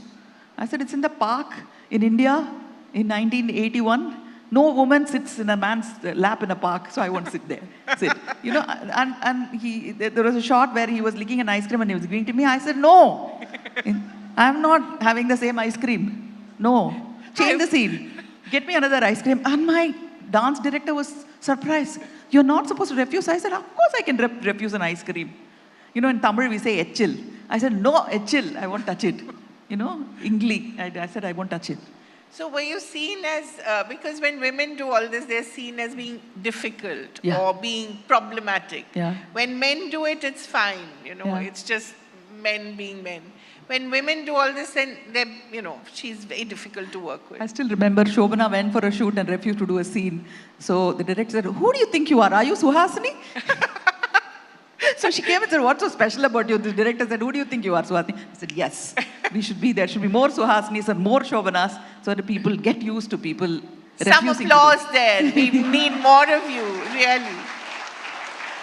But I walked out for lyrics. I heard lyrics of a song. I refused to get down from the car in Vijaya Garden. Really? I heard the lyrics and I said, it's very stupid. I'm not talking. I'm not saying these. I'm not singing for these lines. What were the lyrics like? It was, actually, I go to a lawyer after killing a man and he's defending me. His wife is imagining that we are having an affair. So we both are dancing where I'm saying, you are my husband. And she says, no, he's my love. So I said, no, I'm a married woman. I'm not going to call him, all these things. They said, no, it's the wife's dream. I said, let her dream, but I'm not coming out. So we have gone through, all this. Yeah. Have things changed for women in the industry here? The women have changed. Yeah. The women have changed. The world is the same. I think the women have changed. They've become more vocal. Yeah. And they're also, standing up for themselves. Yeah, standing up for themselves. But they're also ambitious. So there's too much competition. They think life is too short. So they don't protest so much. I think, again, if they have respect and if they have self-confidence, they will protest. Sometimes do you feel like mentoring some of these women and telling them, you don't have to do this. You can, there is another way. Yes. I call up some of my colleagues in Bombay. I tell them, I think I can say about this, it's okay. We were looking at a OTT platform where it was really, really explicit. And I was wondering, how did they get the courage to do scenes like this, which are not accepted by the society or the censors or by law? I said, they must have seen mainstream films where scenes are very bold and the top people are doing it. So it's okay to do little, go 2 steps above. So I called Poonam Dhillon and said, shall I come and talk to all the leading heroes and heroines in Bombay and tell them, don't do scenes like this because you're encouraging something which is illegal by somebody who's misinterpreting the freedom, artistic freedom that you have. And she said, keep quiet and stay in Madras, don't come. That's what she said. So I do feel like that because I'm also in a position of power, or not power, control. So when I see things going totally wrong because of some freedom that has been taken, which is interpreted wrong by somebody else, you will slowly come to know because it's going to be in papers about this platform where everything is so explicit and it's so available and it's really, it breaks my heart to see something like this. You want to name it? Not really. I think matter sub judice. So you all can Google and find out. There is one in North India. It's all in Hindi. Okay. It's only in Hindi. Right. You're also on the grievance redressal board of the. That's where I came to see this episodes because normally we wouldn't have seen. I think they started this platform itself in 2018, just before the pandemic, and I think pandemic kind of grew because it is porn. It's pornography, but it's freely available, and it's so difficult to stop it because people haven't reported about it. Right. They're consuming it, but they haven't reported about it. So how important is it, as you said to me recently, that people should know what not to watch, right? At a time when there is so much to watch. I was telling Kaveri, like when I was in the Film Institute, I was looking for mentors to tell me what to watch. Right. Because all we watched was mainstream Hindi films, mainstream Tamil films. Only those two were available, and Hollywood blockbusters like James Bond and other films. Yeah. And we didn't get to see the international films, but we had mentors. So many mentors, like my uncle, my principal, and there was a man called Anantu, Sridhar Rajan. They all told us, watch this film, watch that film. But today, I think they need mentors like us to tell the youngsters, do not watch those. Please don't watch those films. Don't watch that on OTT. Don't watch this. Because that's not how life is. That is not how art should be represented. Right. And there is a certain kind of aesthetic that you need to develop and work on that. Watch this, watch that, right? Yeah, absolutely. Because everything is available, so people lose control of what is good. Yeah. And what is, and I hate this term, goosebumps. Yeah. You know, women get goosebumps when we are uncomfortable about something. Isn't it? When it's too cold, we get goosebumps. And when, you know, a centipede walks, it gets into our feet, we say, oh, I'm getting goosebumps, I don't want it. So this goosebumps has become a very, very positive, you know, expression. Oh my God, I saw this film, I got goosebumps. Why should you get goosebumps? Right. You have to just watch it and enjoy it, you know. Right. It shouldn't physically affect you. So the whole thing about everything should affect you physically. You have to be on a high to enjoy something. That is a new phenomenon which is very, very scary. So people can't be on a high all in the life time. Forever. Yeah. Yeah. And then they'll just be looking for the next high, Yeah. you know, which is possibly even worse. Yeah, and can't come down. Yeah. Can't come back from it. There's also this sort of blurring of lines between what used to be highbrow and what used to be called lowbrow. You know, now it's called no brow, you know, the sort of in between. Is that a good thing or a bad thing? I'll tell you a very, very stupid incident. When I was a teenager, I thought anybody who spoke English had good taste. Seriously. I mean, who That's spoke how we English were, with proper grammar and good vocabulary had very good taste. So I'd gone to Bombay and we were like 10 of us sitting and we were talking about movies, and suddenly this man who spoke grammatically beautiful English said, I love this actor. What an actor he is. He was a very ordinary actor.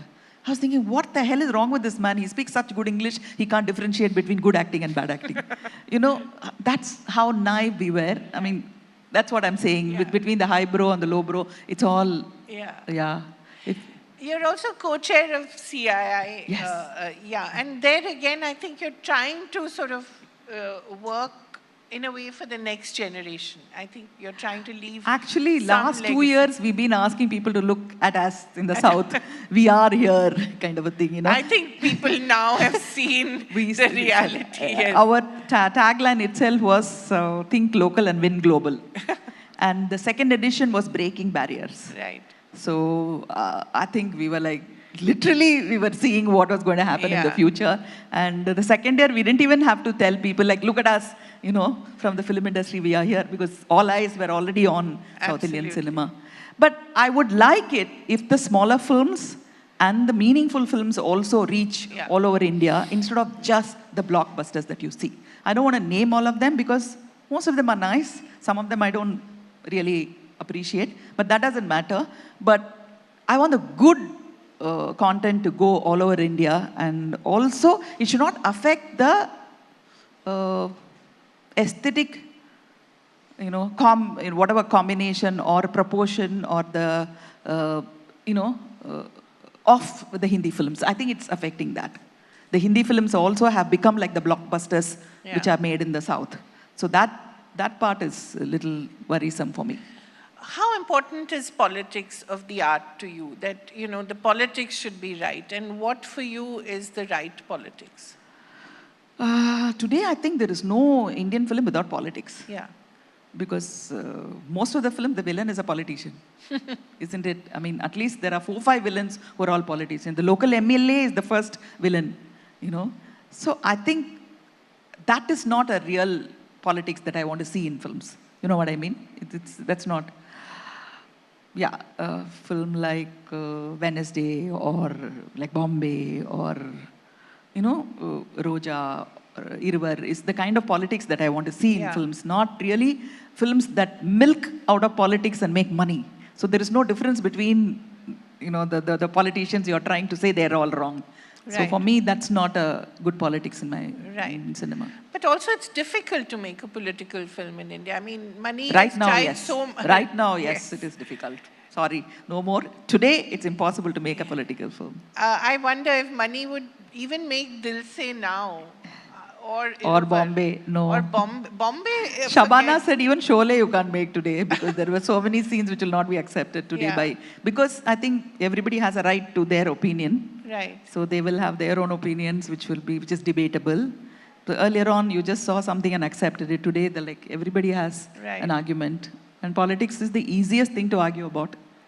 I'm sure all of you when you go for dinner, I think 75% of the people are different from whatever you are saying and you end up fighting with them. You wonder, why did you go for dinner? You went to have a good time, but you picked up an argument with somebody.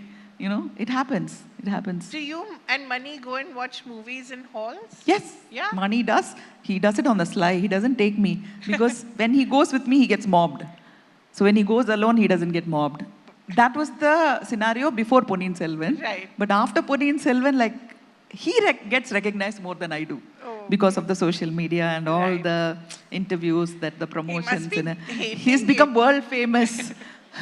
He's not the kind who likes the Yeah, limelight. he doesn't like it, but what to do? Yeah. He made Ponniyin Selvan. It's his He fault. has to accept it's his fault. So, what are the kinds of movies that you go to watch? Or you go with your girlfriends? We go the James Bond films, Interstellar, and Christopher Nolan's films. We go and watch in the theater. Yes, we do. So, the other thing that I want to also ask you, because you mentioned Poonam Dhillon, is your class of 80s. Yes. Yes. Let's talk about that, because it has the Tamil film industry, Telugu, film, Malayalam, Kannada, Telugu, and now Hindi industry. And Hindi films. Let's talk about the members. Okay. And what do you do? It's a fun group. I think it's all about friendship. We started it about 13 years ago. This year will be the 14th year. And You're the main man, main woman. Lissy Priyadarshan and me, we were the main. Of course, now she's Lissy Lakshmi. So she and I thought of getting people together because we live in Chennai. And what we decided was people who have worked with her from Malayalam and Telugu, and people who have worked with me, Malayalam, Telugu, Kannada. We invited people who worked with us. And then it grew. We have 38 people now. Who are the notable members? Jackie Shroff and Poonam What does Dhillon. he say? I wonder what his greeting every morning is. He's there. He's talking about some herb that is available, some plant, and he's there for all the weddings. Acha? Menaka's daughter's wedding, he's there. Then Rahman's daughter's wedding, he was there. Now we're all going for Radha's daughter's wedding. Wow. So we're all together. In fact, we're all, my birthday was with all of them. Wow. They all came from Bombay and we went to Pondicherry and spent time. It's really wonderful. It's really wonderful. And I'm called Captain by Rajnikant. Captain? Yes, he calls me Captain. He's also a member of this? Yes, he's part of us. And Chiranjeevi, Mohanlal, Venkatesh, Nagarjun, Prabhu, and we've lost 2 people who were in our group, Ambrish and Vishnuvardhan. They are no more, but they were with us too. And yeah, who's who of South Indian film industry? What do you talk about? Do you have a WhatsApp group? Yes, every morning we chat. You do? What do you talk about? Today I had to tell them no Gaza talk, no Israel talk. Yeah, in this group, no talk about that. Right. Because some of them are politicians, some of them are MPs. Right. So I tell them, we just share our happiness. Most of them share their grandchildren's photos. Today there were 2 photographs of grandchildren. So they're all telling all of us who are not grandparents yet, saying that that's the most beautiful face in your life. Your poor son is going to get all that pressure. No pressure. Actually, what we have is wonderful, I don't think it is there any part of the world. And we go for a wedding or to a function. 15 of us descend there. and everything is invisible because only we are visible, because we dominate. I'm trying to show off, but it's true. I think you all should try it, to be with your colleagues at a time after 50 and 55, to be together. And the really funny people are Ramya Krishnan and Shobana. They start chatting at 11 o'clock in the night, and they won't let any of us sleep. And we'll be laughing and joking, and we take on a topic, and and sometimes it'll be songs, sometimes it'll be dance, it'll be, any topic. So I think we are just having the great time of our lives, and we are having our next reunion in Chennai in December. I won't reveal the place, I won't reveal the date, but there'll be about 38 to 39 people coming. We should set the paparazzi on you. Yes. But there's no paparazzi culture in Chennai yet, I think. Is there? We have. You have? Yes, we do. You have airport looks and all here also? No, we don't Thank have. God. Unfortunately, even when there was a death recently, I think the paparazzi went overboard. That's what I heard when one of our, significant actors, he lost his child. Oh, so they didn't let, the family mourn and all that. So it's happening. It's happening. We don't have an airport look. We haven't come to that. Yeah, so what look do you have? Like party look? I mean, the paparazzi go to the parties, or? They are more interested in what we are saying, I think, not what we are wearing. That is what Chennai is about. That's good. At least that's good. We always say, when in Chennai, we don't wear our wealth in our sleeves, and we don't wear our wisdom in our hats. It's all kept away. That's right. So, just the idea of politics. Have you never thought of entering or becoming a politician like your friend Khushbu, for instance? You heard me talk now. You think I'll survive as a politician? That is true. I think. You heard me talk. You think I'll survive? No, I will not, because I speak my mind, and I'm not going to bend, and I need respect. Sorry. For myself. I'm not talking about anybody else. I need to respect myself. Also, I'm not qualified. The real reason being, my son is really into politics. He loves politics. When he was an 8, 9-year-old child or a 10-year-old child, he used to throw the backpack and watch Parliament TV. And he took a promise from me, Amma, you don't enter politics because you're not qualified. So no Yuva kind of scene for you? No. He told me, you're not qualified, so stay back. So he's studying political science, right? No, he studied philosophy. Philosophy at Oxford. Yes. Has he done his PhD? Yes, or? yes, Okay. yes. So you're the proud mother of a doctorate. Yes. I wonder what he and you two talk about. When you what meet. Normal mothers talk about, like the son says, you don't know anything. That we hear You don't from know all anything, our Amma. sons. Yeah. Please, Ma, you don't know anything. So when I'm not around, he'll tell somebody, my mother is very, she's great and all that. Not in front of me. Not in front of you. So, yeah. Are you the most talkative one in your family?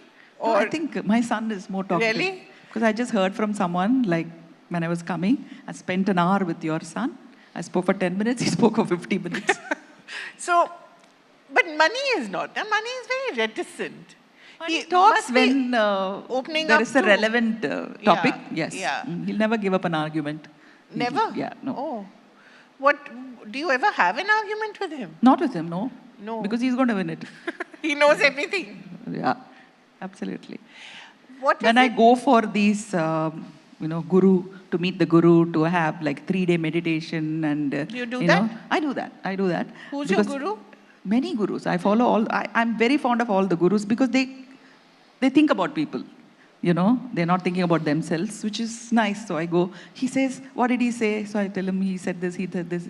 I've been telling you for 25 years the same thing. So why do you need a guru? I'm the guru. I can't imagine Mani talking like that. But the whole family that Mani has created, all his ADs who've now become directors, people like Shad and Bijoy, all of them, they're all really part of your family. Absolutely, right? yes. But the kind of sustenance that they've all got from both of you, both I think personally as well as artistically, it's very rare to find that kind of extended family. But you've all managed to do that with the next generation also. I think he spends most of his time with his assistant directors. In fact, I keep telling him when he sometimes tells me off, I say, I'm not your fourth unwanted assistant director. He said, is that how I treat you? Is that how you treat them? Is what I say. So he's very, very close to his ADs, and he discusses all his dreams with them. You know, when you discuss your dreams with somebody, when you discuss your passion with somebody, when you discuss something like absolutely brilliant that you want to create with somebody, they automatically become your family. Right. I think that's what has happened with this ADs. And when you see them succeeding, he must be really... Very happy. He's very happy. Yeah. Right. Also the kind of people you have groomed, I mean, from A.R. Rahman to whoever, to your actors. I mean, look at Aishwarya. I think her finest performances are in Mani's movies. Arvind, Swami and Madhavan, Yeah. they're all Siddharth, they're all like part of our family because they all... the advantage for all of them is that in their first film itself, Arvind Swami worked with Rajnikant on one side, Mammootty on the other side, and then you have Ilayaraja doing music and Santosh Sivan doing cinematography, and Mani is directing. So they see the best the creme de la creme of film industry. It also spoils them then for later directors. Not really. I think they learn a lot, you know, which I think is better. So when you've seen the growth of actors like Arvind or Aishwarya or Madhavan, yes. what is the sense that you get? How do you feel? I'm like, when I see Aishwarya, I feel really, really happy. You know, I know her as a person. Yeah. You might all see her as, a beauty or whatever. I see her as a real person. She's got so many qualities that are not seen by public. For example, her nurse, if you fall ill, she'll be the first person who will come and look after you. And she'll give you advice on what to eat and what, she has that. Florence Nightingale is Aishwarya Rai. And Arvind is so brilliant. I think some of you might have seen, he can remember 100 things. If you show him in a second, he'll be able to repeat to you. He has got all those And what a things. fantastic And Madhavan played basketball for the country. Oh, really? He represented the country in basketball. Oh, I didn't know that. So you don't even know. And no wonder his son is a swimming champion. Yeah, that's right. So it's there in the genes. So when I see all of them succeed, and he's the chief of the Pune Film Institute, Madhavan, I feel very happy because usually I used to be his GPS. When he was newly married and he was living in Chennai, he'll call me, Hasni ma'am, I'm stuck in the road outside Park Sheraton. Which way do I go to Adyar? I said, take the left and turn right and go to Adyar. So I was the GPS for both of them. So it's so lovely to see them do so well. Abhishek Bachchan too. Yeah, Abhishek I've seen them grow and so beautiful Yeah, to see all of them. in Ravan and Guru. Yes. Guru, I think, was again. And Mani has this ability to extract such terrific performances from people sometimes you don't expect it from, right? I think there is a tradition in South Indian films for that. And some of the Tamilians would know K. Balachandar. He has made so many stars. If I start naming the stars, you'll be surprised. It is Kamal, Rajnikant, Chiranjeevi, Jayaprada, Jayasudha, Sri Devi, Madhavi, and Sarita, and how many people? Prakash Raj. They were all made actors by K. Balachandar. So they have the special ability to bring the best out of actors. So I think Mani is also in I think he's following the tradition. Right. It's not the same about Telugu directors, Malayalam and Kannada. Tamil directors had that ability. Right.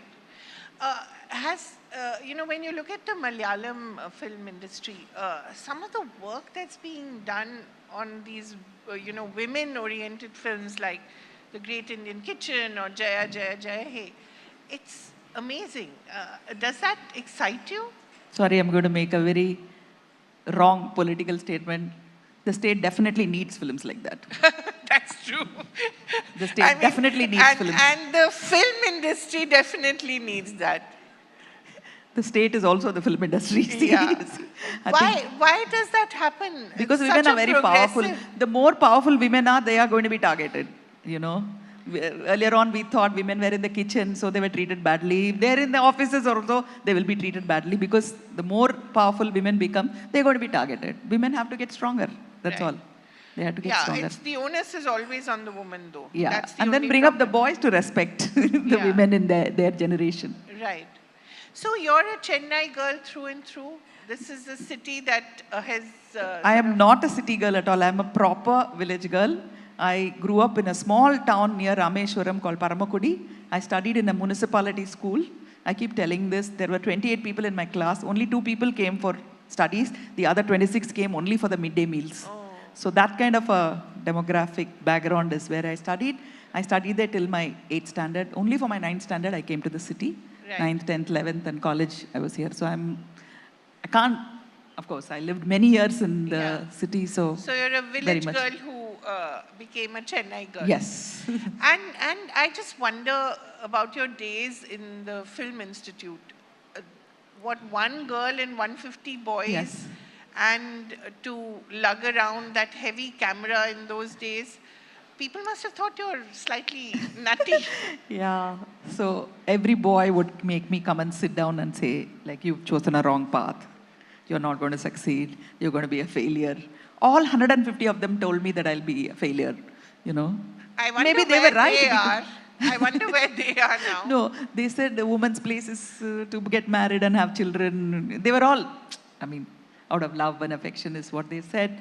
But maybe they were true because I didn't become a cinematographer, I became an actress. Right. So maybe they had foresight. But it was really wonderful growing up with those 150 boys because I knew everything about boys. I was absolutely brilliant. I don't think any other girl has had this opportunity of studying with 150 boys.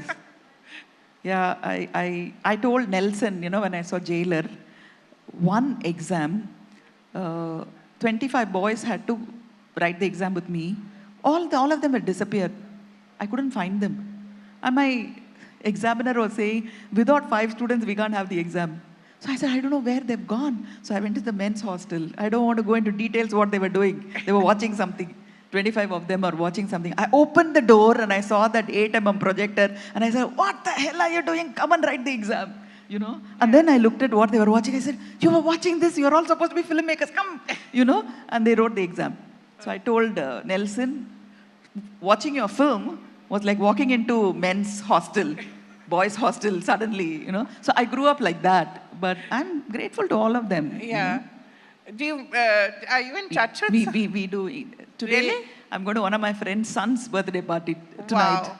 So I'm still in touch with them. Do you ever sleep? Like, how many things do you do in a day? You meet people, you run your home, obviously, you talk to money, very important. And, you know, you're acting, you're thinking, you're writing. No, I think after 55, you know, you have to take it a little easy in life. You can't work like how you were working earlier on. So my advice to all of you is to take it a little easy. Does it happen? You know, I think it should happen because health is more important. So I do take it easy a little bit. You should take it easy. And yeah, manage your time well. My best friend lives in Frankfurt, my classmate. So every time my dearest friend is also here, Kush, you should ask her how she manages her time because she wakes up at 4:30 in the morning. She does? Yes. Really? 4:30 in the morning, she's cooking for the children and she's sending them to school or college. And after that, she goes for shooting. And then she's in Bombay in the morning. And then next day, she's in Delhi. So she's the one who's like, we call her a Wonder Woman. And she looks so pretty. Yeah. But you were one of those who really stood by her when her cases were on. I remember that she said that and she was very grateful about it. That was a turning point in both our lives, I think. Yeah. We kind Just of to realized... remind people, Khushbu had 22 cases, 23. 46. I had 28 cases. You had 46 cases. So 46 cases where she was accused of all kinds of things, of leading people astray, leading young people astray, being morally wrong. But that was very important. That was a very important moment in her life and yours. Do you want to mention it? Yeah, like, yes, I stood by her. I didn't even know her then. Really? I didn't know her. I didn't know her very well. She acted in her first Tamil film with me. Oh. Rajnikant, myself, Prabhu and Khushbu acted. I knew her and I saw her success and everything. And I said, hello, how are you and all that. But I didn't realize that I will be holding her hand. I remember that when 28 cases were filed, my mother said she didn't sleep that night. Okay? So she came and told me I couldn't sleep because 28 people have filed cases. I went to my husband and said, my mother says she didn't sleep all night. Then my husband asked, what about Kushbu's mother? 32 days she's faced this alone. 32 nights her mother hasn't slept. Your mother hasn't slept only one night. So I had that support. Wonderful. Yeah. Thank you so much. But that's really you, Suhasini, standing up for other women, standing up for yourself, and standing up for what's right. I said respect. Respect. You cannot Always. disrespect me or my friend. And that's not possible.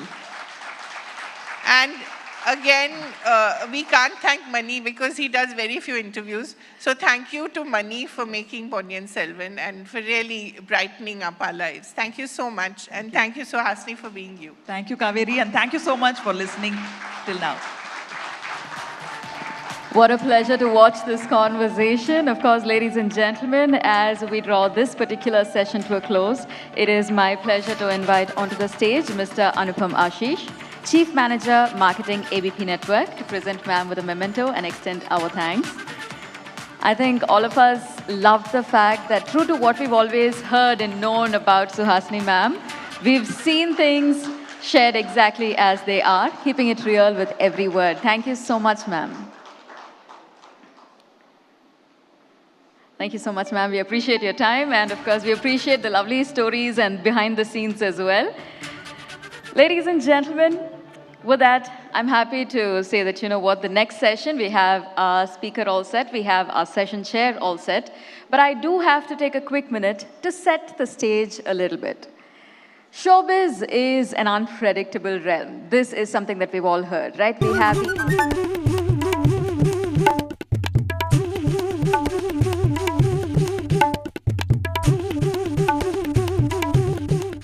The Southern Rising associated by Sri Sri Tatva Shuddhata ka naam. We bano kisi ke hum, we ke sang. Finolex pipes, long-lasting pipes. Partners, Rumta Steel TMT Bar, ekdam solid. Z Black Premium Agarbatti, Pratna hogi sweekar. Acco, welcome change. State partner, Tamil Nadu, where stories never end. Our guest this session has been a mark of not only talent and popularity, but also tenacity in any role that she takes on, whether it's off-screen or on-screen. Ladies and gentlemen, it is time for us to see how to master the art of enduring success and reinvention. It is with a lot of pleasure and pride that I invite actor, politician, film producer, TV presenter, Ms. Khushbu Sundar is here with us, ladies and gentlemen. Please join me with a loud round of applause as I welcome ma'am onto the stage. Welcome,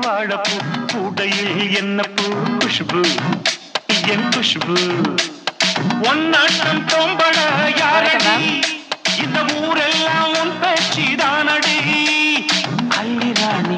Sharing this session, we have Ms. Radhika Bajaj once again on stage. I think that song totally set the context for us. Over to our session chair to take the conversation forward. Thank you, Shilpa. Ladies and gentlemen, we have on the stage with us an actress who was actually the first actress ever in India for whom fans built a temple. Right? I think that deserves a huge round of applause because that is the kind of status, that is the kind of icon that this lady has been. And you know, she's been in the films in public life for 40 plus years. She still is relevant. And she still continues to make an impact, not just in Southern India, but her reach goes much beyond that. So truly an honor to have you with us on this stage of the Southern Rising Summit. A very warm welcome. Thank you so much. Good evening, everyone. Ellarkum vanakkam. So I have to ask, have you been to this temple and is it still around? I don't know if it's still around. I have never been there because when this temple was built, I think way back in 91, I was so busy that, and I didn't know Tamil. I couldn't read or write Tamil or understand Tamil then. So, I mean, I didn't find the time to react. And by the time I understood, it sunk in me. There's a temple has been built. It was a little old news, so I didn't want to react then. And I haven't reacted to it till date. Yeah, so easy, you know, just a little temple that was made. So I love that. You know, 40 years plus in public life as an actress, as a politician. how do you continue to stay motivated? Because, you know, we do manage a lot as women, right? We manage our homes, we manage our children, and you are in very, very demanding industries. I mean, and politics not an industry, but very demanding space. What keeps you motivated 40 years later? Public life, I've been in politics just for 12 years, but I was literally brought up in cinema, so I don't know anything but cinema. So whatever I earn from cinema, I put it back in cinema. I'm also a producer. My husband is a producer, director. So we don't know anything but cinema. So I think public life, yes, but I also have a very simple motto, which says that if there is a will, there is a way. So you just need to find time. If you start complaining that, oh, I don't have the time, then you'll never find the time. But if you have a mindset which says, ho jayega, manage kar sakte hain. So I think anything is possible.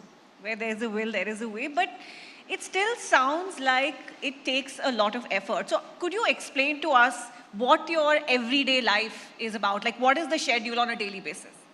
My good friend Hasni just said that I wake up at 4:30 in the morning.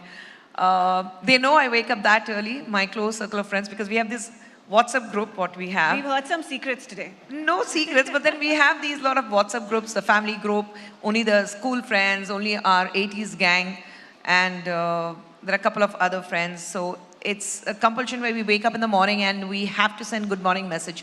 So if you don't get the good morning message, then it's like, are you okay? That's the first reaction what we get. So they see that mine is the first message, which is around 4:20 to 4:30 is my good morning message. Wow. So I start very early because I like to sleep very early. Generally, people around me in my family, they say that after 10, I'm a zombie. You want me to write a will? I'll blindly do it because after 10, you ask me anything and I'll be blurred. My mind is totally blocked. I'm blurred. So I sleep early. I wake up very early. And I like to see the sun rising. I like to breathe the fresh air. So I generally go for my walks in the morning. And of course, when the girls were in school, then the responsibilities were different. But now they both have done with the college. They both are working. So then again, the routine of a mother, you wake them up, you have to send them to school. I make my morning tea for everyone at home. And bus newspaper pado, then me and my husband, when he wakes up, we have a discussion. Then he is out for his work. If I have work, then I leave for work. But generally, my day is around my work and my family. So I wait for the evening to finish and come back home. So I think like it's nothing great deal. I think 99% of the working women, I'm sure even you do the same. We don't know whether you're going to have your dinner at home or not. Lunch is definitely not at home because you're working. But your dinner, are you going to be back home for dinner? You're not too sure till you decide to come back home or you think that the work is over. So I don't know why there's so much of, but I think most of the women go through it. Well, you're just very humble, but that's of course packing in a lot in a very challenging kind of work environment. You started very, very early. I think you were 10 years old when it was your first role? 8. 8 years old. So from the age of 8 until now, you have reinvented yourself in many roles. Your roles, in fact, have diversified, right? You're a politician now as well.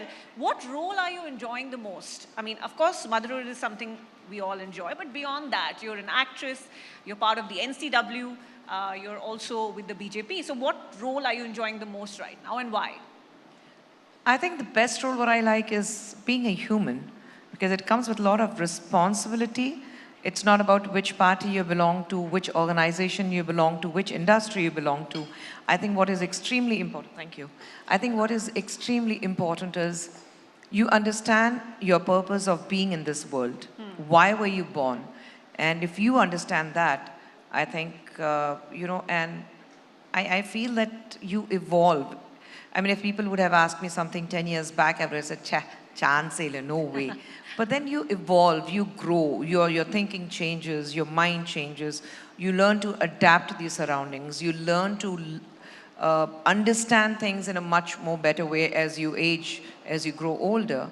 So I think it's just me who I feel that my purpose as a human, a role as a human in this world is the most fascinating.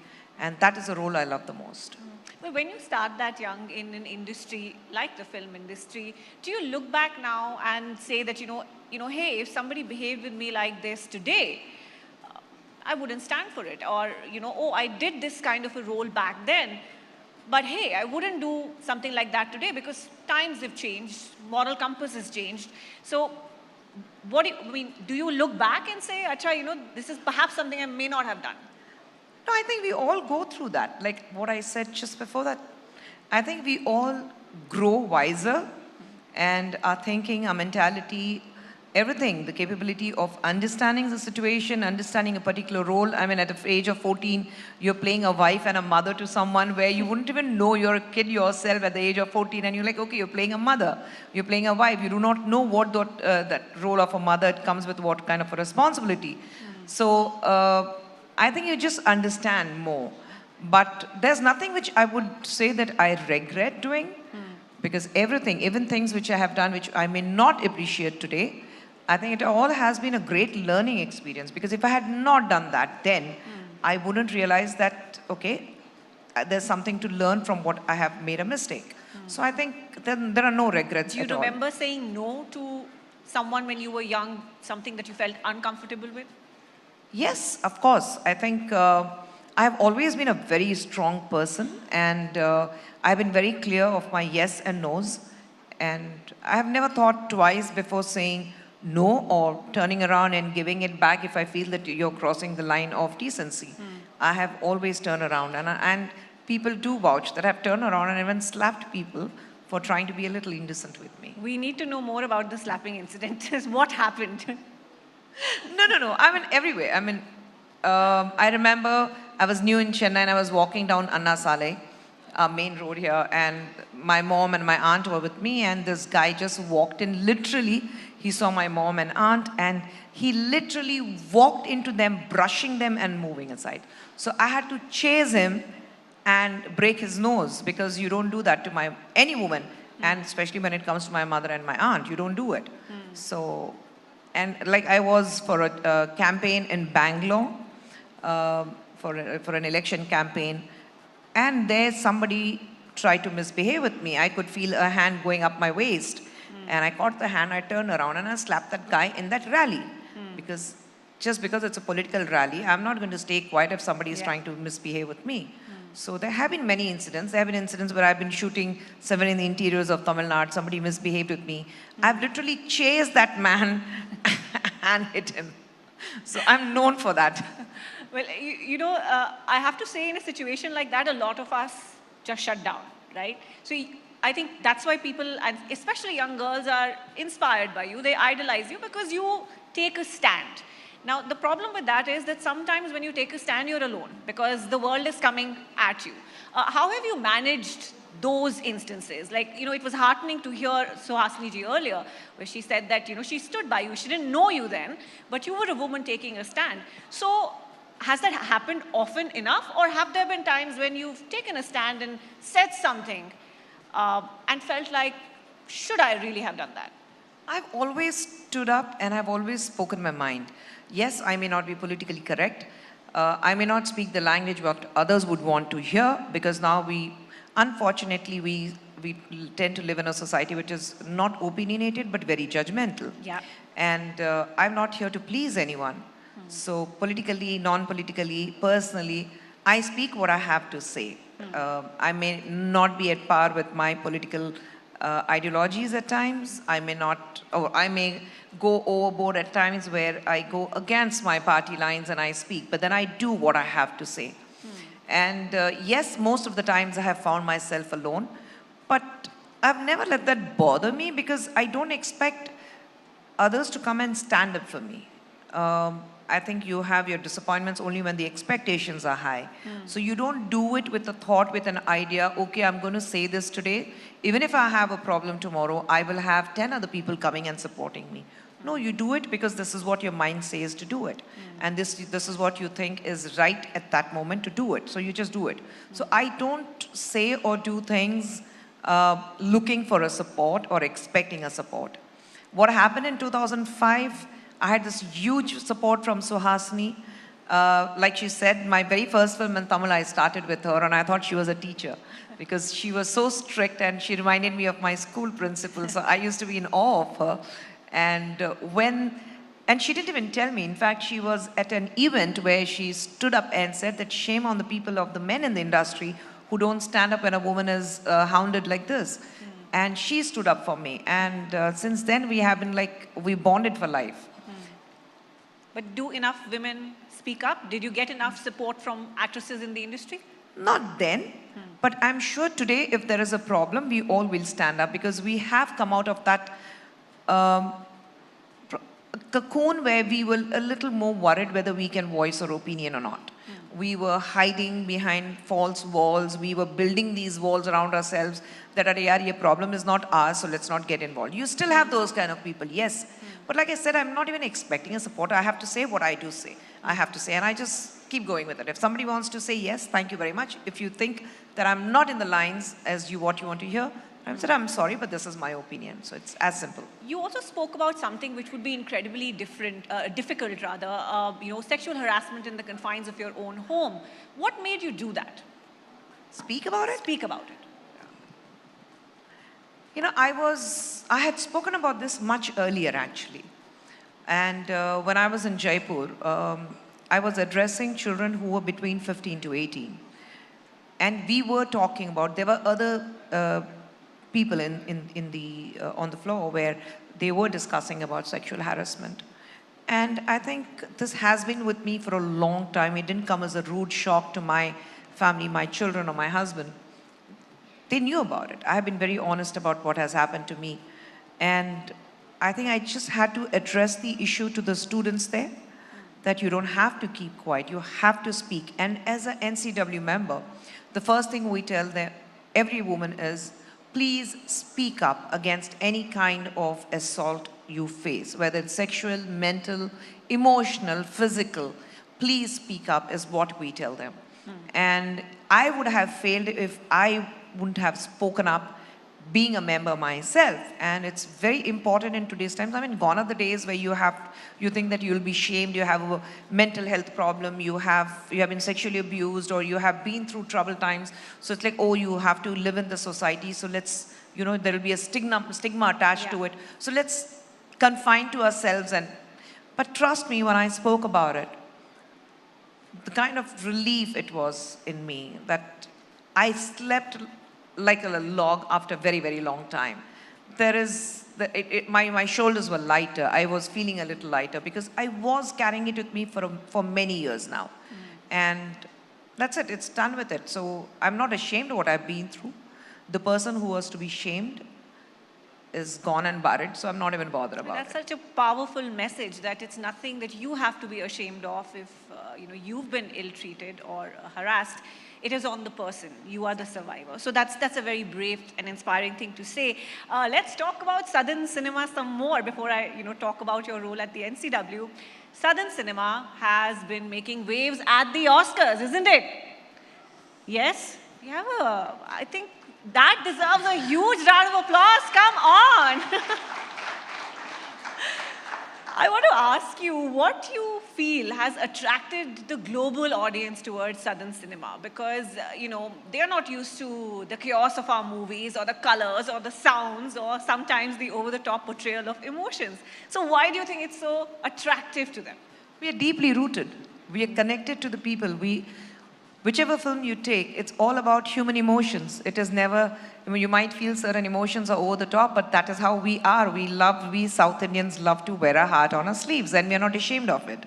And yes, we have hero worshipping, and we love it. We all love Rajinikanth, we love Kamal Hassan, we love Vijay and Ajit the way they are. So I think the hero worshipping has been there for many, many years, and we continue to do it. The best thing I think about South is we have evolved, we have grown, we have accepted the northern culture or the western culture, but we have never let go our South Indian connectivity or our cultural or our heritage. We have never disconnected ourselves from that. And I have been fighting. I'm so glad to see South Indian cinema making waves internationally, because I have been fighting with every person in northern cinema, in North cinema, telling them that when you say Indian cinema, it is about every language, especially predominantly about South, because for South Indian languages, they are the best filmmakers we have. Yes. And I mean, you see the kind of films which are made in Malayalam. You see the kind of history what Mr. Maniratnam gives you with Ponniyin Selvan. You see the kind of action what Mr. Kamal Hassan gives with Vikram, or the kind of, again, sentiment what we saw very recently in Jailer, or Triple R for that matter, or Bahubali, the magnum opus. So I think we all have been the best, whether it is Rahman, or whether it's Russell Pukuti, or Kirvani, or Ram Charan, or anybody you name it. I mean, we have been there. And I am glad that finally the North is waking up and saying when it comes to Indian cinema, South Indian cinema is way ahead of Indian cinema. Yeah. Technically, box office collection wise, the actors, the technicians, every which way. So I think it's great, and we stay connected is because we are rooted. Yeah, because at one point of time, you know, Bollywood was like, you know, we are Bollywood and that is the South film industry. And See, now you see... But I don't know, I somehow don't appreciate the word Bollywood, Tollywood, Collywood. I think when you say Indian cinema, let's be inclusive. Why do we bring these barriers by saying it's Bollywood or Collywood or Tollywood? I don't understand. That recognition has taken place because now the monies are flowing from Mumbai to the South. No, I'm glad that even a Hindi film says that when a film is releasing, so it says Tamil, Telugu, Kannada, Malayalam, Hindi. Yeah. So I'm glad about that, you know, the South Indian languages are there. Yeah, absolutely. So let's now move out of the film world and talk about politics. You're with the BJP now, you've been with the Congress, with the DMK as well. So you have seen how all of these parties operate in the region. In that context, how is the BJP looking to engage the voters in the upcoming general election? Some whispers saying that the Prime Minister may contest from a seat in the South to connect with the region more. So I want to understand, you know, what is the game plan for the BJP when it comes to southern states? I think we should not give in to the rumors or start believing whatever the WhatsApp forwards are. I think we should give time because we have 5 state elections coming up. So the concentration is more there. 2024, once this is over from January, we will start. I think the only way when we see our Honorable Prime Minister Narendra Modi ji has always spoken about South, especially Tamil Nadu. Tamil language being the oldest language, or whether it's about Sengol being placed in the new Parliament House, or every time quoting Trivallur or Bharatiyar. So I think he has always stayed connected. Or even when you had the Chinese premier coming, he took him to Mahabalipuram. So I think the connection what he has with Tamil Nadu, the kind of love and respect he has towards the language, I think it's for everyone to see. There are no special techniques to win the hearts of Tamil people or the South Indian people. I think every scheme which is brought in by the government of India is for every person of this country, every citizen of this country, irrespective that person has voted to for the Prime Minister, for the BJP or not. Every scheme goes to them, irrespective of the caste or religion or the voters. We don't see the difference between them. We see as a nation, we need to move forward. We look at taking the nation forward with every possible new generation, the Zen next, what we see is how we can make them stronger and say that India is a country to reckon with. And today, yes, world over with G20 summit just finishing and we had the presidency of that. It was great to see people connecting and the kind of respect we see India gaining today world over is amazing.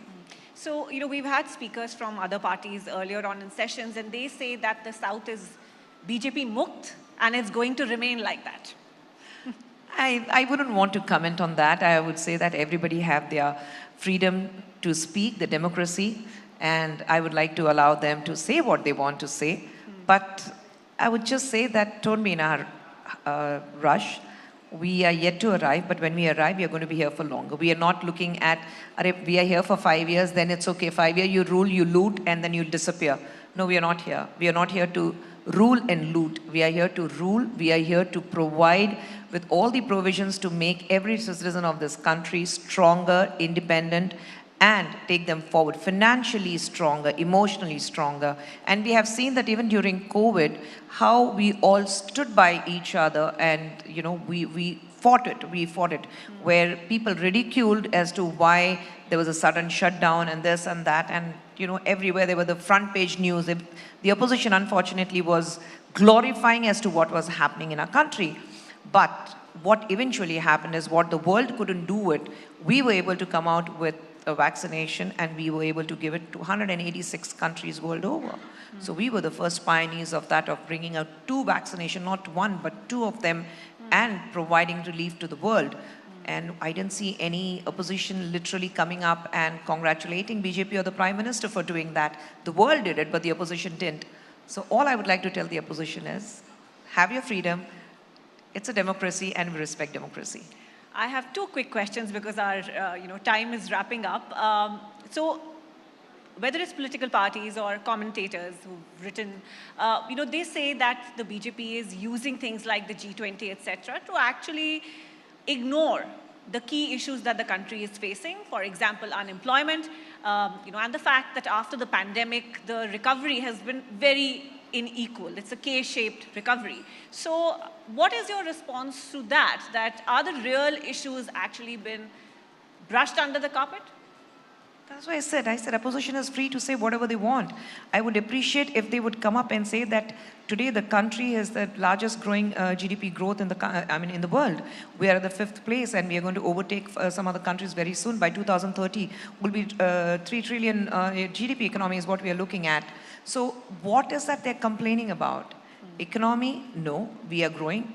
They say that there is unemployment. Please go through it and understand the kind of employments. You can't do everything overnight. 60 years we have given to a party. And if you still talk about unemployment, the party which has been ruling for 9 years, you can't blame them.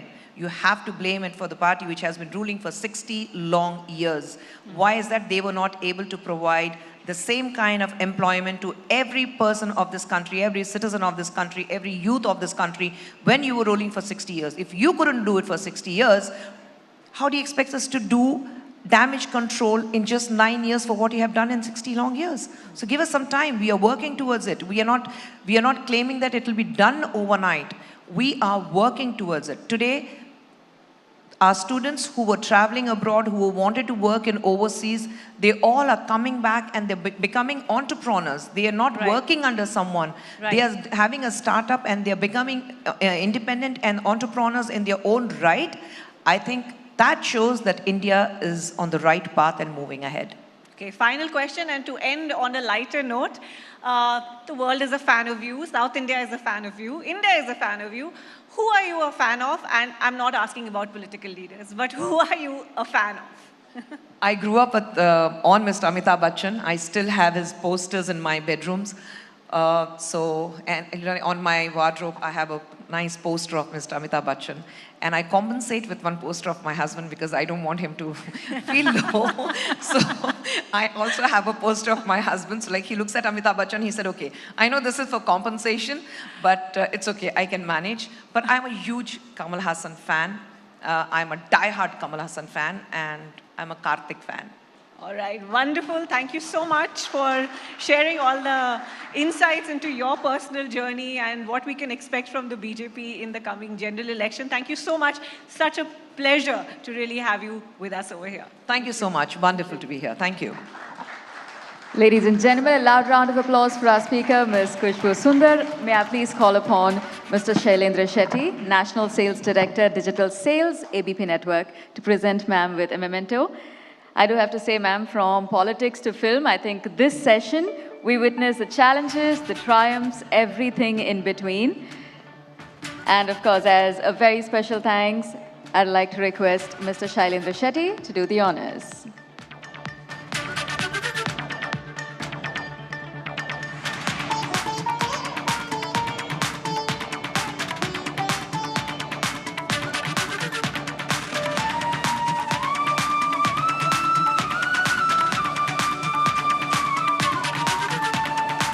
Thank you, sir.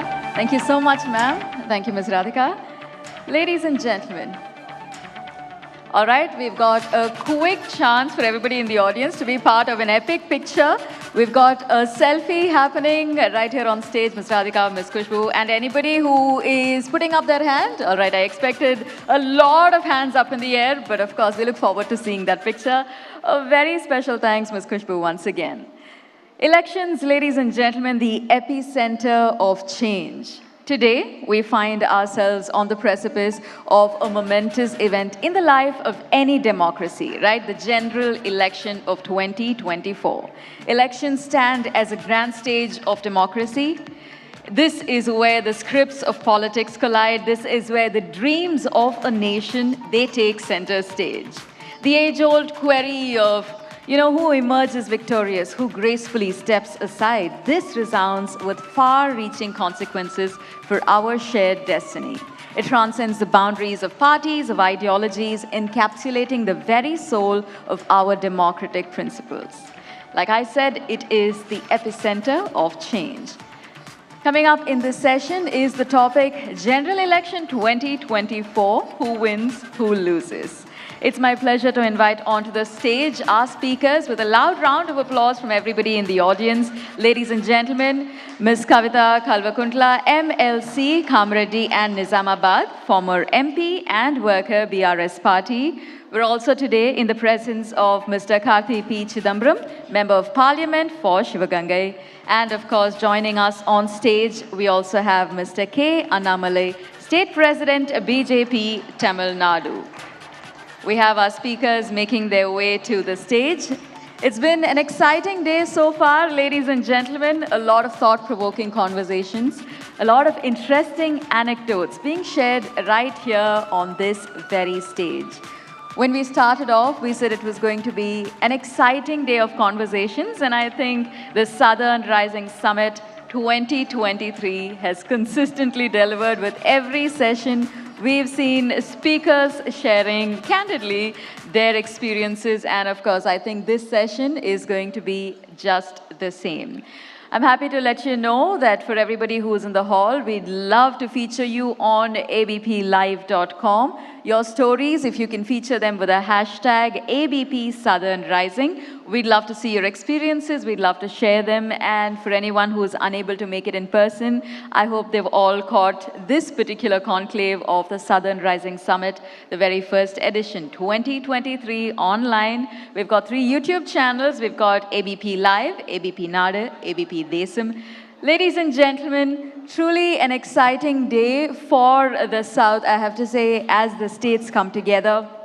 We're happy to say that our speakers have truly represented pretty much every single thought that we have had. And with that, it is my pleasure, it is my privilege, my honor to let you know that we are all set, ready to begin our last and final session. The General Election 2024, our speakers, once again a loud round of applause as we welcome them to the stage. Ms. Kavita Kalvakuntla, ladies and gentlemen, MLC, Kamareddy and Nizamabad, former MP and worker, BRS Party. Good evening, ma'am. It's a pleasure to have you here with us. I'd also like to extend a very warm welcome to our speaker, Mr. Karthi P. Chidambaram, Member of Parliament for Shivagangai. Vanakkam, sir. Welcome. It's a pleasure to have you here with us, joining us in this session. Good evening, sir. We're also joined by Mr. K. Annamalai, State President, BJP, Tamil Nadu. Good evening, sir. Vanakkam. Welcome. I know what you are thinking. Such an illustrious panel. How about we jump right in? I know we're looking forward to this conversation. It's only fair that without further ado, I invite our session chair, Mr. Chetan Bhagat, once again onto the stage. A loud round of applause, ladies and gentlemen, for our panelists, our session chair. The general elections of 2024, who wins, who loses? Here we go. Okay, we are officially in the most awaited session of the day. The house is packed, and we have some of the best speakers, best stalwarts of the state who have achieved a lot of recognition even nationally for their views, for their clarity and everything. And I said it in the one earlier session also, whatever we say here, let us all promise we'll remain friends in the end. Okay? Okay? And this is not that show. I am not a blacklisted anchor. Okay? We'll talk about that. So we'll talk about things which are important to the country. I think the 2024 elections is coming. We'll talk about that. Obviously more from a South perspective. Annamalai sir, firstly, I don't meet politicians every day who have gone to IIM. You've gone to an IIM, you've done your IPS, and now you're doing this. And a very tough job to make the BJP progress in Tamil Nadu. Even though it's the BJP is the mighty BJP, in Tamil Nadu the progress has been slow. It's been there for sure. It's been progressing. I had Narayanan sir from your party in the earlier session. He said in 2026 we are winning in Tamil Nadu. Assembly election of Tamil Nadu winning. And I want you to comment on that. This recently your alliance partner, AIDMK, broke off. They've not said names, but they said, you know, the BJP Tamil Nadu leadership said something we didn't like about our leaders, which seems like a very soft reason to break off a very important alliance. So just want your views on that, on the 2026 and this alliance, and how it's all going to affect BJP in the national elections. Chetanji, my vanakkam to you, my greetings to Annan Karthik Chidambaram avargal, Kavita Akka avargal, and all the eminent guests who have come here. I think you have mixed 4 or 5 questions together, and BJP Tamil Nadu is an ambitious party. There's nothing wrong with having an ambition. And of course, we got to do a lot of hard work. We have to cover a lot of miles to reach where we have to go. And Tamil Nadu, I'm sure you're watching the Tamil Nadu politics for a long time.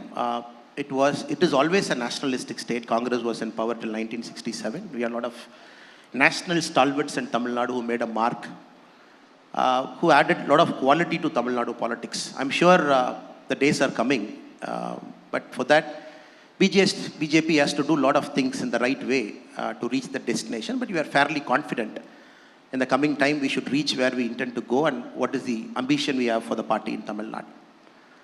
And 2024 is a very important election for the party because this is a very unique election for our country, because we are going to see a party which is in power for 10 years and you are going to measure our performance over the last 10 years. You are going to validate what we have done over the last 10 years. And you're going to make a decision whether you're going to give us another 5 more years. I'm sure when BJP comes back to power in 2024, that is a time when BJP Tamil Nadu should really look forward to its growth. Because you've proven something at the national level. People have accepted your model of development. So 2024 to 2026 is very crucial for us, especially in a state like Tamil Nadu, where a lot of things are not right at this particular point of time. So 2024 is an inflection point for BJP Tamil Nadu also to reach its destination in 2026. So that is what I can convey now. And thirdly, with respect to the alliance, partners leaving, coming, it's part of politics. I think somebody said a week is too long in politics. Harold Wilson said, if I remember correctly, in UK. In Indian politics, I think 3 days is too long. A lot of things happen and churning happens. So I don't want to comment too much, read too much into what has happened. And come 2024, a lot of realignment will happen in a very natural way. And there are only 2 things you will have, one for Modi and one people against Modi. And I don't think there is going to be somebody in the middle and who's going to say neither here nor there. So let us wait and watch the next 7 months to go. I respect whatever the alliance partner said, our previous alliance partner. I don't want to give my comment to it because they made a decision. It is for them to make a statement, why and how. And I can't sit in a chair and make judgment about why they did it. But my job as BJP state president is to help grow the party here. And I'm focusing on it. So next 7 more months to go. And come November, December, a lot of realignment should happen. Let's wait for it. I mean, I won't press on this further, but they've specifically said that the Tamil Nadu BJP leadership has said negative things about our past leaders.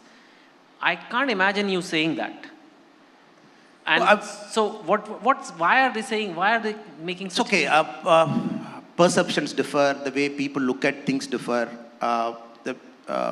It is all in politics, you read between the lines. You say something and people read something between the lines. But I said, I respect what they said, so it is not up to me to really make a character judgment of why they said it and what is right. Did they actually mean it right? Or will there be a change of heart? So I'm not really bothered at this point of time. What I'm really bothered is, coming 7 months, I'm more interested in focusing on my party because we have got a lot of distance to cover, a lot of miles to go. So happily, I'm doing my work. So let us wait till November, December. As I said, there are 2 things in India. Either you are for Modi or against Modi. So I don't think there is somebody going to be in the middle, neither here nor there. Okay. Karthiji, well, he's laid out his plan for 7 months. He's said that it's all going to be about, are you with Modi or are you not with Modi? In the middle of all this, there is this INDIA that has been, the alliance that's been created. I want to ask this. So I'm just asking you because you are one of the representatives. No opinion polls are saying that yet, but let us for a thought experiment assume that INDIA comes to power. It is a pleasant thought. It's pleasant thought for you, for sure. But let us look at it. It's a coalition government. There's no going to be one dominant party in there. So there's a huge coalition with a lot of small parties. And then there is some minister who's in some corruption issue, a big corruption scam or something, right? He or she belongs to one party. If you take action against them, they withdraw support, INDA crumbles. I mean, this is the same term which Prime Minister Manmohan Singh once said, coalition compulsions. He himself said it. Even though then Congress was a pretty dominant party in that coalition, INDIA will not have a party which will have that many. I mean, there'll be a lot of dependencies on the coalition partners. And if one misbehaves in a way, there's nothing that can be done. I mean, isn't that a design issue, or how do you see it? First of all, my reading of the elections in Tamil Nadu for 2024 is very clear. I believe the India alliance, led by the DMK here, in which the Congress is a significant partner, will sweep the polls like we did in 2019. That be it. The reason being, Tamil Nadu does not subscribe to the Hindutva politics of the BJP. And the Hindutva of the BJP is a North Indian, upper class, Sanskritized, vegetarian version of Hindutva, which doesn't gel well with Tamil Nadu. So that being it, I believe the result in Tamil Nadu is going to be very, very clear. It's going to be for federalism, it's going to be for secularism, and it is going to be against this Hindutva model of governance which the BJP has. As far as the rest of India is concerned, I've always said that Indian elections are like a tennis match. Each set is independent of another set, and what happens in one state might not necessarily having a bearing on another state. And we have to look at the electoral grammar in each state before we come to any conclusions. As far as this coalition being, you're alluding to a potential problem a coalition government can have. Let me tell you one thing very clearly. A coalition government intrinsically is more democratic than a single party government. There is at least some collective leadership. There is debate and discussion among coalition partners. In a single party government, you'll always have government by diktat. Like what's happening here, demonetization, the finance minister of the day does not know about it. You know, withdrawal of the farm laws, the agriculture minister of the day does not know about it. So you'll have that. But presuppose that a coalition government will have corruption and a single party government will not have corruption is erroneous. Because the greatest corruption this country is facing today is the crony capitalism which this government is practicing. So it is not as if, in fact, accountability will be greater. There will be greater pressure in a coalition government to be more accountable than a single party government. So I do not agree with your theory. While there will be contradictions and there will be compulsions within a coalition, but I do not presuppose that it will be somehow, in your opinion, more corrupt than a single party government, where blatant crony capitalism is happening today and nobody can speak about it. Neither can you in the media, nor there are alliance partners on paper. There are a few other political parties which are represented in the government. They can't really speak because the gearing is so bad. But in a more egalitarian coalition government, I think that debate and discussion will be far more and accountability also will be far more. Okay, interesting. Kavita ma'am, it's very interesting, like Surja said, either it's pro-Modi or against Modi, whereas your party now, neither NDA nor INDIA, right? And there could be many reasons for that. One is you love them both, so can't decide which one, or you don't love either, right? You've also renamed the party, TRS to BRS, making a state party to a national party, not allying with anyone. There seems to be some thought and strategy behind it. what's going on? No other party that originated from the south, or at least I can't remember them saying, okay, now we're going to go national, we're going to rename ourselves, we're not going to ally with NDA, INDIA. Just walk me through the thought process quickly on that. What's going on? Thank you, Chetanji. Thank you, ABP, for having me here today. India is too vast and too diverse to say that either you are against someone or for someone, or at the same time saying that you have to be in either one of the national parties. That again has failed, that experiment. So that is why you've seen a TMC emerging. That's why you've seen a Naveen Patnaik ji emerging. That's why you've seen a Jagan emerging. That's why you've seen a KCR emerging. So in India, when there are versatilities and diversities which are not respected enough, there will be agitations in the regional space, and that is how many regional parties have come to force today. Now, having said that, regional parties have certainly performed better than both of these national parties. That is a matter of fact. When you look at the growth strategy of Telangana or growth strategy of any other state compared to the nation, we have done far better. Having said that, if two parties have had a chance for 75 years to perform at the national level and have repeatedly failed the nation, or I would say not failed the nation, but maybe they have not tapped the potential of the nation enough, we believe as new political alternative, as a third party, which can work pan-India and provide with a development model. Whatever we have done in Telangana, we have that model to be able to be replicated across the nation. We have a proof of concept. It worked in Telangana. In 10 years, we jumped from 1.2 lakh per capita to now 3.7 lakh per capita, which is the highest in the country. So obviously, we've done something right in the last 10 years. From 66 lakhs of irrigation, we are now irrigating around 2 crore acres. So we have done something very right in the last 10 years. And we believe this model can be emulated across the nation. And that is why we are neither with them, with INDA or Congress, or neither with BJP. Because both of them had a chance to go at it at the national level. And both of them, I believe, did not perform to the potential that they could have. So both have disappointed you. But once the result... Not me, as in the people of the nation. Yes.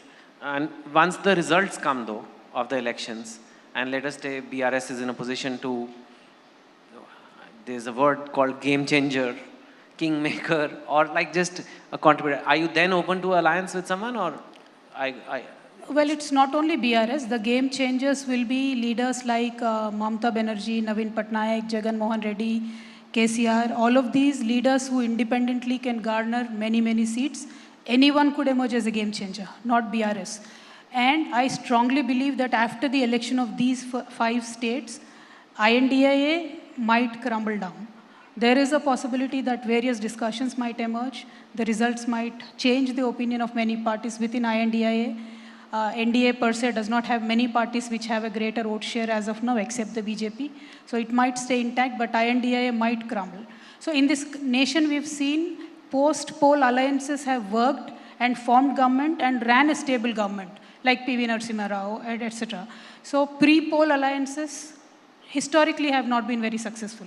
And that is precisely why I believe after these 5 state elections, every party will rethink their strategy as to should we remain in INDIA, should we go for an independent election, how can we garner maximum number of seats. So you'll have more bargaining capacity post-2024 election.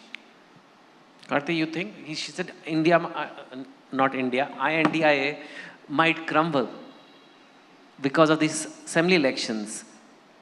Whereas right now it looks like a huge show of solidarity. They are banning anchors.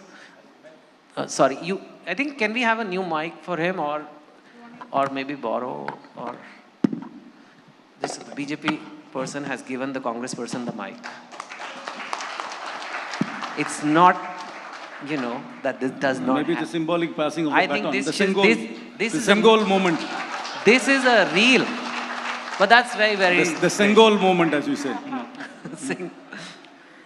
Anyway. He's just given the mic. Not the Sengol. Sengol was also make-believe. Let's talk about what she said. See, the India Alliance has met 3 times, formally. Once in Patna, the second time in Bangalore, and the third time in Bombay. And every time we have met, our numbers have only increased, and our coordination is getting better. And in this assembly election, all constituents of INDIA are not stakeholders in these elections, Primarily, it is the Congress party, which is prevalent in all the 5 states which are going to go poll. The results of the poll will obviously be either a shot in the arm or a disappointment, the way the results come. But the alliance is not going to crumble. The purpose of the alliance is to unseat this fascist, anti-federal government from the center. That is the purpose. And that purpose will not change because of the results of this election. But I can again tell you that the results of the election will be a boost for the Congress party, which in turn will be a boost for the INDA alliance. I mean, Kavita can be a wishful thinker, but the alliance is not collapsing. The alliance is going to go strong. It will only gain strength to strength when we face the general election. And these 5 states, mark my words, the Congress party will do well. We are very confident of forming government in a significant number of the states in which we're going to polls in November and December. I'll just make a quick point and then Annamalai can answer. See, precisely this is my issue. INDIA as an alliance says their single point agenda is to get BJP out of power. But what is your agenda for the people? If your single goal is to get BJP out of the power, what will you do better than this government? See, that is precisely why I believe, and one other issue, in Bengal, communists and Mamtadi are fighting, but they're both in INDIA. In many states, they are in direct conflict. In CPI, Kerala, Congress and CPI, Aam Aadmi Party. Aam Aadmi. So many of these guys who fight outside are here. So how are they going to share the seats? How will you give confidence to the people that this is a valid alliance? Yes. What is your plan for the people? Annamalai sir, they have said it now. Whatever anti-federal, fascist, and there is only one goal. One goal to remove your party. Chetan, I can give you cogent reasons on why this government should go and why then. No, I know. That's a fair. I mean, it's fair. So I'm just letting you answer that why they want you to go. The problem with Congress is they are so power hungry. They want to imagine a mic as a Sengol. They can keep dreaming. And for them, everything looks Sengol when they walk around because that is the impact Sengol has made in Tamil Nadu. And the kind of respect Sengol has got, it has got a pride of place in the Central Hall of Parliament. Now, my friend Karthik Chidambaram Anna used a word called fascist. Madam Indira Gandhi used Article 356. She alone used it 50 times.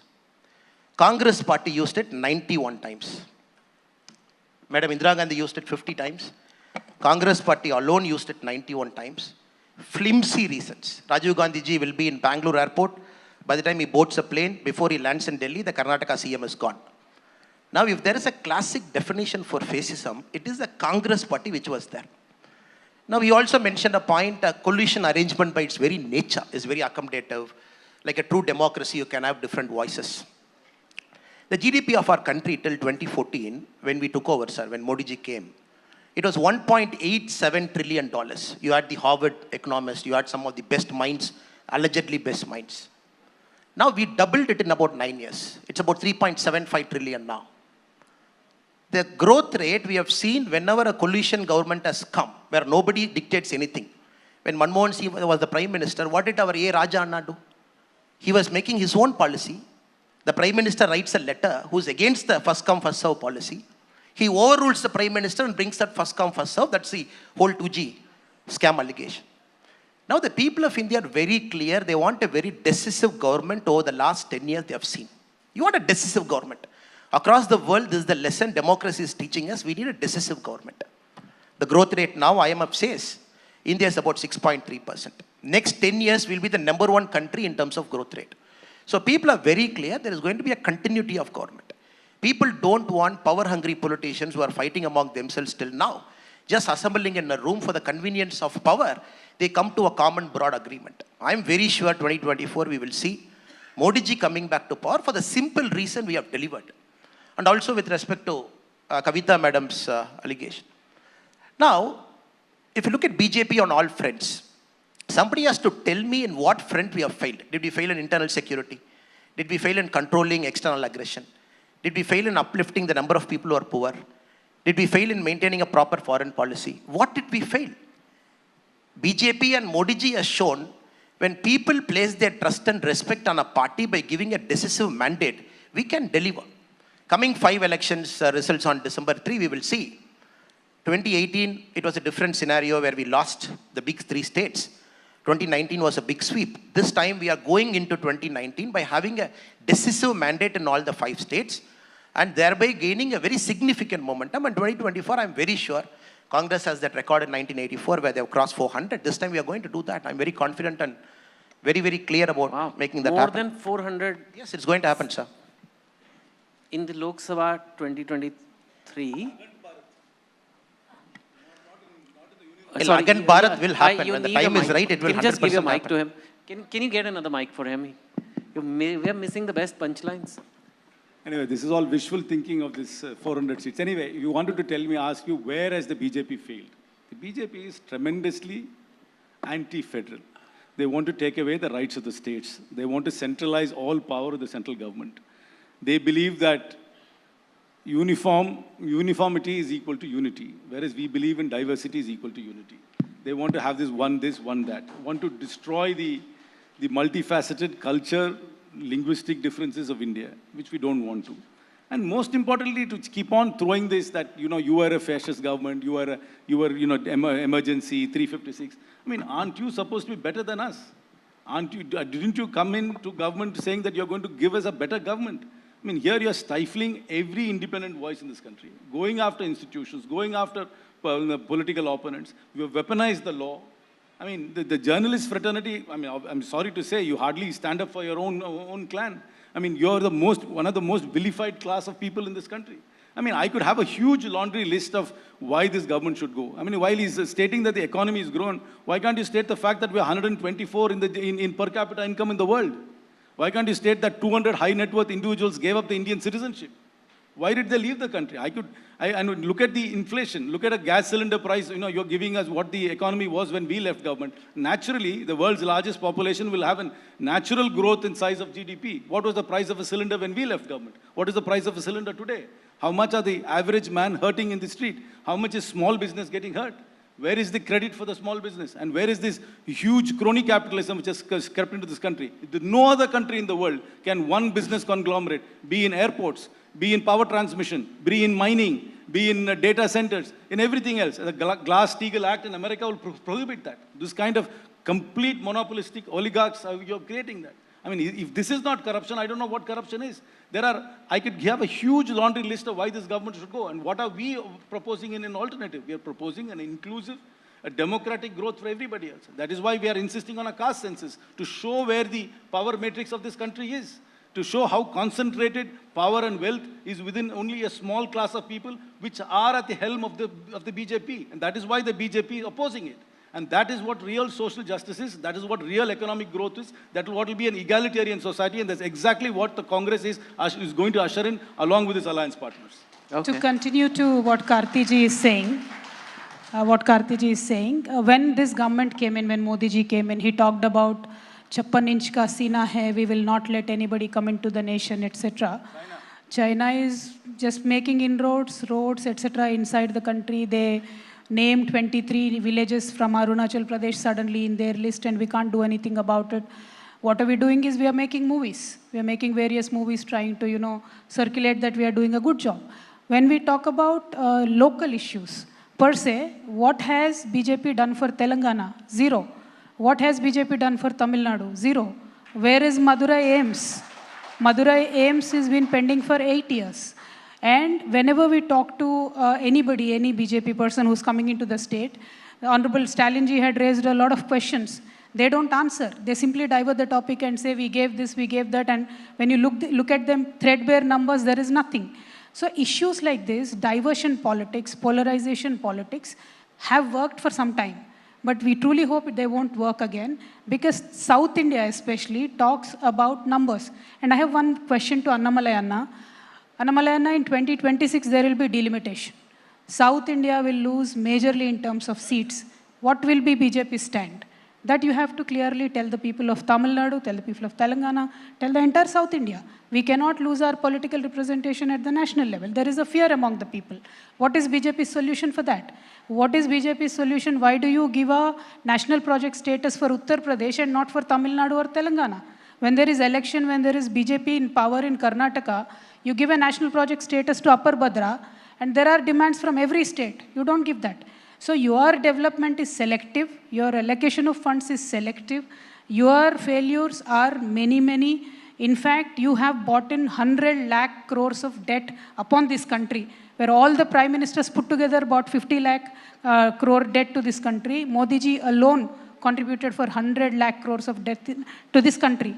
Now, these are certain things that needs to be answered. Instead of just saying polarization, ya to you are with Modi, against Modi. No, it doesn't work with that way. India has a lot of things between 0 and 1. Everybody matters. Everybody should matter. Telangana should matter. Tamil Nadu should matter. Not only Uttar Pradesh and BJP. Okay, I'll let Annamalai also answer. But since you mentioned a couple of things, you said this polarization thing doesn't work in South. I've been curious about this question since morning because like I do feel people in the South have a lot of faith and religion is a very big part of life. Like it's there. Like there are more temples here than in many places. A lot of Hindu population, and yet the Hindutva politics doesn't seem to be working so well. So as a natural curiosity, I want to ask you guys why that doesn't work. We will get to the caste census also, and I will let you reply also, because looks like, you know. I'll let Karthia respond to a lot of faults. Yeah, I will come to you. So I want to give you enough time, but let's just talk about this, why the Hindutva politics doesn't work. Maybe one of you can answer that. And then let's talk about this caste census, which I think could be a factor in this coming election, a big one maybe. But let's hear it for them, then Annamalai. Well, please take it.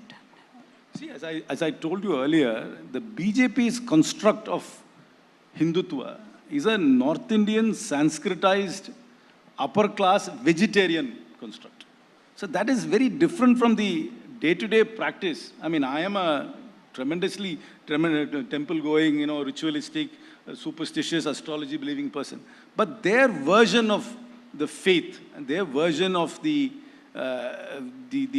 practice of the religion is very varied from what we practice on a daily basis. Yes, Tamil Nadu has per square kilometer more number of temples than anywhere in India. We break more coconuts every day in Tamil Nadu. The mistake the BJP does is they believes that because it's a temple-going state, they will vote for us. And the mistake the Dravidian parties make is because they go to temples, because they vote for us, they are not temple-going. So both the parties make a mistake. One is different from the other. You know, the politics is different from the faith. And the people here are clearly going to divorce their practices from their politics. And the politics here is, there is a strong regional identity here. There is a linguistic identity here. And the BJP, because of its overt push to this Hindutva agenda, and also this uniformity is equal to unity kind of an agenda, one this, one that, pushes Tamil Nadu back. And that is why Tamil Nadu will consistently reject the politics of the BJP. And, anybody who is independently assessing will know that the BJP has only got a certain limit it can grow to. It is not an acceptable party. The politics of the BJP, the agenda of the BJP will be roundly rejected in Tamil Nadu time and time and again because they don't agree with the construct of the societal construct which they are proposing. Their construct is, as I repeatedly say, it's a very North Indian, Sanskritized, vegetarian, upper class construct. And that will be rejected time and again in Tamil Nadu. I have a quick point to make. I have to let him, I think I need to give him 2 mics. Let him answer and then I'll just quickly finish the point. See, I strongly believe there are political Hindus and there are practicing Hindus. BJP is political Hindus and rest of us in South India are practicing Hindus. We are very temple going, very ritualistic, very religious people. I personally myself am a very religious person. But it is my religion inside my home. Once I am a politician, I go out, I meet with everybody. I will treat everybody equally. And if I want to be selective in terms of development, if I want to be selective in terms of political process, that is not fair and that is not India. Annamalai sir, they have said a lot of things, so you need to, I have to respond it point by point, sir. I don't know what is Karthik Chidambaram ji's obsession about Sanskrit, vegetarian, North Indian. I am sitting in front of you. I am the state president of the BJP. I am not a North Indian. I am not a vegetarian. I don't know a word of Sanskrit. I don't know a single word of Hindi. Maybe a possible conversation Hindi I might try. You have to understand, sir. Now, I find it very funny. Madam Kavita ji should have defended her father's record of 10 years what they have done. You are in power for 10 years, you are not able to defend what you have done. Pulavaram project is more like a ATM of the KCRG's family. We have seen it. A lot of allegations. We are seeing it, what is inside. Now, I would respect an opponent when they defend their track record of what they have done for the state. And every time it is like, you want to vilify BJP, you want to call this, you want to call that. It's okay, sir. Now, A.K. Antonyji, Defense Minister of India, 2011 Parliament. What did he say about China? He said the best way to contain China is not to develop border villages. As we speak now, our Prime Minister is in Uttarakhand, in the border area, inaugurating projects worth more than 2,000 crore there. They said the best way, don't do anything. Allow Chinese to come. Give acres and acres and square miles of acres in Ladakh and Arunachal and different parts. Don't even pick up a fight. Now when BJP goes to the border, BJP is there as a government. When all the border areas get developed, we look China eye to eye. And suddenly they have this China problem, including Rahul Gandhi ji. I don't know who he meets outside the country. And with respect to Karthik ji's very specific thing, I find it very funny. This is a Congress state till 1967. Now, Congress party in Tamil Nadu has become a cheerleader for DMK. DMK has got no business to come in 1967 to govern the state. I find the Congress party more as a cheerleader for DMK, encouraging them whatever nonsense they are doing. The only common link I see between, Tamil Nadu and Telangana. Both states have made the states as states of drunkards. When they came to power, their liquor revenue, what was it? 12,000 crore. They have taken it to 30,000 crore now. We are at 44,000 crore. When the state got bifurcated, Telangana, if you look at the net debt, was 75,000 crore. It's 3,13,000 crore now. Tamil Nadu is the state with the highest number of debt in the country, 7 lakh crore. What model are they talking? Are they talking of a development model? Are they talking of a pro-poor model? This is a model that is family politics entrenched model, which clearly uses liquor revenue to finance voters 500,000. And then you borrow debt and you're not able to service debt. And you portray this as a model to say, please keep BJP out. I'm not saying BJP is in Tamil Nadu today. It's a work in progress. You got to get a lot of things right. But of course, we are going to offer a very alternate ideology to the very model of what the Dravidian parties do here and what parties like TRS do there. And I'm very proud to say, as a first generation politician, son of a farmer, I've earned my place sitting in this chair as a BJP person to talk to eminent audience like this. My father studied till 10th class. My mother studied till 6th class. I don't come from a privileged pedigree. This is a party of common people. All of us get to represent how the country should be built. We don't come from a Jamindari family. We don't come from a family where son is a minister, daughter is a MLC, and one nephew is a Rajya Sabha MP, another nephew is Maharashtra TRS in charge. We don't come like that. That's the basic difference between a BJP and a Congress. A common people make this party. Of course, it will take time to build. BJP came into Tamil Nadu very late. Now you need to interrupt. BJP came into Tamil Nadu very late. They came very late. When did BJP come here? When did Janasangam come here? When did BJP make an electoral mark here? We will extend a few minutes. When did BJP come here? 1980, 1990. The first MLA 1996. BJP was not there when Congress was there. Of course, we had a late start here. We'll pick it up. It's a matter of time. Once we get our model right, ideology right, what you have to speak. If he says BJP is a Hindutva party, I'm saying BJP is not a Hindutva party. In his definition of Hindutva. My definition of Hindutva is all-encompassing. It doesn't discriminate anybody. I want Muslims and Christians to sit in the same table. If they have an imagination that BJP discriminates, I can't cure the disease. That's the disease of appeasement, disease of Congress.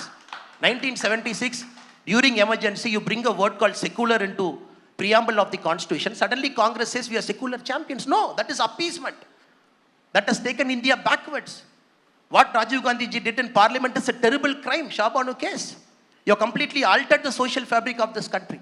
When BJP does it right, when we do a civilizational continuity, when we do a civilizational reset, you call us Hindutva party, proudly will wear that label.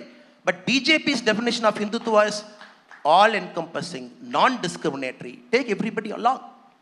And when you want to stock a state like Tamil Nadu, of course, you understand I am at a disadvantage. The party came late, we are building the party, it will take time. That is not a measure. The measure is 2024 is an inflection point for BJP Tamil Nadu. Modi ji is going to come back. You can't do they agree on a prime ministerial candidate? Or is it going to be like 2004? You form a government, then you have a chair competition, then you put a roll of dice, then you select a prime minister, then somebody will come. That's how you want to govern India. We are seeing what is happening in Israel. You have a far right, you have a centrist, you have a left centrist. What has happened to Israel? Like Israel wants a unity government now. Look at all over the world. People want a decisive government, and India should not lose this decade. Next 25 years is very important for country's growth. And people of India are very clear. They want a decisive mandate to be given to a party which has proven. And with respect to crony capitalism, sorry, I'm just ending with this here. And sir, we have to understand, when you talk about crony capitalism, how many times they have gone to the Supreme Court? Rafael Supreme Court. Rahul Gandhi ji gave an apology. Every time you go to Supreme Court, Hindenburg report, again you go to Supreme Court committee clears. I'm not defending any corporate, I'm not their spokesperson. As an Indian citizen, I'm speaking. When you have a personal agenda, every single time Congress party runs to the Supreme Court, you want to file a PIL on every single thing. Every single thing they lost. 2019 election was run on Rafael. He was forced to give an apology, Mr. Rahul Gandhi, who was the prime ministerial candidate in 2019. Forced to give an apology to the Supreme Court. What are they talking about crony capitalism? They have to understand. You cannot come and make allegations and get away with it, sir. When somebody made a mistake, we are making an action. There is a court to monitor. NewsClick made a website. Their website made a mistake. Action is being taken. Of course, there is a law of the land. There is a court. There is a system. There is an independent judiciary.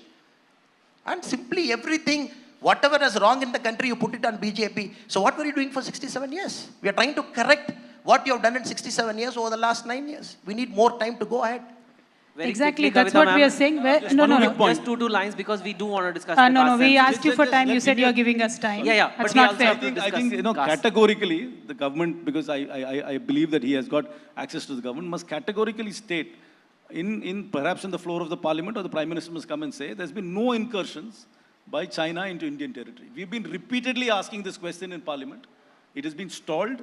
No question about China is ever admitted into question hour. Can the government of India, I'm challenging the government of India, the Prime Minister of India, the Defense Minister of India, to categorically state that there has been no incursion on Indian territory and no incursion by China into Indian territory. Can they state that? Everybody knows there's been massive incursions there. And all these kind of photo ops on the border areas where incursion is happening on the other side is completely misplaced. And secondly, it's constantly saying that, there is no crony capitalism. I mean, I'm giving you an example. There is nowhere in the world has one company been given so much, one corporate entity been given into a sort of an open door policy into so many sectors. That is what mature democracies do. Mature democracies do not allow concentration of economic clout into one hands. And to say that you always go to court, everybody knows the state of institutions today in this country. I don't want to specifically name that. Institutional capture has happened in the last 9 years. Everything you do is you do under the veneer of a legal sanction. Every raid is legal, technically, because somebody signs it off. Every arrest is legal because some magistrate is remanding you. But that does not necessarily make it fair. That does not make it honest. Then even Jesus Christ was crucified because there was a judge, Pontius Pilate, who put him to the crucifix. So every illegality in this world, including what happened in Nazi Germany, happened under legal sanction, against legislative sanction. So just because it happens under legal sanction, just because it happens against legislative sanction, does not make it moral. Chetanji, I just have to say this, that BJP still talks like a party in opposition. Whenever anybody asks you a question, they will highlight the problems, they will not give a solution. I'm simply stating the fact that Modi ji came into power in the last 10 years. 100 lakh crores of debt is incurred on this country. Is it true or not?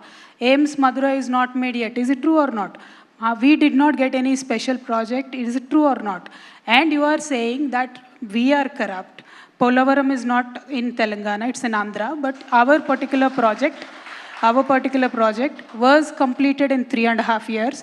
Today it is giving water to 73 lakh acres. Can you do it?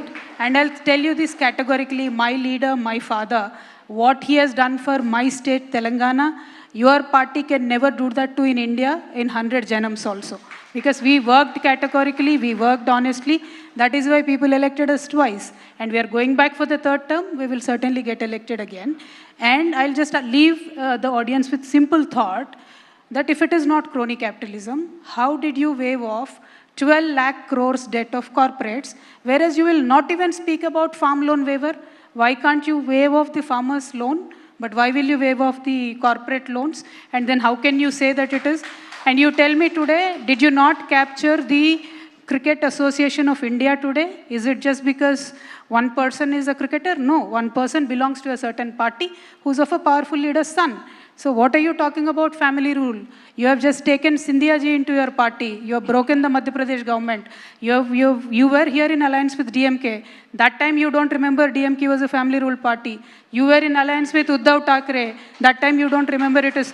Your Andhra Pradesh BJP chief is N.T. Ramarao's daughter. Then you don't remember. So when it suits you, you talk about family, legacy. When it suits you, you talk about being very non-corrupt, non-free. See, this is not fair. So when you're talking about issues, might as well talk about them in a very objective manner. We are speaking of development. South India, BJP will get 0 seats. We will work for it because South India demands numbers. South India demands projects. Thank you. All right.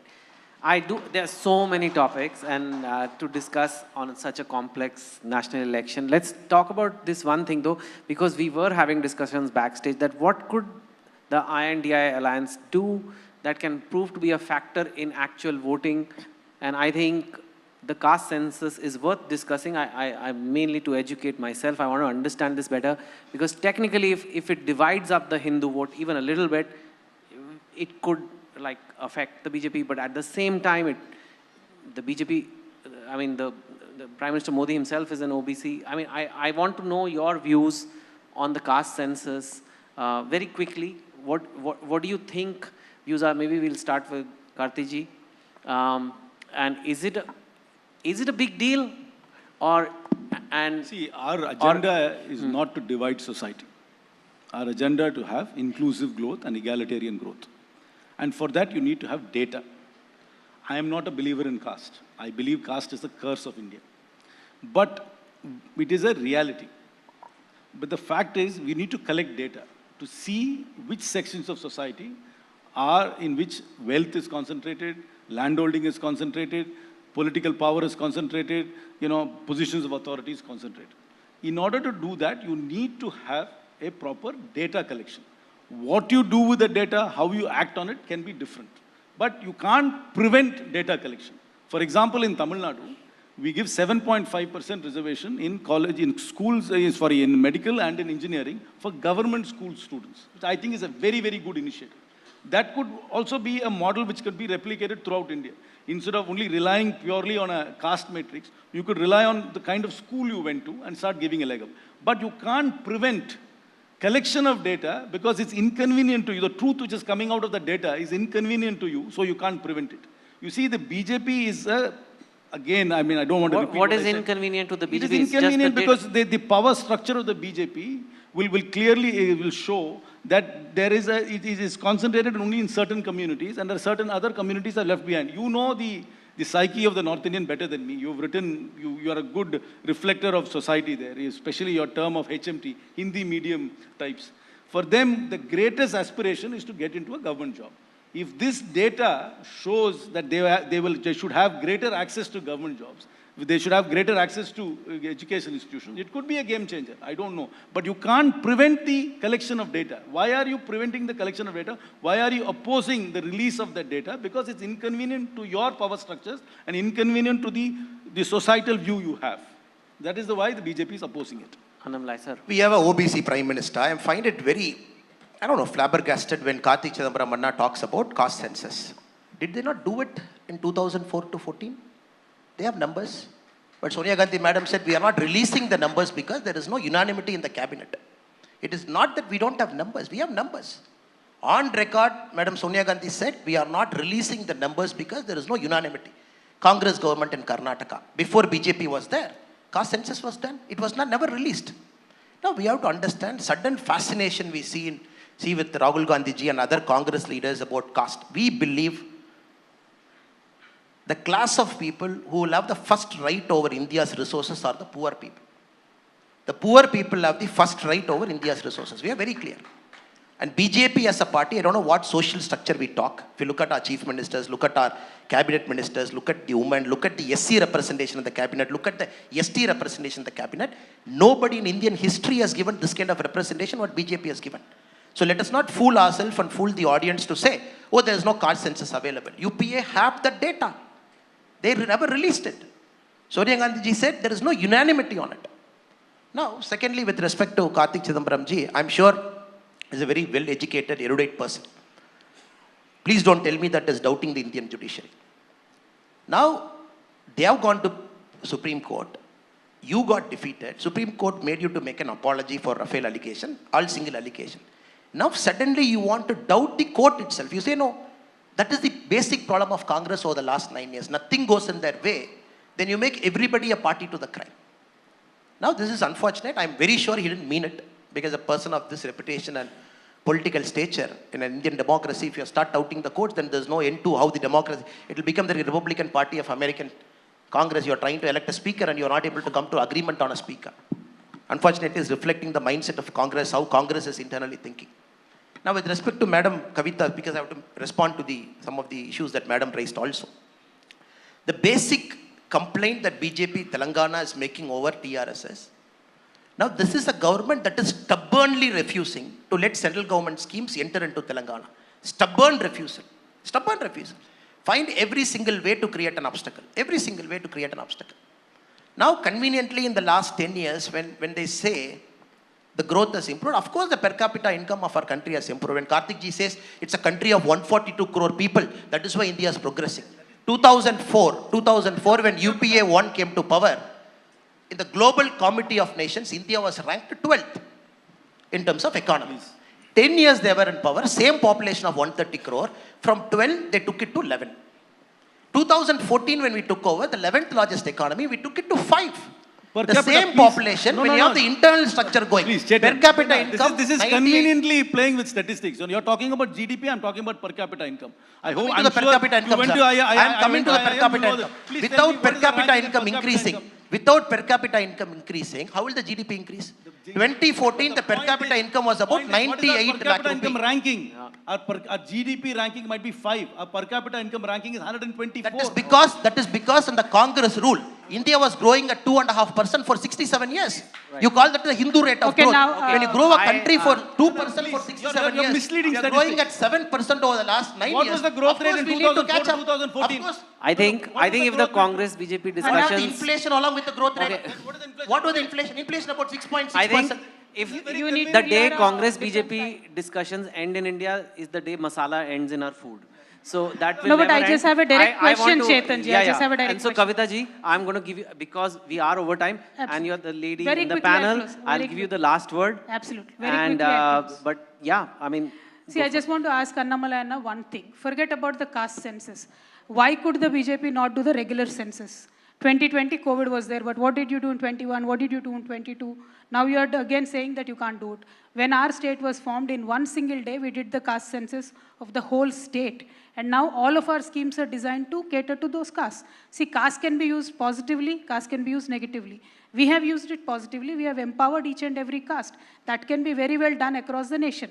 So my limited point here is, in this, Karti Chidambaramji Congress party is equally responsible. They could not do the caste census, and now they are demanding that caste census should be done because it suits them.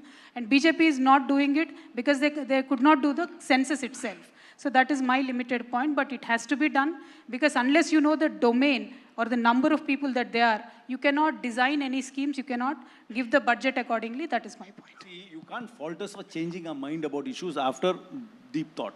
We have thought, perhaps at that time, there was no consensus. Now we're very clear that we need this data in order to have an egalitarian society, in order to make social programs or whatever it is. I'm not saying that how the data will be used is a matter of debate. But to say we can't even have the data is not acceptable. And there is an evolution of thought. I mean, any politician who says that he has had no evolution of thought is a politician who's not thinking.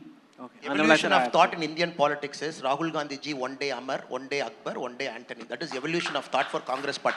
You tell me, did Madam Sonia Gandhi never say there is no unanimity among the Congress-led government cabinet with respect to caste census? Now I need answer for that. Suddenly you can't say in 2023... He said he changed his mind. No, sir. You don't understand. These are very convenient changes. Karnataka Congress government, the same Siddaramaiah ji, when did he do caste census? Why it was not released for 5 years? Yeah. Now, we believe very categorically the resources of the country, the first right should go to the poor of the country. That is Why what are we are you doing. decreasing NREGS allocation if poor is your priority? I will give you the last word, and now since you have spoken, because there is something else, sir, in the program. Thank you so much, guys, for your passionate, like really passionate, very, very enjoyable session. Wish you all the best. The people will ultimately decide, and the numbers will be out, but good. Thank you so much.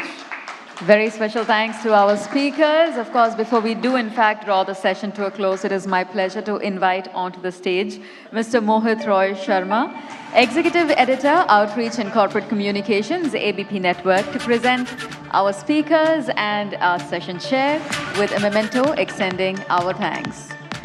Ladies and gentlemen, 3 different voices, 3 different perspectives, one enthralled audience.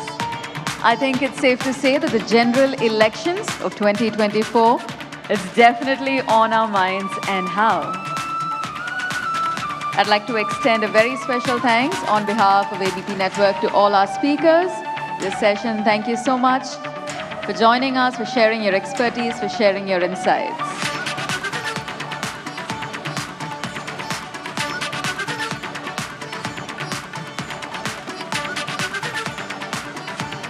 Thank you very much, Ms. Kavita. Thank you very much, Mr. Karthi. A very special thanks to Mr. K. Annamalai. A very special thanks, of course, to our session chair, if I may request Mr. Mohit to do the honors and present our session chair, Mr. Chetan Bhagat, with a memento.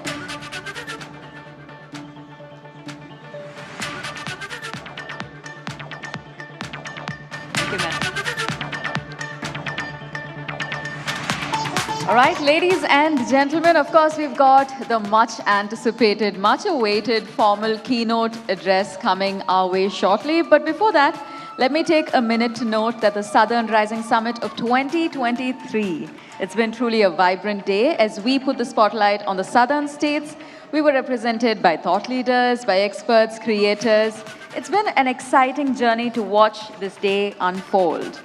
And on this note, I'm sure that there are a number of people to thank.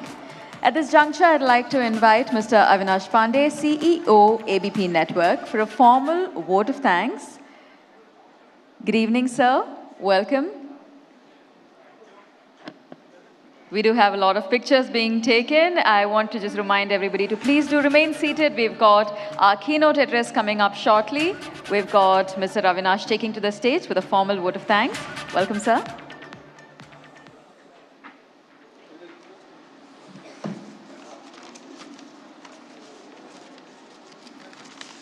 Let the political dust settle down. Well, friends, we had what an exciting day today. We would like to thank all our speakers, our audience, and our anchors for a fulfilling day today at the first edition of the Southern Rising Summit. ABP Network is always trying to raise the bar in telling stories that connect with people. So it was fitting that we began with Governor, Her Excellency Ms. Tamilisai Sundararajan, who calls herself a people's governor and took on Telangana CM K. Chandrasekhar Rao. We had riveting session with authors Gurucharan Das and Gopal Gandhi.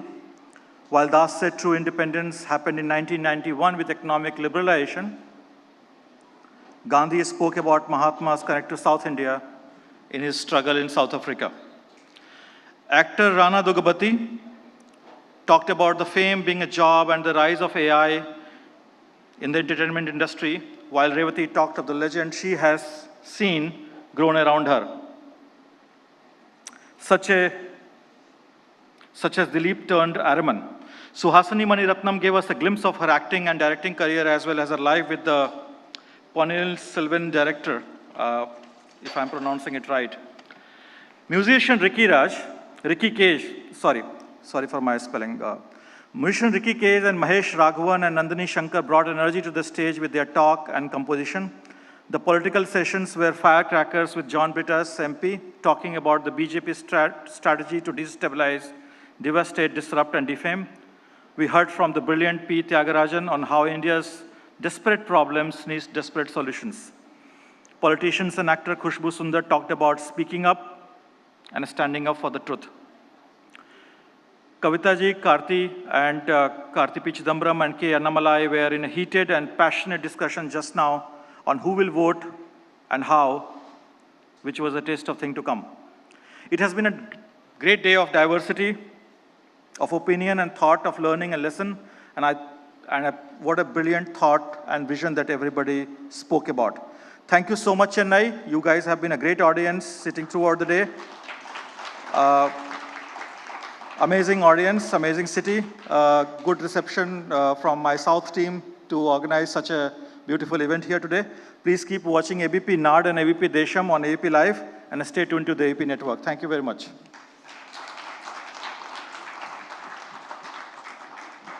Thank you so much, sir. Ladies and gentlemen, with that, it is time for our keynote address. I am here to let you know that this particular session, it focuses on the Tamil Nadu model. Of course, before we do, in fact, get into the session, if any of our virtual viewers, if you'd like to post about your experience watching the Southern Rising Summit 2023 online, all you need to do is add the hashtag ABP Southern Rising, and we'd love to see your stories. We'd love to see what you have taken away from this fantastic, vibrant day. On the other hand, for everybody in the room, of course, you have watched it live, you've seen it in action, but more importantly, we do hope that you've taken to social media, sharing your experience here. Once again, our social media handles, especially YouTube, have been live throughout the day. We've got ABP Live, ABP Nadu, and ABP Desam. All three platforms showcasing this particular conclave live, and we've seen spectacular engagement through the day. Only showcasing and reminding us that the Southern Rising Summit is truly on the right track. And with that, ladies and gentlemen, from eminent speakers to experts, to esteemed guests, today we have pretty much seen it all. And at the core of all of it is diversity. Right, when we started off, we spoke of confluence, whether it's modernism and technology, whether it's culture and innovation. The South has kind of stood through all of it all. And of course, at the helm of all of it, we've got the Southern Rising Summit presenting a mesh of all these wonderful cultures, the wonderful mosaic right here to the heart of India. Ladies and gentlemen, I think it's safe to say that we are all set and ready to begin our keynote address. Please join me as I set the context and, of course, welcome our keynote speaker. Ladies and gentlemen, this particular session focuses on the Tamil Nadu model, of course, with the political landscape constantly evolving. It is up to the young leaders who hold the torch of progress, who hold the torch for transformation. This keynote address that we're going to be witnessing right now will showcase how Tamil Nadu's governance model, it offers valuable lessons that extend far beyond the state boundaries. To say a few words and formally introduce our keynote speaker, it's my pleasure to invite Mr. Ganesh Ramachandran, Assistant Editor, ABP Nadu. Welcome, sir.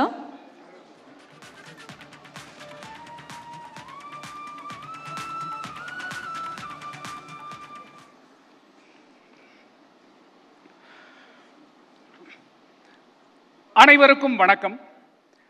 அற்புதமான இந்த மாநாட்டின் நிறைவு தருவாயில் இருக்கிறோம். உண்மையிலேயே நிறைவான ஒரு தருவாய் அப்படின்னு தான் சொல்லணும். நம்மிடையில் அப்படிப்பட்ட ஒரு சிறப்பான நபர் இன்றைக்கு இணைந்திருக்கிறார். தெற்கின் எழுச்சியை பற்றி பேசிக் கொண்டிருக்கிறோம். திராவிட அரசியலின் அடிச்சுவடியே மொழி உணர்வு, சமூகத்துக்கான எழுச்சியில் இருந்து உருவானதுதான் என்பதை யாருமே மறுக்க முடியாது. திராவிட சிந்தனையாளர்களே இந்த மண்ணின் பகுத்தறிவு காவலர்கள். அந்த விதத்தில் coming from the Dravidian stock என்பதுதான் இவருடைய அடையாளம். சிலவற்றை நாம் ஒழிக்கத்தான் வேண்டும், எதிர்க்க முடியாது. சனாதனம் குறித்து திராவிட அரசியலின் புதிய கருத்து அல்ல இது. இதை சொன்னதால் சனாதன ஆதரவாளர்களால் அன்று இவருடைய தாத்தாவின் தலைக்கு விலை வைக்கப்பட்டது வரலாறு. மீண்டும் இன்று தன் தலைக்கும் விலை வைத்தும் கூட, அது தேசிய அளவில் பெருஞ்செய்தியாக பெருக்கெடுத்தும் கூட, தன்னுடைய தாத்தாவின் பாணியிலேயே சொன்ன கருத்தில் இருந்து பின்வாங்காமல் பதில் கொடுத்த விதத்தில் இவர் 5ஆம் தலைமுறை திராவிட அரசியலின் முகமாக மக்கள் மனதில் ஆழ பதிந்திருக்கிறார்.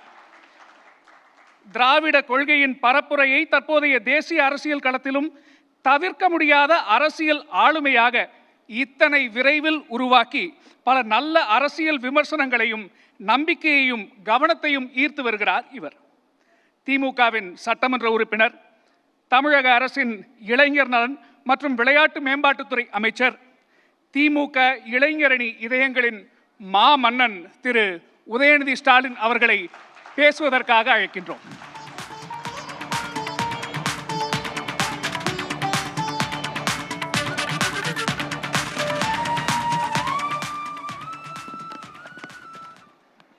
அனைவருக்கும் இனிய மாலை வணக்கம்.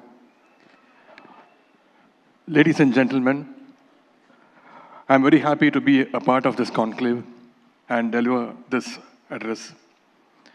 I thank ABP Network for giving me the topic, the Tamil Nadu model, what India can learn. This conclave is aptly named the Southern Rising Summit 2023. Yes, the South is rising. Especially Tamil Nadu has not just been rising, but also guiding the Indian subcontinent. For the last 50 years, the South Indian states have grown faster than the national average. ஒரு நல்ல அரசு என்பது உணவு உற்பத்தி, கல்வி, சுகாதாரம், தொழில்துறை ஆகிய அம்சங்களில் சிறந்து விளங்க வேண்டும் என்று சொல்வார்கள். Tamil Nadu has attained greater heights in the field of food security, agriculture, education, health and industrial sector. சுதந்திரம் பெற்ற பிறகு இந்திய மாநிலங்கள் பெரும்பாலானவை ஒரே நிலையில்தான் இருந்தன. எல்லா மாநிலத்திற்கும் ஒரே மாதிரியான வாய்ப்புகள் தான் இருந்தது. ஆனால் தென் மாநிலங்கள், குறிப்பாக சொல்லணும்னா தமிழ்நாடு, இந்த அளவுக்கு முன்னேற்றம் கண்டிருக்கிறது என்றால் இங்கு நிகழ்ந்த சமூக பொருளாதார புரட்சி தான் காரணம். உழுதுவருக்கே நிலம் சொந்தம் என்ற வகையில் நில உச்சவரம்பு சட்டத்தை கொண்டு வந்து ஏழை எளிய மக்களுக்கு நிலங்களை வழங்கியவர் டாக்டர் கலைஞர் அவர்கள். உணவு உற்பத்தியை பெருக்கியதோடு உணவுப் பொருட்களை குறைந்த விலைக்கும் கட்டணமின்றியும் அனைவருக்கும் கொண்டு சேர்த்தது நம்முடைய திராவிட முன்னேற்ற கழக அரசு. இன்றைக்கு இந்தியாவிலேயே ஒரு முன்னோடி உணவு கொள்முதல் மற்றும் விநியோக அமைப்பாக தமிழ்நாடு சிவில் சப்ளைஸ் கார்ப்பரேஷன் உள்ளது. தமிழ்நாட்டின் பொது விநியோக முறை பப்ளிக் டிஸ்ட்ரிபியூஷன் சிஸ்டம் என்பது மிகவும் வலிமையானது. The DMK has been giving equal importance to the health and education also. Our Honorable Chief Minister has built the state-of-the-art library called Kalaignar Centenary Library at Madurai and a 1,000-bedded Kalaignar Centenary multi-speciality hospital at Chennai at a cost of rupees 250 crores each. Tamil Nadu has achieved a phenomenal growth in industrial sector too. Tamil Nadu is the first state in India to frame an IT policy as early as 1997 and introduce a need-based computer education in education institutions in big way. We are one of the top economies of the country. We are competing with Maharashtra in the field of industrial development. In my view, one of the most important factors that contributed to this faster growth was the linguistic flexibility and acceptance of English. In 1960s, when there was an effort to remove English from being the official language in India, the DMK was in the forefront of the fight against Hindi imposition. The DMK cadres across the state protested and made it a people's movement and prevented the linguistic chauvinism. We succeeded in retaining English as an official language. The results of the successful resistance are evident from the growth Tamil Nadu has achieved recently. Our people have gone places, from NASA to Silicon Valley Big Tech. You name it, you see Indians, mainly Tamilians, occupying important positions. The most recent examples one could cite for Tamil Nadu's illustrious growth story is the contribution of state-educated Tamil Nadu scientists in the numerous ISRO missions in the recent decade. From Chandrayaan-1 project director, Thiru Mailsami Annadurai, to Thiru Veeramuthuvel, the brain behind Chandrayaan-3 mission, and not to mention Ms. Nihar Shaji, the project director of Aditya L1, the state has produced one of the best talents in the field of space science. I studied in the state board Tamil medium school and attained this height, Thiru Veeramuthuvel said in a felicitation event arranged by the Tamil Nadu government. They are also an answer to those who question the linguistic policy and the growth formula of the Dravidian model. The growth story and vision of the Dravidian model, in fact, did not stop with working great thinkers and scientists and trained skilled youths. The Dravidian model of Tamil Nadu, particularly our visionary leaders, late Tandai Periyar, Peringar Anna, and Dr. Kalaignar, piloted some of the reformatory and revolutionary changes in the state. I would like to point out a few. Legalizing self-respect marriages in 1967, in the first tenure of the DMK government, Supreme Court has upheld similar legislation only recently. Nationalization of buses in 1970s, providing free spectacles to rural people, inheritance rights of women in ancestral property, which was again upheld by the Supreme Court a few years ago, was legislated by Kalaignar in 1989.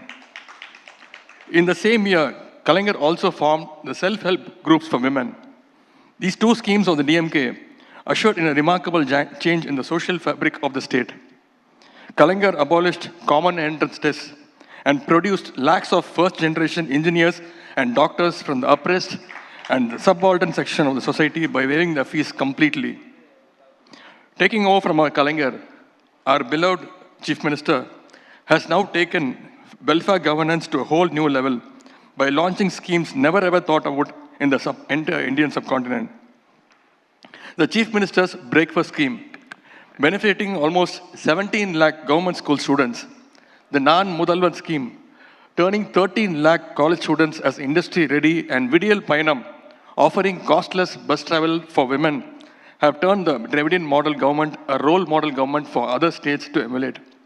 The Telangana government has emulated our CM's breakfast scheme recently, while Karnataka government has replicated our Vidiyal Payanam scheme. To top it all, the Kalaignar Magalir Urumai Thogai Thittam, the crown jewel of our government, and the largest ever scheme implemented by a state in terms of fiscal responsibility, has transformed our Dravidian model government into a matter of envy across the country. About 1 crore 6 lakh and 52,000 women are receiving rupees 1,000 per month. The other idea that DMK has stood for constantly is federalism. We have been advocating for state rights from the time of DMK's inception in 1949. We believe that the one-size-fits-all approach will not work for a vast and a diverse country like our India. The union government should frame the broader policy framework and provide sufficient space for the states to design and implement schemes that are suitable to the needs of the people of the state. This approach will allow the states to adapt and innovate. This approach will allow for cross-learning. States will learn from each other on the best practices. The number of people who go to colleges in Tamil Nadu, the gross enrollment ratio, GER, in Tamil Nadu is 52%. This is better than the United States of America, where the GER is around 41% and on par with the Scandinavian countries. It's a phenomenal achievement, an achievement that stands testimony to the Dravidian model of governance. I have just given you a couple of examples. Likewise, some states would have performed well on a particular parameter. States could learn from each other and modify it appropriately. Therefore, we advocate a system where the union government acts as an enabler and supports the states to design and implement schemes that are relevant to their own context. This can be the approach for truly cooperative federalism. Unfortunately, in the last few years, the union government has not followed this approach. Rather, they have been using all possible means to centralize power and dictate terms to the states. The union government is using the independent investigative agencies to hunt its political opponents across the country. The union government is sending governors to the non-BJP ruled states to ruin their administration. The functioning of Tamil Nadu governor is a case in point. NEET is another catastrophe which was imposed on Tamil Nadu. Early in the last century, there was a rule saying to study MBBS, you need to know Sanskrit. What is the connection between MBBS, becoming a doctor, and learning Sanskrit. It was the Justice Party that abolished the rule. The current BJP government has imposed NEET, which has killed around 22 lives in Tamil Nadu, and many students who wanted to be doctors had killed themselves in other parts of the country too. Most recently, the union government has taken another outrageously regressive step to hamper development in medical infrastructure of the Tamil Nadu. A recent example of this council is the guidelines issued by the National Medical Council. The guidelines say the medical colleges shall follow the ratio of 100 MBBS seats for every 10 lakh population. If these guidelines are to be followed, none of the 5 South Indian states, Tamil Nadu, Kerala, Karnataka, Andhra Pradesh, and Telangana, can build new medical colleges. Why should our states be stopped from building new colleges? This approach will only penalize the best performing states. It is not new that South is paying higher tax to the union government and getting very least amount in return. Let me put out a statistic for your understanding. Do you know that for every 1 rupee Tamil Nadu pays as tax to the union government, we receive only 29 paise in return?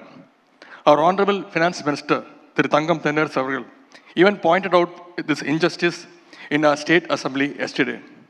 Since 2014, Tamil Nadu has paid tax to the tune of rupees 5 lakh crores to the union government. But we have received just 2 lakh crore rupees in return. However, in a BJP's ruled state, for example, Uttar Pradesh, which paid rupees 2 lakh crores as tax in these 9 years, has received return as 9 lakh crores. This is outrightly an injustice meted out by the union government to the best performing states. Not just this, a bigger conspiracy is being hatched to punish the southern states for the good performance through the impending delimitation exercise of the Lok Sabha constituencies. In the 70s, the union government promoted the population control program. The South Indian states implemented the program very effectively. Their population growth rate was slowed. In comparison to the other states that did not implement the program well, whose population continued to grow at a higher rate, this effectively reduced the population share of the South Indian states. Today, this is being used against our South Indian states. As you all would know, the Constitution mandates that each state must receive seats in proportion to its population, and constituencies should be of roughly equal to the size of the population. The union government pushed states to reduce population in the 1970s. This principle was kept in abeyance through a constitutional amendment. The amendment to the Constitution passed by the Parliament in 1976 froze the number of seats in the Lok Sabha till 2000. In 2001, when again the issue came up, the states that were likely to lose seats protested. Due to this protest, the then NDA government piloted another constitutional amendment, 84th Amendment to the Constitution, that extended the freeze for another 25 years till 2026. We are just 2 years away from the deadline. So how will this delimitation affect us? It is clear that all 5 states, Tamil Nadu, Kerala, Karnataka, Andhra Pradesh, and Telangana, will lose their seat share in Lok Sabha. If delimitation is done without changing the number of seats in Lok Sabha, Tamil Nadu will lose 8 seats from the current 39 seats to, it will be limited to 31, decreased to 31. This is a clear attempt to silence the voice of southern states. Our Chief Minister has called the delimitation a sword hanging over our head. We should be mindful of the conspiracy that is being hatched to take away our rights and act accordingly. I am hopeful that most political parties that are fighting for the state rights will definitely oppose this move. Every right-thinking citizen will confront this move, and I can guarantee you that DMK will be at the forefront of this people's movement. Finally, I have a request for the media friends who have lent your ears to me. From the above points, you would have understood that Tamil Nadu is distinct and a class apart from the rest of the country on most spheres of the social development. However, the media, mostly the upcountry media, has been prejudiced in its perception of Tamil Nadu. Instead of showcasing our success stories and uniqueness, a few northern India media paints a grim picture of the state as being divisive. We are not divisive. We are great patriots and second to none. In fact, we are among the first in contributing to the national development. I can also cite instances when the media had fallen prey to the malicious designs of some selfish political parties like the Bharatiya Janata Party.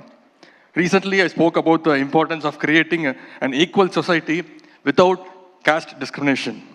My statement was mischievously twisted and falsely spread by the BJP for cheap political gains. Instead of exposing the falsehood of the BJP and the truth in my statement, the media, mainly the North Indian media, organized exhaustive debates for almost 10 days. It was worrisome to see the media fall for some malicious political designs instead of speaking the truth to power. ஊடகங்களுக்கும் சமூக பொறுப்பு இருக்கின்றது. எப்படி அரசியல்வாதிகளுக்கு சமூக பொறுப்பு இருக்கிறதோ அதே போல ஊடகங்களுக்கும் சமூக பொறுப்பு இருக்கின்றது. எப்படி எங்களை மக்கள் பார்த்து கொண்டிருக்கிறார்களோ உங்களையும் மக்கள் பார்த்து கொண்டு தான் இருக்கின்றார்கள். எனவே அந்த பொறுப்பை உணர்ந்து நீங்கள் அனைவரும் செயல்பட வேண்டும் என்று இந்த நேரத்தில் கேட்டுக்கொள்கின்றேன். I would like to conclude my speech with a famous quote of a great leader, Perangar Anna. Anna said, "Go to the people, live among them, learn from them, save them, serve them, plan with them, start with what they know, build with what they have." Our Honorable Chief Minister is following what Perangar Anna has said 6 decades ago and running a people-centric and public welfare government. I sincerely wish the media up north would be more accommodative and democratic in engaging the Southerners like us and change the wrong perception of Tamil Nadu in the interest of the nation. Tamil Nadu, mainly DMK, and our people will continue to contribute to the national development. Thank you. Vanakkam.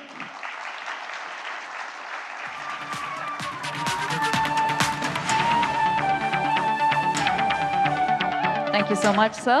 May I please request Mr. Saurabh Yagnik, COO ABP Network, to join us on stage for a formal felicitation of our keynote speaker. A keen and insightful showcase of the Tamil Nadu model, ladies and gentlemen, setting the stage with, of course, valuable lessons, especially on stage rights. What a fitting platform to share that. Also, a quick reminder on citizens and our civil rights. I have to say that this keynote address has been a fantastic closing note. A very special thanks to Mr. Udayanidhi Stalin. Ladies and gentlemen, a loud round of applause for our keynote speaker.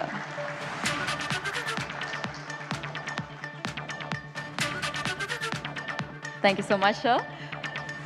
Well, with that, ladies and gentlemen, I think we can all agree that today has been such an interesting day, learning so much, experts sharing their insights, deep diving into their topics of expertise. I also have to say that today we've had the opportunity of having journeyed through a myriad of topics, from economic progress. Of course, we've also spoken about deep-rooted cultural heritage, from entertainment industry to governance models, and that does not even cover all the topics that we've had.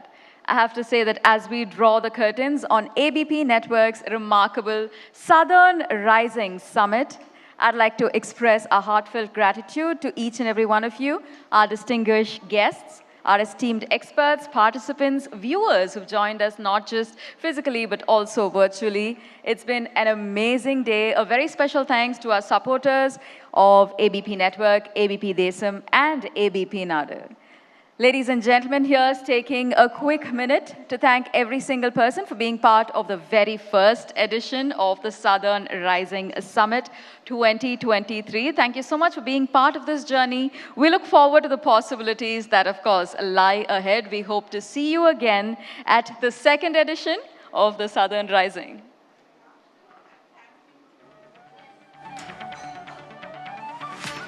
Well, on that very positive note, I would like to extend our thanks and congratulations to Team ABP Network. I think we give them a loud round of applause.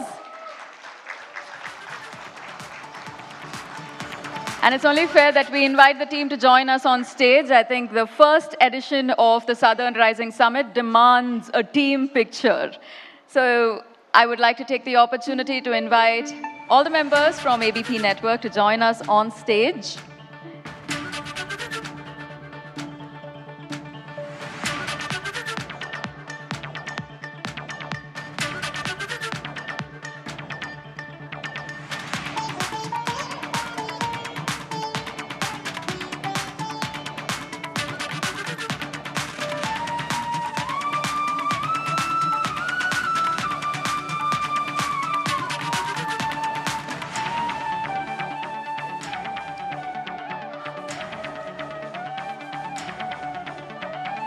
I'm sure we've got a lot more strength in numbers, Team ABP. If I may request everybody who's probably outside in the corridor, who's still seated, join us on stage, guys. We'd love a picture.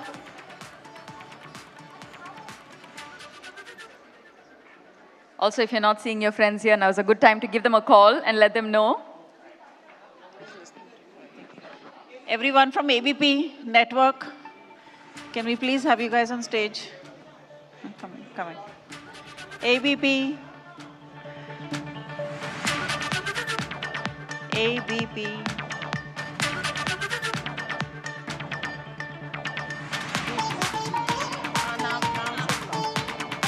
The graphics team, Ravi Goel, Rajan sir, Anuradha, if you are here, please join us. And marketing team, Anupam and team, Kriti, Shushmita, Shabik, please join us.